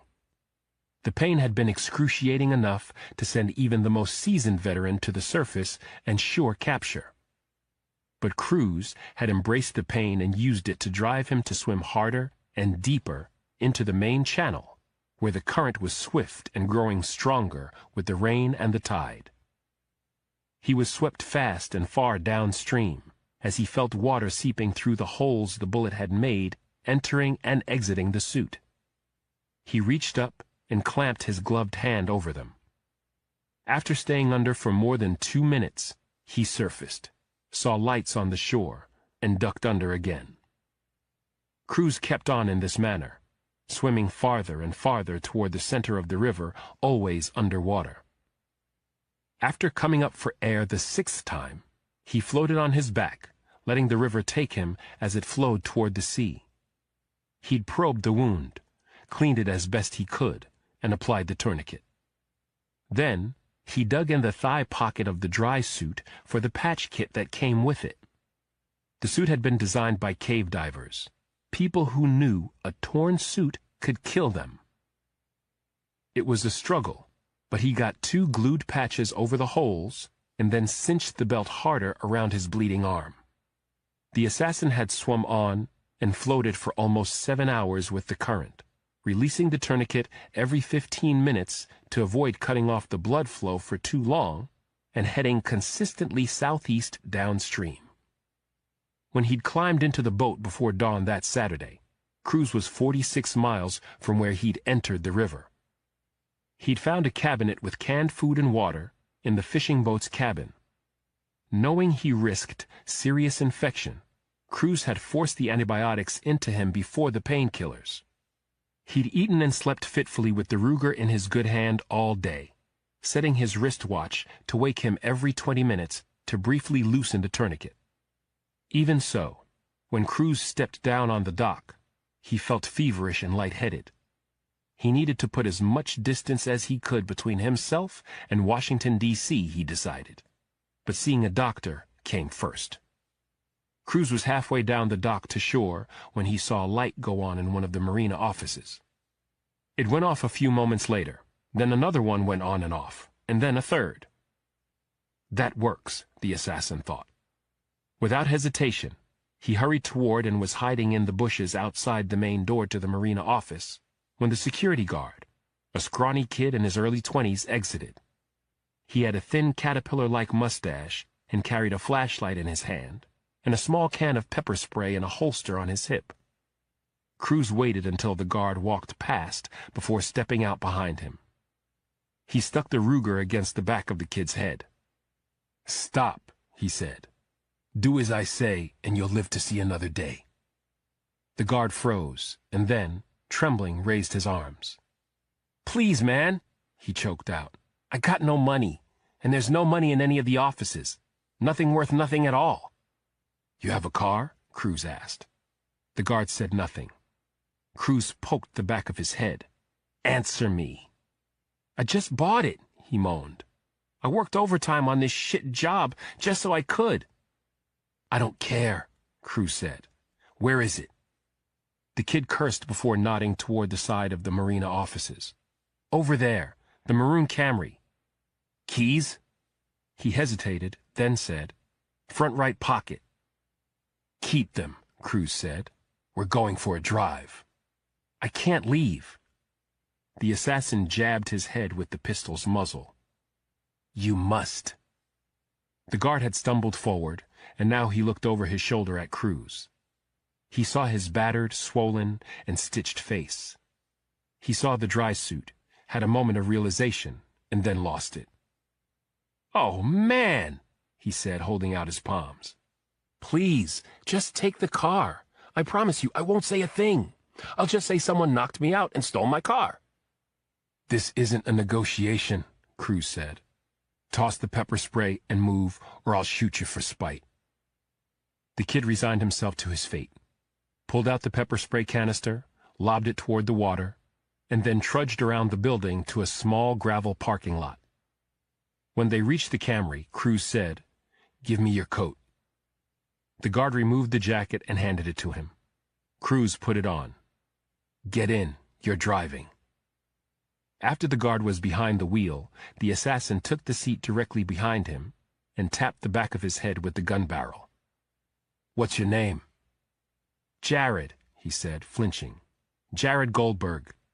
"Nice to meet you, Jared," he said. "Now drive." Chapter 83. Back at Joint Base Andrews, as well as across the nation, anxiety was building. Despite the imposition of martial law, protests had broken out at peace vigils held in New York, Dallas, Los Angeles, Portland, and Seattle. No country had lobbed a nuclear warhead at us, but the threat remained. You could see it was on everyone's mind. Agents were calling home as often as they called for investigative leads, and I didn't blame any of them for it. But I simply refused to let the possibility of a world war dominate my thoughts. If I did, I knew I'd be useless in my new role. When I returned from talking to Dr. Winters, Carstensen, the FBI deputy director, had asked me to move to the team that was synthesizing information. I'd started to protest that I was more useful in the field, but she'd cut me off and walked away. So I kept my head down through the evening, focusing on the flow of evidence crossing my screen and desktop. Twice, I'd tried to return Nina Davis's call, but I'd gotten no answer. But I couldn't pay attention to that. Every minute seemed to bring an update, a field report, or a result from Quantico's churning forensics laboratories. We knew by then, for example, that courtesy of a bright ER nurse at George Washington University Hospital, we had DNA material and blood from the president's assassin and possibly his fingerprints off the rail of a hospital bed he'd used after the ambulance ride. We knew his blood type was O negative, but DNA testing still took several days. And so far, there were no matches to the fingerprints. As I closed that file, I once again forced myself to consider who benefited the most from the assassinations. Kazimov? I supposed if the Kremlin was behind the killings, then Kazimov would benefit as long as he could disappear and as long as his Moscow handlers could keep him hidden from the long arm of U.S. law enforcement. But Kazimov had vanished. Maybe it didn't benefit him. Maybe his role in the plot was done, and some higher up in Russia had ordered his plane shot down over the ocean. Did Samuel Larkin still benefit? The acting president had been at an undisclosed location all day, huddled with a small circle of advisors, dealing with the existential threat to the nation and the constitutional crisis. Would Larkin, the former Attorney General, agree that Senator Talbot, the Senate President pro tempore, was the right and legal person to be sitting in the Oval Office and calling the shots? If Larkin refused to cede power, wouldn't that be an indicator of his involvement and of his intent? For his part, Senator Talbot had been interviewed several times since the Lester Holt story appeared. Talbot seemed genuinely daunted by the idea of assuming the presidency, especially given his age. There'd even been talk of his retiring before this sudden change of circumstances. So, did Talbot benefit? All in all, it didn't strike me that way. But then again, I'd heard it said more than once that every U.S. senator fantasizes about becoming president. U.S. senators were powerful and influential in their own right, but for men and women of overwhelming ambition, being a senator wasn't powerful and influential enough. But having fellow politicians murdered to become president? Before I could give that further thought, more forensics and field reports blinked into my inbox. From Quantico's ballistics lab, a report confirming Keith Rawlins's suspicion that the bullets used to kill President Hobbs and wound the Secretary of Defense were made of carbon and built on a 3D printer. The next report came from Rawlins himself, who had been writing programs and devising algorithms to filter the huge amounts of data flowing in the wake of the assassinations. He'd found an incredible amount of speculation about the assassinations by various conspiracy theorists on the internet and dark web.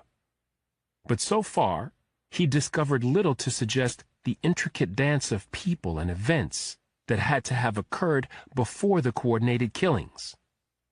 Mahoney came up to my workstation. A man and a woman with horses rented a remote cabin about 40 miles north of the ranch where the Speaker and the Secretary of State were shot, he said. They drove a heavy-duty green Chevy pickup with Wyoming plates, paid the landlord cash, and had cases that looked like they could have held rifles. Best part? They carried bogus Wyoming licenses in the names of Frank and Elizabeth Marker. Do we have agents at the cabin? Mahoney's face fell. The landlord hadn't been out there since he'd gotten his money. He led 2 agents from Dallas into the middle of nowhere, and surprise, they found the cabin burned to the ground. Karstensen, who just walked up, said, "Nothing else?" The owner's working with the sketch artist. I thought of something, got up, and went over to Keith Rollins. I asked him if it was possible to craft an algorithm to sift through the vast NSA records of phone calls and data transmissions by specific location. The FBI computer wizard said he thought so, and I told him what locations I had in mind. Rollins said it might take him several hours, but he'd try. When I returned to my workspace, Mahoney, Karstensen, and half the other agents in the hangar were on their feet, their attention glued once again to the big screens dangling overhead. Lester Holt sat at his anchor desk. Acting President Larkin and Senator Talbot have agreed to let the Chief Justice of the Supreme Court decide who should lead the nation. In the meantime, Secretary of Defense Harold Murphy clings to life. If Murphy lives, he'll also have a claim to the Oval Office. Could the situation be cloudier? Karstensen's phone buzzed. She answered, listened, punched her fist in the air, and then looked at us and smiled. The CIA just snatched Victor Kazimov from a brothel in Tangier. They're bringing him here. Chapter 84. Following Cruz's instructions, the Marina security guard, Jared Goldberg, had driven east by southeast, staying on residential and county secondary roads whenever possible. There were plenty of vehicles out after dark, which was a relief. In the assassin's worst-case scenario, he'd imagined a roadblock at every main intersection in a 60-mile circle around Washington, D.C. But he guessed that would have required calling out the National Guard from 5 or 6 states, maybe more. According to the all-news satellite station Goldberg had turned to, that had not yet happened and was unlikely to, given the projected short period of martial law. 3 more days, Cruz thought. 3 more days, and I can make a real move. He shivered. He almost swooned. He needed a doctor. Fast. The radio was saying that the curfew would be in effect again at 9 p.m. Any vehicles found traveling afterward could be stopped and searched. Cruz forced himself alert. He needed medical care and a place to hide until... "Where now?" Goldberg asked, gesturing at traffic signs. They were coming up on Virginia State Route 17, a 4-lane highway that could take them west toward Stork or east toward Interstate 95 and the bridge to the eastern shore of Maryland. "Go west," Cruz said.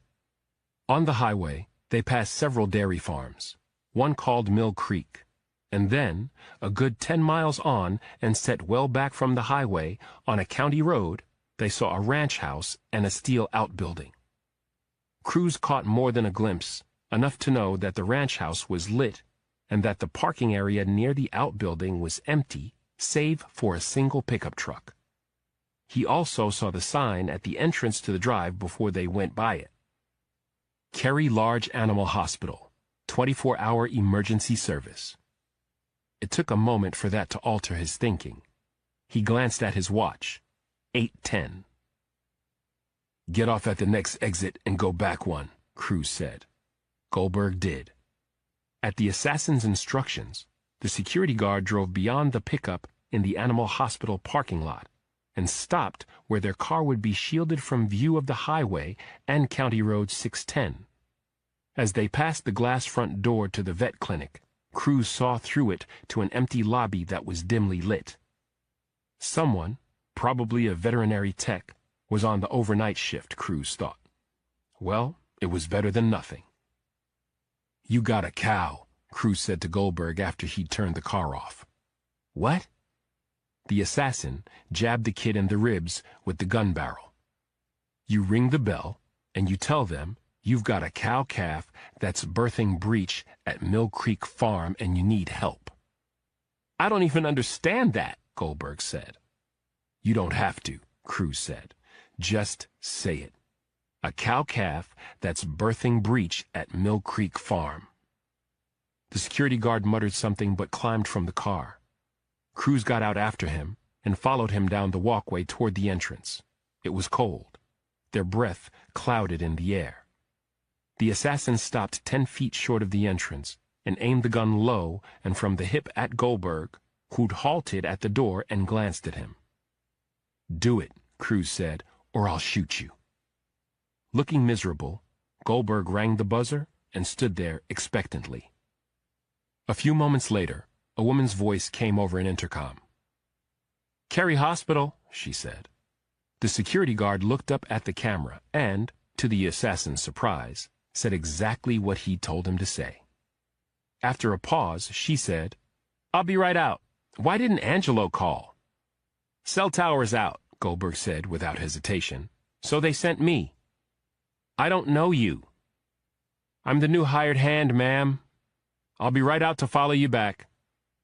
Although Cruz was impressed by how well Goldberg had ad-libbed in the situation, he felt suddenly nauseated. His skin got hot, and he felt dizzy.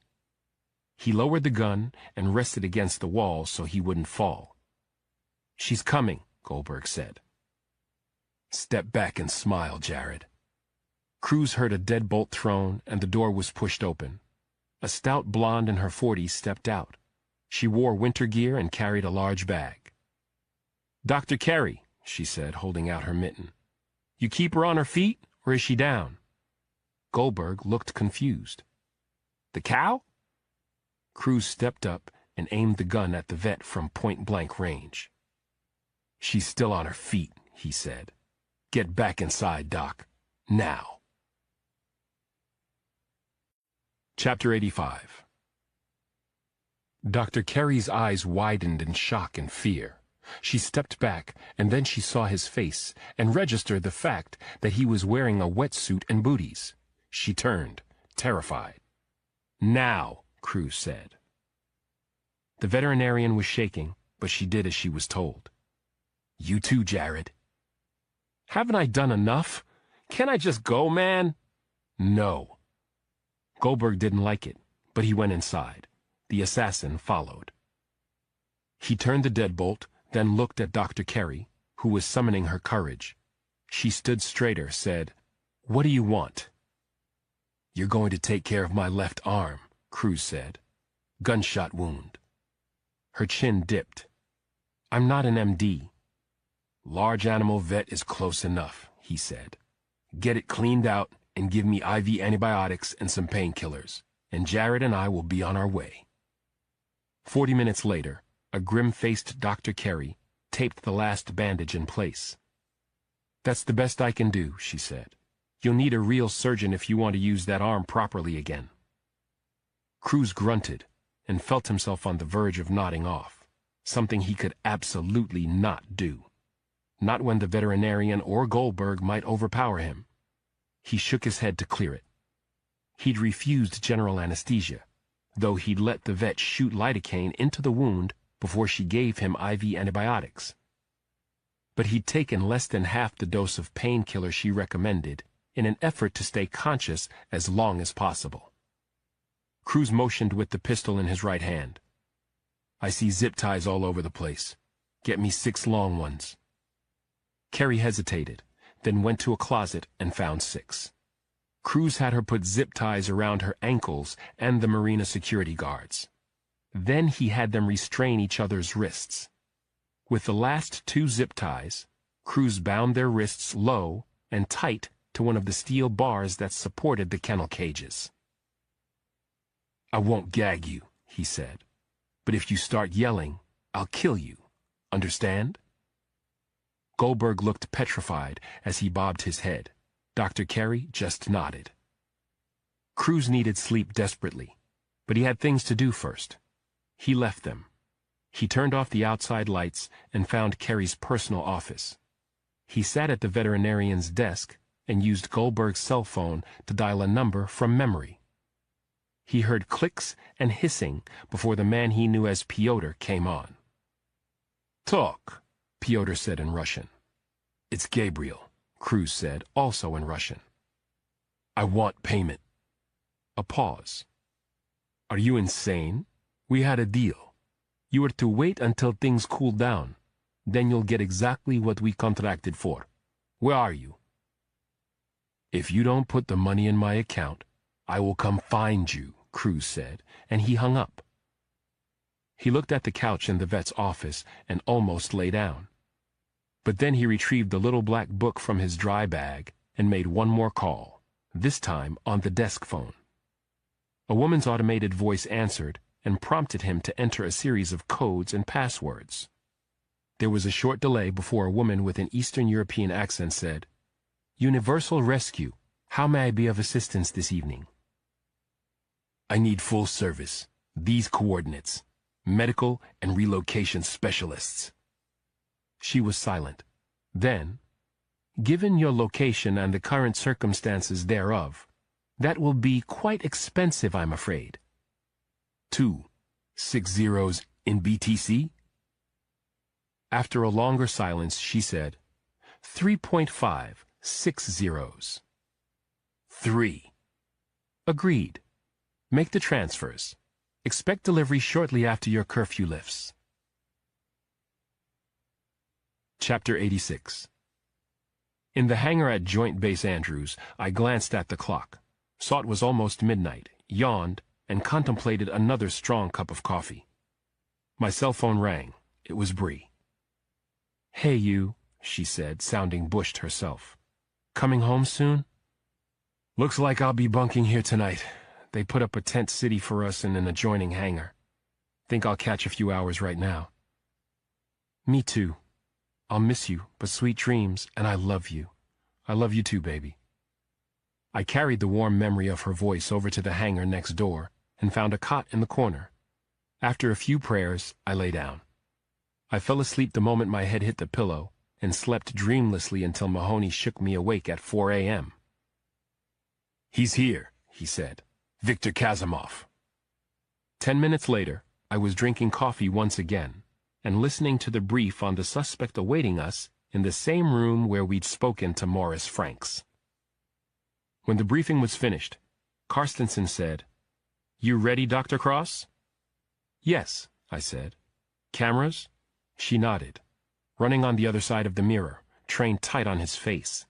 "If the body language experts catch anything, we'll call it into you. Translator? There'll be one in the booth with me, but you'll find he's fluent in English." In both English and Russian, Viktor Kazimov told us he was spitting mad when Ned and I entered the interrogation room and found him manacled and chained to the table. "You," Kazimov shouted at me and Mahoney. "You two think crazy imbecile thoughts. Invent these things." "I could say the same about you, Victor," Ned said, unruffled. Kazimov looked like he wanted to rip both our heads off, but he took several deep, trembling breaths before saying, "I am a Russian diplomat, an envoy of the Kremlin, and there will be serious repercussions if—" Mahoney cut him off. "We don't care about your bona fides or your diplomatic passport." I said, "We've gone far beyond the normal rule of law here, Mr. Kazimov. Martial law allows us to do pretty much whatever we want. And I can tell you that there could be painful and perhaps deadly repercussions for you if you don't start helping us right now." "I have no idea how to help you," he snapped. "Tell us about Sean Lawler." There was a twitch at the corner of his lips before he said, "Who?" Over the earbud I wore, I heard Carstensen say, "That's a lie." I said, "Lawler, Sean, the former SAS sniper you hired to perform at least 3 murders in the past 4 years? Your name turned up in his Scotland Yard file after he was killed following the assassination of Senator Walker. But of course, you know all that." "I do not know what you're talking about." Mahoney said, "You understand that by refusing to cooperate, you are aiding forces hostile to the sovereign security of the United States?" "I am not cooperating with any—" "You could be taken out and shot or hung, Mr. Kasimov," I said. "It's not what we want, but it is what could happen if you don't start speaking truthfully." When Kasimov glared at us, we both returned flat gazes. "Okay," he said finally. "I did know this Lawler person. He did 2 jobs for me, not 3. Both domestic affairs. Russian domestic affairs." We asked him how he'd contacted Lawler. Through a middleman, a number he called when he needed such work done. He agreed to give the number to us, but said the access code was usually changed every 6 months, and he hadn't needed any such services in more than a year. "Beyond that, I tell you for certain, and on my mother's grave, I know nothing more," Kasimov said. "I think you're in it up to your eyeballs," Mahoney said. The Russian threw back his head and laughed. "I am not that smart or cunning or ruthless, Mr. Special Agent of the FBI. Believe it or not. I think we should all coexist in peace. I mean, who needs war?" "Right," I said. "Who needs war if you can achieve the same ends through political assassinations?" Kasimov sighed. "Whoever are these masterminds you look for? They are playing games with you, I think. Yes, they are theorists, like the chess player. You know, somebody who thinks ahead 20, 50 steps. This is the kind of person you search for, Dr. Cross. Me? My mind is simple. I do what I'm told." "Unless you're raping women," Ned said. He gave us a weary expression. "I don't know how these lies follow me." I decided a different route might be more helpful. "So what else do you think was behind the assassinations? Hypothetically. What's the purpose? A takeover?"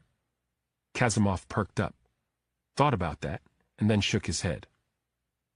"If it was to be an attack on your shores, it would have happened already.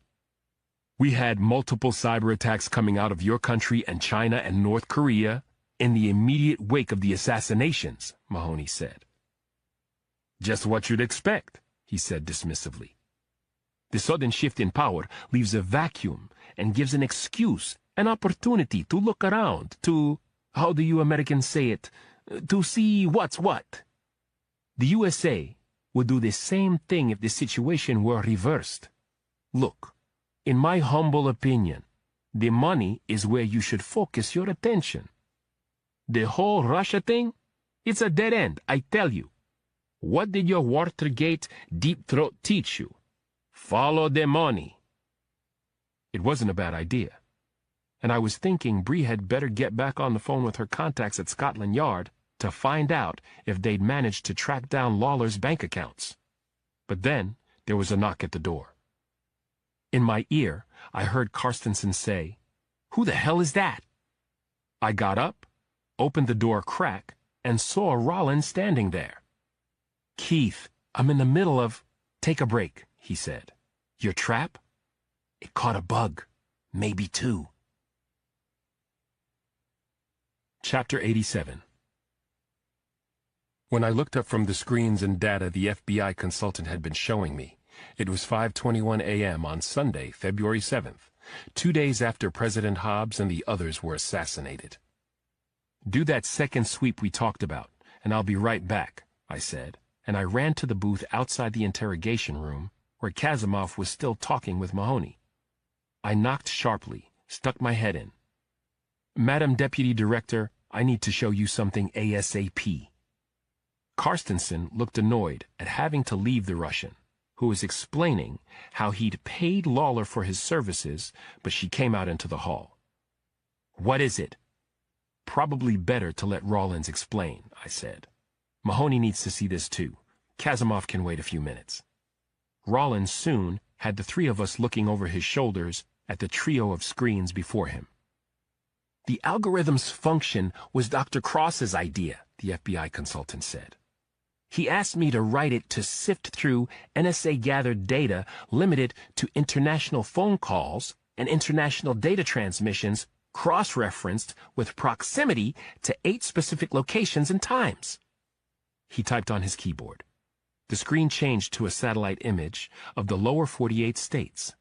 7 digital pins glowed on the map. Rawlins zoomed in on each, and I identified them. 1. Senator Walker's murder scene in Georgetown. 2. The murder scene of the assassin Sean Lawler a few blocks away. 3. GW University Hospital, where the former Senate President pro tempore had died 2 mornings ago. 4. The D.C. arena where the late President and the Secretary of Defense had been shot. 5. The street where Bree and D.C. Metro SWAT had engaged in a firefight with West Coast gangbangers. 6. The West Texas ranch where the Speaker and Secretary of State were assassinated and, to the north of it, the site of the remote cabin that had been burned down. 7. The motel room that Christina Vargin had booby-trapped. 8. Lower Manhattan, where the Treasury Secretary had been shot. My idea was to look for commonalities in and around these areas, I said. Phone numbers used or large data transmissions going to a specific site. And, Carstensen said. Rawlins said, the algorithm found nothing unusual in Texas, around Senator Walker's home, by the D.C. arena, near the gangbanger scene, or around GW Hospital. But, he typed again, and a new file came up. He tapped on an international phone number, 011-7812-579-5207. This number was called from inside or near Lawler's death scene well before discovery of the body. The number was also dialed on Skype from inside the Mandarin Oriental Hotel in D.C. 2 days before the assassinations and on a phone in Lower Manhattan shortly after Abby Bowman was shot. The Mandarin Oriental, Carstensen said. Kasimov is lying. He is the mastermind. Or someone else staying at the hotel or working at the hotel was involved, I said, thinking about Dr. Winters and wanting to go back to ask Kasimov about the makeup and masks the doctor had seen. Whose phone number is that? Mahoney asked. Someone in St. Petersburg, Russia, Rawlins said. Beyond that, I don't know yet. If we could get some cooperation from the Russians, it would be a bit easier. Fat chance, I said. Did you do that second sweep we talked about? I started it but haven't taken a look at the results yet. The FBI contractor pivoted in his chair and started typing. Carstensen and Mahoney were puzzled. I said, I asked him if he could look for that phone number being used in any call coming to or leaving the continental United States in the past 10 days. Bam! Rawlins said. Look at that! The map of the USA now showed 5 glowing blue pins. One was in West Texas, not far from the burned-down cabin. Another was close to Vargin's motel in Gaithersburg, Maryland. The third was near Lancaster, Pennsylvania. The fourth was well south of Washington, D.C., near I-95 in Ladysmith, Virginia. The fifth pin was not far away from the fourth, near rural Stork, Virginia. Can you give us the times with these locations? Carstensen asked. Rawlins nodded and gave his computer a command. The screen blinked and showed dates, times, and whether the connection was incoming or outgoing beside the blue pins. There was a call from the Russian number to a burn cell in rural West Texas that had occurred late in the afternoon a few days before. There was a call to the Russian number from near Vargin's motel that was made the evening before she almost blew us up. The call near Lancaster was also to the Russian number and had occurred the day before that in the afternoon. The fourth call was from the St. Petersburg number to a burn phone several hours later. "Look at the one near Stork, Virginia, though," I said. "My God, that was outgoing to St. Petersburg last night, less than 7 hours ago." Chapter 88.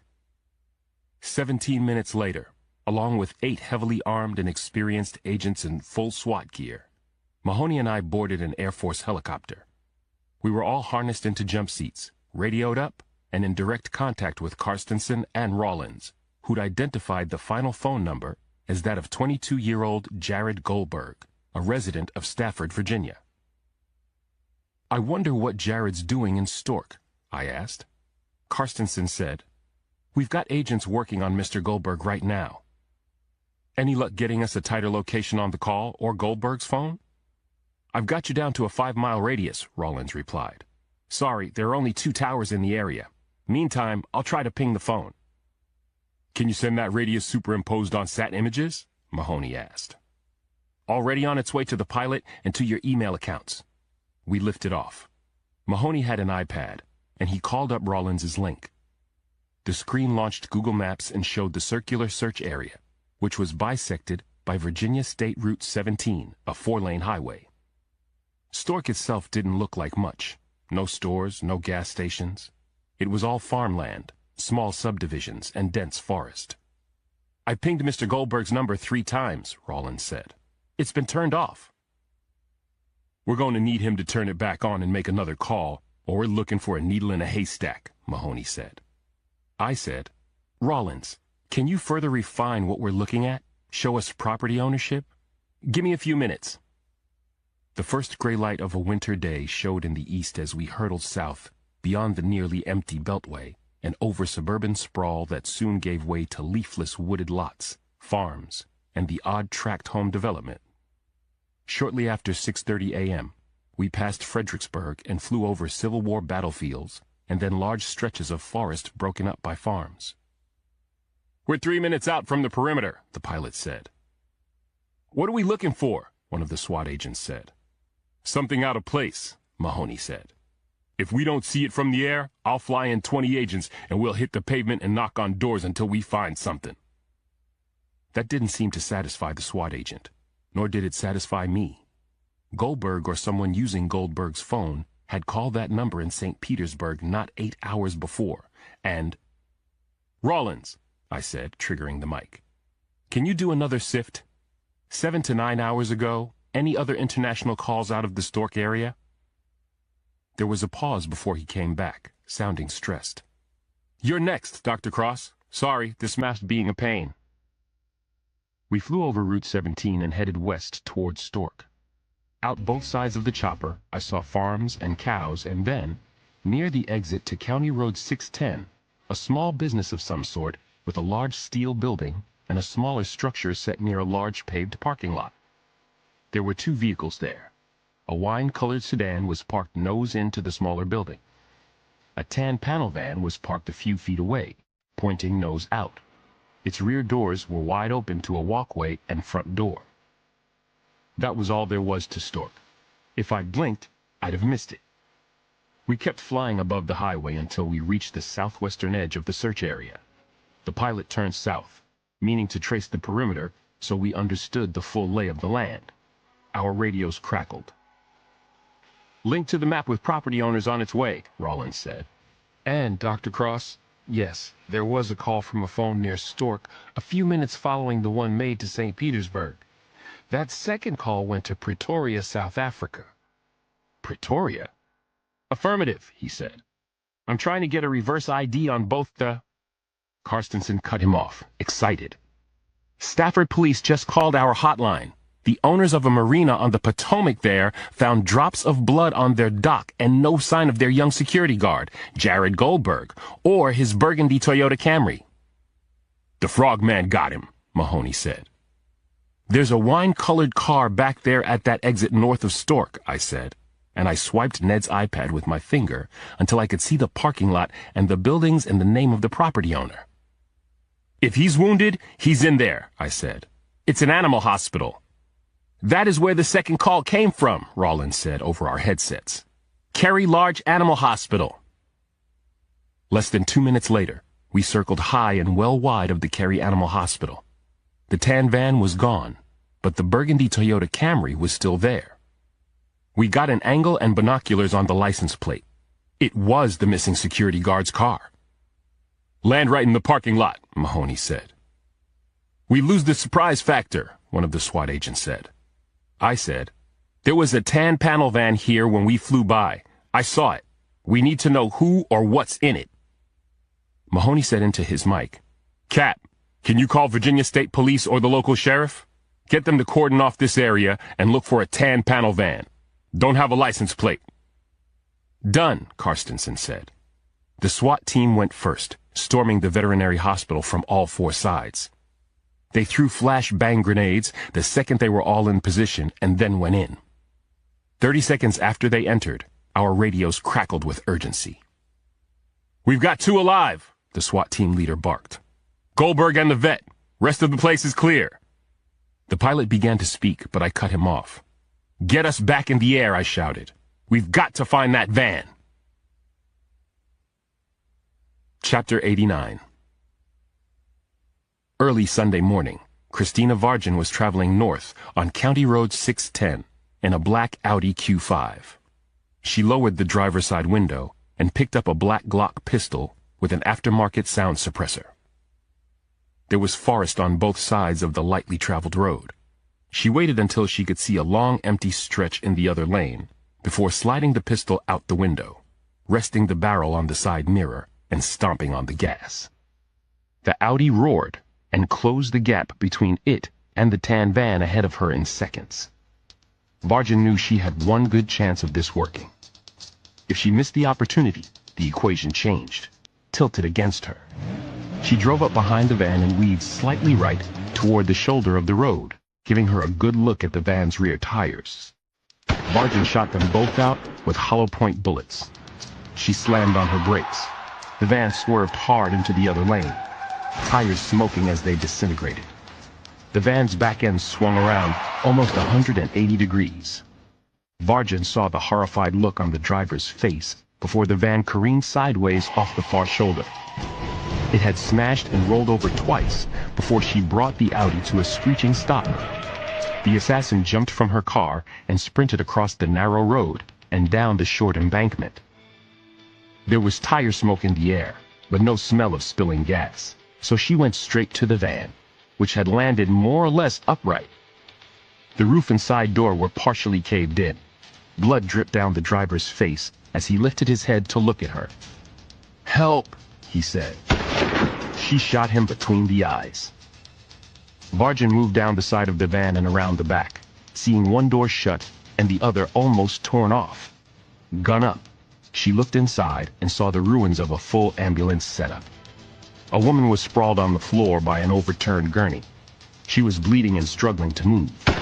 Vargin shot her through the top of her head before checking behind the closed door. No one. She heard a soft thump and a twig snapping. She jerked back, then took 2 cautious steps toward the opposite side of the van, where the sounds had come from. When she took a quick peek, she saw nothing but burned brush and the edge of the woods. She pivoted back the other way, but it was too late. Quiet as a leopard, Cruz had slipped up behind her, and now he stuck the muzzle of his pistol against her forehead. "You didn't think it was going to be that easy, did you, Vargin?" Chapter 90. Route 17, southeast toward the town of Brera and I-95, was my best guess of where the president's assassin was headed. Mahoney thought so too. But when we lifted off, we immediately saw a plume of black smoke rising above the forest canopy not far to the northeast. Give credit to Ned's instincts. He told the pilot to check it out before we went all the way to the interstate. We flew over a lumber yard and a farm toward a big chunk of forest. Within it, the black smoke had quickly become flames that fully engulfed the van, and now the fire was dying down. "Get us on the pavement," Mahoney said. As we swung around to land, I punched in 911 and was surprised to be almost instantly connected to a dispatcher for Stafford County Emergency Services. After identifying myself, I reported the fire and asked that the Stork Road be closed in both directions. We touched down north of the van. The flames coming from it were all but done, leaving the smoking, scorched shell. Tendrils of fire were consuming leaves and pine needles, but not spreading widely or rapidly. They were hampered by the recent wet conditions. I went toward the burning vehicle, stopped at a safe distance, and used the pocket binoculars I always carried to study it. "Body in the front seat," I said. Mahoney had already gone down the bank and was looking at the van from behind through his own binoculars. "And a second in the back here." We heard the first sirens in the distance. I knew the fire trucks would want to get close, and there'd be hoses and water and boots. While Mahoney called for an FBI forensics team, I lowered my binoculars and got out my cell phone. I walked past the van and started taking pictures of the scene, especially the skid marks that told a story in reverse from the tire tracks in the softer soil on the shoulder, where it left the road, to the beginning of the skids a good 80 yards beyond. Right away, I saw that there could be two vehicles involved, the van and another one that had come to a stop almost parallel to the wreck. Was this second set of marks from before? If the marks had ended anywhere but in front of the van, I might have discounted them. But they did stop by the van, so I went on the assumption that they were new. Had someone seen the accident, stopped, saw the van was on fire, and left? Who? And why hadn't that person called it in? I looked beyond the start of the van's skid, no more than 40 feet, and saw what seemed at first to be a piece of tire rubber. I walked to it and realized that it was actually a shard of pavement about 3 inches long and the shape and thickness of my pinky. I saw the gouge in the road where the little finger had come from, and then behind that and to the left, I saw another gouge and 2 pieces of asphalt. As I photographed it all, I heard the sirens closing on our position from 2 directions. I looked north and saw the flashing red lights of a fire truck, followed by the lights of an ambulance. I ran toward the smoking wreckage of the van. Mahoney had come back up the bank onto the road and was talking to Susan Karstensen on the radio. The van was no longer burning, but belching caustic smoke. "Anything?" Mahoney called to me. "Don't let them spray down the van. I want a closer look at it just as it is," I said. "And let's keep them away from those skid marks until forensics gets here." Ned nodded and turned to meet the firemen. I scrambled down into the ditch and got much closer to the van. The metal was still throwing enough heat that I had to stop a good 15 feet away. After shooting a video and stills of the scene from that perspective, I used the binoculars again to study the corpse in the front seat. The jaw was frozen open, not unusual for a burn victim. Though the face was charred beyond recognition, I could make out big fissures in the skin where it had split in the heat, several on what was left of his cheeks, and another that started between the eye sockets and ran up onto the forehead. Something about that one looked strange, but I couldn't tell why. I shifted the binoculars lower and adjusted the focus so I could peer at the ground between myself and the van. The forest floor was a tangle of old leaves, dormant vines, and thorny stalks that were charred close to the vehicle. Behind me, up on the road, I could hear the firemen calling out to one another. 2 of them looped around me and the van with axes and shovels, heading toward the trees. More firemen maneuvered a hose across the ditch and sprayed down the struggling blaze in the woods. I kept moving around the van, 15 feet back, peering at the ground through the glasses. I'd taken 6 or 7 steps counterclockwise before I spotted something that made me lower the binoculars. I couldn't make it out with the naked eye, so I looked again with the glasses, and figured out exactly what it was. Holding my arm up to protect my face from the heat, I hurried to within 6 feet, squatted, and pushed aside a singed leaf that had covered a 9mm shell casing. Of course, it was a rural area. The brass could have been there from something unrelated, but I didn't think so. Leaving it in place, I went around the smashed front end of the van to look in at the corpse from the passenger side. At a glance, I was positive. After walking to the rear of the van and peering inside with the binoculars, I was dead certain. "What are you seeing?" Mahoney called from the road. I went around and climbed up to him. This wasn't an accident, Ned, and neither of them is Hobbs's assassin. Okay. I gestured south. There are gouges in the pavement over there, and I think they were made by bullets, 2 of them. Someone very good shot out the tires, which sent the van into this curving skid and off the road. The shooter skidded to a stop right there, climbed out, went into the ditch, and shot those 2.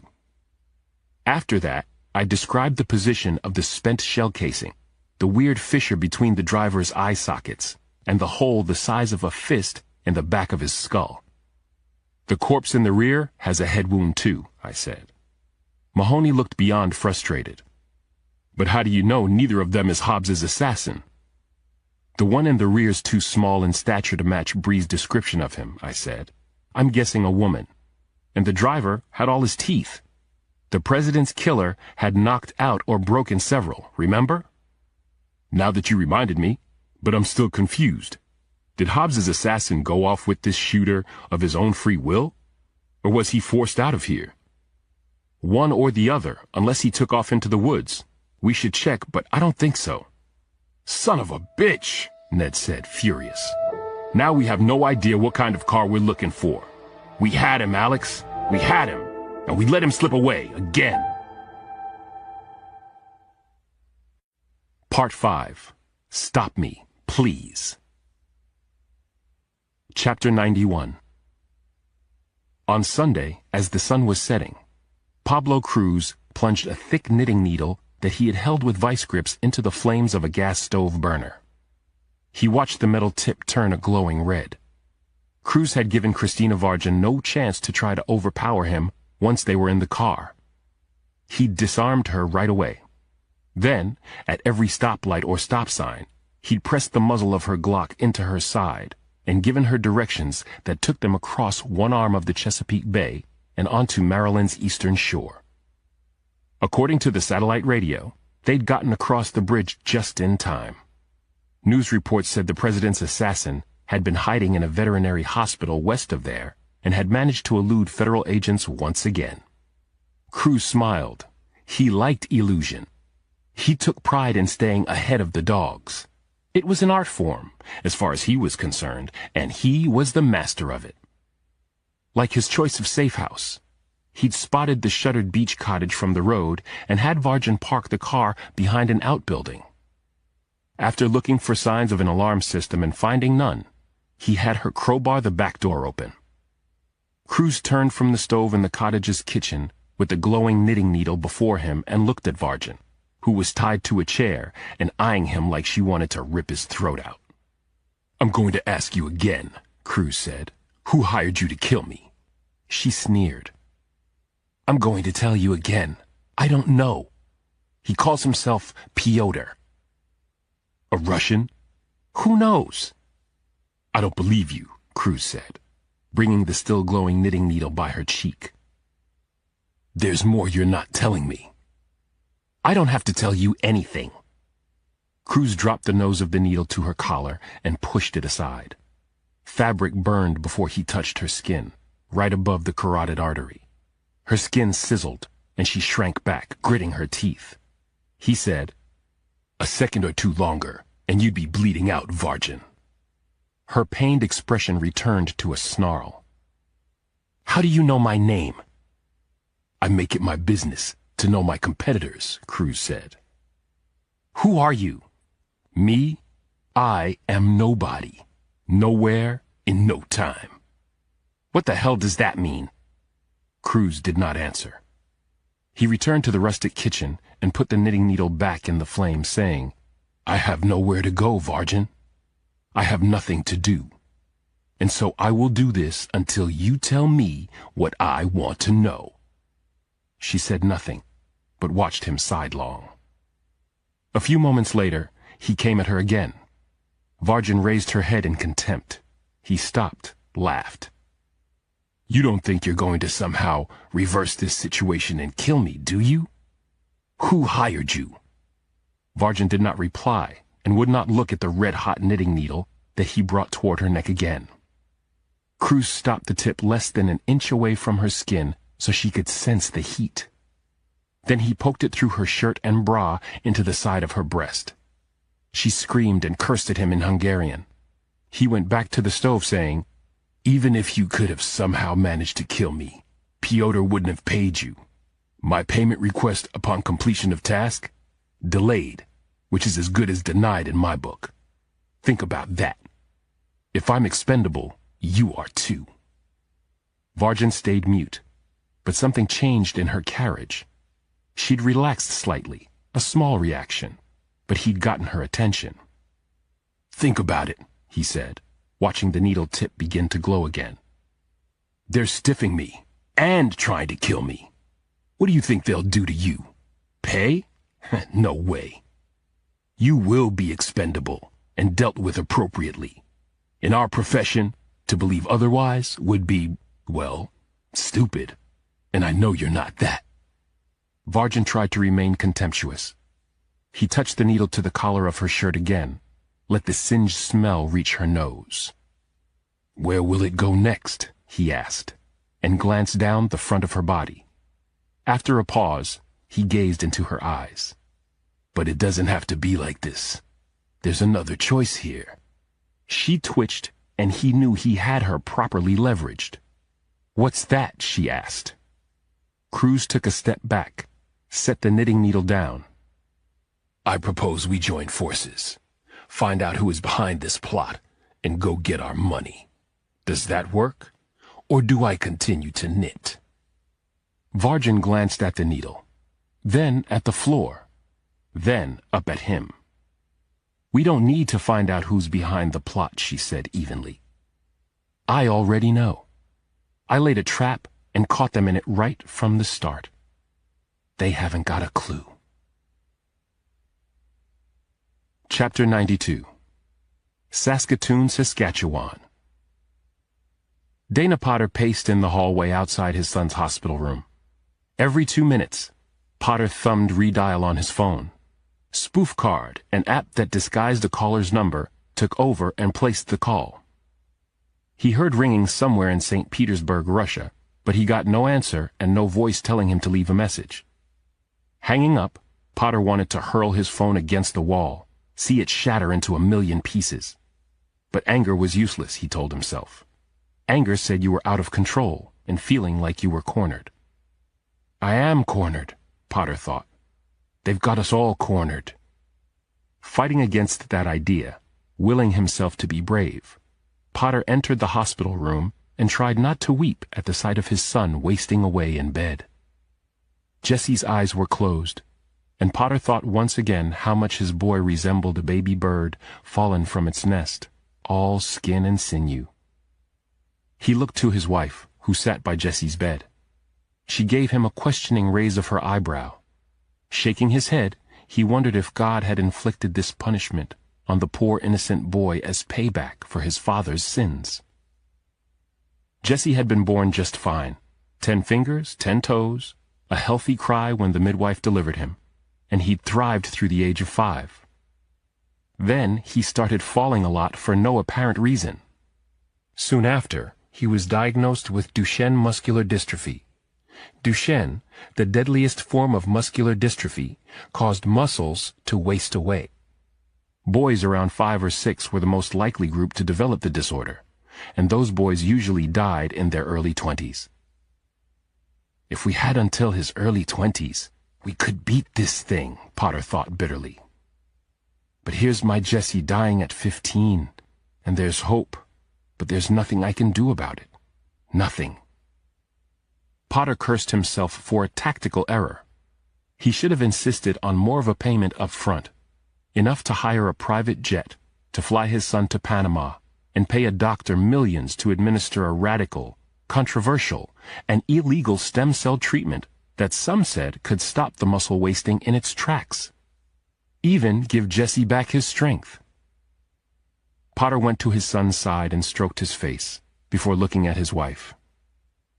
"I don't know how to think of life without him," he choked out. "And they won't answer the phone. They're leaving us hanging in the wind, and I don't know what to do." Mary had tears in her eyes when she nodded. She was barely able to say, "I know." Potter took his attention off his son. He could not bear to watch him just slip away in his sleep. He glanced at the television on mute. His wife had it turned to CNN. The anchorman was jazzed up about something, but Potter had no idea what until a chyron appeared on the screen.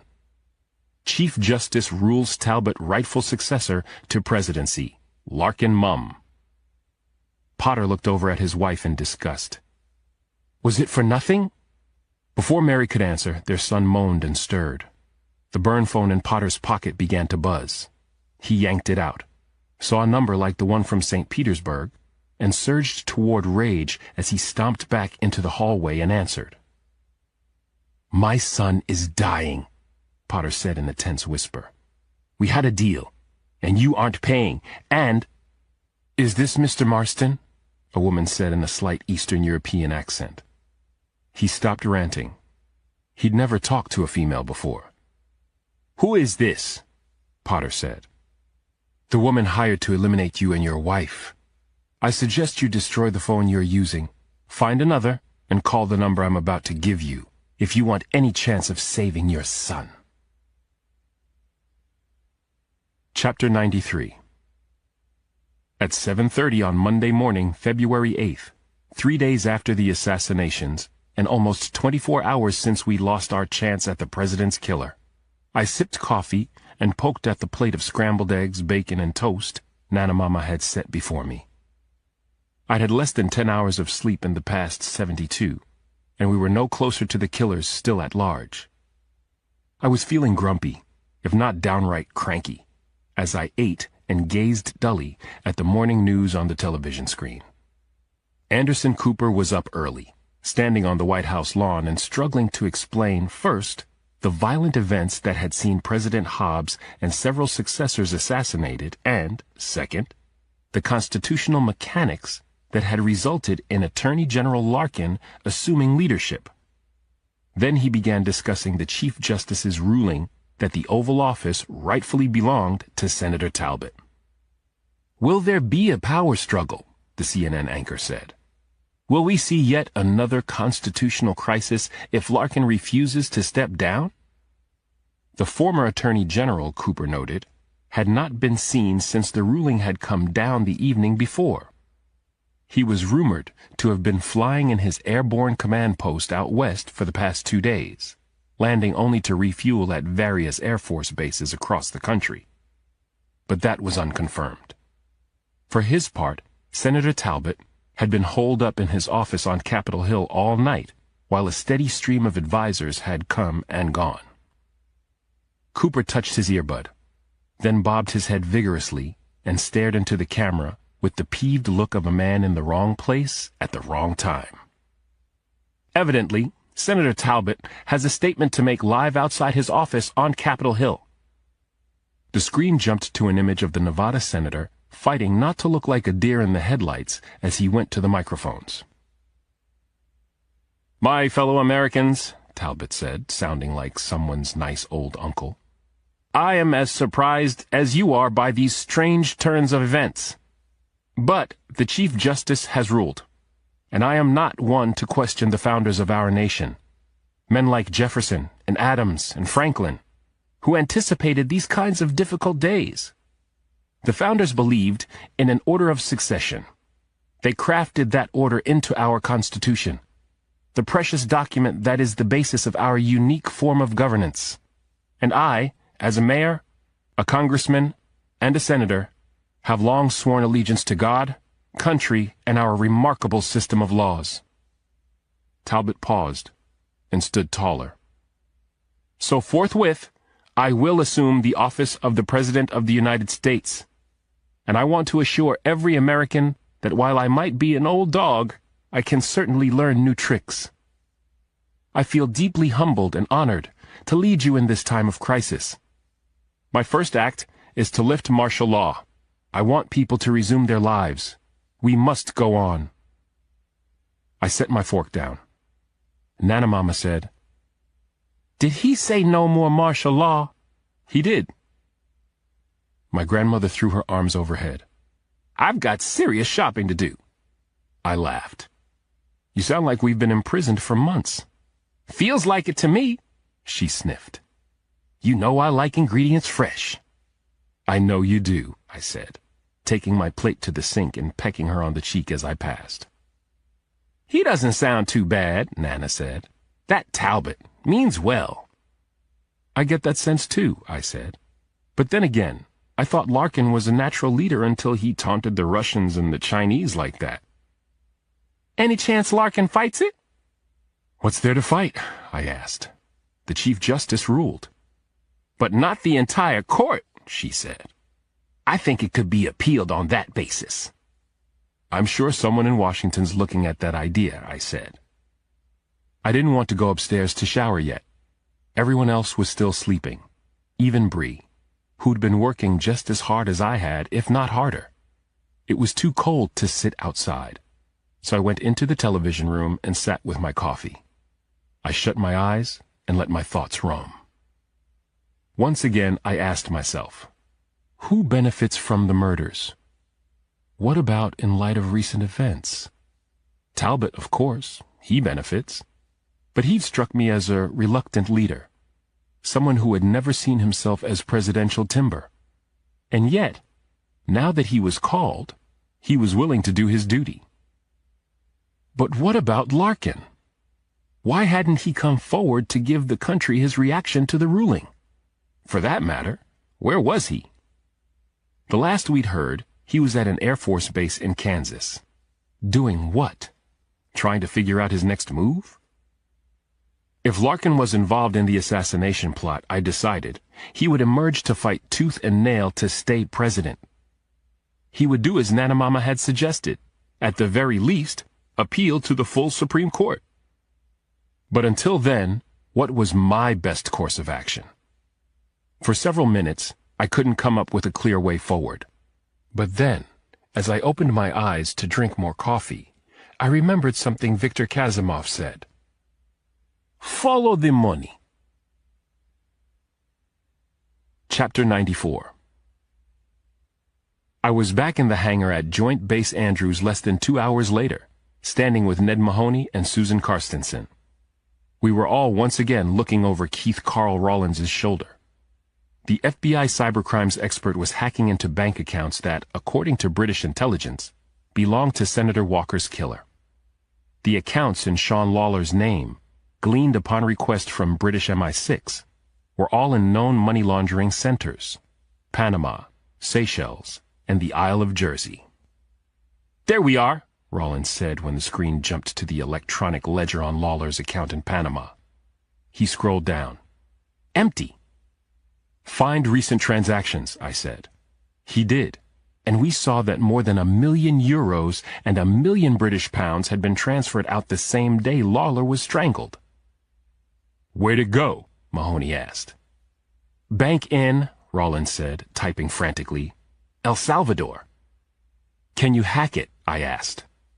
He looked at me as if I'd insulted him, and soon had the account open on the screen. It, too, was empty. Whose account?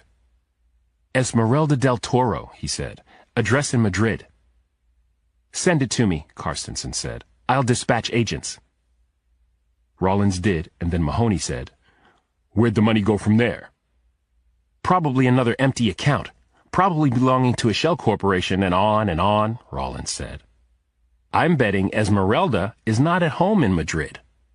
Or that she even exists, I said. Humor me, Mahoney said. Push the ball ahead a few times. Rawlins sighed and gave his computer an order.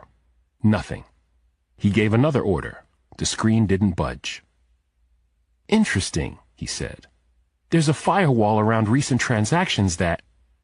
The FBI contractor cocked his head, rattled away at his keyboard, and hit enter. The screen didn't change at first, but then it blinked to a new document. Ah, Rawlins said. The money went to an account on Kraken. It's an exchange for cryptocurrencies in Singapore. Can you hack that account? Mahoney demanded. He cringed a little. That will take time. Those crypto exchanges have hired the best in the world to build their security systems. I have faith in you, Mahoney said. Alex? I was starting off, blinking, trying to see what was bothering me through the fog of fatigue and ignorance. And then I flashed on the inner back cover of that Bible and saw a glimmer of hope. "Can you call up the Kraken Exchange homepage?" I said. Rollins did, and I saw more than hope. I saw possibility. "What are you thinking, Cross?" Carstensen asked. "Forget following the money," I said. "Let's play Follow the Bitcoin." Chapter 95. 4 hours later, with the help of Rollins, Mahoney, Carstensen, and a dozen others assigned to the investigation, I believed I knew who and what was behind the plot to overthrow the U.S. government by assassination. "Who does that?" FBI Director Derek Sanford said, shaking his head, after I'd explained my theory to him in the conference room. "Is there no end? No bottom?" "We can't prove it beyond a doubt yet, sir," Carstensen said. "We've still got a lot of legwork to do before we know the details. In the meantime, I wish we were still under martial law. It would make things easier." Sanford paused, then said, "I can offer you extraordinary powers for now.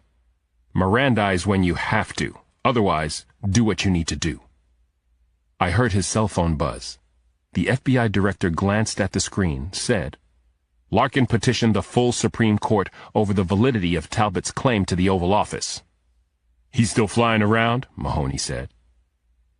"At his home in Kansas, awaiting the court's decision," Sanford said. "Whatever. That's outside our purview. Go make real arrests. When you've got the lot of them in custody, I want the perp walk to end all perp walks." "What about their homes, offices?" Mahoney said. "Search warrants will be executed within the hour. Once that has happened, I'll contact my Russian counterparts and Interpol. They'll handle everything outside our jurisdiction. And when it's appropriate, I'll personally notify the Secret Service of our intentions." After Sanford left the conference room, Carstensen pointed to me and then Mahoney. "You two are coming with me." "By car?" Ned asked. "Helicopter," she said, heading to the door. "SWAT?" I asked. Carstensen paused to check her watch. "What time did you say it started?" 7 p.m. "I'll put a full SWAT team on standby," she said, opening the door. "I'm hoping that given the setting and occasion, our targets will be easy to locate and subdue." Chapter 96. At 6 p.m., Christina Vargin got out the carbon knife Pablo Cruz had given her and slid it up her sleeve. Then she slipped through a throng of people packing a long, wide concrete hallway. The assassin barely noticed them. She was focused, prepared. "Coming from the southwest," she said. Her voice picked up by and transmitted from the sensitive Bluetooth mic, taped to her throat and hidden beneath her shirt. "Coming from northwest," Cruz said over a small earbud.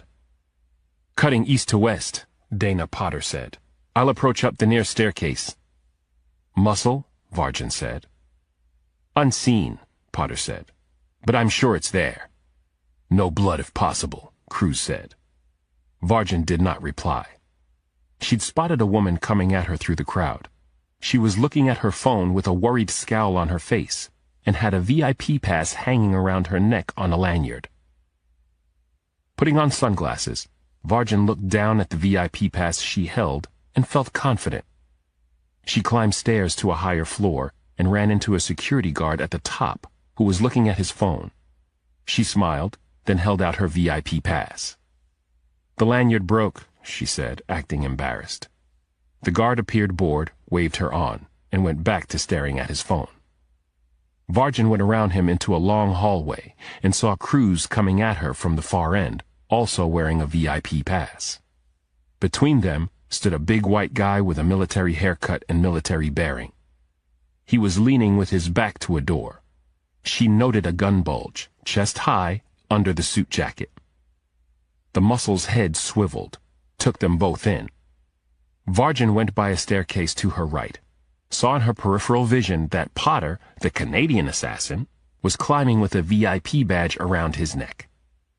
She smeared an easy smile across her face and acted a little tipsy as she ambled to the security guy. This where the VIP bash is at? She asked shyly. No, ma'am. That right, Cruz said, also acting like he'd had a few. I was told this was the place too. Me three, Potter said behind her. The bodyguard seemed relaxed, in control, not bothered by them or the odd outfits they wore. Well, I'm Philip Stapleton, Director of Security for Victorious, and I can tell you, there's no party up here. Yet. Yet? Varjan said, lifting her VIP pass to show him as she slid closer. So we're early? Cruz said.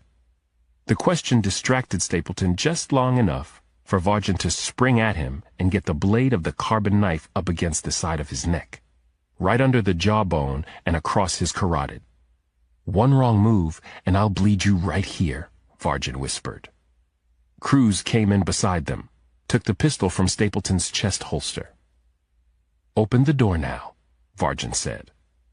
Cruz set the muzzle of the guard's pistol against his temple. Your call. It's coded, the guard said, but he gave them the number. Potter keyed the code into the pad by the door. They heard the door lock click open. Knife blade still tight to Stapleton's jaw, Varjan pushed him through.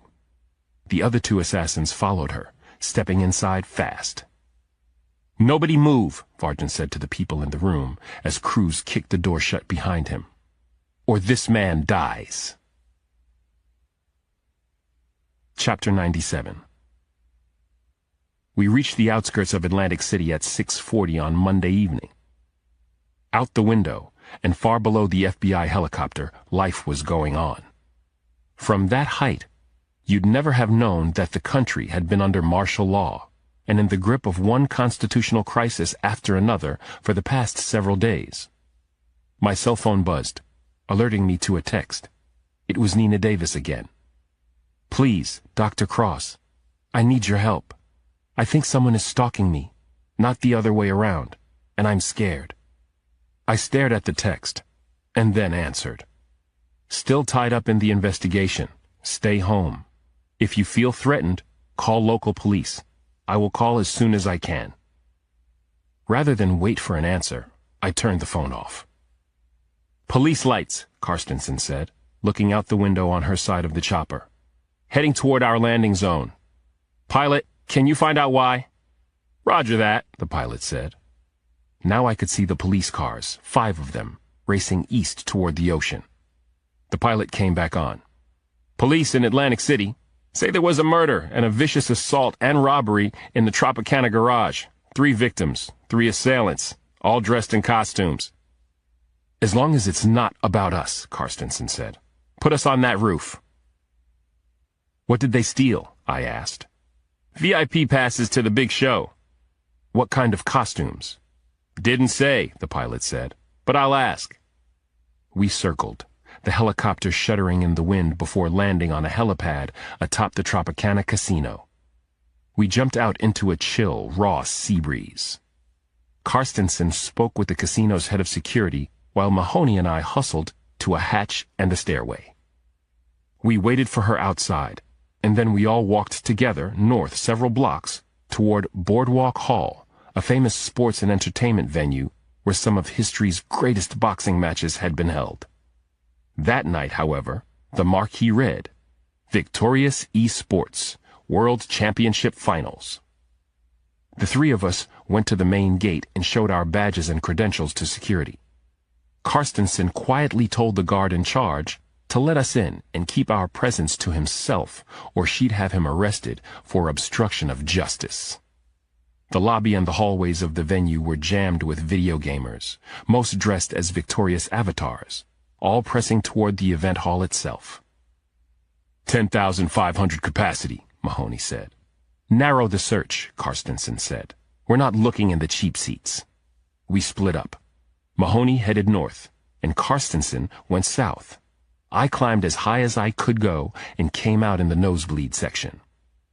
The auditorium was already more than half full. There was rap music playing and a festive atmosphere around a large wrestling ring that filled the center of the floor. Inside the ring, there were 6 empty gaming stations and television cameras on arms swung around above them. I got out my pocket binoculars and used them to peer beyond the ring to a stage at the other end of the hall where a band was setting up. I scanned everyone on the stage, but did not see who I was looking for. Remembering Carstenson's remark about ignoring the cheap seats, I looked all around the wrestling ring, the first 10 rows, best seats in the house. Nothing. But then I looked directly across the auditorium and one deck down toward a row of skyboxes. Most were dark, which surprised me. Maybe esports weren't a big enough business yet to attract a skybox sort of corporate clientele. Whatever the reason, there was only one that appeared occupied. The lights were on. I moved over until I was directly across from that box and looked through the binoculars. The first thing I saw was a woman with her back to me. She wore a glam outfit and a black wig, like the avatar Celis Cher. Beside her, also with his back to me, stood a big lanky guy wearing a black cowboy hat and the sort of long hemmed duster that horsemen wear in the rain, just like the avatar Mr. Marston.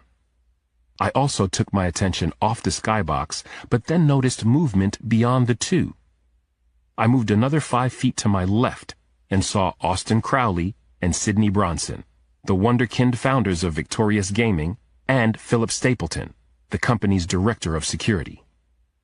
Crowley was sitting forward in a club chair, fingers pressed in a steeple pose, staring through his thick black glasses at Bronson, who had his head down and was working furiously on a laptop. Stapleton was slumped in a chair behind Crowley. His eyes were closed, and he was bleeding profusely from a head wound. Standing behind Bronson was a man wearing the white robes of the victorious avatar, Gabriel. I could see only part of the angel. The cowboy blocked my full view of his head. "Cross," the pilot called. The static was heavy. "Copy. You asked how the assailants at the Tropicana were dressed. A cowboy, an angel, and a punk rocker." In the skybox, Bronson took his attention off his computer, looked toward the big cowboy, and nodded. The cowboy walked away from the window and straight across the room to Bronson, then paused, his back to me. Bronson handed the cowboy his computer, and the cowboy left the skybox. But if I hadn't been standing in that exact spot, I might have missed the latex mask the guy dressed as Gabriel wore, the way his left arm dangled oddly, and what looked like a pistol in his right hand. The veterinarian and Jared Goldberg both said that the president's killer had been wounded in the left elbow. I fiddled with the focus, trying to make sure. But then the woman dressed as Celis Cher turned to peer out the window and down on the building audience. I lowered the glasses and triggered my mic, trying to remain calm. "This is Cross. I've got Bronson, Crowley, and Stapleton in the middle skybox, south side of the auditorium. If I'm right, there are 3 assassins in there with them, including Christina Vargin and possibly the president's killer." Before Mahoney and Carstensen could reply, I raised my binoculars again and found Vargin, hand to her brow to cut the spotlight glare, staring right back at me. Chapter 98. My earbud crackled. Mahoney said, "Alex, repeat the location. You're garbled." Vargin had seen enough. She spun around and headed away from the window fast. Before following her, Gabriel clubbed Bronson across the back of his head with the butt of his pistol, sending him sprawling. "Cross," Carstensen said. "Repeat." I jammed the binoculars in my coat pocket, pivoted, and headed for the exit. When I hit the hallway, I hesitated, knowing the skyboxes would be closer if I went left. Instead, I went right and broke into a dodging run through the growing crowd of fans, triggering my mic as I did. "This is Cross," I said. "Repeat, we've got 2, probably 3 of the assassins right here in the building. The president's killer and Vargin. She just made me. They're fleeing the skyboxes. Look for a glam girl, a cowboy in a black hat and a long brown duster, and an angel in white robes and a latex mask. The angel has a clipped left wing, like the president's assassin, and he is armed. Assume others are as well." Copy, Mahoney said. I'm heading toward the closest exit to the skyboxes. Carstensen said, I'm calling in SWAT, sealing the entire venue. I spotted a stairway finally and wanted to bound down it, but there were too many people coming up. I had to squeeze hard right against the flow, which cost me more time. When I made it to the skybox level, I decided to keep going down. There was no doubt in my mind they were trying to get the hell out of the venue. Varjan saw me just now. She saw me at the motel, and again the first day of the esports championships. She knows I'm FBI. They'll all be on high alert. I reached the hall's lowest level and almost went toward the west entrance where Mahoney had gone in anticipation of the shortest line of sight from the skyboxes. But something told me to do the opposite, to double back and go east. Moving as fast as the crowd would let me, I kept one hand ready to draw my service weapon and swiveled my head as I ran, scanning the faces and costumes. I got a look at several girls dressed as Celis Cher, and 2 cowboys in black hats. But they weren't wearing the horseman dusters, and an alarm began to whoop. Diversion, I thought, just like the first time. Fans froze in place, not knowing what to do. Several panicked and I heard people saying, "Fire!" Then I heard screaming ahead of me. I yanked out my badge and gun and yelled, "FBI, get down!"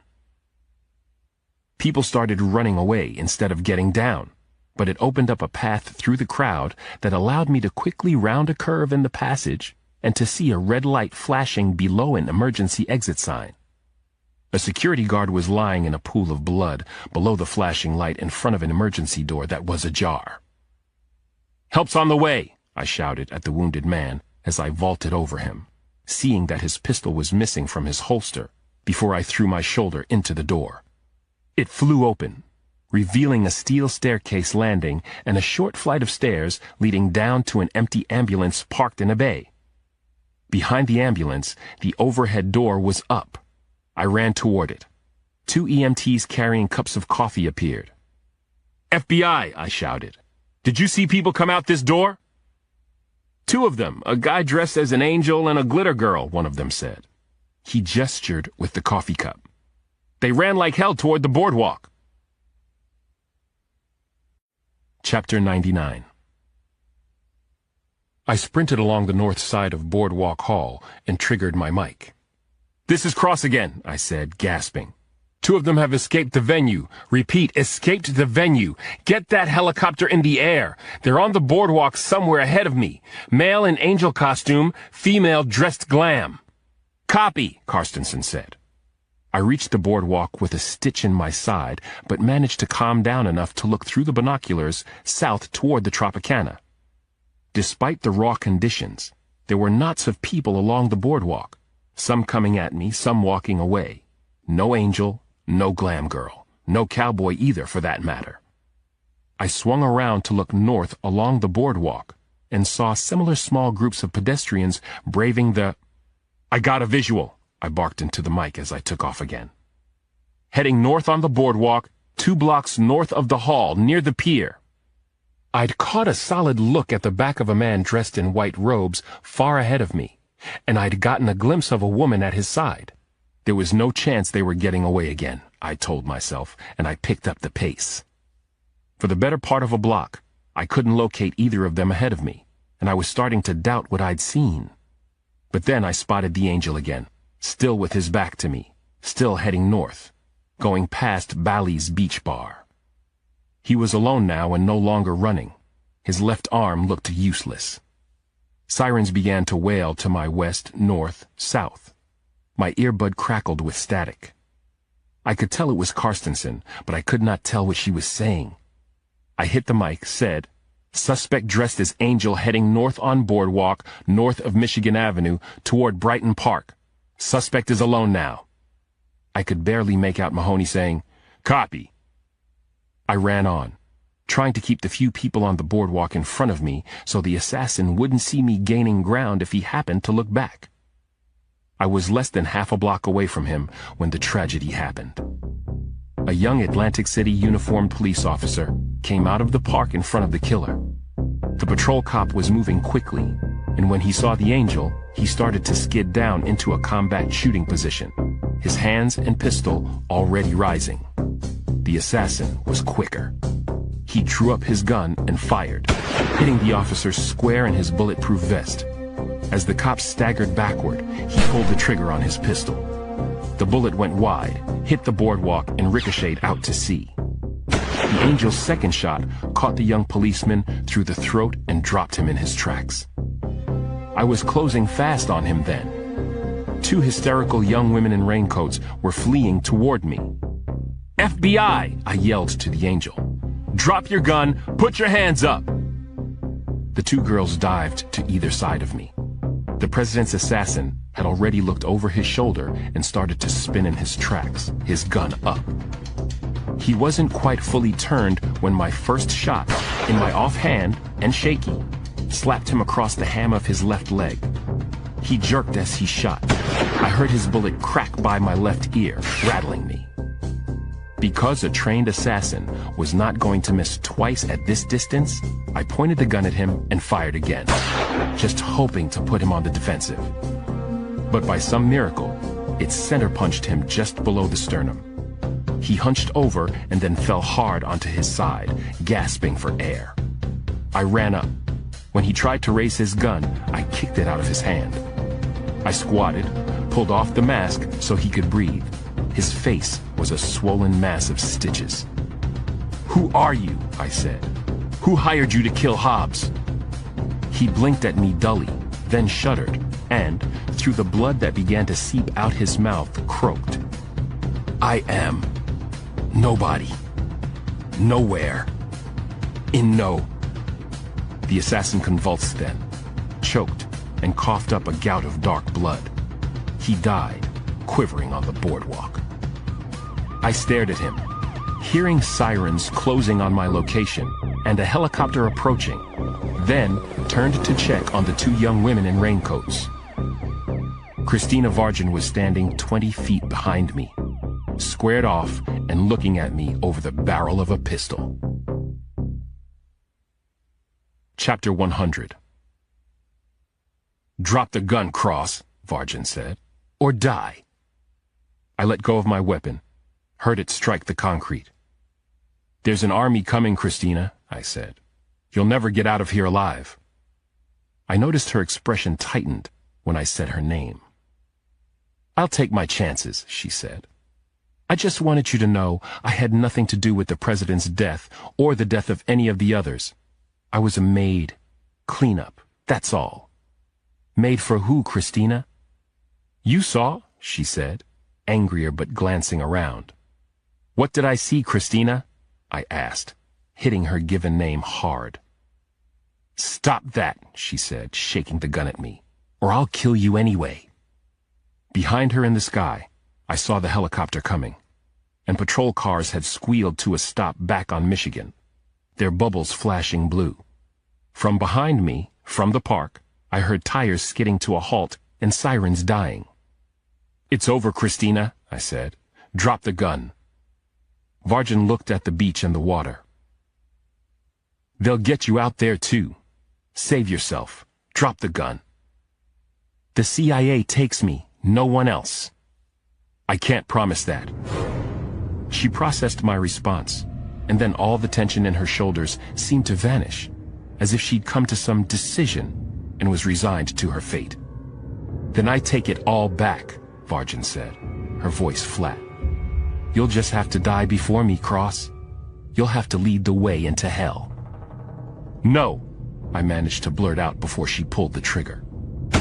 Her bullet blasted into me 8 inches below my Adam's apple. I was hurled back and off my feet. I landed hard, choking for air in a whirling daze.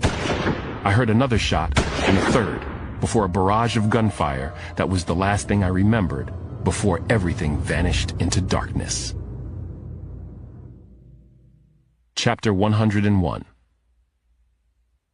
Dana Potter moved at a steady clip west from Boardwalk Hall, forcing himself to exude easy confidence and showing only passing interest in the police cars that blew by him, their sirens singing. After he'd left the skybox, his business done, Potter had gone out a service entrance and immediately saw a garbage truck backing up to a full trash container. He tossed the cowboy hat, the duster, and Sidney Bronson's laptop computer into the bin just before it was lifted and dumped into the truck. Both identifying articles of clothing and that weasel's computer were leaving the area even before Potter reached the entrance to Caesar's Palace and went inside. He strolled to a souvenir kiosk he'd scouted earlier in the day and bought a hooded sweatshirt with the casino's logo on it. He pulled the hoodie on and left the casino just in time to hear shots to the northeast, back toward the boardwalk and the beach, 3 in a cluster, and then 4 more shots in rapid succession. There was a break, and then a shot, and then another shot a minute later, and then multiples, a firefight. But since then, as Potter walked farther and farther west, he'd heard only the sirens. When he saw a bus about to pull into a stop, he ran to catch it. Potter took an empty seat, yawned, and shut his eyes. 10 stops later, he got off, went into a corner store, and bought a Bud Tall Boy. He drank it as he walked the 7 blocks to the train station, where he bought a ticket to Newark Penn Station. 11 minutes passed. He was aboard the train, and it was pulling out. 2 stops later, he got off. He watched everyone else who'd exited the train until he was satisfied there was no tail. Then he bought another ticket, this time to Hoboken. While he waited for that train, Potter walked down the platform, away from all the commuters. Only then did he pull the burn phone from his pocket and punch in the number of another burn phone. "Paul?" Mary said, using the code they'd agreed on. "Right here, Sal," he said. "We're good. Get him out of that hellhole now." He heard her break down crying. "Come on now," he said. "I need you to be strong. We've done it." "I'm just so relieved, so hopeful is all." Potter smiled. "Me too. You following? I'll be there as soon as I can. But do not wait for me to start the therapy." "What about payment?" "I got it. Now get to work." "I love you." "Love you too," he said.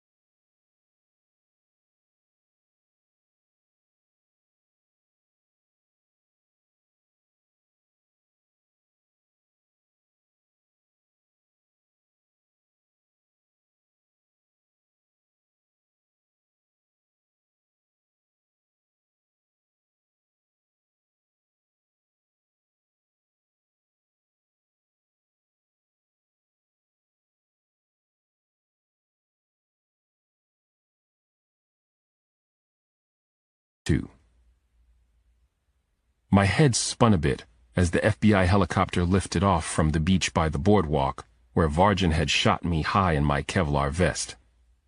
The bullet, at short range, had been enough to knock me down and out, but not for long. I'd come around within seconds and saw Karstensen, Mahoney, and a small army of Atlantic City police officers swarming past the bullet-ridden corpse of the Hungarian assassin. They tried to make me lie still and wait for the medics, but I refused and was getting woozily to my feet when Philip Stapleton, Victorious Gaming's director of security, staggered up to us. His face and suit were covered in blood. He held a wad of bloody napkins to his head. "Arrest him," Karstensen said. "No," Stapleton said. "I had nothing to do with this." "Arrest him and his bosses," she snapped. "They're gone," Stapleton said. "That's why I came to you." They left me there for dead. I came straight here after they left." "Where'd they go?" Mahoney demanded. "The airport," Stapleton said. "They have a jet." "Arrest him anyway. Get him to a hospital." "No, believe me. I served my country. I love my country. I would never. I faked being unconscious in there. I heard everything they said. Everything." Which is how Stapleton came to be sitting in the jump seat across from me and Mahoney, his wrists in handcuffs, and an FBI SWAT medic working on his head wound. "Talk," Carstensen said. Stapleton didn't stop talking as we picked up speed, and the pilot attempted to call the air traffic control tower at the Atlantic City airport. I admit to being fuzzy on that flight, but everything the security director was saying fit with what we'd suspected. The pilot called out, "Are they in a Gulf Stream?" "Yes," Stapleton said. "Don't let them off the ground. They can fly more than 6,000 miles in that thing." "That's them," the pilot said. "They are taxiing toward the runway and ignoring air traffic controller's orders to turn about." "Move!" Carstensen shouted. The pilot juiced the chopper to its limits, 145 miles an hour. Then he dropped speed and swung the bird past the airport tower. The Gulfstream was just making the turn onto the runway when the pilot flew over the top of the jet, past it, and hovered broadside over the runway. The jet kept coming. Carstensen slid back the side door of the chopper. 5 FBI SWAT agents aimed automatic weapons at the cockpit and the pilot. The jet stopped. The engines died. The jet's pilot put his hands up. We landed. The SWAT officers surrounded the jet. "This is the FBI. Open the door and come out with your hands up," Carstensen said over the helicopter's loudspeaker. "Now!" 2 minutes later, the airplane door slowly opened and let down the staircase.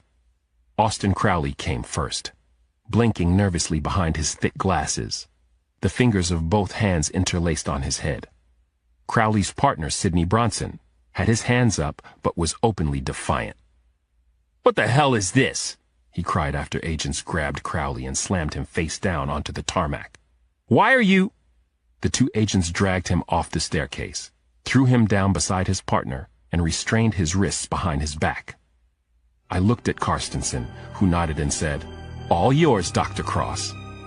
"Austin Crowley, Sidney Bronson," I said. "You are both under arrest for conspiracy to overthrow the government of the United States." Chapter 103. At 10 o'clock the following morning, outside the northeast gate to the White House grounds, Bree and I met Mahoney, Carstensen, and FBI Director Sanford. After presenting our credentials, we were waved in and soon found ourselves standing in the hall outside the Oval Office. "You good?" Bree whispered to me. "Slight headache." "I didn't mean your head. I know I'm good." I don't know why, but I was good. Strangely calm when the door opened and we walked in. The room was fairly crowded with people I recognized. Some were cabinet members, others were leaders from both houses of Congress, and from both sides of the political aisle. All 9 Supreme Court justices were there as well, and Secret Service Special Agent Lance Reamer and Lieutenant Sheldon Lee of the Capitol Police. Bree went and stood by them. President Talbot was on his feet beside the Lincoln desk, looking grim. "What the hell happened in Atlantic City? No one will tell us anything." "We've been sorting that out all night, Mr. President," Director Sanford said. "It seemed easier to brief everyone who needed to know at once." "Well then," Talbot said, irritated, as he sat down. "Get on with it." Sanford glanced at Carstensen, who said, "2 of the assassins are dead." That set off a hubbub that lasted several moments before she continued. "They were killed on the boardwalk in Atlantic City last night." Chief Justice Watts said, "Who are they?" I said, "One was a notorious Hungarian contract killer named Christina Vargin. The other, who we believe was President Hobbs's killer, is as yet unidentified." The Senate Majority Leader said, "Explain how you caught up to them." "A fluke, Senator," Mahoney said. "We were up in Atlantic City following a different thread of the investigation, and we spotted them." "Doing what?" the House Whip asked. Carstensen said, "They were shaking down their employers." "You mean whoever hired them to do the killings?" "That's correct," the FBI director said. "So who are they?" the Secretary of the Interior asked. "Austin Crowley and Sidney Bronson, co-founders and owners of the largest esports company in the world." That set off another animated reaction in the room. "Esports? What?" "You're sure about this?" the Senate Majority Leader said. "Yes," I said. "When I spotted the 3 assassins in Crowley and Bronson's skybox, they evidently were there demanding payment for the killings. They got Bronson to transfer millions of dollars in Bitcoin to so-called hard wallets, small, densely encrypted thumb drives that the killers took with them." I could see skepticism on the faces of many in the room, including the president. "They told you this?" President Talbot said. "They confessed?" Sanford said, "No.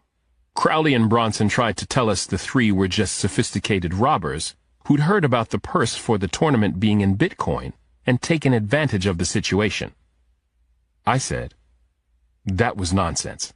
Stapleton, their director of security, was beaten by the assassins, and he overheard the conversations that occurred in that skybox.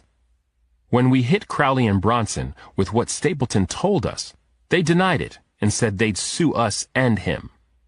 Carstensen smiled. "Until we showed them that Stapleton had recorded almost the entire thing on his iPhone.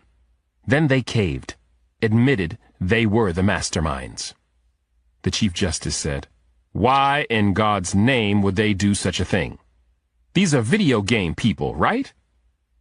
"Sophisticated video game people," I said. "Expert coders. MIT and Harvard smart, and arrogant about it. I think they thought they'd never get caught. That they knew enough about the dark web to get away with playing behind the scenes, anonymously hiring assassins to topple the U.S. government." "But why?" the Chief Justice said again, growing irritated. Carstensen told him that Bronson and Crowley said that they hadn't planned to kill the president. Not at the outset, anyway. They had been spending more and more of their time exploring the dark web, doing research for future games, and they came upon a site that offered killers for hire. "They claim they got on the site to see if a game they were designing was plausible," Mahoney said. "I'm confused," Talbot said. "This was a game? A goddamn game to them?" "At first, sir," I said. "Then President Grant died, and someone made them realize they had a unique opportunity." "What opportunity?" the House Whip said. "Ultimately," I said, "the opportunity to make Bitcoin. Lots and lots of Bitcoin." Chapter 104. Most of the people in the Oval Office that day had vaguely heard of Bitcoin and cryptocurrencies, but we gave them a crash course in the so-called blockchain technology that underlies digital money and keeps trade in it relatively anonymous. "A lot of very smart people think this is the radical future of money," Director Sanford said. "So ask yourself, what would you do if you were Crowley and Bronson, 2 of those very smart people who think Bitcoin is the future, and you owned a huge esports company? Being entrepreneurs, you're looking to the future, trying to tie your company to potentially radical change. What business would you want to be in? What business would it make sense to be in?" No one in the room said anything. Sanford looked to me and nodded. "Gambling," I said. "What?" the Chief Justice said. "Consider these facts," I said. "Esports are the fastest growing participatory and spectator sport in the world. The only thing that isn't happening there is what has happened with all other sports in the world. Betting, wagering, gambling." Carstensen said, "And now, imagine a time in the not-too-distant future when you could bet on esports all digitally, potentially from any computer in the world. And every smartphone and every tablet and all of the betting is occurring via hard-to-trace Bitcoin." Director Sanford said, We're talking billions upon billions upon billions of untraceable dollars. If it had worked, Crowley and Bronson could have been among the wealthiest people on Earth, if not the wealthiest. Who would take such a chance? The House Minority Leader said, disgusted. Two super nerds, young, brilliant dropouts with no social skills and zero empathy for their fellow man, Carstensen said. They see little difference between real-life humans and game avatars. They're all expendable. And they believed that they were so good at game theory and design, at thinking their way through the ramifications of every possible move, that they could cover all their bases. Only they didn't. Evidently, the first time Varjan, the Hungarian assassin, was contacted by them anonymously, she attached some kind of electronic bug to her reply that followed it to the source. She knew who they were from the start. Fatal mistake on their part, Mahoney said. I mean, they were good enough hackers to know the itineraries of every one of their targets, but they missed her bug. The Senate Majority Leader said, idiots. Congress would never have allowed uncontrolled gambling like that. I shrugged. Congress might have if the president thought it was a good idea. All around the Oval Office, brows knitted and then heads turned to look at President Talbot, who appeared puzzled. What are you saying? I said that hypothetically, sir. If the president thought unfettered gambling on esports was a good idea, their scheme might have worked. Such a president could have lent his popularity and influence to see it through Congress, sold it as a way to bring in new sources of revenue, to do governmental good. Well, hypothetically or not, I don't support anything like that, Talbot said. Never have, never would. There was silence in the room. Director Sanford ended it by saying, I'm sorry, Mr. President, but you must know that's not true. The president raised his head and glared at Sanford. How dare you tell me what I support and don't? Carstensen said, the Senate bill that would have allowed digital gambling as a means to collect tax revenues and so decrease the national debt. You're familiar with it, aren't you, Mr. President? You're listed as a co-sponsor. Talbot laughed. Young lady, do you know how many cockamamie bills a senator will co-sign in a career? Hell, half the time you don't know what it is you're supporting. You're just doing a colleague a favor, making him look good, Sanford said.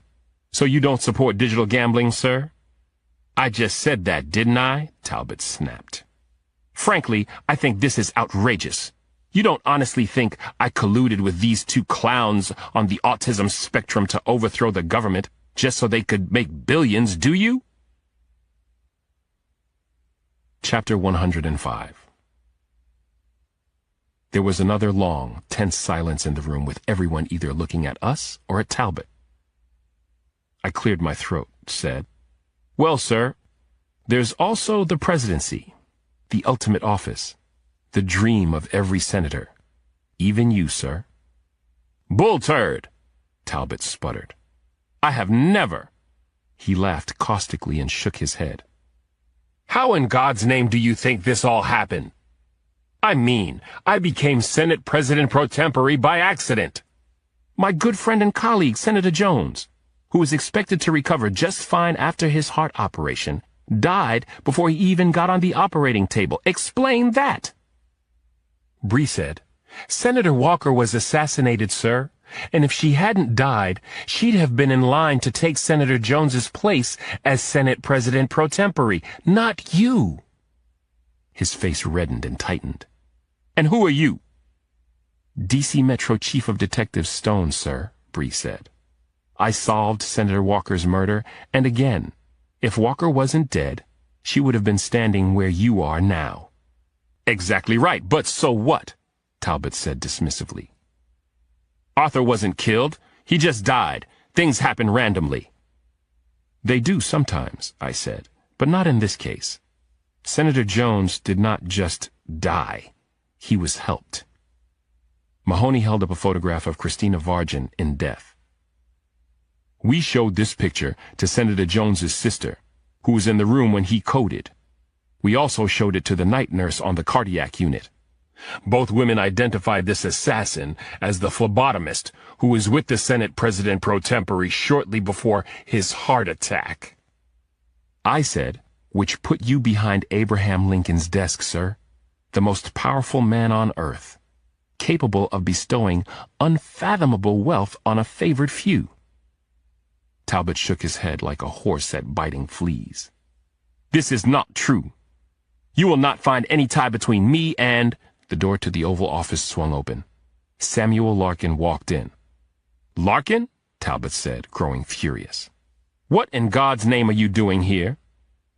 "I'm here to place you under arrest for treason," the former acting president and attorney general said, unruffled. "I've seen the interrogations of Stapleton, Crowley, and Bronson. They all say it was your idea, cooked up the day after President Grant died. You and Bronson and Crowley were eating at a restaurant in Reno and talked out the whole thing." "That's not true," Talbot said. "There's security footage of you all together." "It's fabricated. Fake news." "You'll get your day in court to prove that. A lot more than your victims got," Larkin said, nodding to Secret Service agent Reamer. "Arrest him." Reamer smiled, said, "With pleasure, Mr. President." "What?" Talbot shouted, backing up. "They're giving the presidency back to you, Larkin? This is illegal. This is a coup." "I'll be taking over temporarily," Larkin said.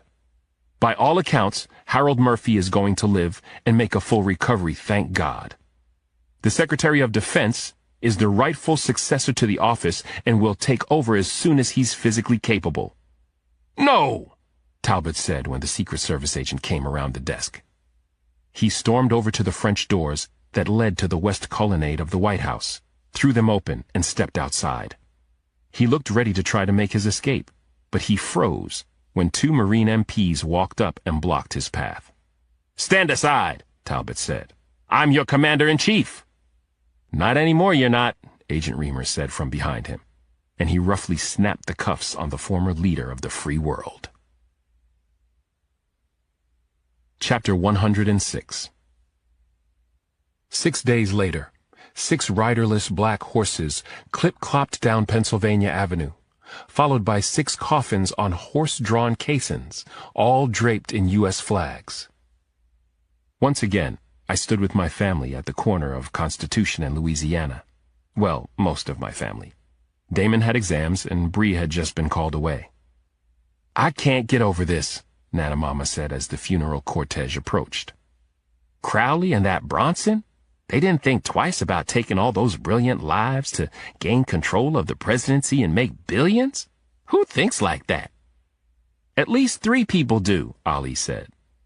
"All it takes, I guess," Janie said, "if you can work the dark web." Later, during the eulogy he gave at the service for the fallen leaders at the National Cathedral, the acting president, Larkin, talked about the fragility of life. He also spoke of the strength and resiliency of our nation. "The simple fact about our country that has been undervalued time and again is that we are by design a government that continues to function no matter the tragedy or turmoil," Larkin said. "If you kill one of our leaders, another rises and the country goes on. If you assassinate 2, 3, or even 6 of our leaders, there is a natural succession laid out by the framers, and the country and the government go on. These gifted, patriotic men and women who lie before us lived in service to the people, and I believe they did not die in vain," he said. "They are martyrs, and I will always think of them as such. Martyrs to the ideals of our country as laid out in our brilliantly conceived Constitution." I left the service thinking how right Larkin was. We had just endured one of the biggest upheavals in our country's history, but life would continue. And America would go on trying to create a more perfect union of the people, by the people, and... My cell phone buzzed. Bree. "Funeral's done?" she asked. "They all left for Arlington a few minutes ago. Figured it was for family. I'm heading home." "Not so fast," she said. "I need you to come see something, right now." I told Janny we'd go for a run. Can it wait? I'm sorry, baby, but no. She gave me an address in Foggy Bottom that sounded familiar, but I couldn't place it. I called an Uber, and even with the traffic, I got there 15 minutes later. Bree met me outside an old restored townhouse with a freshly painted green door. You've never been here, right? I shook my head. No, I don't think so. Why? Who lives here? I'll show you. She gave me blue booties and latex gloves. We walked inside a few feet to a steep, narrow staircase. Bree went up it before I could look around. I followed. We reached a narrow landing and entered a bedroom. I took one look and felt my knees wobble. My patient, Nina Davis, Justice Department attorney and stalker of men, was naked and hanging by her neck from a rope tied through an eye bolt screwed into a beam above the bed. Her wrists were handcuffed in front of her. She had a red ball gag strapped into her mouth. Her eyes were open, bulging, and dull. Sprawled in an overstuffed chair to the right of the bed, Dr. Chad Winters wasn't breathing either. His eyes were rolled up in his head, and his jaw sagged open. An Hermes silk scarf was cinched around his neck. There were mirrors on the ceiling and above the headboard. In scrawled lipstick on the mirror behind Nina Davis's body, someone had written this: I asked you to stop me, please, Alex Cross, and you didn't. Now look what I've gone and done. Signed, M.